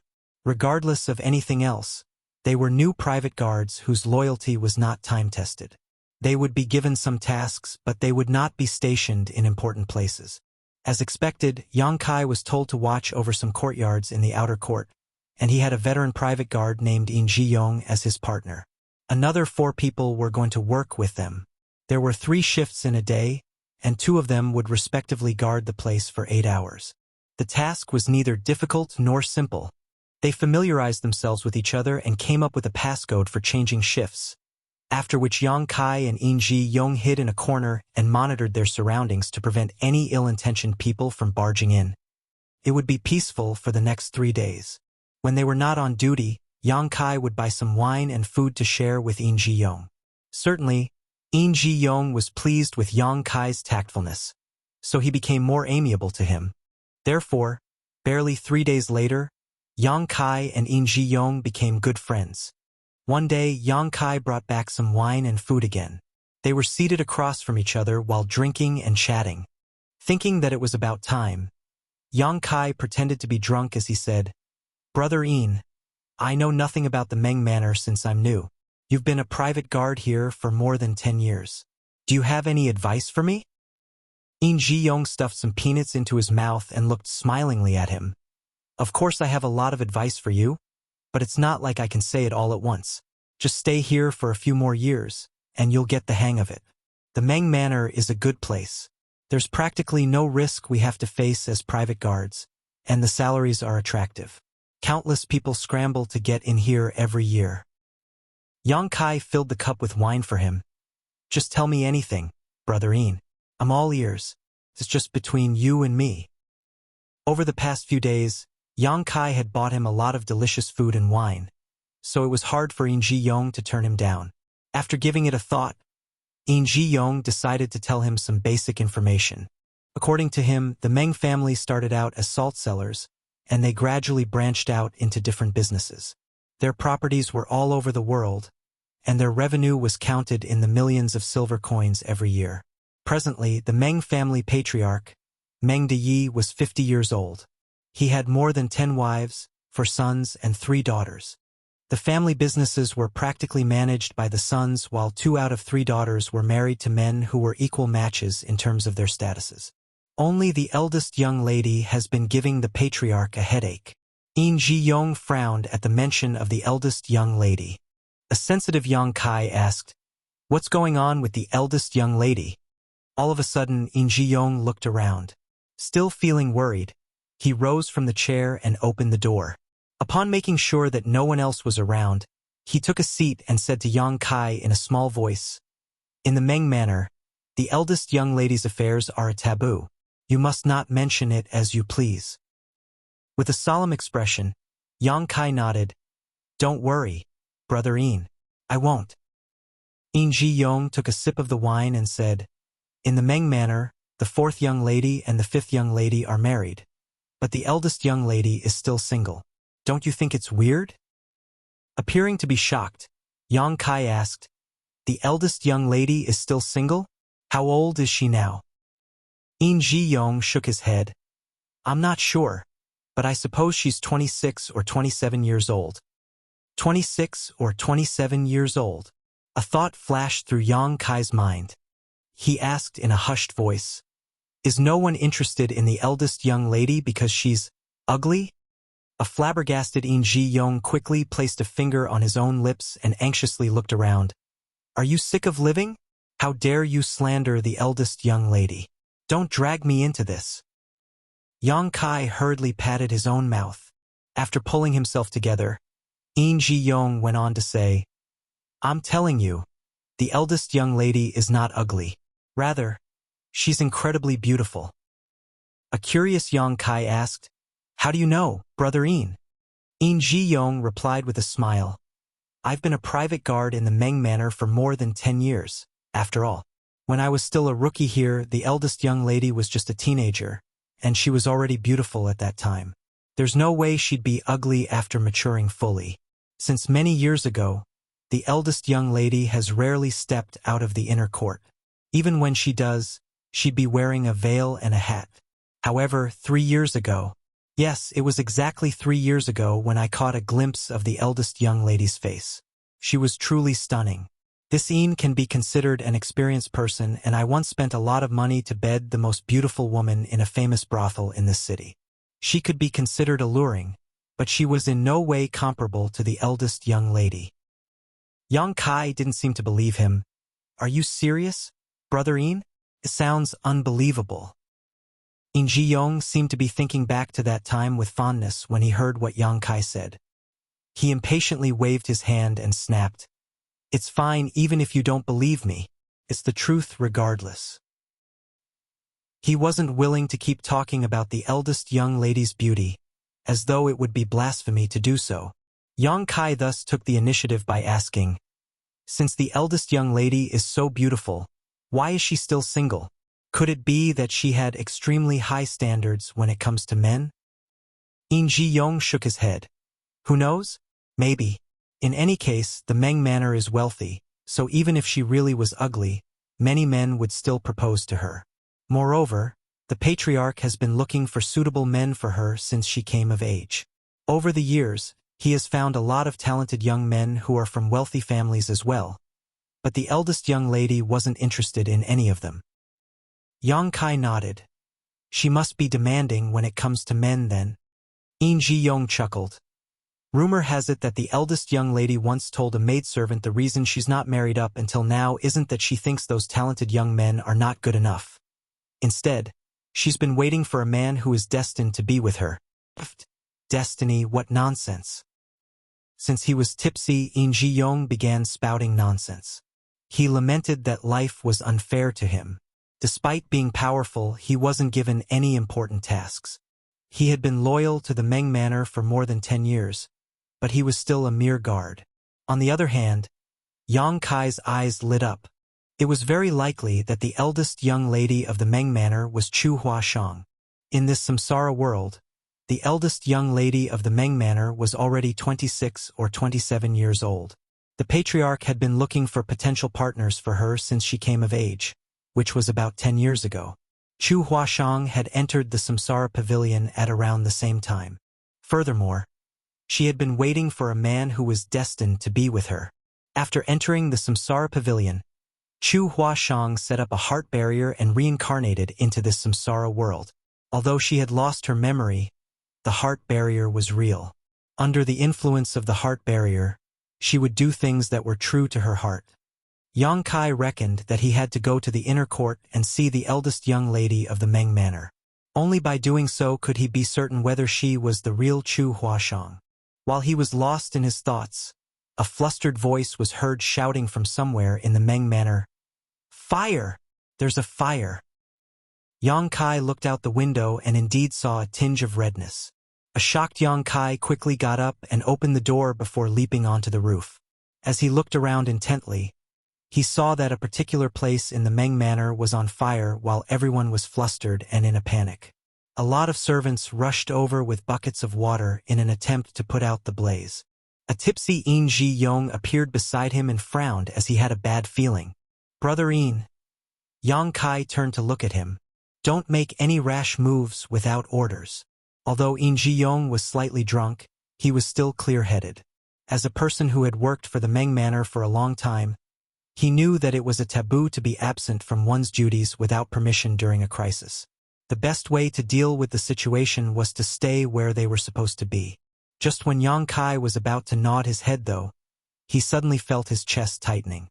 When he turned his head, he saw that over 10 people had appeared on a higher roof with bows in their hands. Under the night sky, cold glints flashed off the arrows from the fire in the distance. "Enemy attack!" Yang Kai growled and tackled Yin Ji Yong down from the roof. The next moment, several arrows struck the place where they were standing just now. The violent force directly broke the roof. Yin Ji Yong instantly sobered up as he got to his feet and nodded at Yang Kai as a form of gratitude. Nevertheless, before they could compose themselves, they felt gusts of wind coming from both left and right sides. Instinctually, Yang Kai unsheathed his sword with his left hand and slashed it across the person behind him. A short shriek was heard as the attacker behind him was killed. Another sword brushed past his chest and cut his clothes open. An agile Yang Kai stepped forward and wielded his sword as shrieks were continuously heard. When he finally stopped, 6 people had already collapsed to the ground behind him. All of them were respectively killed with a single stroke. Blood could be seen dripping from the sword and dyeing the ground crimson. A dumbfounded Yin Ji Yong gazed at Yang Kai. Just now, by the time he unsheathed his sword, the enemies had all fallen to the ground. A moment later, he praised the young man by saying, "Little brother, you're incredible." As soon as he finished speaking, Yang Kai came right at him with the sword as murderous intent was written all over his face. Yin Ji Yong felt his legs trembling as he instinctively raised his sword. Yang Kai dodged it and pressed his hand against the older man's shoulder. Upon impact, Yin Ji Yong was forced to whirl around. It just so happened that he dodged an arrow that was coming from behind as a result. Marshall Peak, Chapter 48:18. Eldest young lady was captured. Yin Ji Yong was drenched in cold sweat. He knew that Yang Kai had saved him once again. In just a few breaths' time, Yang Kai had saved his life twice. Feeling embarrassed, he quickly raised his sword and fought against the enemies alongside Yang Kai. Since he had been a private guard in the Meng Manor for more than 10 years, he was naturally strong. The experiences just now made him feel furious, so he was especially ruthless when dealing with the enemies. The attackers were mostly weak, but there were a lot of them, and they had hidden themselves in darkness earlier. Now that they had been exposed, there was no way they could defeat the two of them. A moment later, all the attackers were either killed or running for their lives. Soon, the courtyard fell into silence. Despite that, they could hear the sounds of intense battles coming from other parts of the manor. Just then, a high-pitched whistle was heard. The captain of the private guards was trying to gather his subordinates together. Yin Ji Yong shouted at Yang Kai, "Come with me!" With blood still dripping from his sword, he leaped over the wall and led Yang Kai to another courtyard. More than 30 private guards had gathered together in this place. All of them were covered in blood while some people were badly injured. Since they were in a perilous situation, the captain didn't have time to explain anything in detail as he said, "Those from Hidden Treasure Peak are here, and there are a lot of them. However, all of you don't have to worry. I'm sure those from the City Lord's mansion have gotten wind of this and will send some people to help soon. We just have to persevere for a while and we'll all be safe. Now, we're on the same boat. If we can't fend off the enemies, all of us will be killed." He then started giving orders. Yang Kai and Yin Ji Yong were still partners. They were told to guard a route that the attackers must pass through if they wanted to leave the Meng Manor. The bandits from Hidden Treasure Peak had snuck into the Meng Manor. Regardless of what their goal was, they definitely had to leave after achieving their objective. It was a chance to weaken the power of those from Hidden Treasure Peak, so the Meng Manor would never want to miss it. Other than fending off the enemies, they also wanted to work with the city lord's mansion to destroy the bandits. The others were also given some tasks. Upon receiving the order, Yang Kai and Yin Ji-yong left the courtyard. On the roof of a tall building, they crouched down and waited patiently. They were like the shadows in the darkness. No one could detect their presence without taking a closer look. Some of the bandits passed by this place from time to time, but before they even realized it, they had already lost their lives. Yin Ji-yong increasingly admired the strength that Yang Kai had showcased. The chaos in the Meng Manor continued. Yang Kai stared intently at the inner court. Noises of intense battles could be heard coming from over there, but they were all in the periphery. The core area of the inner court was serene, and all the lights were off. A moment later, a large group of bandits tried to escape out of the Meng Manor. The private guards, who had been waiting at the important routes, appeared and hacked them to death. The place Yang Kai and Yin Ji-yong were in was especially bustling with noises. While Yang Kai was still fine, Yin Ji-yong felt immensely pressured. His thigh was injured as it was now covered in blood. However, with Yang Kai around, he seemed able to easily ward off the attackers. As long as it wasn't dozens of bandits coming at him all at once, he could effortlessly kill 3 to 5 people at the same time. Presently, more than 20 corpses had been piled up on the roof. Meanwhile, the anxiety in Yang Kai's heart intensified as he felt that something was off. After killing another bandit, he suddenly realized what was amiss. When they had gathered together just now, he didn't see Luo Nguo's burly figure. Luo Nguo was also a new private guard. Unless he was already killed, he was supposed to have joined them earlier. Nevertheless, he was nowhere to be seen. Yang Kai instantly looked at a particular spot in the inner court where Luo Nguo had been hiding for several nights in the past. As the fire flickered in the distance, he saw a burly figure leaping over the wall from the inner court and heading to a place where security was weak. There seemed to be some helpers over there as they quickly left the place with the burly figure. Yang Kai immediately jumped off the roof. An astounded Yin Ji-yong called out in alarm, "Where are you going, little brother?" He didn't get any response from the young man. On the other hand, some bandits came at him from the side as they intended to flee. Yin Ji-yong couldn't help but shudder. His thigh was injured. Without Yang Kai working with him, he would be killed by those bandits. However, he would be considered to be absent from his duties if he left just like that. After the dust settled, he would be punished by those from the Meng Manor. Between death and punishment, though, Yin Ji-yong steadfastly chose the latter. He quickly leaped off the roof and followed Yang Kai. At the front, Yang Kai ran after the burly figure on the roof and soon left the Meng Manor. A large group of people could be heard coming from behind. Supposedly, the support from the city lord's mansion had arrived. On the other hand, Yang Kai stared fixedly at the burly figure ahead. It wasn't until this moment that he realized there was something on the sturdy figure's shoulder. Despite that, it didn't affect his agility as the towering figure remained as dexterous as a rabbit. Around him, his companions were seen charging forward. Sensing that there was someone running after him, Luo Nguo turned his head to take a look without stopping in his tracks. Meanwhile, 2 of his companions turned around and dashed towards Yang Kai. Their gap soon shortened. Barely 30 meters away, those 2 people lifted their weapons and came at Yang Kai from both sides. Yang Kai directly brushed past the 2 of them as a glint flashed from his sword. When Yin Ji-yong arrived at this place, he saw 2 corpses lying on the roof. Although the gates of White Jade City were closed, it couldn't stop a powerful cultivator like Luo Nguo from fleeing as he was well prepared. With the help of a claw hook, he climbed up the wall and soon jumped off to the other side under the night sky. When Yang Kai arrived, 2 of Luo Nguo's companions were still climbing up the wall. He leaped into the air like a bird and hovered above the 2 of them for a moment before landing a kick on the one nearest to him. The person crashed into his companion as they fell to the ground together. Upon landing on the top of the wall, Yang Kai sported a dark expression, for he could hear the sound of a horse neighing. Looking down, he saw that Luo Nguo was mounting up. Luo Nguo looked up at Yang Kai and grinned. Then, he made the horse turn around and gallop off. Yang Kai took a deep breath and leaped off the wall before rushing forward. However, even though he was fairly powerful in this samsara world with such low cultivation, he could never be as quick as a horse.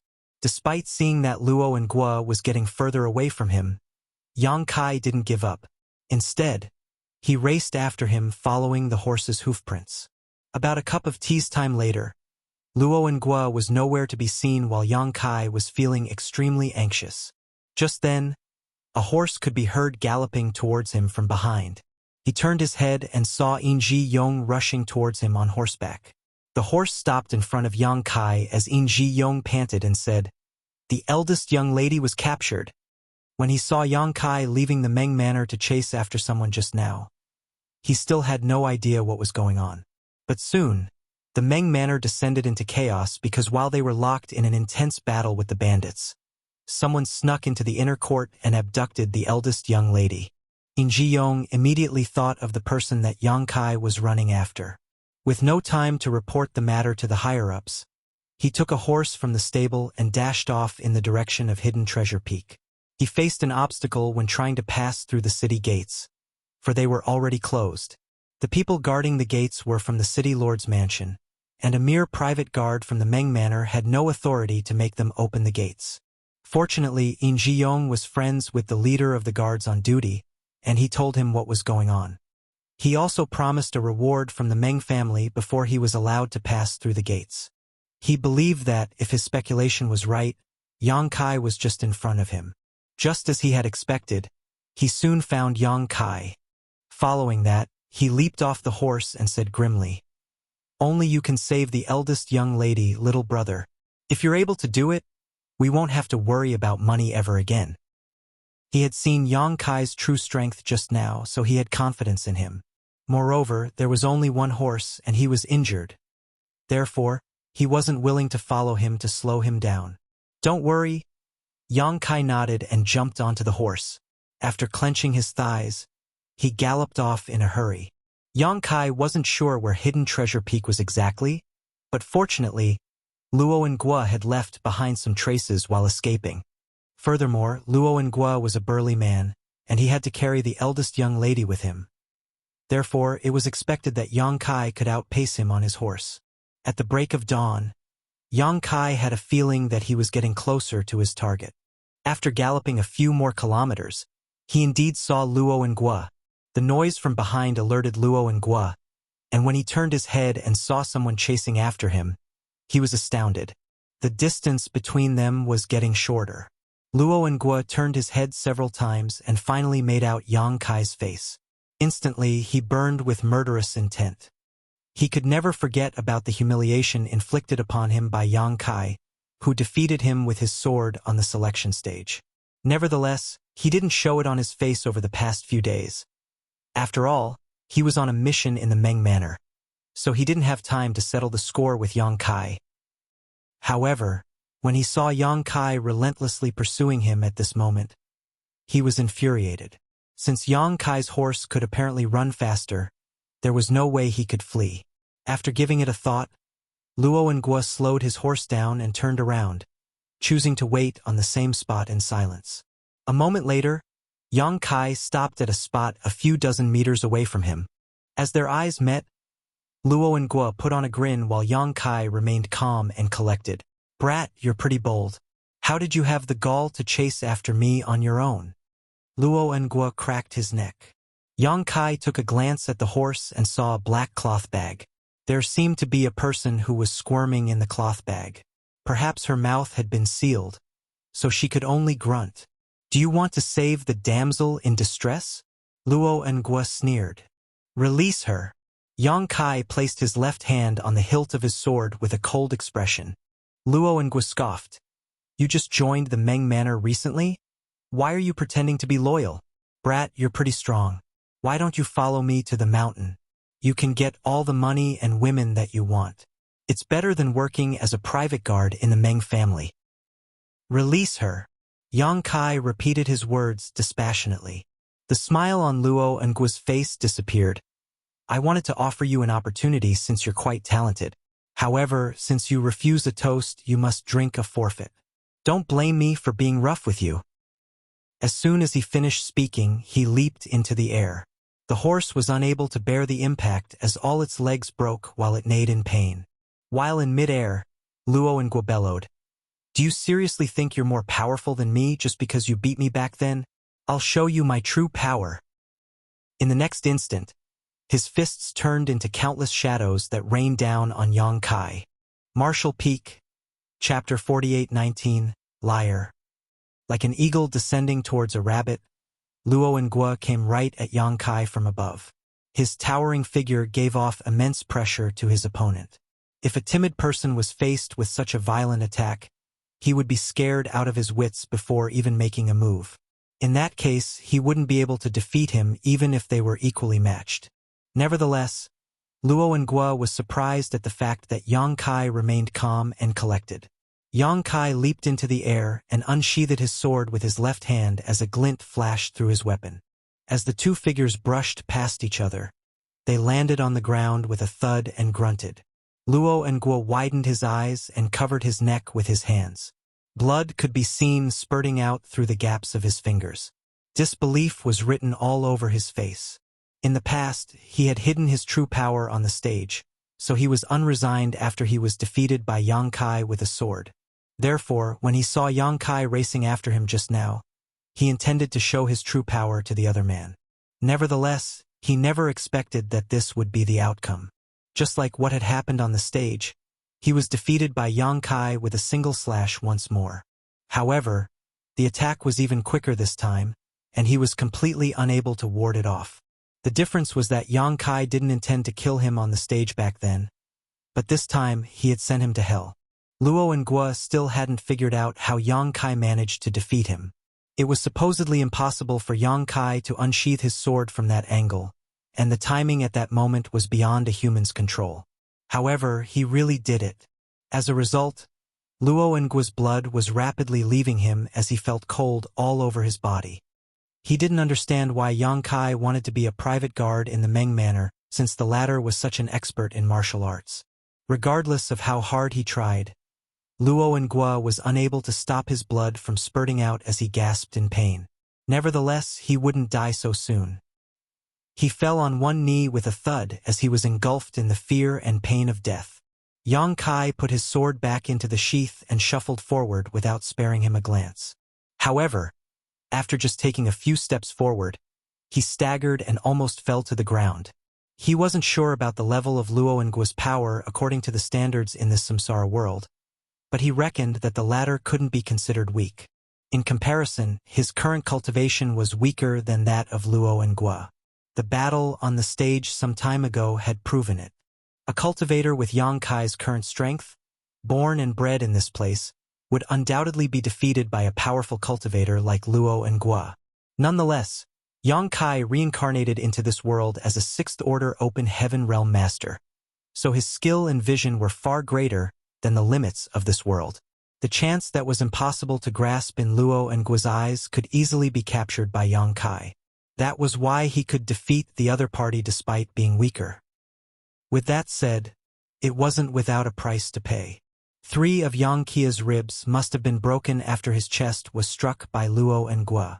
He could even feel that his throat was filled with blood. Yang Kai forcefully choked down the sweet liquid and stabilized himself before walking up to Luo and Guo's horse. The horse's limbs were broken after it bore the impact of Luo and Guo leaping into the air. Presently, it was lying on the ground and wailing. The person in the cloth bag was still squirming on the horseback as she groaned and grunted. Yang Kai opened the bag and revealed an alluring face that was covered in tears. The bumpy ride had caused her hair to become a mess, and she must have cried for a long time as her eyes were all red, which could easily arouse a man's sympathy. Looking at this familiar face, Yang Kai smiled. "I've finally found you, Senior Sister Chu." Her current identity was the eldest young lady of the Meng Manor. The eldest young lady was originally flustered and horrified, but upon seeing the man's soothing smile, she instantly calmed down. She stared fixedly at Yang Kai while a sense of confusion flashed through her eyes. She found the man before her eyes familiar, but she was sure she had never seen him before. This feeling made her doubtful. Yang Kai took out the cloth from her mouth and drew a deep breath, Don't be afraid, eldest young lady. I'm a private guard from the Meng Manor. I'm here to save you. The bandit who captured you is dead. It was only then that the eldest young lady saw the corpse kneeling on the ground up ahead. The puddle of blood horrified her as the color drained from her alluring face. She exclaimed and instinctively crashed into the oddly familiar guard's arms. Yang Kai grunted as blood leaked out of his mouth. Some of his ribs were broken to begin with, and this impact exacerbated his injuries. Upon hearing his groan, the eldest young lady looked up and saw that her rescuer seemed to be in pain, so she asked caringly, "Are you hurt?" "I'm fine." Yang Kai helped her up. "We shouldn't stay here any longer. We have to get back to the Meng Manor as quickly as possible." The eldest young lady nodded repeatedly. Yang Kai led her to his own horse and helped her get on. Just when they were preparing to leave, though, he heard some noises coming from the distance.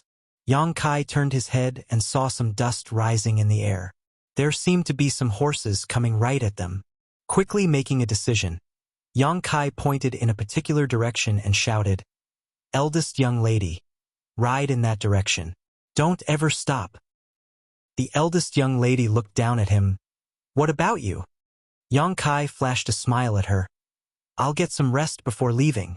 Upon finishing his words, he unsheathed his sword and slapped the horse's bottom with the back of the weapon. The horse then neighed and galloped off with the eldest young lady on its back. Following that, Yang Kai turned around and took the sword with his right hand as he waited in silence. Luo and Guo's helpers from Hidden Treasure Peak had arrived. The dust rising in the distance was surely caused by those bandits. Perhaps they had agreed to meet up in a particular place, but since Luo and Guo hadn't shown up after a long time, they decided to look for him.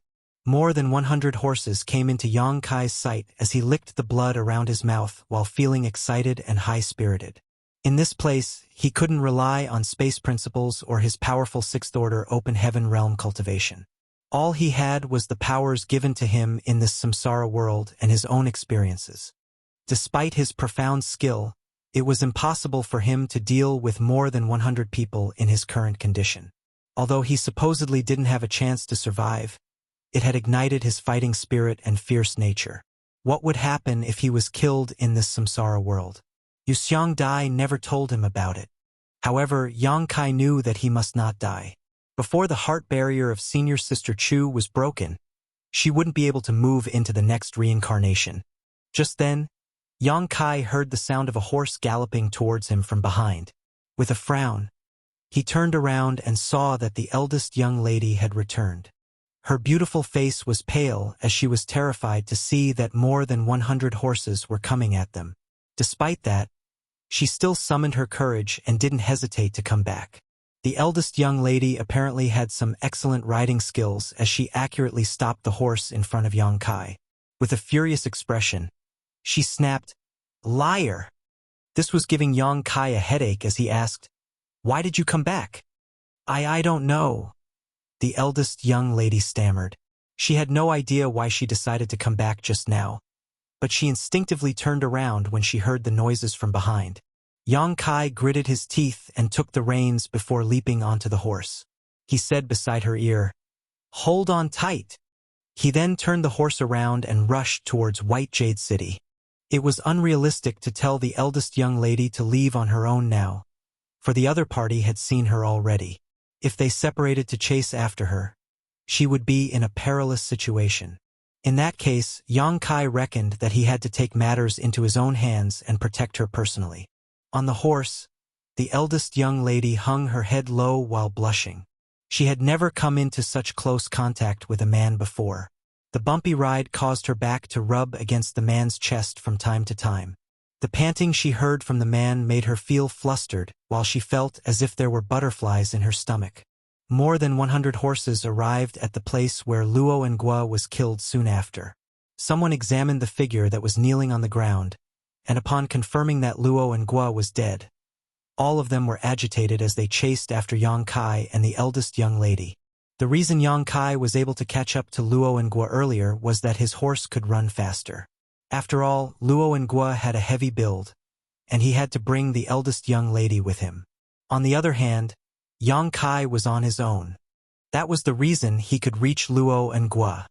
Nevertheless, it was the opposite now. While Yang Kai had to bring the eldest young lady to safety on a single horse, more than 100 bandits from Hidden Treasure Peak riding down on them, the distance between them was shortening while the sounds of hooves thudding on the ground became louder. The eldest young lady was no longer in the mood to let her thoughts run wild. For a moment, a sense of anxiety flashed through her face. However, she seemed to recall something all of a sudden as she soon calmed herself down. Right then, the sound of something breaking through the air was heard. The distance between both parties was short enough, so an expert in archery among the bandits from Hidden Treasure Peak shot an arrow at Yang Kai. However, he missed his target as the arrow landed on a spot that was 10 meters away from the left of Yang Kai. More arrows came from behind as the sounds of breaking through the air were continuously heard. Most of the arrows were not threatening at all, and for the ones that posed a risk, Yang Kai turned his head and accurately slashed across them. Behind him, a person with a hooked nose at the front of those bandits was dumbfounded by this sight, for he had never expected Yang Kai to be so strong and skillful. It was only then that he realized it wasn't just bad luck that Luo and Gua was killed. Yang Kai was apparently an expert in martial arts given his dexterity and eyesight. The hooked-nosed man had his interest piqued as he didn't know that there was such a powerful cultivator in the Meng Manor. Since Luo and Gua was dead, the losses could be made up for if they could make Yang Kai join them. The prerequisite was that they had to capture him alive. As the gap shortened, more arrows were seen flying. Although Yang Kai had tried his best to ward them off, his defense wasn't impenetrable. An arrow jabbed right into the horse's thigh and almost caused it to collapse. But a nimble Yang Kai quickly tightened the reins and used his force to help the horse stabilize. It was obvious that they were unable to flee. They couldn't run as fast as the other party to begin with, and the fact that the horse was injured exacerbated the situation.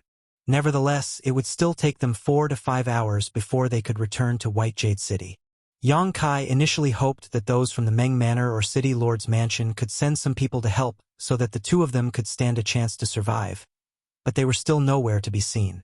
Left with no choice, Yang Kai could only save himself and the eldest young lady.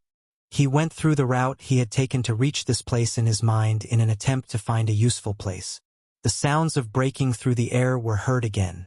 Although Yang Kai warded off some of the arrows, one of them still jabbed into the horse's stomach. The horse that had helped Yang Kai flee for the entire night collapsed to the ground after running for another kilometer. The eldest young lady, who was seated at the front, exclaimed while Yang Kai promptly wrapped his arm around her waist and stomped his feet on the horseback. They leaped into the air and then stably landed on the ground. "Wrap your arms around me," Yang Kai ordered. A flustered eldest young lady nodded and quickly draped her arms around the young man's neck to stabilize herself. While holding his sword with one hand, Yang Kai placed his other hand on the eldest young lady's body to support her weight before rushing forward in a particular direction with all the speed he could muster. Martial Peak, Chapter 4820, Bloody Battle. The eldest young lady's vision shook. As she looked over the shoulder of this young private guard, she could see more than 100 horses chasing after them. The faces of the horsemen were hideous and gave off a horrifying feeling. Nevertheless, she had never been calmer than at this moment. The scene and the feeling were somehow familiar to her, as though she had experienced it before. However, she had always lived in the Meng Manor, and she had never stepped out of White Jade City before. When had she ever experienced getting hunted down while she was protected by a man? Did it happen in a dream? Was it an experience from her previous life? She was supposed to feel uncomfortable in such close contact with a man she didn't know, but at this moment she was drowned in happiness as she exerted more force with her arms around the young private guard's neck. It was as though she was trying to merge into his body. She knew that this man wouldn't abandon her even if he had to lose his life. When she saw more than 10 arrows coming right at them, she exclaimed, "Watch out!" Then, her eyes were dazzled by the glint from a sword. Yang Kai didn't whirl around as the eldest young lady was in front of him. If he turned around, she would be struck by the arrows. Instead, he accurately slashed across the arrows without turning at all, as though there were eyes on the back of his head. Most of the arrows were warded off, but one of them pierced right into his shoulder. The eldest young lady stared fixedly at that arrow, which was about the length of an arm. While it was deep in the man's flesh, not much blood had streamed out. Nevertheless, she felt her chest tightening at the sight of it. She reckoned that the young private guard must be in pain, but he never even grunted. More arrows were coming at them while Yang Kai zigzagged to dodge them. The gap between both parties was shortening rapidly, and it was expected that they would be surrounded by their enemies in no time. All of a sudden, Yang Kai turned left and rushed forward as there was a call over there. Perhaps he could make use of the terrain. Soon, he dashed past the call with the eldest young lady in his arms. It was a lucky day for him as he soon saw that there was a cave at the bottom of a mountain wall. The cave wasn't big as it could accommodate one person. Yang Kai rushed over and put the eldest young lady down. "Get inside, now!" The eldest young lady nodded and climbed into the cave on all fours and tried her best to curl up inside it. When she looked up, she saw the young private guard standing in front of her like a mountain that could fend off all storms. "What's your name?" she asked. "Yang Kai." He raised his hand to grab the arrow stuck in his shoulder and snapped the shaft off, leaving the tip inside his flesh. He then turned his head and flashed a smile at her. "My name is Yang Kai." The eldest young lady repeated it as though she was trying to imprint the name in the deepest part of her mind.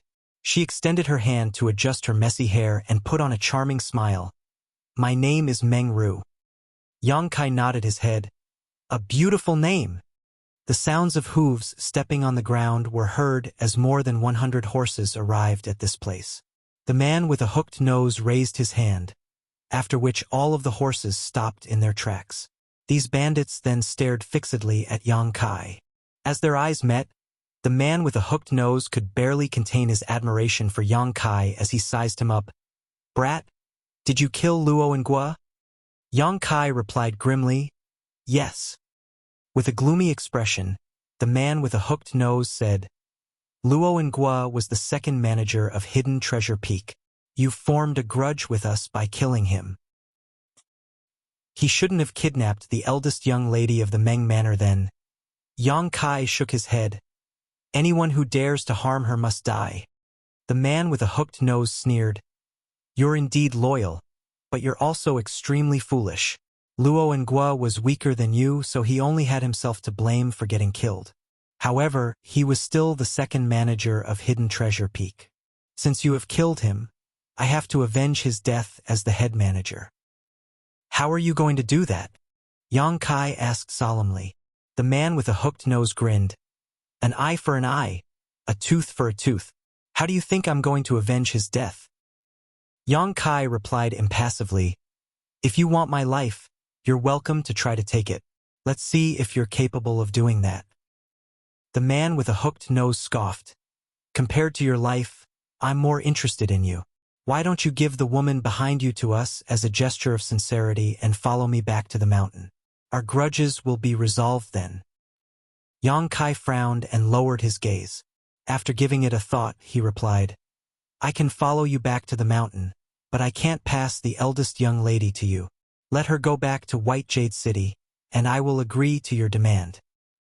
The man with a hooked nose shook his head. "No, we have spent a lot of effort to get her. Many of our brothers were killed, including the second manager. It was so hard for us to get this woman out of the Meng Manor, so how could we let her go? Don't worry. After you follow me back to the mountain, this woman will belong to you." Yang Kai said steadfastly, "I only have one request. The eldest young lady must safely return to White Jade City." The expression of the man with a hooked nose darkened. He had paid Yang Kai due respect and expressed his willingness to let him join Hidden Treasure Peak. But the other party rudely turned him down.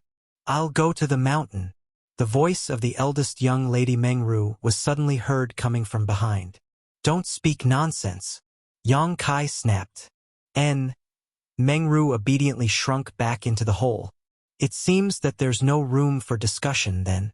The hooked-nosed man found it to be a pity as he waved his hand and ordered, "Kill!" Upon realizing that he was unable to make Yang Kai join them, he immediately ordered his death. There was no doubt that he was a decisive person. More than 10 archers were already well prepared as they pulled the bows taut. The next moment, a dozen or so arrows came at Yang Kai from different angles. However, everyone soon became dumbfounded. That was because Yang Kai wielded his sword and easily fended off all of the arrows. He didn't even seem to have moved as he stood in front of the eldest young lady of the Meng Manor like a wooden stake. The man with a hooked nose was stunned. He knew that Yang Kai was an expert in martial arts since the latter could kill Luo and Gua. Yang Kai's performance during their pursuit also confirmed his speculation. Nevertheless, it wasn't until this moment that the head manager realized that he had still underestimated Yang Kai. If he were faced with the same situation, he could have warded off those arrows as well, but he could never have done it so effortlessly. It was also impossible for him not to move a single step. These archers were flushing as they felt embarrassed. Before the head manager even gave the order, they started shooting arrows at Yang Kai again. Just like before, Yang Kai easily fended off all the attacks. The archers became furious. Instead of shooting arrows at the same time, they did it intermittently so that they could find a chance to impale him. An incense stick later, these archers helplessly lowered their bows as their faces were all red. The mockery from their companions made them hang their heads low. There were more than 10 archers, but after 20 rounds of shooting at Yang Kai, the man still wasn't harmed one bit.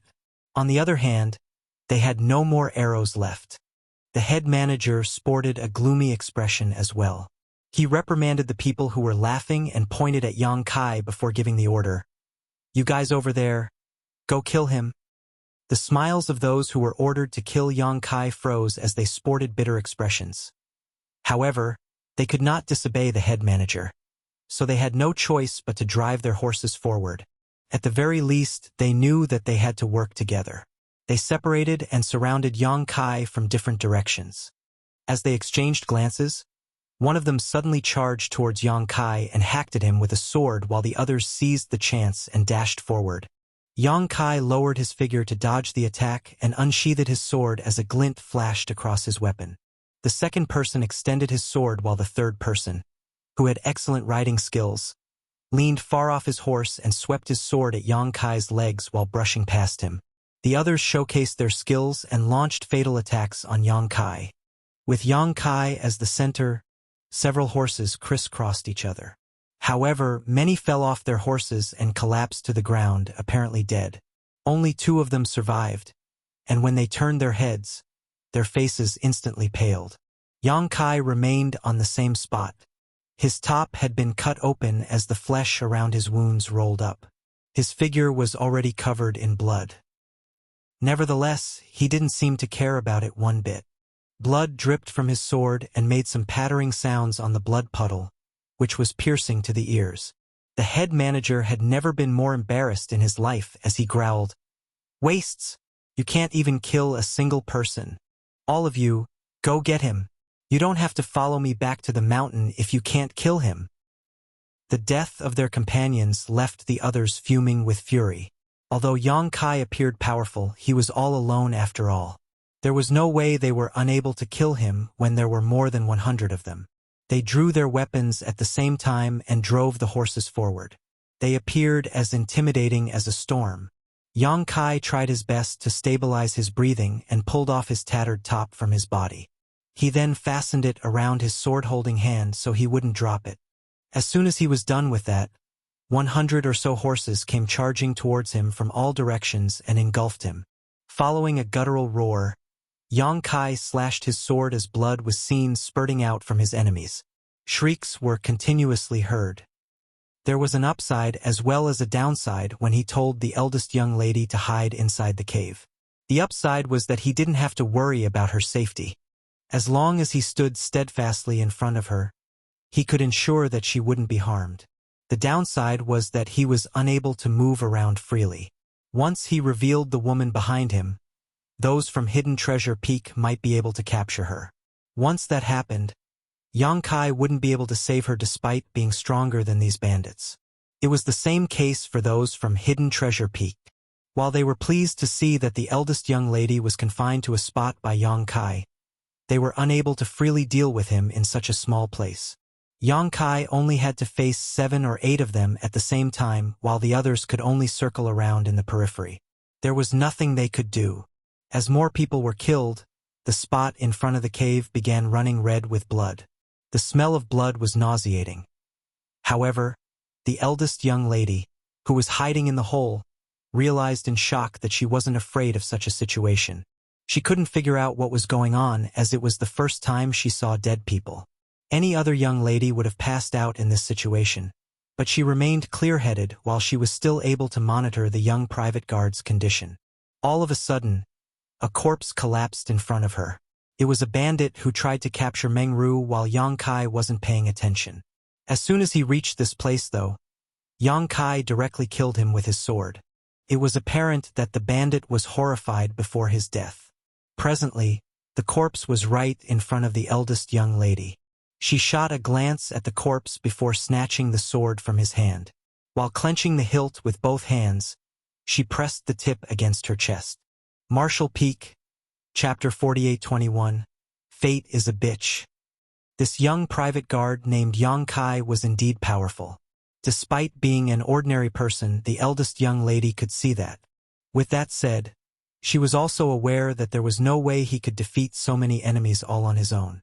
She had no idea how much longer this young private guard could persevere, nor did she understand why he still steadfastly stood in front of her in the face of death. After all, they had never even met each other before today. There was one thing she knew, though. If this young private guard collapsed, she would end up in a more horrible state than death. Therefore, she had to be prepared. The sharp tip of the sword pressed against her chest and formed a cut on her skin, which made her feel a slight tinge of pain. She stared fixedly at the young private guard from behind to monitor his condition. In the worst-case scenario, they would probably perish together here. While she was in her wild thoughts, she felt a sense of longing, as though she was almost looking forward to it. The head manager of Hidden Treasure Peak never stopped cursing. As more of his subordinates collapsed, his voice became louder while his saliva spouted out of his mouth. As the bandits were continuously reprimanded, they were furious while they became increasingly ruthless with their moves. Although their ruthlessness had inflicted a lot of injuries on this private guard from the Meng Manor, they could not make him fall. Presently, the private guard from the Meng Manor was covered in blood while his clothes were all tattered. There was a long cut on his forehead from which blood slid down his face and dyed his eyes scarlet, which made him look like a mad, ominous beast. His sword had become crooked from all the hacking and slashing, so he randomly took up the blade of a nearby dead bandit so he could wield 2 weapons at once. Nevertheless, the cutlass was also badly chipped, so there was no way it could last for a long time. About 20 to 30 corpses had been piled up in front of him. Blood streamed past his feet and made him look extremely terrifying. The bandits from Hidden Treasure Peak were horrified. They knew that as long as they persevered, there would come a moment when this private guard from the Meng Manor collapsed to the ground. But before that, many of their lives would be sacrificed. They were afraid that they would be the ones who died uselessly here. The bandits, who were initially high-spirited following the order from the head manager, started becoming timid as they launched attacks less frequently. An infuriated head manager killed a bandit who was trying to flee. He then drove his horse forward as he apparently planned to enter the battlefield personally. Just then, the ground started shaking as the sounds of hooves could be heard rapidly approaching from a distance. The head manager felt his chest tightening. When he turned his head, he saw that the dust was rising in the distance as a lot of people were rushing towards them on horses. Reinforcements from White Jade City had arrived. Upon that realization, the bandits became flustered as they instinctively moved backwards. Many of them turned to the head manager and awaited his order. The head manager stared at the private guard from the Meng Manor, who had been standing resolutely in front of the cave all this time. After a moment of hesitation, though, he shouted through clenched teeth, "Retreat!" A lot of soldiers from White Jade City were approaching, so there was no way their weakened group could ward them off. They might even lose their lives by staying here. It would be an unwise decision to do so just because they were not willing to give up their prize. The bandits were already frightened by Yang Kai's actions to begin with, so upon hearing the head manager's order, they turned their horses around and ran for their lives without hesitation. A moment later, more than 100 knights clad in sturdy armor arrived at this place with a young man leading the way. The young man looked in the direction the bandits from Hidden Treasure Peak were fleeing with narrowed eyes, but he didn't have the intention to chase after them. He turned his head and took a glance at Yang Kai, who was covered in blood. Despite being an experienced man, he was still astounded at the sight. The attention of the knights behind the young man was also attracted to Yang Kai. He was standing there like a statue, as though he was trying to protect something. His figure was covered in cuts of different sizes, and his clothes were in tatters. The corpses of the bandits had been piled up in front of him, and his feet were drenched in a puddle of blood. His murderous intent seemed to have materialized, and the horses beneath the knights were unable to bear it. They neighed and instinctively stepped backwards. None of them had seen such a sight before, but they could imagine how intense the situation had been. A lot of bandits must have continuously launched attacks on this young man in an attempt to defeat him. However, like a rock amidst the storm, he was still standing strong in the end. It was obvious that after his sword became bent, he picked up a cutlass that was also chipped. Even with such broken weapons, he wielded them to kill these bandits. "Is it him?" the young man asked. The person beside the young man was In Ji Yong, who was also a private guard from the Meng Manor. Upon hearing that, he quickly nodded. "Yes, it's him." After he finished speaking, he leaped off the horse and bolted towards Yang Kai, shouting, "Little brother, little brother." Before he could get close, though, he saw a sword slashing at him. He exclaimed in fright and fell on his bottom, his soul almost leaving his body. When he came to his senses, he quickly examined himself. Upon confirming that he wasn't injured, he breathed a sigh of relief. While reeling from the shock, he called out, "Little brother, it's me, In Ji Yong. Don't you recognize me?" He had no idea why Yang Kai would suddenly hack at him. If he were killed just like that, he would have passed away full of grief. "He has already passed out," the leading young man suddenly said. In Ji Yong was dumbfounded. "He has? How could Yang Kai still attack him when he was unconscious?" Upon closer look, though, In Ji Yong realized that there was indeed something off about Yang Kai. He was glowering at the front, but never batted his eyes. The blood from his forehead streamed down his face, which made him look horrifying, but his eyes seemed to have lost focus as he looked hollowly in no particular direction. Nevertheless, he remained unmoving with the weapons in his hands. "Don't go near him. He will only react on instinct now," the young man ordered. A dazed In Ji Yong nodded. Despite his age, it was the first time he saw someone who was still able to react out of reflex while unconscious. How resolute must one be in order to achieve that? "He's really something." The young man stared at Yang Kai with admiration written all over his face. He turned to In Ji Yong. "What's his name?" In Ji Yong quickly replied, "Young City Lord. His name is Yang Kai. He's a new private guard in the Meng Manor." Yang Kai. The young city lord narrowed his eyes as his expression became conflicted. In Ji Yong didn't notice it as he looked worriedly at Yang Kai. "Little brother Yang is badly injured, young city lord. We can't go near him now. However, if we don't help stop his bleeding, he'll surely lose his life." The young city lord fell silent. Just then, some noises could be heard coming from behind Yang Kai. In Ji Yong bellowed, "Who goes there?" After he finished speaking, he saw a curvy woman whose hair was a mess crawling out of the small cave behind Yang Kai. There was a sword in her hands as she appeared vigilant. "Eldest young lady." In Ji Yong was flabbergasted. He only saw Yang Kai when he arrived at this place, and never paid attention to anything behind him. It wasn't until the eldest young lady crawled out that he realized that there even was a cave behind Yang Kai. All of them finally realized who the person was that Yang Kai was protecting. The young city lord became startled as he examined the eldest young lady's face. All of a sudden, he put on a wry smile. He thought that life was truly full of surprises. Over the past few years, he had been looking for a particular person, but he still hadn't managed to achieve his goal. Nevertheless, he had never expected to come across her today. Fate was really a strange thing in this samsara world. Despite having entered this world much earlier, he still hadn't gained any advantage. On the other hand, the one who came at a later time had a chance to get close to the person he had been looking for almost immediately. Greetings, eldest young lady. My name is In Ji Yong, a private guard from the Meng Manor. He cupped his fist, then quickly added, "Be careful. Please don't go near Yang Kai." The eldest young lady pressed her lips together and tossed the sword away. After making up her mind, despite the warning, she still shuffled towards Yang Kai. She had heard the conversation between In Ji Yong and the young city lord while she was hiding inside the cave, so she was aware of Yang Kai's current condition. But so what? This man was willing to protect her with his very life. She didn't believe that he would harm her in any way. Upon seeing that, In Ji Yong turned pale.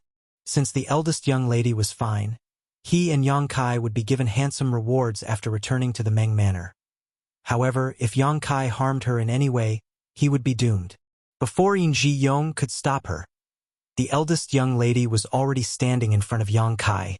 To everyone's surprise, Yang Kai didn't even try to harm her.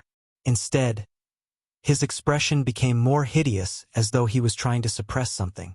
In Ji Yong felt his heart leaping to his throat as he was worried that Yang Kai would hack his sword at her in the next instant. When that happened, the alluring eldest young lady would surely lose her life. Tears could be seen sliding down the eldest young lady's face. She covered her mouth with her hands as her shoulders uncontrollably trembled. The person in front of her didn't have any part of his skin intact. He was soaked in blood, and through his tattered clothes, she could see that he was covered in deep cuts with his flesh rolling up around his wounds. Every wound and every drop of his blood was proof that he had resolutely protected her from harm. While suppressing her tears, she extended her hands and took the weapons from Yang Kai. Yang Kai didn't resist. Just now, the bandits from Hidden Treasure Peak were unable to make him lose grip of his weapons no matter what they tried. But at this moment, the frail eldest young lady easily took them from his hands. She tossed the blood-covered weapons to the ground. When she looked up, she realized that his eyes had closed, and faint breathing could be heard coming from his nostrils. "Does anyone have medicine? Help treat him now." The eldest young lady turned her head and sought help from them. Given his injuries, he would surely journey to the Yellow Springs if he wasn't treated in time. Although the eldest young lady had rarely stepped out of the manor, she was aware of such common knowledge. The young city lord motioned to one of his subordinates. The subordinate quickly leaped off the horse and bolted towards Yang Kai. Upon making sure that the man posed no threat, he helped him lie down on the ground. In Ji Yong hurriedly came over to help out. Seeing that the eldest young lady was still standing nearby, he encouraged, "Please go somewhere else, eldest young lady. I'm worried that you'll feel nauseated at the sight." The eldest young lady nodded and stepped back. The young city lord walked up to her and examined her before saying, "Eldest young lady Meng, I am the young city lord of White Jade City, Feng Chung Si. I just returned from my studies abroad. I'm sorry that I didn't manage to save you earlier." The eldest young lady shook her head. "I'm fine." Her eyes never looked away from Yang Kai, though, as she was apparently full of worry. When Feng Chung Si saw that, he secretly cursed, thinking fate was really a bitch. Martial Peak, Chapter 4822, Unparalleled Gallantry. Those from Hidden Treasure Peak had launched a night attack on the Meng Manor. The second manager, Luo Ngua, personally made a move and kidnapped the eldest young lady of the Meng family amidst the chaos. A new private guard from the Meng Manor chased after him and intercepted him in a place that was over 100 kilometers from the city. He fought against the enemies on his own and killed many of them. Eventually, he successfully saved the eldest young lady. Everyone in White Jade City was shocked when the news spread. Rumor had it that the power of the new private guard from the Meng Manor was inscrutable. Faced with over 100 bandits, he never backed down as he beheaded them with a saber and a sword like he was cutting fruits or vegetables. It was also rumored that he was 10 meters tall with 3 heads and 6 arms. The hearts of the bandits were dug out and eaten by him. By relying on his ferocity, He persevered until the young city lord of White Jade City arrived with the knights to end the calamity. They eventually destroyed the bandits from Hidden Treasure Peak and returned victorious. While everyone who heard this news was shocked by the power of this private guard from the Meng Manor, they also admired him for his loyalty. Hidden Treasure Peak was a nest of bandits. Had someone like the eldest young lady from the Meng Manor been captured by them, everyone could imagine what would have happened to her. It was thanks to this loyal private guard that the eldest young lady's modesty was saved. They also found out this private guard was hired at the arena that the Meng family had set up some time ago. Many families secretly felt envious and thought that the Meng Manor had found a treasure. Nowadays, it was hard to find a loyal guard like him. Meanwhile, Yang Kai was still unconscious in the Meng Manor. He had exhausted himself from battling against the bandits from Hidden Treasure Peak. If not for his determination to save the eldest young lady, he would have collapsed much earlier. Had the soldiers from City Lord's mansion come any later, he would not have been able to persevere. After Yin Ji Yong and the others treated his wounds, the young city lord, Feng Changxi, escorted the eldest young lady back to the Meng Manor. Yang Kai, who had made the biggest contribution in this matter, was given special care. Before he even regained consciousness, the patriarch of the Meng Manor had already rewarded him with a lot of money and his own private residence. There was also high-quality healing medicine that the maidservants would use to apply on his wounds every day. It was unprecedented that an outer court's private guard be given such rewards. The steward of the Meng Manor personally visited Yang Kai and told Yin Ji Yong to inform him as soon as Yang Kai awakened. Certainly, Yin Ji Yong directly agreed to it. Many private guards also came to visit Yang Kai. Although it had only been a short time since Yang Kai joined the Meng Manor, and they were not close to each other, he had risked his life to save the reputation of these private guards. After all, the eldest young lady was kidnapped on their watch. Had Yang Kai not promptly decided to chase after the bandits, these private guards would have been punished by the Meng Manor by now. Some of them might even have lost their lives. When everyone who visited Yang Kai saw his injuries, they fell silent. That was because he was horrendously wounded. There was no part of his body that was intact. His entire figure was covered in bandages, which had been dyed crimson by his blood. No one knew how he was still alive given his injuries. The crooked saber and the chipped sword were brought back by Yin Ji Yong following the eldest young lady's order.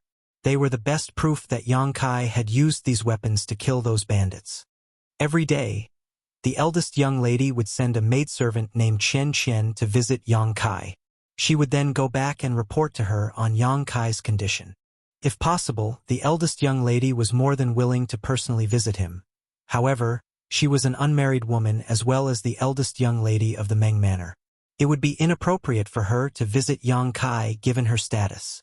Even though Yang Kai had made a significant contribution, the patriarch of the Meng Manor had never visited him. He only told his most trusted steward to come here once.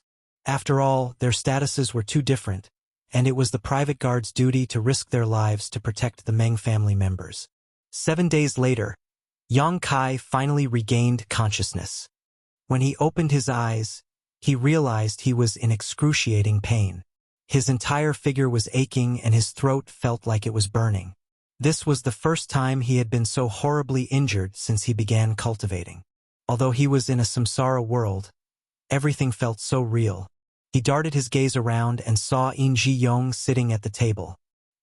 He was holding a maid-servant's hand as he seemed to be reading her palm. The maidservant hung her head low with a flushing face. She wanted to retract her hand, but it seemed she didn't have the strength to do so, and she wouldn't dare to call for help.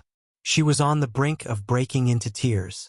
Yin Ji Yong pretended to not see it as he spouted nonsense by saying that her life wouldn't be smooth sailing, but she would eventually meet a person who would extricate her from her suffering. Unable to take it anymore, Yang Kai knocked on the bedside. Hearing the noise, the maidservant became shocked and quickly retracted her hand. Yin Ji Yong turned to look at Yang Kai and became elated. "You're finally awake, little brother Yang." He walked up to Yang Kai and asked caringly, "How are you? Do you feel any discomfort?" "Water," Yang Kai said as he felt his throat burning. "Oh, water, water." Yin Ji Yong quickly beckoned to the maidservant. who picked up a jug of water and took a seat beside the bed before helping Yang Kai drink it. After Yang Kai finished the water, he finally felt much better. In Ji-yong said smilingly, "Did you know how worried I was? I was worried that you would never wake up." Yang Kai didn't think the older man looked worried at all. In Ji-yong went on to say, "Since you're awake, you'll be fine. Just stay here and recuperate. I'm sure you'll enjoy plenty of good luck after surviving this disaster." "How is the eldest young lady?" Yang Kai asked in a hoarse voice. In fact, he was already muddle-headed at the last moments of protecting the eldest young lady. He faintly remembered that there seemed to be reinforcements approaching, and those from Hidden Treasure Peak were forced to flee. Supposedly, the eldest young lady was safe. In Ji-yong replied, "The eldest young lady is well, just a bit frightened. She now sends someone to visit you every day. Since you're awake, I believe she'll set her mind at ease as well." He then said to the maidservant, "It's time to help little brother Yang reapply his medicine." The maidservant nodded in agreement and put down the jug before getting busy with a red face. In Ji-yong then went on to talk to Yang Kai about the incident on that day and expressed his admiration for him. If he were in the same situation, he would have surrendered and begged for mercy. It wasn't that he was disloyal to the Meng Manor. However, loyalty no longer mattered in the face of certain death. It was during a life-and-death moment that a person's temperament was put to the test. While the maidservant was busy, In Ji-yong left the place to inform the steward of the Meng Manor. 1 hour later, the old man with a goatee, who appeared on the selection stage previously, stepped into the room and gave Yang Kai some words of praise. He said that the patriarch was pleased with his loyalty and had rewarded him with many good things, including his current residence and a lot of money. All the new private guards would go through a probation period of a few years. However, since Yang Kai had risked his life to save the eldest young lady, the probation ended earlier, and he was now an official private guard of the Meng Manor. The steward didn't stay for a long. After finishing his words, he left the place in a hurry. Before that, he told Yang Kai to recuperate with peace of mind, saying that the Meng Manor wouldn't mistreat people who had made contributions. In Ji-yong was also rewarded. In fact, he didn't spend much effort in the fight against the bandits. However, without him, Yang Kai wouldn't have successfully saved the eldest young lady. At that time, Yang Kai was chasing after Luo and Guo on foot. It was In Ji-yong who sent him a horse, and then ran back to White Jade City to inform the soldiers about what was going on. In the end, they arrived in time and forced the bandits from Hidden Treasure Peak to retreat.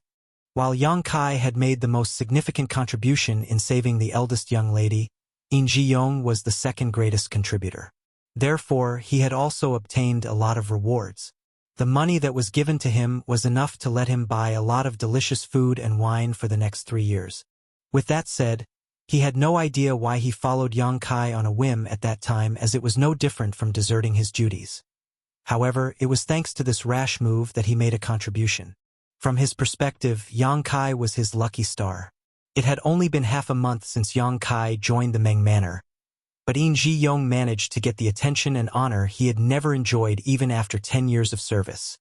These days, the captain of the private guards and some younger stewards had been amiable to him, which made him feel elated.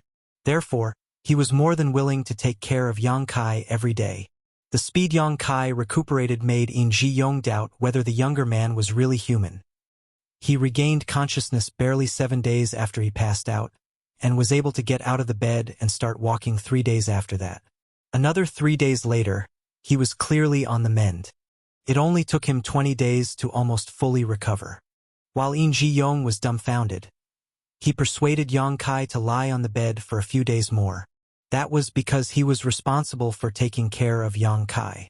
As long as Yang Kai was still lying on the bed, he could get some rest for a few days more lest he was exposed to the sun or rain. Fortunately, the steward didn't immediately assign any tasks to them. So, for the time being, they had nothing else to do. Every day, In Ji-yong would pester the maidservant while Yang Kai refused to stay idle. He would practice martial arts in the courtyard and let his clothes soak in sweat. The martial Tao in this samsara world was very low, but he could still slowly get stronger. Strength would be necessary in this world, so he reckoned that he had to quickly get stronger. In Ji-yong had tried exchanging moves with him once, but he would never want to do that again, for it was utterly humiliating. There was an overwhelming difference between their powers, and it only took Yang Kai one move to defeat him. While cultivating, Yang Kai pondered on how to approach the eldest young lady. It was confirmed that Chu Huashang had reincarnated into this world as the eldest young lady of the Meng Manor, Meng Ru. Before she reincarnated, she had set up a heart barrier. Only by breaking this heart barrier would her memory be restored. In order to break the heart barrier, he had to win her heart. Certainly, Yang Kai didn't care about the difference between their statuses, as he was a private guard while she was the eldest young lady. However, he didn't know how to win a woman's heart. Although he had a lot of wives, he had rarely wooed a woman before. There was not much he could do when it came to pursuing a woman romantically. The most important thing for him now was to approach the eldest young lady so that they would familiarize themselves with each other. If he couldn't even get close to her, how was he going to break the heart barrier? Fortunately, the fact that he had saved her life must have left a good impression. The proof was that she would send her trusted maidservant, Qian Qian, to visit him every day. While Yang Kai was lost in his thoughts, a chance presented itself. Marshall Peak, Chapter 4823, Personal Bodyguard. One day, Yang Kai was wielding a sword and a saber in the courtyard when the captain of the private guards entered the place. Upon hearing the noise, In Ji-yong quickly got out of the room and asked passionately, "Big Brother Chu, why are you here?" The captain was surnamed Chu, so the private guards would call him Big Brother Chu in private. Big Brother Chu replied with a smile, "What's wrong? Can't I visit you too without any important matter? Have you forgotten about us just because you've made some contributions now? Are you looking down on us?" In Ji-yong put on a bitter expression as he said, "What are you talking about, Big Brother Chu?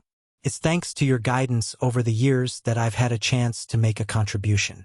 I would never dare to look down on you all." Big Brother Chu extended his hand and poked him. "You're such a smooth talker, aren't you?" All of a sudden, he put on a solemn expression and changed the topic.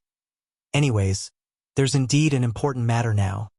In Ji-yong quickly said, "Please tell us right away, Big Brother Chu." Big Brother Chu turned to look at Yang Kai. "How are you feeling?" Yang Kai moved his shoulders a little. "I'm fine." "Good. I was worried that you wouldn't be able to take on this task." In Ji-yong asked with concern, "What kind of task is that?" Big Brother Chu put on a mysterious smile. "It's not bad news. Something good awaits you. Come with me." After exchanging glances with In Ji-yong, Yang Kai sheathed his weapons as they followed the captain. As they navigated through the Meng Manor behind Big Brother Chu, they soon arrived at a grand hall. In front of the grand hall stood an old man with a goatee. He was the chief steward of the Meng Manor. Seeing Captain Chu, he nodded gently. In Ji-yong suddenly felt his legs trembling slightly, for he finally recognized this grand hall. Although he had been working in the Meng Manor for more than 10 years, he had never had the right to come to such an important place, as he was just an outer court's private guard. "Captain?" In Ji-yong looked inquisitively at the captain in the hope that he would be given a hint. Big Brother Chu muttered quietly, "Don't say anything unnecessary after going in." In Ji-yong nodded repeatedly. After having a small talk with Big Brother Chu, the steward with a goatee turned to Yang Kai and In Ji-yong. "Come with me." Upon finishing his words, he shuffled into the grand hall. In Ji-yong stuck close to Yang Kai and said in a small voice, "Little brother, I believe we're going to meet the patriarch. You have to be cautious." The grand hall was where the patriarch dealt with his daily business. No one could go near this place without his permission. Yang Kai nodded gently to show that he understood. After entering the grand hall with the chief steward, Yang Kai looked up and saw a man who was going through some documents behind a desk. There was nothing special about the man, who was about 50 years old. Nevertheless, since he had taken good care of himself, he looked slightly younger than his age. He was supposed to be the patriarch of the Meng family, Meng De. The chief steward told the two of them to stop, then walked up to Meng De in light steps and said, "Sir, I've brought them. Meng Deyi grunted and continued handling his business. Since he never said anything, Yang Kai and Yin Ji-yong could only remain standing there. About a cup of tea later, Meng Deyi put the documents aside and stamped them with a seal before falling into his thoughts with a frown. He seemed to have finally recalled the presence of these two private guards as he looked up at them. Who is Yang Kai? Yang Kai cupped his fist and said solemnly, Yang Kai greets the patriarch. Yin Ji-yong saluted him as well. Outer court guard Yin Ji-yong greets the patriarch. Meng Deyi stared fixedly at Yang Kai and said impassively, I heard that you were badly injured. Yang Kai replied in a firm voice, As a guard of the Meng Manor, it is my duty to ensure the eldest young lady's safety, even if it costs me my life. Admiration was written all over Yin Ji-yong's face as he thought that Yang Kai was usually taciturn. But the latter could tactfully fawn over someone in power when it was necessary. Good. There was no doubt that Meng Deyi was pleased with his reply. Others might not be sincere when they said such a thing, but Yang Kai had proven his loyalty in the previous incident as he was willing to protect the eldest young lady even with his life on the line. Meng Deyi had heard others talk about the incident, so he knew that Yang Kai really almost died that day. Although he had no idea why this new private guard was so bold and loyal, he reckoned that no more tests were needed. The inner court is supposed to be the place where the security is the strictest in the Meng Manor, but Ruer was almost harmed this time. It's because of this incident that she doesn't trust the personal bodyguards in the inner court anymore. Meng Deyi didn't intend to beat around the bush as it wasn't necessary to do so in front of his own private guards. Therefore, he directly told them the reason he had summoned them. However, since you've saved Ruer's life, she has total trust in you. It could be said that she only trusts you of all the private guards in the Meng Manor. Yang Kai hung his head low. It is my honor to have gained the eldest young lady's trust. I want you to go to Ruer's side and be her personal bodyguard. Are you willing to take on this task? Meng Deyi asked. Yang Kai became startled for a moment before cupping his fist. Rest assured, Patriarch. I am willing to be punished if the eldest young lady loses even a single strand of hair. Meng Deyi nodded. I have faith in your loyalty and capabilities. I'll not mistreat you if you work hard.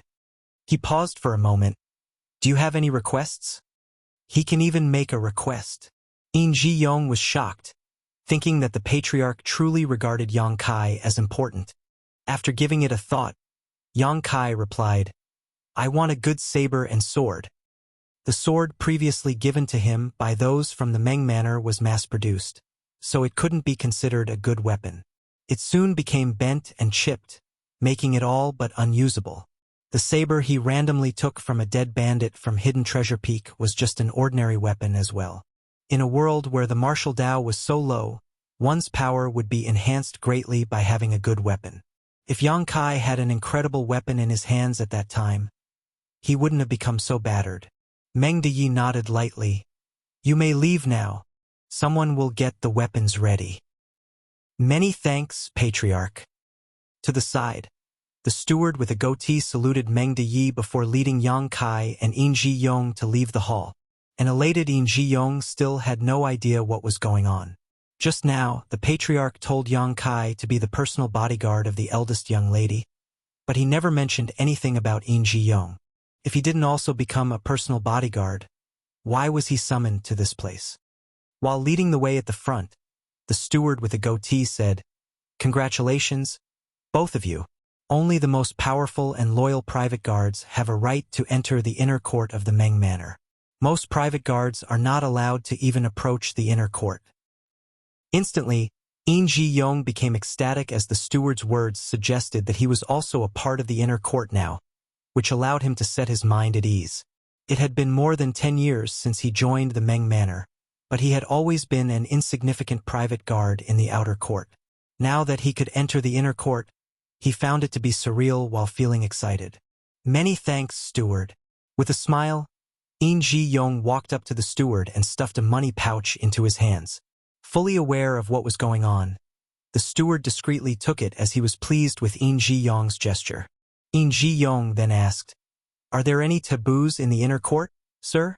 Although I've been working in the Meng Manor for more than 10 years, I've never stepped into the inner court before.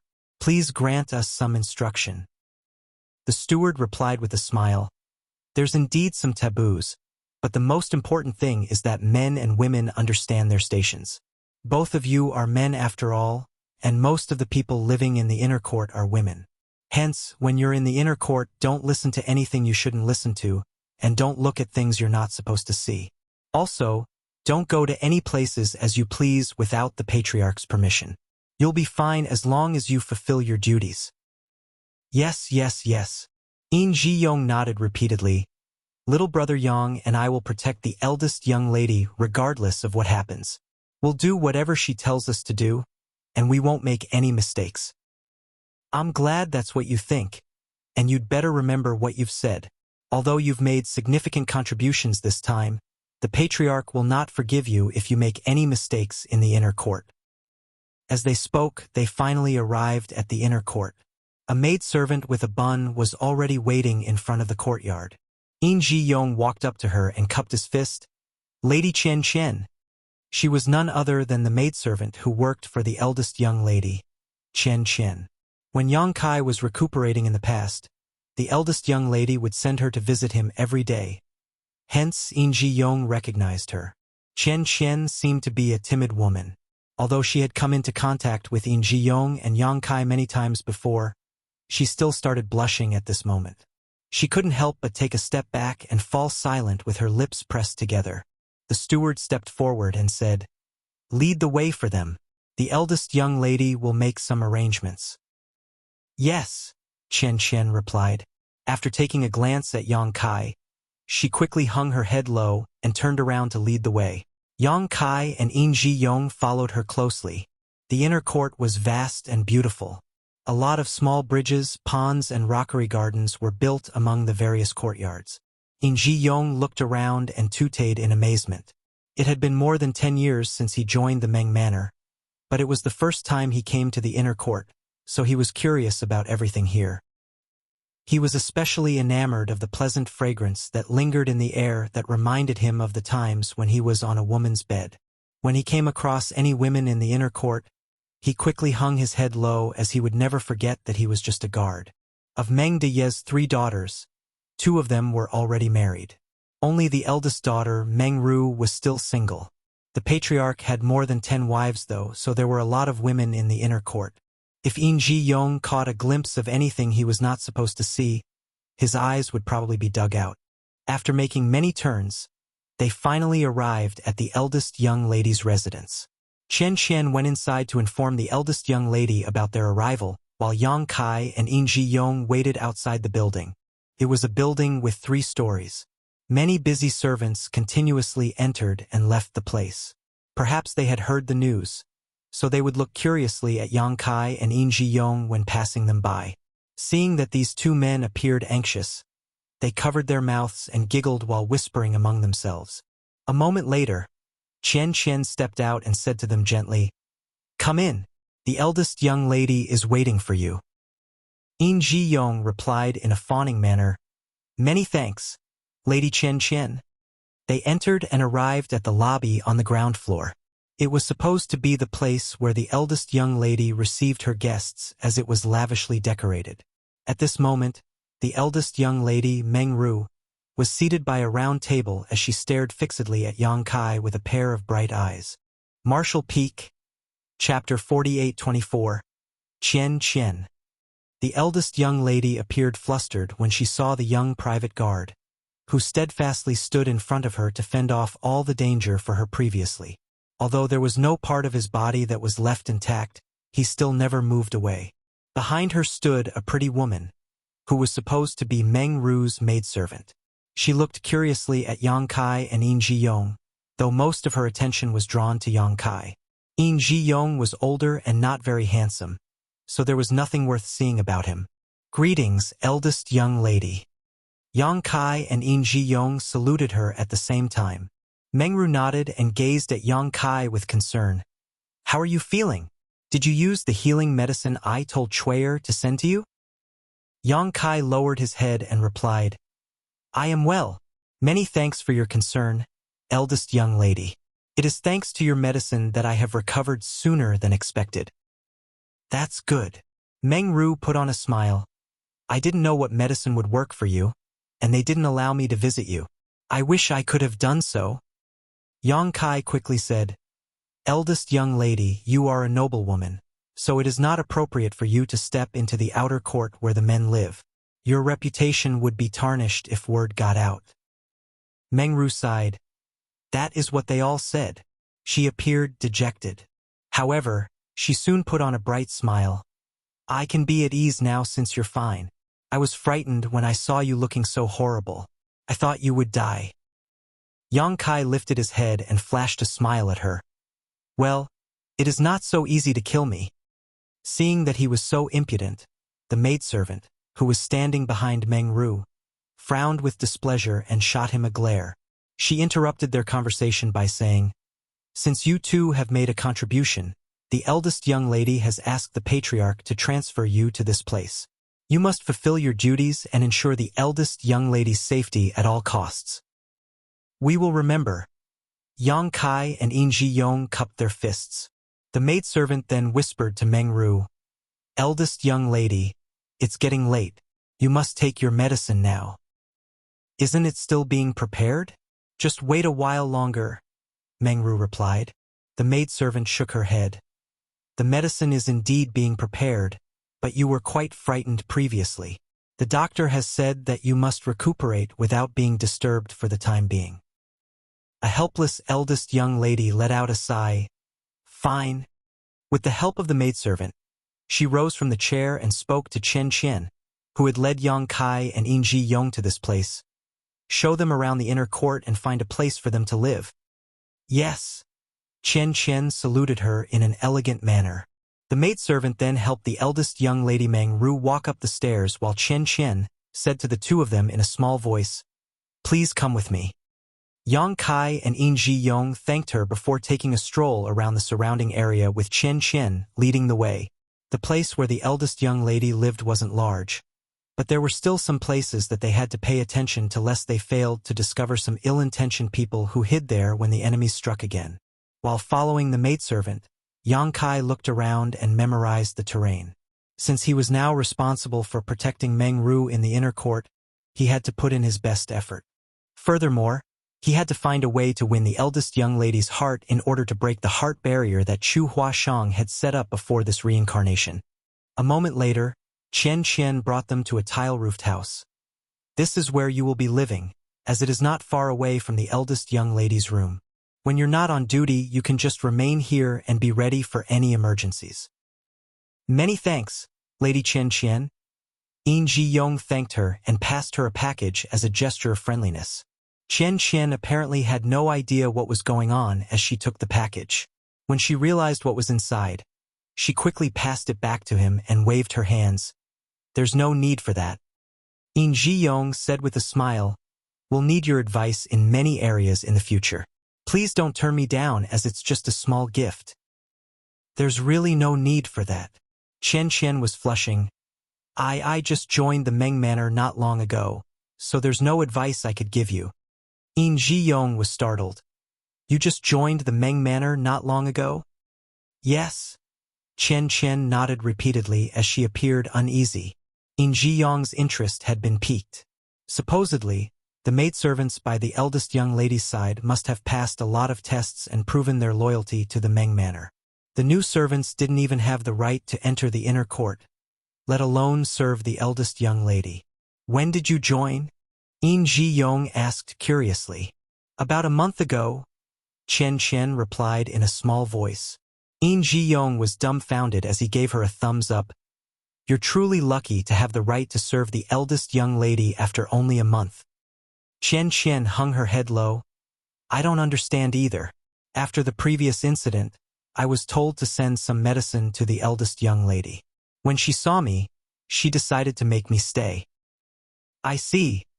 In Ji Yong thought that she was extremely lucky. He was a private guard while Chen Qian was a maidservant. In the past over 10 years, he had always been an insignificant private guard in the outer court. If not for the contribution he had inadvertently made, he wouldn't have been transferred to the inner court. On the other hand, Chen Qian had only been working here for a month, but she could get into the inner court just because the eldest young lady was fond of her. In comparison, his journey was much tougher, which made him feel a bit bitter. With that said, Chen Qian was indeed beautiful and innocent-looking, so it was no wonder that the eldest young lady was fond of her. Upon learning that Chen Qian wasn't a long-time maidservant of the eldest young lady, Yin Ji-yong became much more at ease. At the very least, he didn't have to fawn over her. Yang Kai, who had remained silent all along, suddenly asked, "The woman beside the eldest young lady is named Chui'er?" Chen Qian's figure shook a little, as though Yang Kai had scared her by talking suddenly. With a blushing face, she replied, "Yes, she's big sister Chui'er. She has been serving the eldest young lady since she was a child. They grew up together." Yang Kai nodded his head, then fell silent. A short while later, Chen Qian left. Yin Ji-yong closed the door and asked in a small voice, "Little brother Yang, is there anything wrong the eldest young lady's maidservant, Chui'er?" He thought that Yang Kai had discovered something when the latter asked that question suddenly. He couldn't help but speculate that Chui'er might be a mole sent to this place by those from Hidden Treasure Peak. Would they make another contribution not long after coming to the inner court? There's nothing wrong with her. Yang Kai didn't know what was on his mind. It's just that the eldest young lady said she had told Chui'er to send some healing medicine to me. After giving it a thought, Yin Ji-yong replied, "Yes, that's what she said." "Had you ever met Chui'er before that?" Yang Kai asked. Yin Ji-yong shook his head. "No." He suddenly realized something. "You've saved the eldest young lady, and judging from her reaction today, there's no doubt that she's grateful to you. In that case, she would definitely send the most important maidservant to visit you. However, it was Lady Chen Qian who had been visiting you every day when you were recuperating." He initially thought that Chen Qian was someone important to the eldest young lady, but it was apparently not the case. It had only been a month since she joined the Meng Manor, and she had only begun serving the eldest young lady's side after the incident. The most important maidservant to the eldest young lady should be Chui'er, who grew up with her. Why was that? Yin Ji-yong was puzzled. Yang Kai replied with a smile, "I suppose Lady Chui'er received the eldest young lady's order, but she was too lazy or frightened to visit a person who was horribly injured, so she told Lady Chen Qian to visit me instead. After Lady Chen Qian reported everything to her, she would then report to the eldest young lady." Upon learning what had happened, Yin Ji-yong gave Yang Kai a thumbs up. "You're indeed clever since you're able to figure out so many things from what the eldest young lady had said. It was no wonder that you decisively ran after the bandits that night. To be honest, when I saw you leaving, I thought that you were escaping." Yang Kai put on a smile without responding to him. Yin Ji-yong asked curiously, "Little brother, how did you know that the eldest young lady was kidnapped?" Yang Kai replied, "I didn't know. I just speculated that someone was taken away from the inner court. I had no idea she was the eldest young lady." "That's incredible enough." Admiration was written all over Yin Ji-yong's face as he chuckled. "I am incredible as well. I followed you as soon as I saw you running after the bandits." In fact, he didn't have the confidence to ward off the enemies on his own after Yang Kai left the place, so he had no choice but to follow him. With a frown, though, he said, "This incident shows us that it's not easy to deal with Lady Chui'er. We'd better be cautious so that she won't be able to find fault with us." Yang Kai nodded.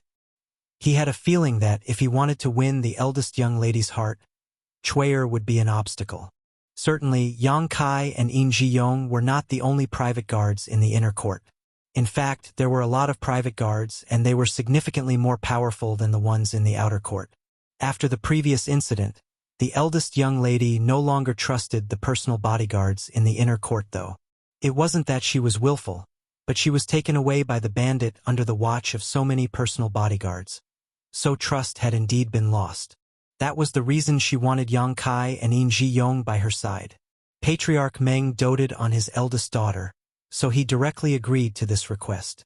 Despite that, he had still told some personal bodyguards to hide around the eldest young lady's residence. All of them had profound auras. However, the eldest young lady and the maidservants were unaware of their presence as they had never cultivated before. When Yang Kai came over from the building earlier, he detected some people who secretly examined him. Of course, he didn't react despite knowing what was going on.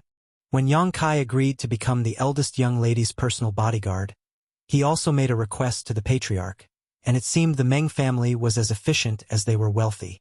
They entered the inner court in the morning, and by the afternoon a sword and a saber were presented to Yang Kai. The saber was similar to the ones given to the private guards in the Meng manor. The characters stirring clouds were engraved on the hilt.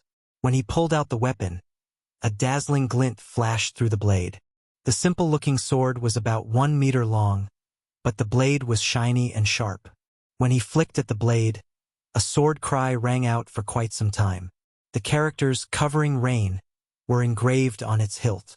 In Ji-yong was dumbstruck when he saw these two blades. Martial Peak, Chapter 4825, Learning Martial Arts. The Stirring Cloud saber and covering rain sword are real treasures. They're said to have been left behind by a powerful cultivator several hundred years ago. They last appeared 30 years ago when they were obtained by a rogue cultivator. I didn't expect that they were in the Meng manor. With a fervent expression, In Ji-yong fiddled with the saber and sword. He was also a cultivator, so he loved treasures like these.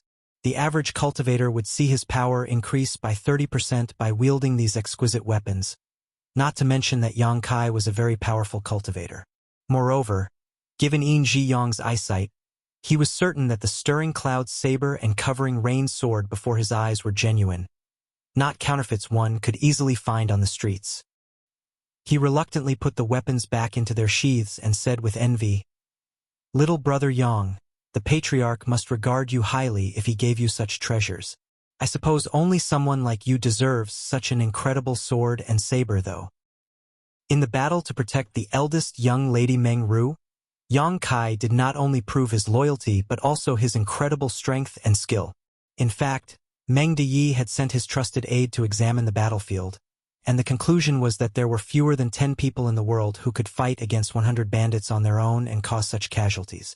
Since Yang Kai was both loyal and powerful, it was expected that Meng Deyi regarded him highly. Yang Kai's power would increase significantly as he now possessed the Stirring Cloud saber and covering rain sword. It was not tiring to work in the inner court because Meng Ru stayed in her residence most of the time. She would rarely step out of the building. It wasn't certain whether it was because she loved staying indoors or she was still frightened following the previous incident. Therefore, Yang Kai and In Ji-yong just had to remain hidden when they were on duty and paid close attention to her to prevent any accidents from happening. With that said, rarely would any accidents happen in the inner court. Other than the two of them, there were a lot of personal bodyguards hiding in different places. Those who were untrustworthy would never be allowed to enter the inner court. Nevertheless, Yang Kai now faced a conundrum as he was unable to get into any close contact with the eldest young lady. This was giving him a headache. There was no doubt that he had left a lasting impression on her, and he was now lucky enough to become her personal bodyguard in the inner court. However, if he was unable to strike while the iron was hot, his efforts might all go to waste. Nonetheless, Yang Kai was just a personal bodyguard in the inner court while Meng Ru was the eldest young lady of the Meng manor. There was a huge difference between their statuses. If he crossed the line, he would only invite trouble to himself. Yang Kai reckoned that he had to come up with a plan to get closer to the eldest young lady. One day, Meng Ru was in a good mood as she led her two maidservants to take a stroll around the garden. Although it had only been a short time since Chen Qian entered the inner court, she had gained the eldest young lady's favor for some reason. Only 1 month had passed, but she was now one of her trusted maidservants. Despite the fact that she was on an equal footing with Chui'er, she wasn't as close to the eldest young lady as the latter. After all, Chui'er and the eldest young lady grew up together. Having said that, many of the maidservants in the inner court were envious of Chen Qian's luck. No one knew why the eldest young lady was fond of this new maidservant.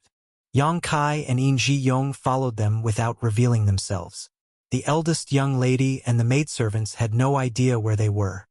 However, Mengru knew that Yang Kai and Yin Jiyong were not far away from her in order to prevent any accidents from happening. That was because she had given it a try before. Regardless of where she was, she just had to call out to Yang Kai, and he would appear from a random corner and stand in front of her, as though he was her shadow. For a few days, she never got tired of this little game. As soon as she found a reason, she would call out to Yang Kai. As a result, Chui's displeasure with Yang Kai increasingly intensified whenever she saw him. On this day, the eldest young lady was in a jovial mood. In fact, she had been cheerful recently as she was no longer traumatized by the kidnapping incident. She would always keep an alluring smile on her face. Nevertheless, she was just a young woman who rarely stepped out of her residence. So after about 2 hours, she started panting and declared, "I'm tired." Chui said, "In that case, we should go back and get some rest. It's pretty windy here, so you might catch a cold if you stay here any longer." The eldest young lady tilted her head and fell into her thoughts. Suddenly thinking of something, she giggled and called out, "Guard Yang!" The next moment, footsteps could be heard approaching from behind. Yang Kai appeared like a phantom and stopped in his tracks in a spot that was 10 paces away from Mengru before cupping his fist. "Eldest young lady." "Oh, you're here." Mengru turned around and pouted with disappointment. "I thought you would appear from over there. I didn't expect that you were behind me." When Chui saw that the eldest young lady was acting so happily, she asked gently, "Eldest young lady, why did you call out to guard Yang again? He has to stay hidden to protect you." She then glowered at Yang Kai. "You may go now." The eldest young lady, however, interjected, "There's not really any danger in the inner court. Moreover, guard Yang is strong. Even if there's any danger, he can protect me regardless of whether he is hidden or not. Am I right, guard Yang?" Yang Kai hung his head low. "It's my duty to protect you, eldest young lady." "All right. The eldest young lady knows that you're loyal. You may go." Chui waved her hand. Instead of leaving though, Yang Kai asked, "Do you have anything to tell me, eldest young lady?" "Yes." Mengru nodded happily.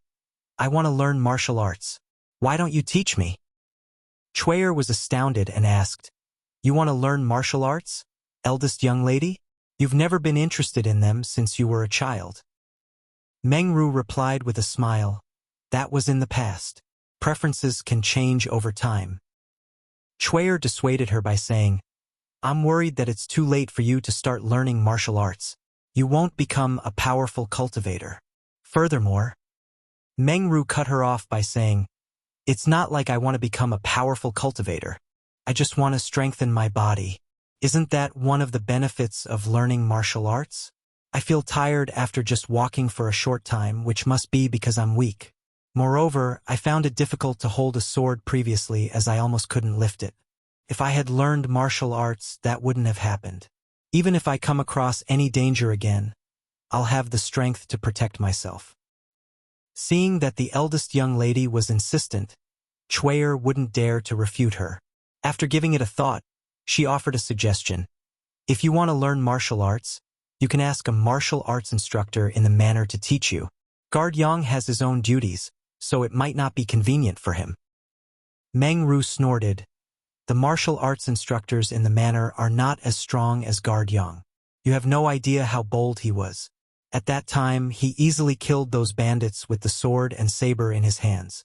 The blood formed into a puddle and dyed my shoes red."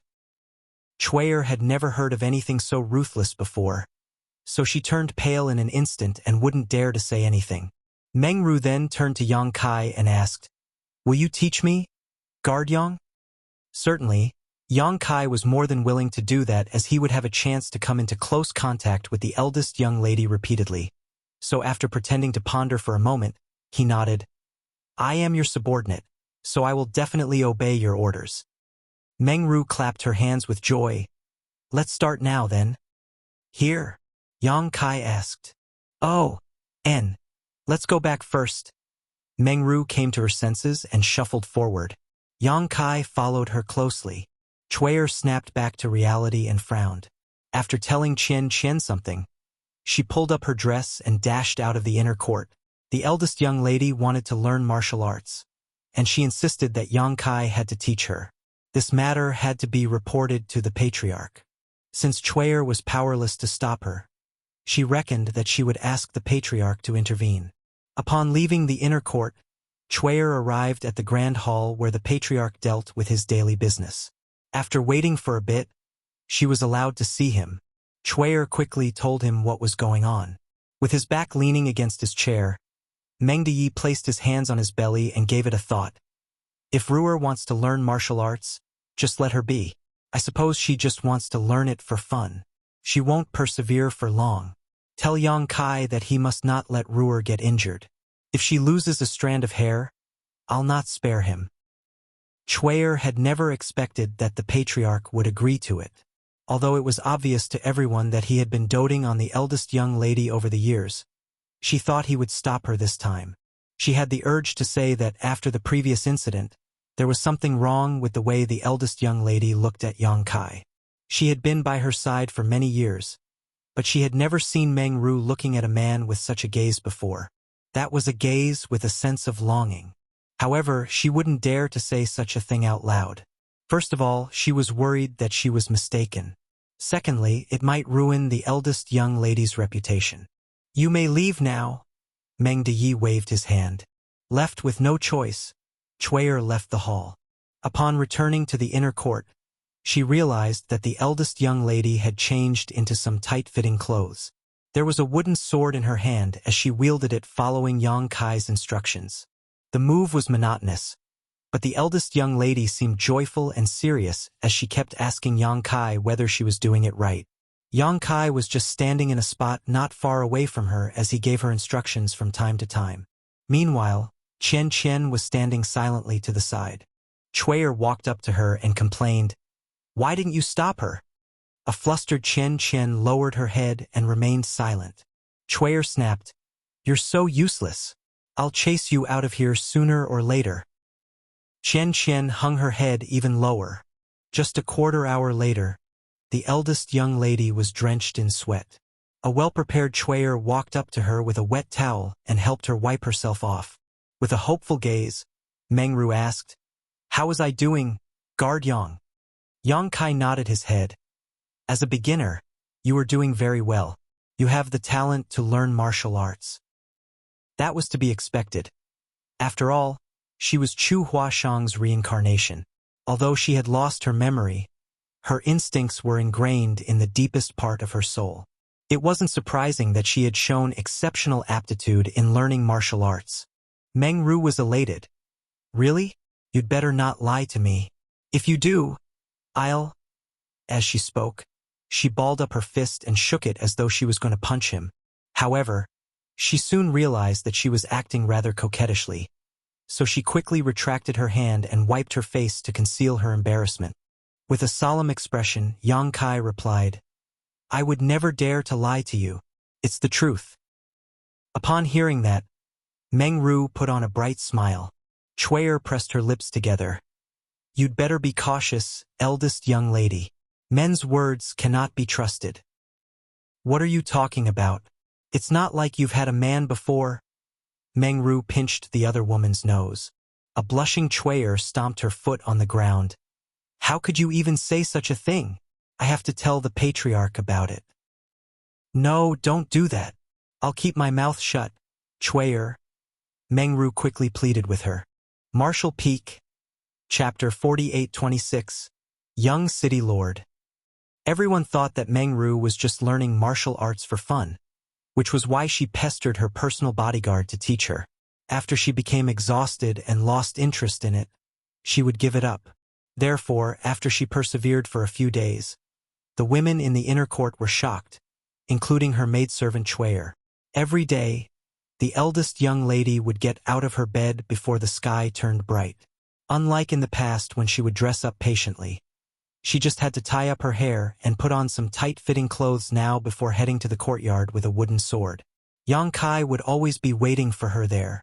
She would be soaked in sweat every day, but she was still high-spirited. Even just by monotonously wielding her sword, she increasingly became better with the movements. The two maidservants were asked to learn martial arts as well. The main reason was that the eldest young lady was annoyed by Chuyer, who always tried to stop her from practicing. If Chuyer could learn with her, perhaps she would keep her mouth shut. However, not everyone had the eldest young lady's perseverance. Chuyer gave it up barely 2 days later. Other than the fact that the moves were monotonous, her entire figure would ache every day. Although she was a maidservant, she grew up with the eldest young lady and enjoyed the finer things in life. She had never gone through such hardship before. With that said, after she gave it up, she rarely dissuaded the eldest young lady from learning martial arts again. Perhaps she no longer had the nerve to do so. On the other hand, even though Chen Chen appeared timid, she had impressive willpower. Moreover, Yang Kai discovered that she was just as talented as the eldest young lady when it came to learning martial arts. Time went by quickly as he taught martial arts with an ulterior motive while the two women learned attentively. 2 months had passed. Yang Kai and the eldest young lady had become much closer to each other through their contact every day. He could clearly notice that whenever the eldest young lady looked at him, her gaze was filled with a sense of longing. Only when a woman was in love with a man would she gaze at him in such a way. Back then, after he risked his life to save her, she started treating him favorably. The contact and guidance over the past few months had just pulled them closer to one another. Yang Kai had a feeling that he was close to breaking Senior Sister Chu's heart barrier, but he had no idea how much more he had to do before he could succeed. He could only play it by ear now. After all, he didn't have similar experiences that he could refer to. This samsara world had its own rules. One day, after Yang Kai was done teaching the eldest young lady, Chuyer came over with a wet towel and helped wipe her face. All of a sudden, the eldest young lady said, "Guard Yang. I'm leaving the city tomorrow. Please come with me." Yang Kai became startled for a moment before nodding, "Yes." He had no idea why the eldest young lady was leaving the city. Since she returned to the Meng Manor some time ago, she had never left her residence. She would only take a stroll in the garden at most. She must have a matter to attend to for leaving the city. However, as a private guard, he wasn't in a position to ask her anything. "Is there anything I need to prepare?" Yang Kai asked. "No, you just have to follow me." The eldest young lady forced a smile. "I'm a little tired now, so I'll get some rest. Please rest early as well, Guard Yang." Yang Kai nodded his head and stepped back into the darkness. The next day, the eldest young lady was dressed in some simple clothes. A carriage was ready outside the Meng Manor. Besides that, there were a group of personal bodyguards with sabers who would escort her. Yang Kai and In Ji-yong were on either side of the carriage. Beside Yang Kai was Chen Chen, while Chuyer was leading the way at the front. With his left hand on his hilt, Yang Kai looked around to prevent any ill-intentioned people from coming near. Although the crisis caused by the bandits from Hidden Treasure Peak had been resolved previously, he had no idea whether the Meng Manor had dealt with those from Hidden Treasure Peak in any way recently. He had to be ready for a fight at any moment. There was one time when he turned his head. He realized that Chen Chen was looking at him. He nodded at her and put on a smile. In an instant, Chen Chen started blushing and hung her head low. She lost her balance and almost stumbled over. A dexterous Yang Kai quickly took her arm. "Watch out!" A flustered Chen Chen retracted her arm and said in a small voice, "Thanks." Yang Kai flashed a smile at her. He was pleased with this maidservant who was timid but hard-working. She was unlike the annoying Chuyer, who loved to boss others around just because she was the eldest young lady's trusted maidservant. What happened? The eldest young lady lifted the curtain and revealed her alluring face. She must have heard the noise just now. "Nothing." Yang Kai shook his head. The eldest young lady shot him a doubtful look and gazed at the blushing Chen Chen before snorting. "Don't bully Chen Chen. If you do, I won't let you off." "I would never dare to." Yang Kai secretly smiled in a helpless manner, thinking that the eldest young lady was the one he wanted to bully. However, he couldn't say such a thing for the time being as he was just a personal bodyguard. The eldest young lady pretended to be fierce and showed him her fist before letting the curtain down. A moment later, she was heard saying in a melancholic voice, "It's the anniversary of my mother's death. I visit the gratitude shrine to pray for her every year. It was only then that Yang Kai found out why the eldest young lady was leaving the city. Gratitude Shrine was more than a dozen kilometers away from the city where a lot of believers would pray to the heavens. Shrines were rarely seen in the 3,000 worlds. There were no shrines in the universe worlds where Yang Kai had stayed before. With that said, he was aware of such places. It had something to do with a kind of faith. Furthermore, over the past couple of months, Yin Ji-yong had given Yang Kai some information about the Meng Manor. Although Meng Ru was the eldest young lady, she wasn't a legitimate child. Her mother wasn't Meng Deye's wife. Instead, the two apparently got to know each other when they were still very young. Even though Meng Deye had many wives, he loved this woman, who had started following him since childhood and would never leave him, the most. Unfortunately, she didn't enjoy a long life. She passed away when the eldest young lady was still a young child. Perhaps Meng Deye felt guilty as well as a sense of longing. So he doted on Meng Ru the most out of all his children. Despite the fact that she was pretty mature now, he had never forced her to marry anyone. In this samsara world, women who were still not married by the age of 26 or 27 would be treated like jinxes. However, the eldest young lady was still doing perfectly well in the Meng Manor, which was a wealthy family to begin with. Despite the fact that she was a noble lady, Meng Deye still allowed her to learn martial arts. Gratitude Shrine was more than a dozen kilometers away from White Jade City where there were a lot of believers. While going up the mountain, they saw a lot of people walking along the path. Seeing the formation of the Meng Manor, these people would move to the sides. The ordinary people would never dare to offend those from the Meng Manor. 1 hour later, they arrived at the peak. Yang Kai looked up and saw a magnificent shrine. In front of them stood an old monk with a scar on his head who was clad in a simple robe. Apparently, he had been informed in advance that the eldest young lady from the Meng Manor was coming over. Meng Ru and the old monk obviously knew one another. After all, she would visit Gratitude Shrine once every year. After getting out of the carriage, she saluted the old monk and followed him to enter the shrine. The personal bodyguards followed her closely. After exchanging glances with Yin Ji-yong, Yang Kai hid among the crowd. While one of them was conspicuous, the other was hidden. Moreover, with the protection of other personal bodyguards from the Meng Manor, there were no worries about Meng Ru's safety.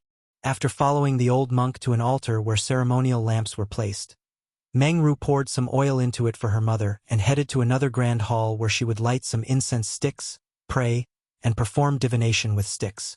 Suddenly thinking of something, Meng Ru cheered up instantly and put on a smile. After walking around for a bit, she was a little tired, so she found a stone pavilion and had a seat. Chuer quickly fished out the cakes and tea she had prepared earlier while the personal bodyguards dispersed and guarded the stone pavilion. Inside the stone pavilion, Meng Ru was having a joyous chat with the maidservant while looking around. She was a little disappointed when she didn't see the person she had been longing for. However, when she thought of the fact he would protect her at any moment, she became at ease. Right then, a young man clad in white clothes was sauntering towards them. He was followed by a servant who had a sword in his hand. He was a tall and handsome young man who sported a harmless smile. There was no doubt that he was a gentle and good-looking nobleman. When Chuer caught a glimpse of the young man, she could not move her eyes away from him again. "Stop right there. The eldest young lady of the Meng Manor is resting here." The responsible personal bodyguards tried to stop them from coming closer. Despite the fact that the young man was a noble, he wasn't infuriated at their rudeness. He just cupped his fist and said with a smile, "Please tell the eldest young lady that Feng Changxi of the Feng family would like to see her." The personal bodyguards were shocked as they finally recognized this young man, and they quickly put away their arrogance. Despite his gentle voice, Meng Ru could hear him as she wasn't far from him to begin with. When she heard the name Feng Changxi, she turned her head and appeared surprised. Then, she beckoned to Chuer and spoke to her in a small voice. Chuer nodded and walked up to Feng Changxi before saluting him in an elegant manner. "Young city lord, our young lady would like to see you." Feng Changxi smiled and nodded his head. "Many thanks." Chuer stole a glance at him and hung her head low with a blushing face. After leading him to the stone pavilion, she stood behind Meng Ru. Meng Ru examined Feng Changxi and put on a smile. It's really you, young city lord. Why are you here? It wasn't the first time they met each other. Previously, when she was in danger, it was Yang Kai who stood in front of her and became exhausted from fending off all the enemies while in the end, Feng Changxi came to the rescue with the soldiers from White Jade City. Nevertheless, Meng Ru was concerned about Yang Kai on the way home, so she wasn't in the mood to talk to Feng Changxi. Feng Changxi replied with a smile. The weather is lovely today, so I decided to leave home for a walk. I didn't expect to see you here, little sister Ru. What a coincidence. Meng Ru reckoned that he was older than she was, and he had done her a favor previously, so she only felt awkward but not disgusted by the fact that he called her little sister Ru. With a smile, she said, I should have personally thanked you for helping to save me previously, but I haven't had a chance to do so. Please don't take offense, young city lord. Marshall Peak. Chapter 48-27. Proposed Marriage. It was all thanks to the personal bodyguard from the Meng Manor. This Feng didn't really do anything, so I don't deserve your gratitude. Feng Changxi put on a faint smile. Meng Ru shook her head. Young city lord, if you hadn't come to the rescue in time, the consequences would have been dreadful. Seeing that he was still standing, she quickly invited him to have a seat. Feng Changxi thanked her and elegantly took a seat. They went on to have a chat in a joyful manner. 1 hour later, Meng Ru appeared fatigued, so Chuyer promptly said, Eldest young lady, it's getting late now, so we should head home. Otherwise, the patriarch will be worried about you. Following a nod, Meng Ru rose from the seat and bid Feng Changxi farewell. The latter didn't make her stay as he watched them leave. It wasn't until Meng Ru and her personal bodyguards were out of sight that Feng Changxi put on a smile and called out, Junior brother Yang. The sword-holding young man beside him appeared doubtful as he had no idea why the young master suddenly shouted at the air. Just when he wanted to ask him about it, a figure emerged from the shadow all of a sudden like a phantom. He wasn't even aware of his presence this whole time. Flabbergasted, the sword-holding young man dexterously hid behind Feng Changxi and stuck out his head before yelling, Who are you? Ignoring him, Yang Kai stared at Feng Changxi and cupped his fist, Senior brother Feng. As their eyes met, there seemed to be sparks flying in the air. The sword-holding young man appeared puzzled. Judging from the way the young master and the strange man called each other, they seemed to be fellow brothers. However, at this moment, they appeared to be in a conflict for some reason. What made the sword-holding young man feel even more perplexed was that this man surnamed Yang was apparently a personal bodyguard from the Meng Manor. So how is it possible that he and the young city lord were fellow brothers? I've heard a lot about you, junior brother Yang. We've finally met each other. You're indeed a handsome man. Feng Changxi flashed a smile at him. Many thanks for the compliment, senior brother. Yang Kai replied dispassionately.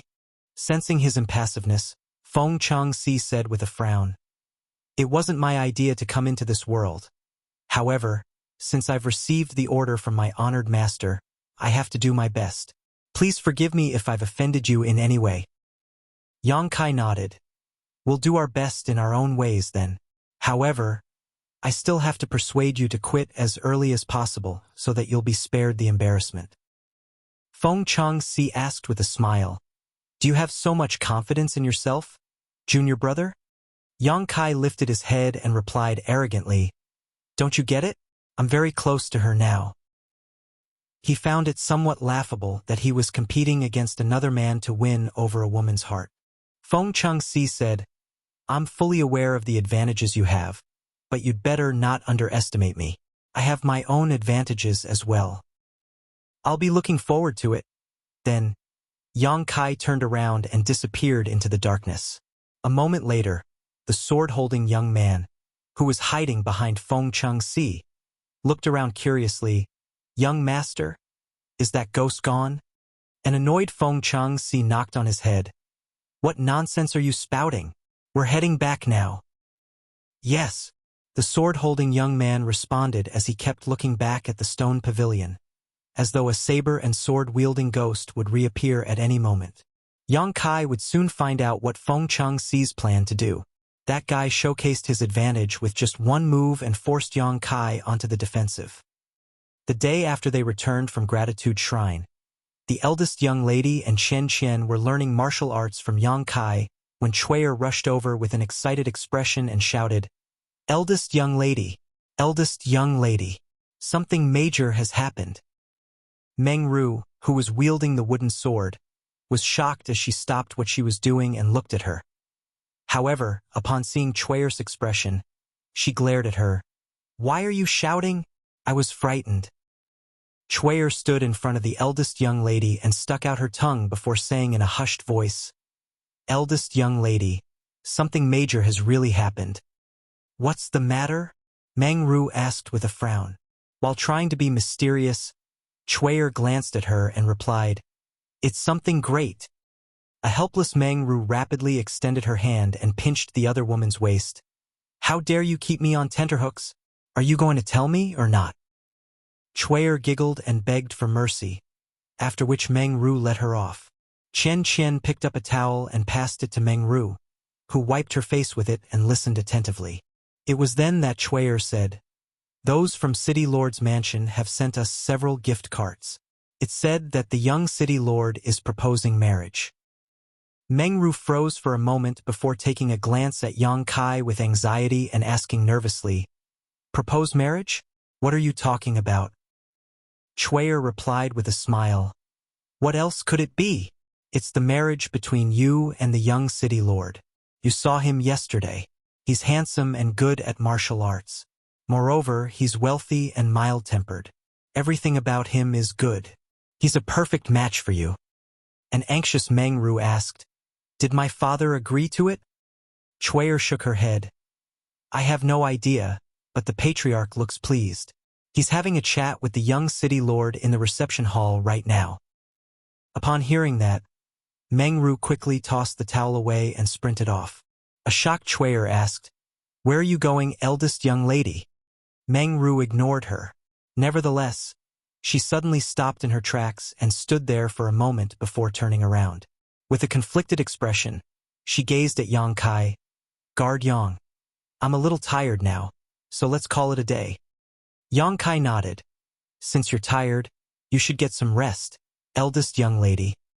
Following that, Meng Ru shuffled into her room and closed the door. All of a sudden, Chuyer glared at Yang Kai, her eyes full of hostility. 1 hour later, the Meng family patriarch Meng Deyi arrived at the inner court and entered Meng Ru's room. It wasn't certain what the conversation was about, but when he left the room, he shook his head and sighed in a helpless manner. Chuyer followed him, but she was soon captured by the patriarch's personal bodyguard and brought to Meng Deyi. She could be completely at ease in front of the eldest young lady. After all, they grew up together, so they were as close as sisters. However, in front of the patriarch, she would never dare to cross the line. That was because there were initially 3 other girls who grew up with the eldest young lady, but eventually, she was the only one left. The eldest young lady was innocent and kind-hearted, so she thought that the 3 maidservants had found decent husbands. Nevertheless, Chuyer knew that they had already lost their lives. While working for the eldest young lady, one might be killed for making even a small mistake. Kneeling in front of the patriarch, Chuyer was trembling. "Patriarch, there's something I need to tell you." With his hands behind his back, Meng Deyi said impassively, "Speak." After hesitating for a moment, Chuyer replied in a shaking voice, "I'm not sure if I'm mistaken, but the eldest young lady, she seems to have developed some feelings for Guardyong." Then, she quickly added, "I don't know if it's just a misunderstanding. I'm not certain about anything." The patriarch didn't respond in any way. However, Chuyer knew that it was how the patriarch reacted when he was furious, so she became increasingly anxious.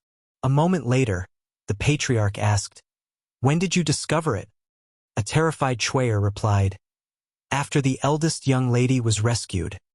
Meng Deyi questioned, "It has been months since she was rescued. Why didn't you tell me earlier?" Chuyer pressed her head against the ground. "I wouldn't dare to." "You wouldn't dare to?" Meng Deyi sneered. cut her into pieces to fertilize the plants. Chuyer felt her entire figure turning limp. It wasn't until 2 personal bodyguards took her arms and dragged her out of the place that she started begging for mercy. "Please have mercy on me, Patriarch. Please spare my life. I'm the only long-time maidservant by the eldest young lady's side now. If I'm killed, she'll be sad." Her words just barely saved her. After receiving an instruction, the 2 personal bodyguards dropped her. Meng Deye's voice could be heard saying from a distance, "Watch over the eldest young lady and inform me immediately whenever something happens. If anything goes wrong again, I will personally kill you." Chuyer hurriedly agreed. When she looked up, there was no one in front of her. After that day, the eldest young lady was back to her usual self. Yang Kai didn't ask how the young city lord's proposal was dealt with, but In Ji-yong had found out quite a bit of information. In fact, the young city lord had personally come over to propose marriage, and Meng Deyi was apparently pleased with him. After all, Feng Changxi was of noble background and was a perfect match for the eldest young lady of the Meng family. Meng Ru was not getting any younger, and it was impossible for her to stay in the Meng manor forever. If there was a suitable man for her, Meng Deyi wouldn't reject him. Nevertheless, Meng Deyi didn't seem to have given a positive reply regarding the proposal. This made In Ji-yong realize that the patriarch truly treasured the eldest young lady. Even in families that were wealthier than the Meng family, the parents held the right to make an arrangement for their children's marriages, not to mention in ordinary families. Rarely would any woman decide for herself what man she wanted to marry. However, in the Meng family, the eldest young lady had the final say in this matter, and even the patriarch, who was known to be iron-fisted, didn't try to force her.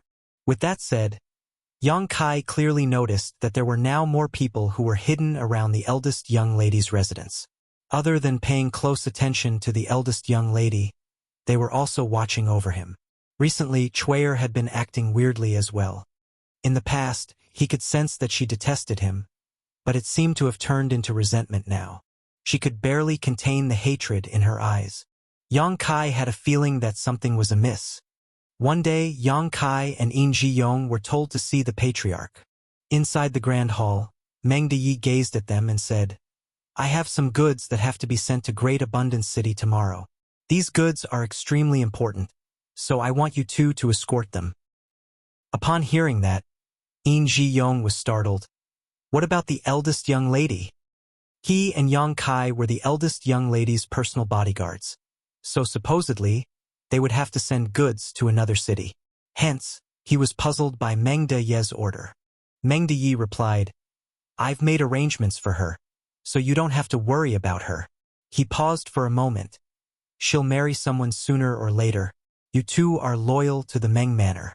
After she gets married, I'll need you two to work in other areas. So try getting used to it now." An excited In Ji-yong cupped his fist. "Many thanks for trusting us, Patriarch." Meng Deyi waved his hand, after which they respectfully left the hall. Marshall Peak, Chapter 4828, from the Meng Manor. It would take a person about half a month to travel from White Jade City to Great Abundance City. He would pass through a lot of desolate places where bandits might appear at any moment. The average person had to be escorted by powerful cultivators if he wanted to take this journey. Otherwise, he would most likely be killed. On the other hand, this was one of the major business routes for the Meng family. Every year, countless goods would be sent to or dispatched from the Meng manor through this route. There were more than 20 people who were tasked with escorting the goods this time.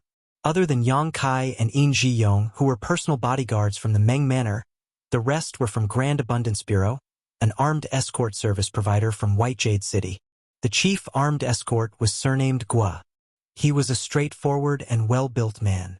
The Meng manor had worked with Grand Abundance Bureau many times before, so they were on good terms. Therefore, after accepting the order, the chief armed escort immediately made an arrangement and even personally led the best armed escorts in the bureau to protect the goods to show that they truly valued this partnership. The task assigned to Yang Kai and In Ji-yong was simple. They just had to follow the people from Grand Abundance Bureau and escort the goods to Great Abundance City. After the other party accepted the goods, they could return. In Ji-yong had been confined to the eldest young lady's side recently. Upon leaving the Meng Manor, he was as happy as a bird that had been released from a cage. With a wine bottle in his hand, he went everywhere to look for people who could drink wine with him. Besides that, he also boasted to Yang Kai that the women in Great Abundance City were beautiful and promised to take Yang Kai to a brothel when they arrived at the destination. The armed escorts from Grand Abundance Bureau were professional. The scouts were regularly sent out in pairs to gather information and return with useful news. It had been peaceful for the first 5 days. On the 5th day, the team had to sleep the night in a place named Upward Mound. It was an open-air area with no places for anyone to hide. It wasn't possible for there to be any ambushes. Even if an emergency happened, it would be easy for them to flee.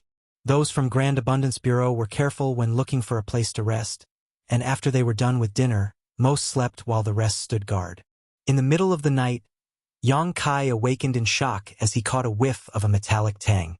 This faint smell of blood was imperceptible to those who hadn't had a lot of experience in battle. However, Yang Kai had experienced countless carnage in his life. Although his strength had been significantly weakened after he was incarnated into this world, he remained sensitive to the smell of blood. Right then, the sounds of something breaking through the air rang out. In the darkness, sharp arrows broke through the sky and poured down on them like rain. Enemy attack! Yang Kai got to his feet and shouted. At the same time, he picked up In Ji Yong, who was sound asleep, and rolled away before hiding behind a tree. The sounds of arrows breaking through the air were heard amidst the grunts and shrieks.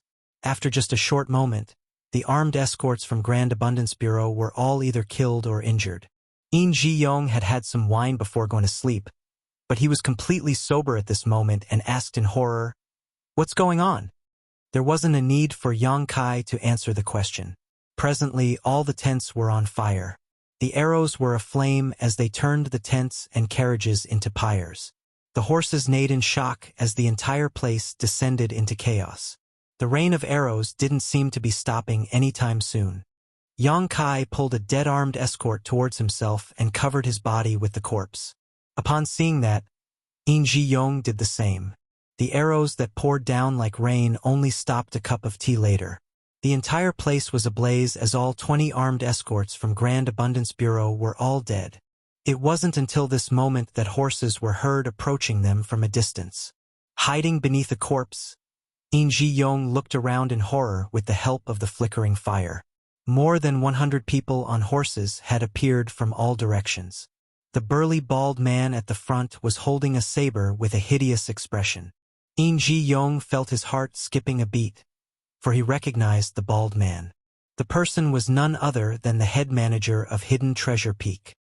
After those from Hidden Treasure Peak barged into the Meng Manor in the middle of the night and took the eldest young lady away, their managers were put on wanted lists, and their faces became known to everyone in the city. That was the reason In Ji Yong could instantly recognize this man. However, why were the people from Hidden Treasure Peak here? This was a route that led to Great Abundance City, which was in the south, while Hidden Treasure Peak was in the north. Those from Hidden Treasure Peak didn't have any business in this. Nevertheless, he didn't have any time to ponder on it as the head manager wielded his saber and shouted, "Find the corpses?" His subordinates then dispersed and searched around. In Ji Yong had no idea what corpses they were looking for. He only knew that he would be doomed if he couldn't come up with a solution. He turned to look at Yang Kai's hiding place and became dumbfounded. That was because Yang Kai was nowhere to be seen. Only the dead armed escort, who was previously used to fend off the arrows, was left behind. That stinking brat is too much. How could he run away without telling me? In Ji Yong had the urge to howl in misery. He didn't even notice that Yang Kai had left. He only knew that when he was sound asleep, Yang Kai picked him up and rolled away to dodge the first round of arrows. Seeing that those from Hidden Treasure Peak were about to find him, In Ji Yong was struggling internally between begging for mercy or fighting to the death. Right then, someone was heard exclaiming, after which something heavy thudded on the ground.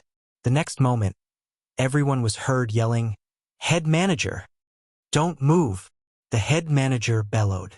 In Ji Yong had no idea what was going on, but with the help of the fire, he looked up and faintly saw a figure standing behind the head manager. holding a sharp blade to the latter's neck, stirring Cloud's saber. In Ji-yong was ecstatic. Even though he couldn't make out the person behind the head manager, he could recognize the incredible weapon. After pushing the corpse away, In Ji-yong, who was drenched in blood, got to his feet.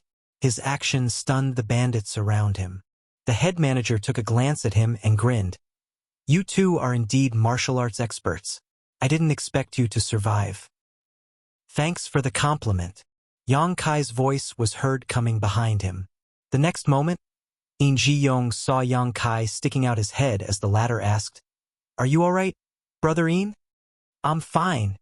Pretending to be tough, In Ji-yong wiped the blood off his face. In fact, he wasn't injured one bit, as even his skin was still intact. "What about you, head manager? What should I do about you now?" Yang Kai asked impassively, not moving the saber away. The head manager chuckled. "This is how I usually hold a woman. I hadn't expected to be embraced in such a way one day. It's a new experience." Just then, a glint flashed through the weapon as two fingers were sent flying away. The head manager grunted while his hand, which had secretly reached for the dagger at his thigh just now, was covered in blood. At that moment, the head manager turned ferocious while the bandits from Hidden Treasure Peak were agitated. "Nothing good will ever come out of your mouth, huh? Only say something after thinking it through and don't do anything unnecessary. My blade is pretty sharp. If I cut off something important, you won't be able to put it back." Yang Kai threatened him in a hushed voice. "Tell your people to back up. I'm a timid person. My hand will shake with so many people around me." The head manager sported a hideous expression, then raised his hand. "Move back 300 meters. The bandits from Hidden Treasure Peak exchanged glances before they stepped backwards and disappeared into the darkness. Despite the fact that the head manager was held captive while his blood was dripping from where his fingers were cut, he remained calm and collected. In Ji-yong couldn't help but think that this man was really something. "I think we can have a talk now," the head manager said. Yang Kai sheathed Stirring Cloud's saber and leaped off the horse before shuffling towards the carriages where the goods were kept. When the head manager saw Yang Kai facing away from him, he had the urge to unsheath his saber. However, as he recalled Yang Kai's mastery of martial arts, he stifled his urge to do so. When he held Meng Ru captive previously, he led more than 100 bandits to launch an attack on Yang Kai. Nevertheless, a lot of his subordinates were killed while the other party persevered until the soldiers from White Jade City came to the rescue.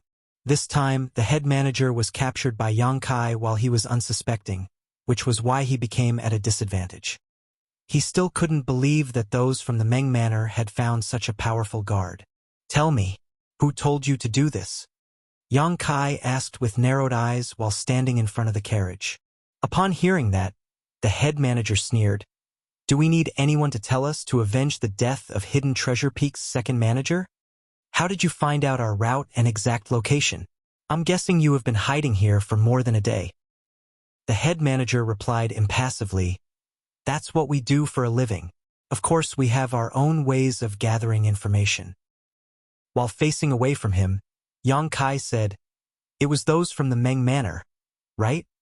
Upon hearing that, In Ji-yong was astounded. "Little brother Yang, what are you talking about?"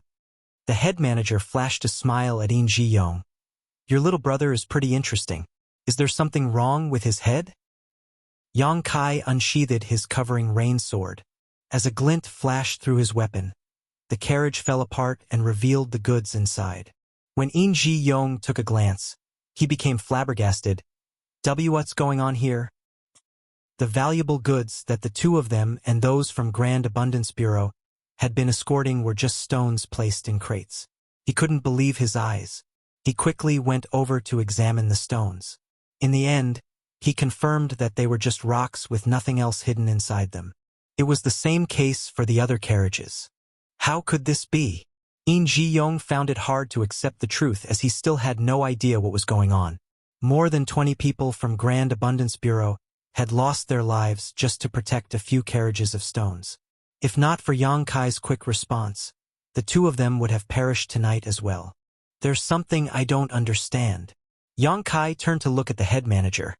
Previously, those from Hidden Treasure Peak barged into the Meng Manor in the middle of the night and kidnapped the eldest young lady from the Meng family. There were quite a few casualties on both sides, and even the second manager lost his life. Supposedly, those from the Meng Manor would never work with you, but this is exactly what happened. Can you tell me the reason behind it? The head manager was no longer as calm and collected as before because he felt helpless at the fact that the other party had seen through everything. However, he chose to say nothing and simply stared at Yang Kai with a grim expression. Yang Kai held both the saber and sword in his hands while shuffling towards him. With his gaze lowered, he said, "A person who doesn't speak is no different from a corpse." The head manager replied grimly, "I can only tell you that I received a piece of information that you would pass through this place while escorting goods. However, the person who told me this has nothing to do with the Meng Manor." "Who is that person associated with, then?" Yang Kai asked while standing in front of him. The head manager shook his head, apparently unwilling to reveal anything. "Farewell, then."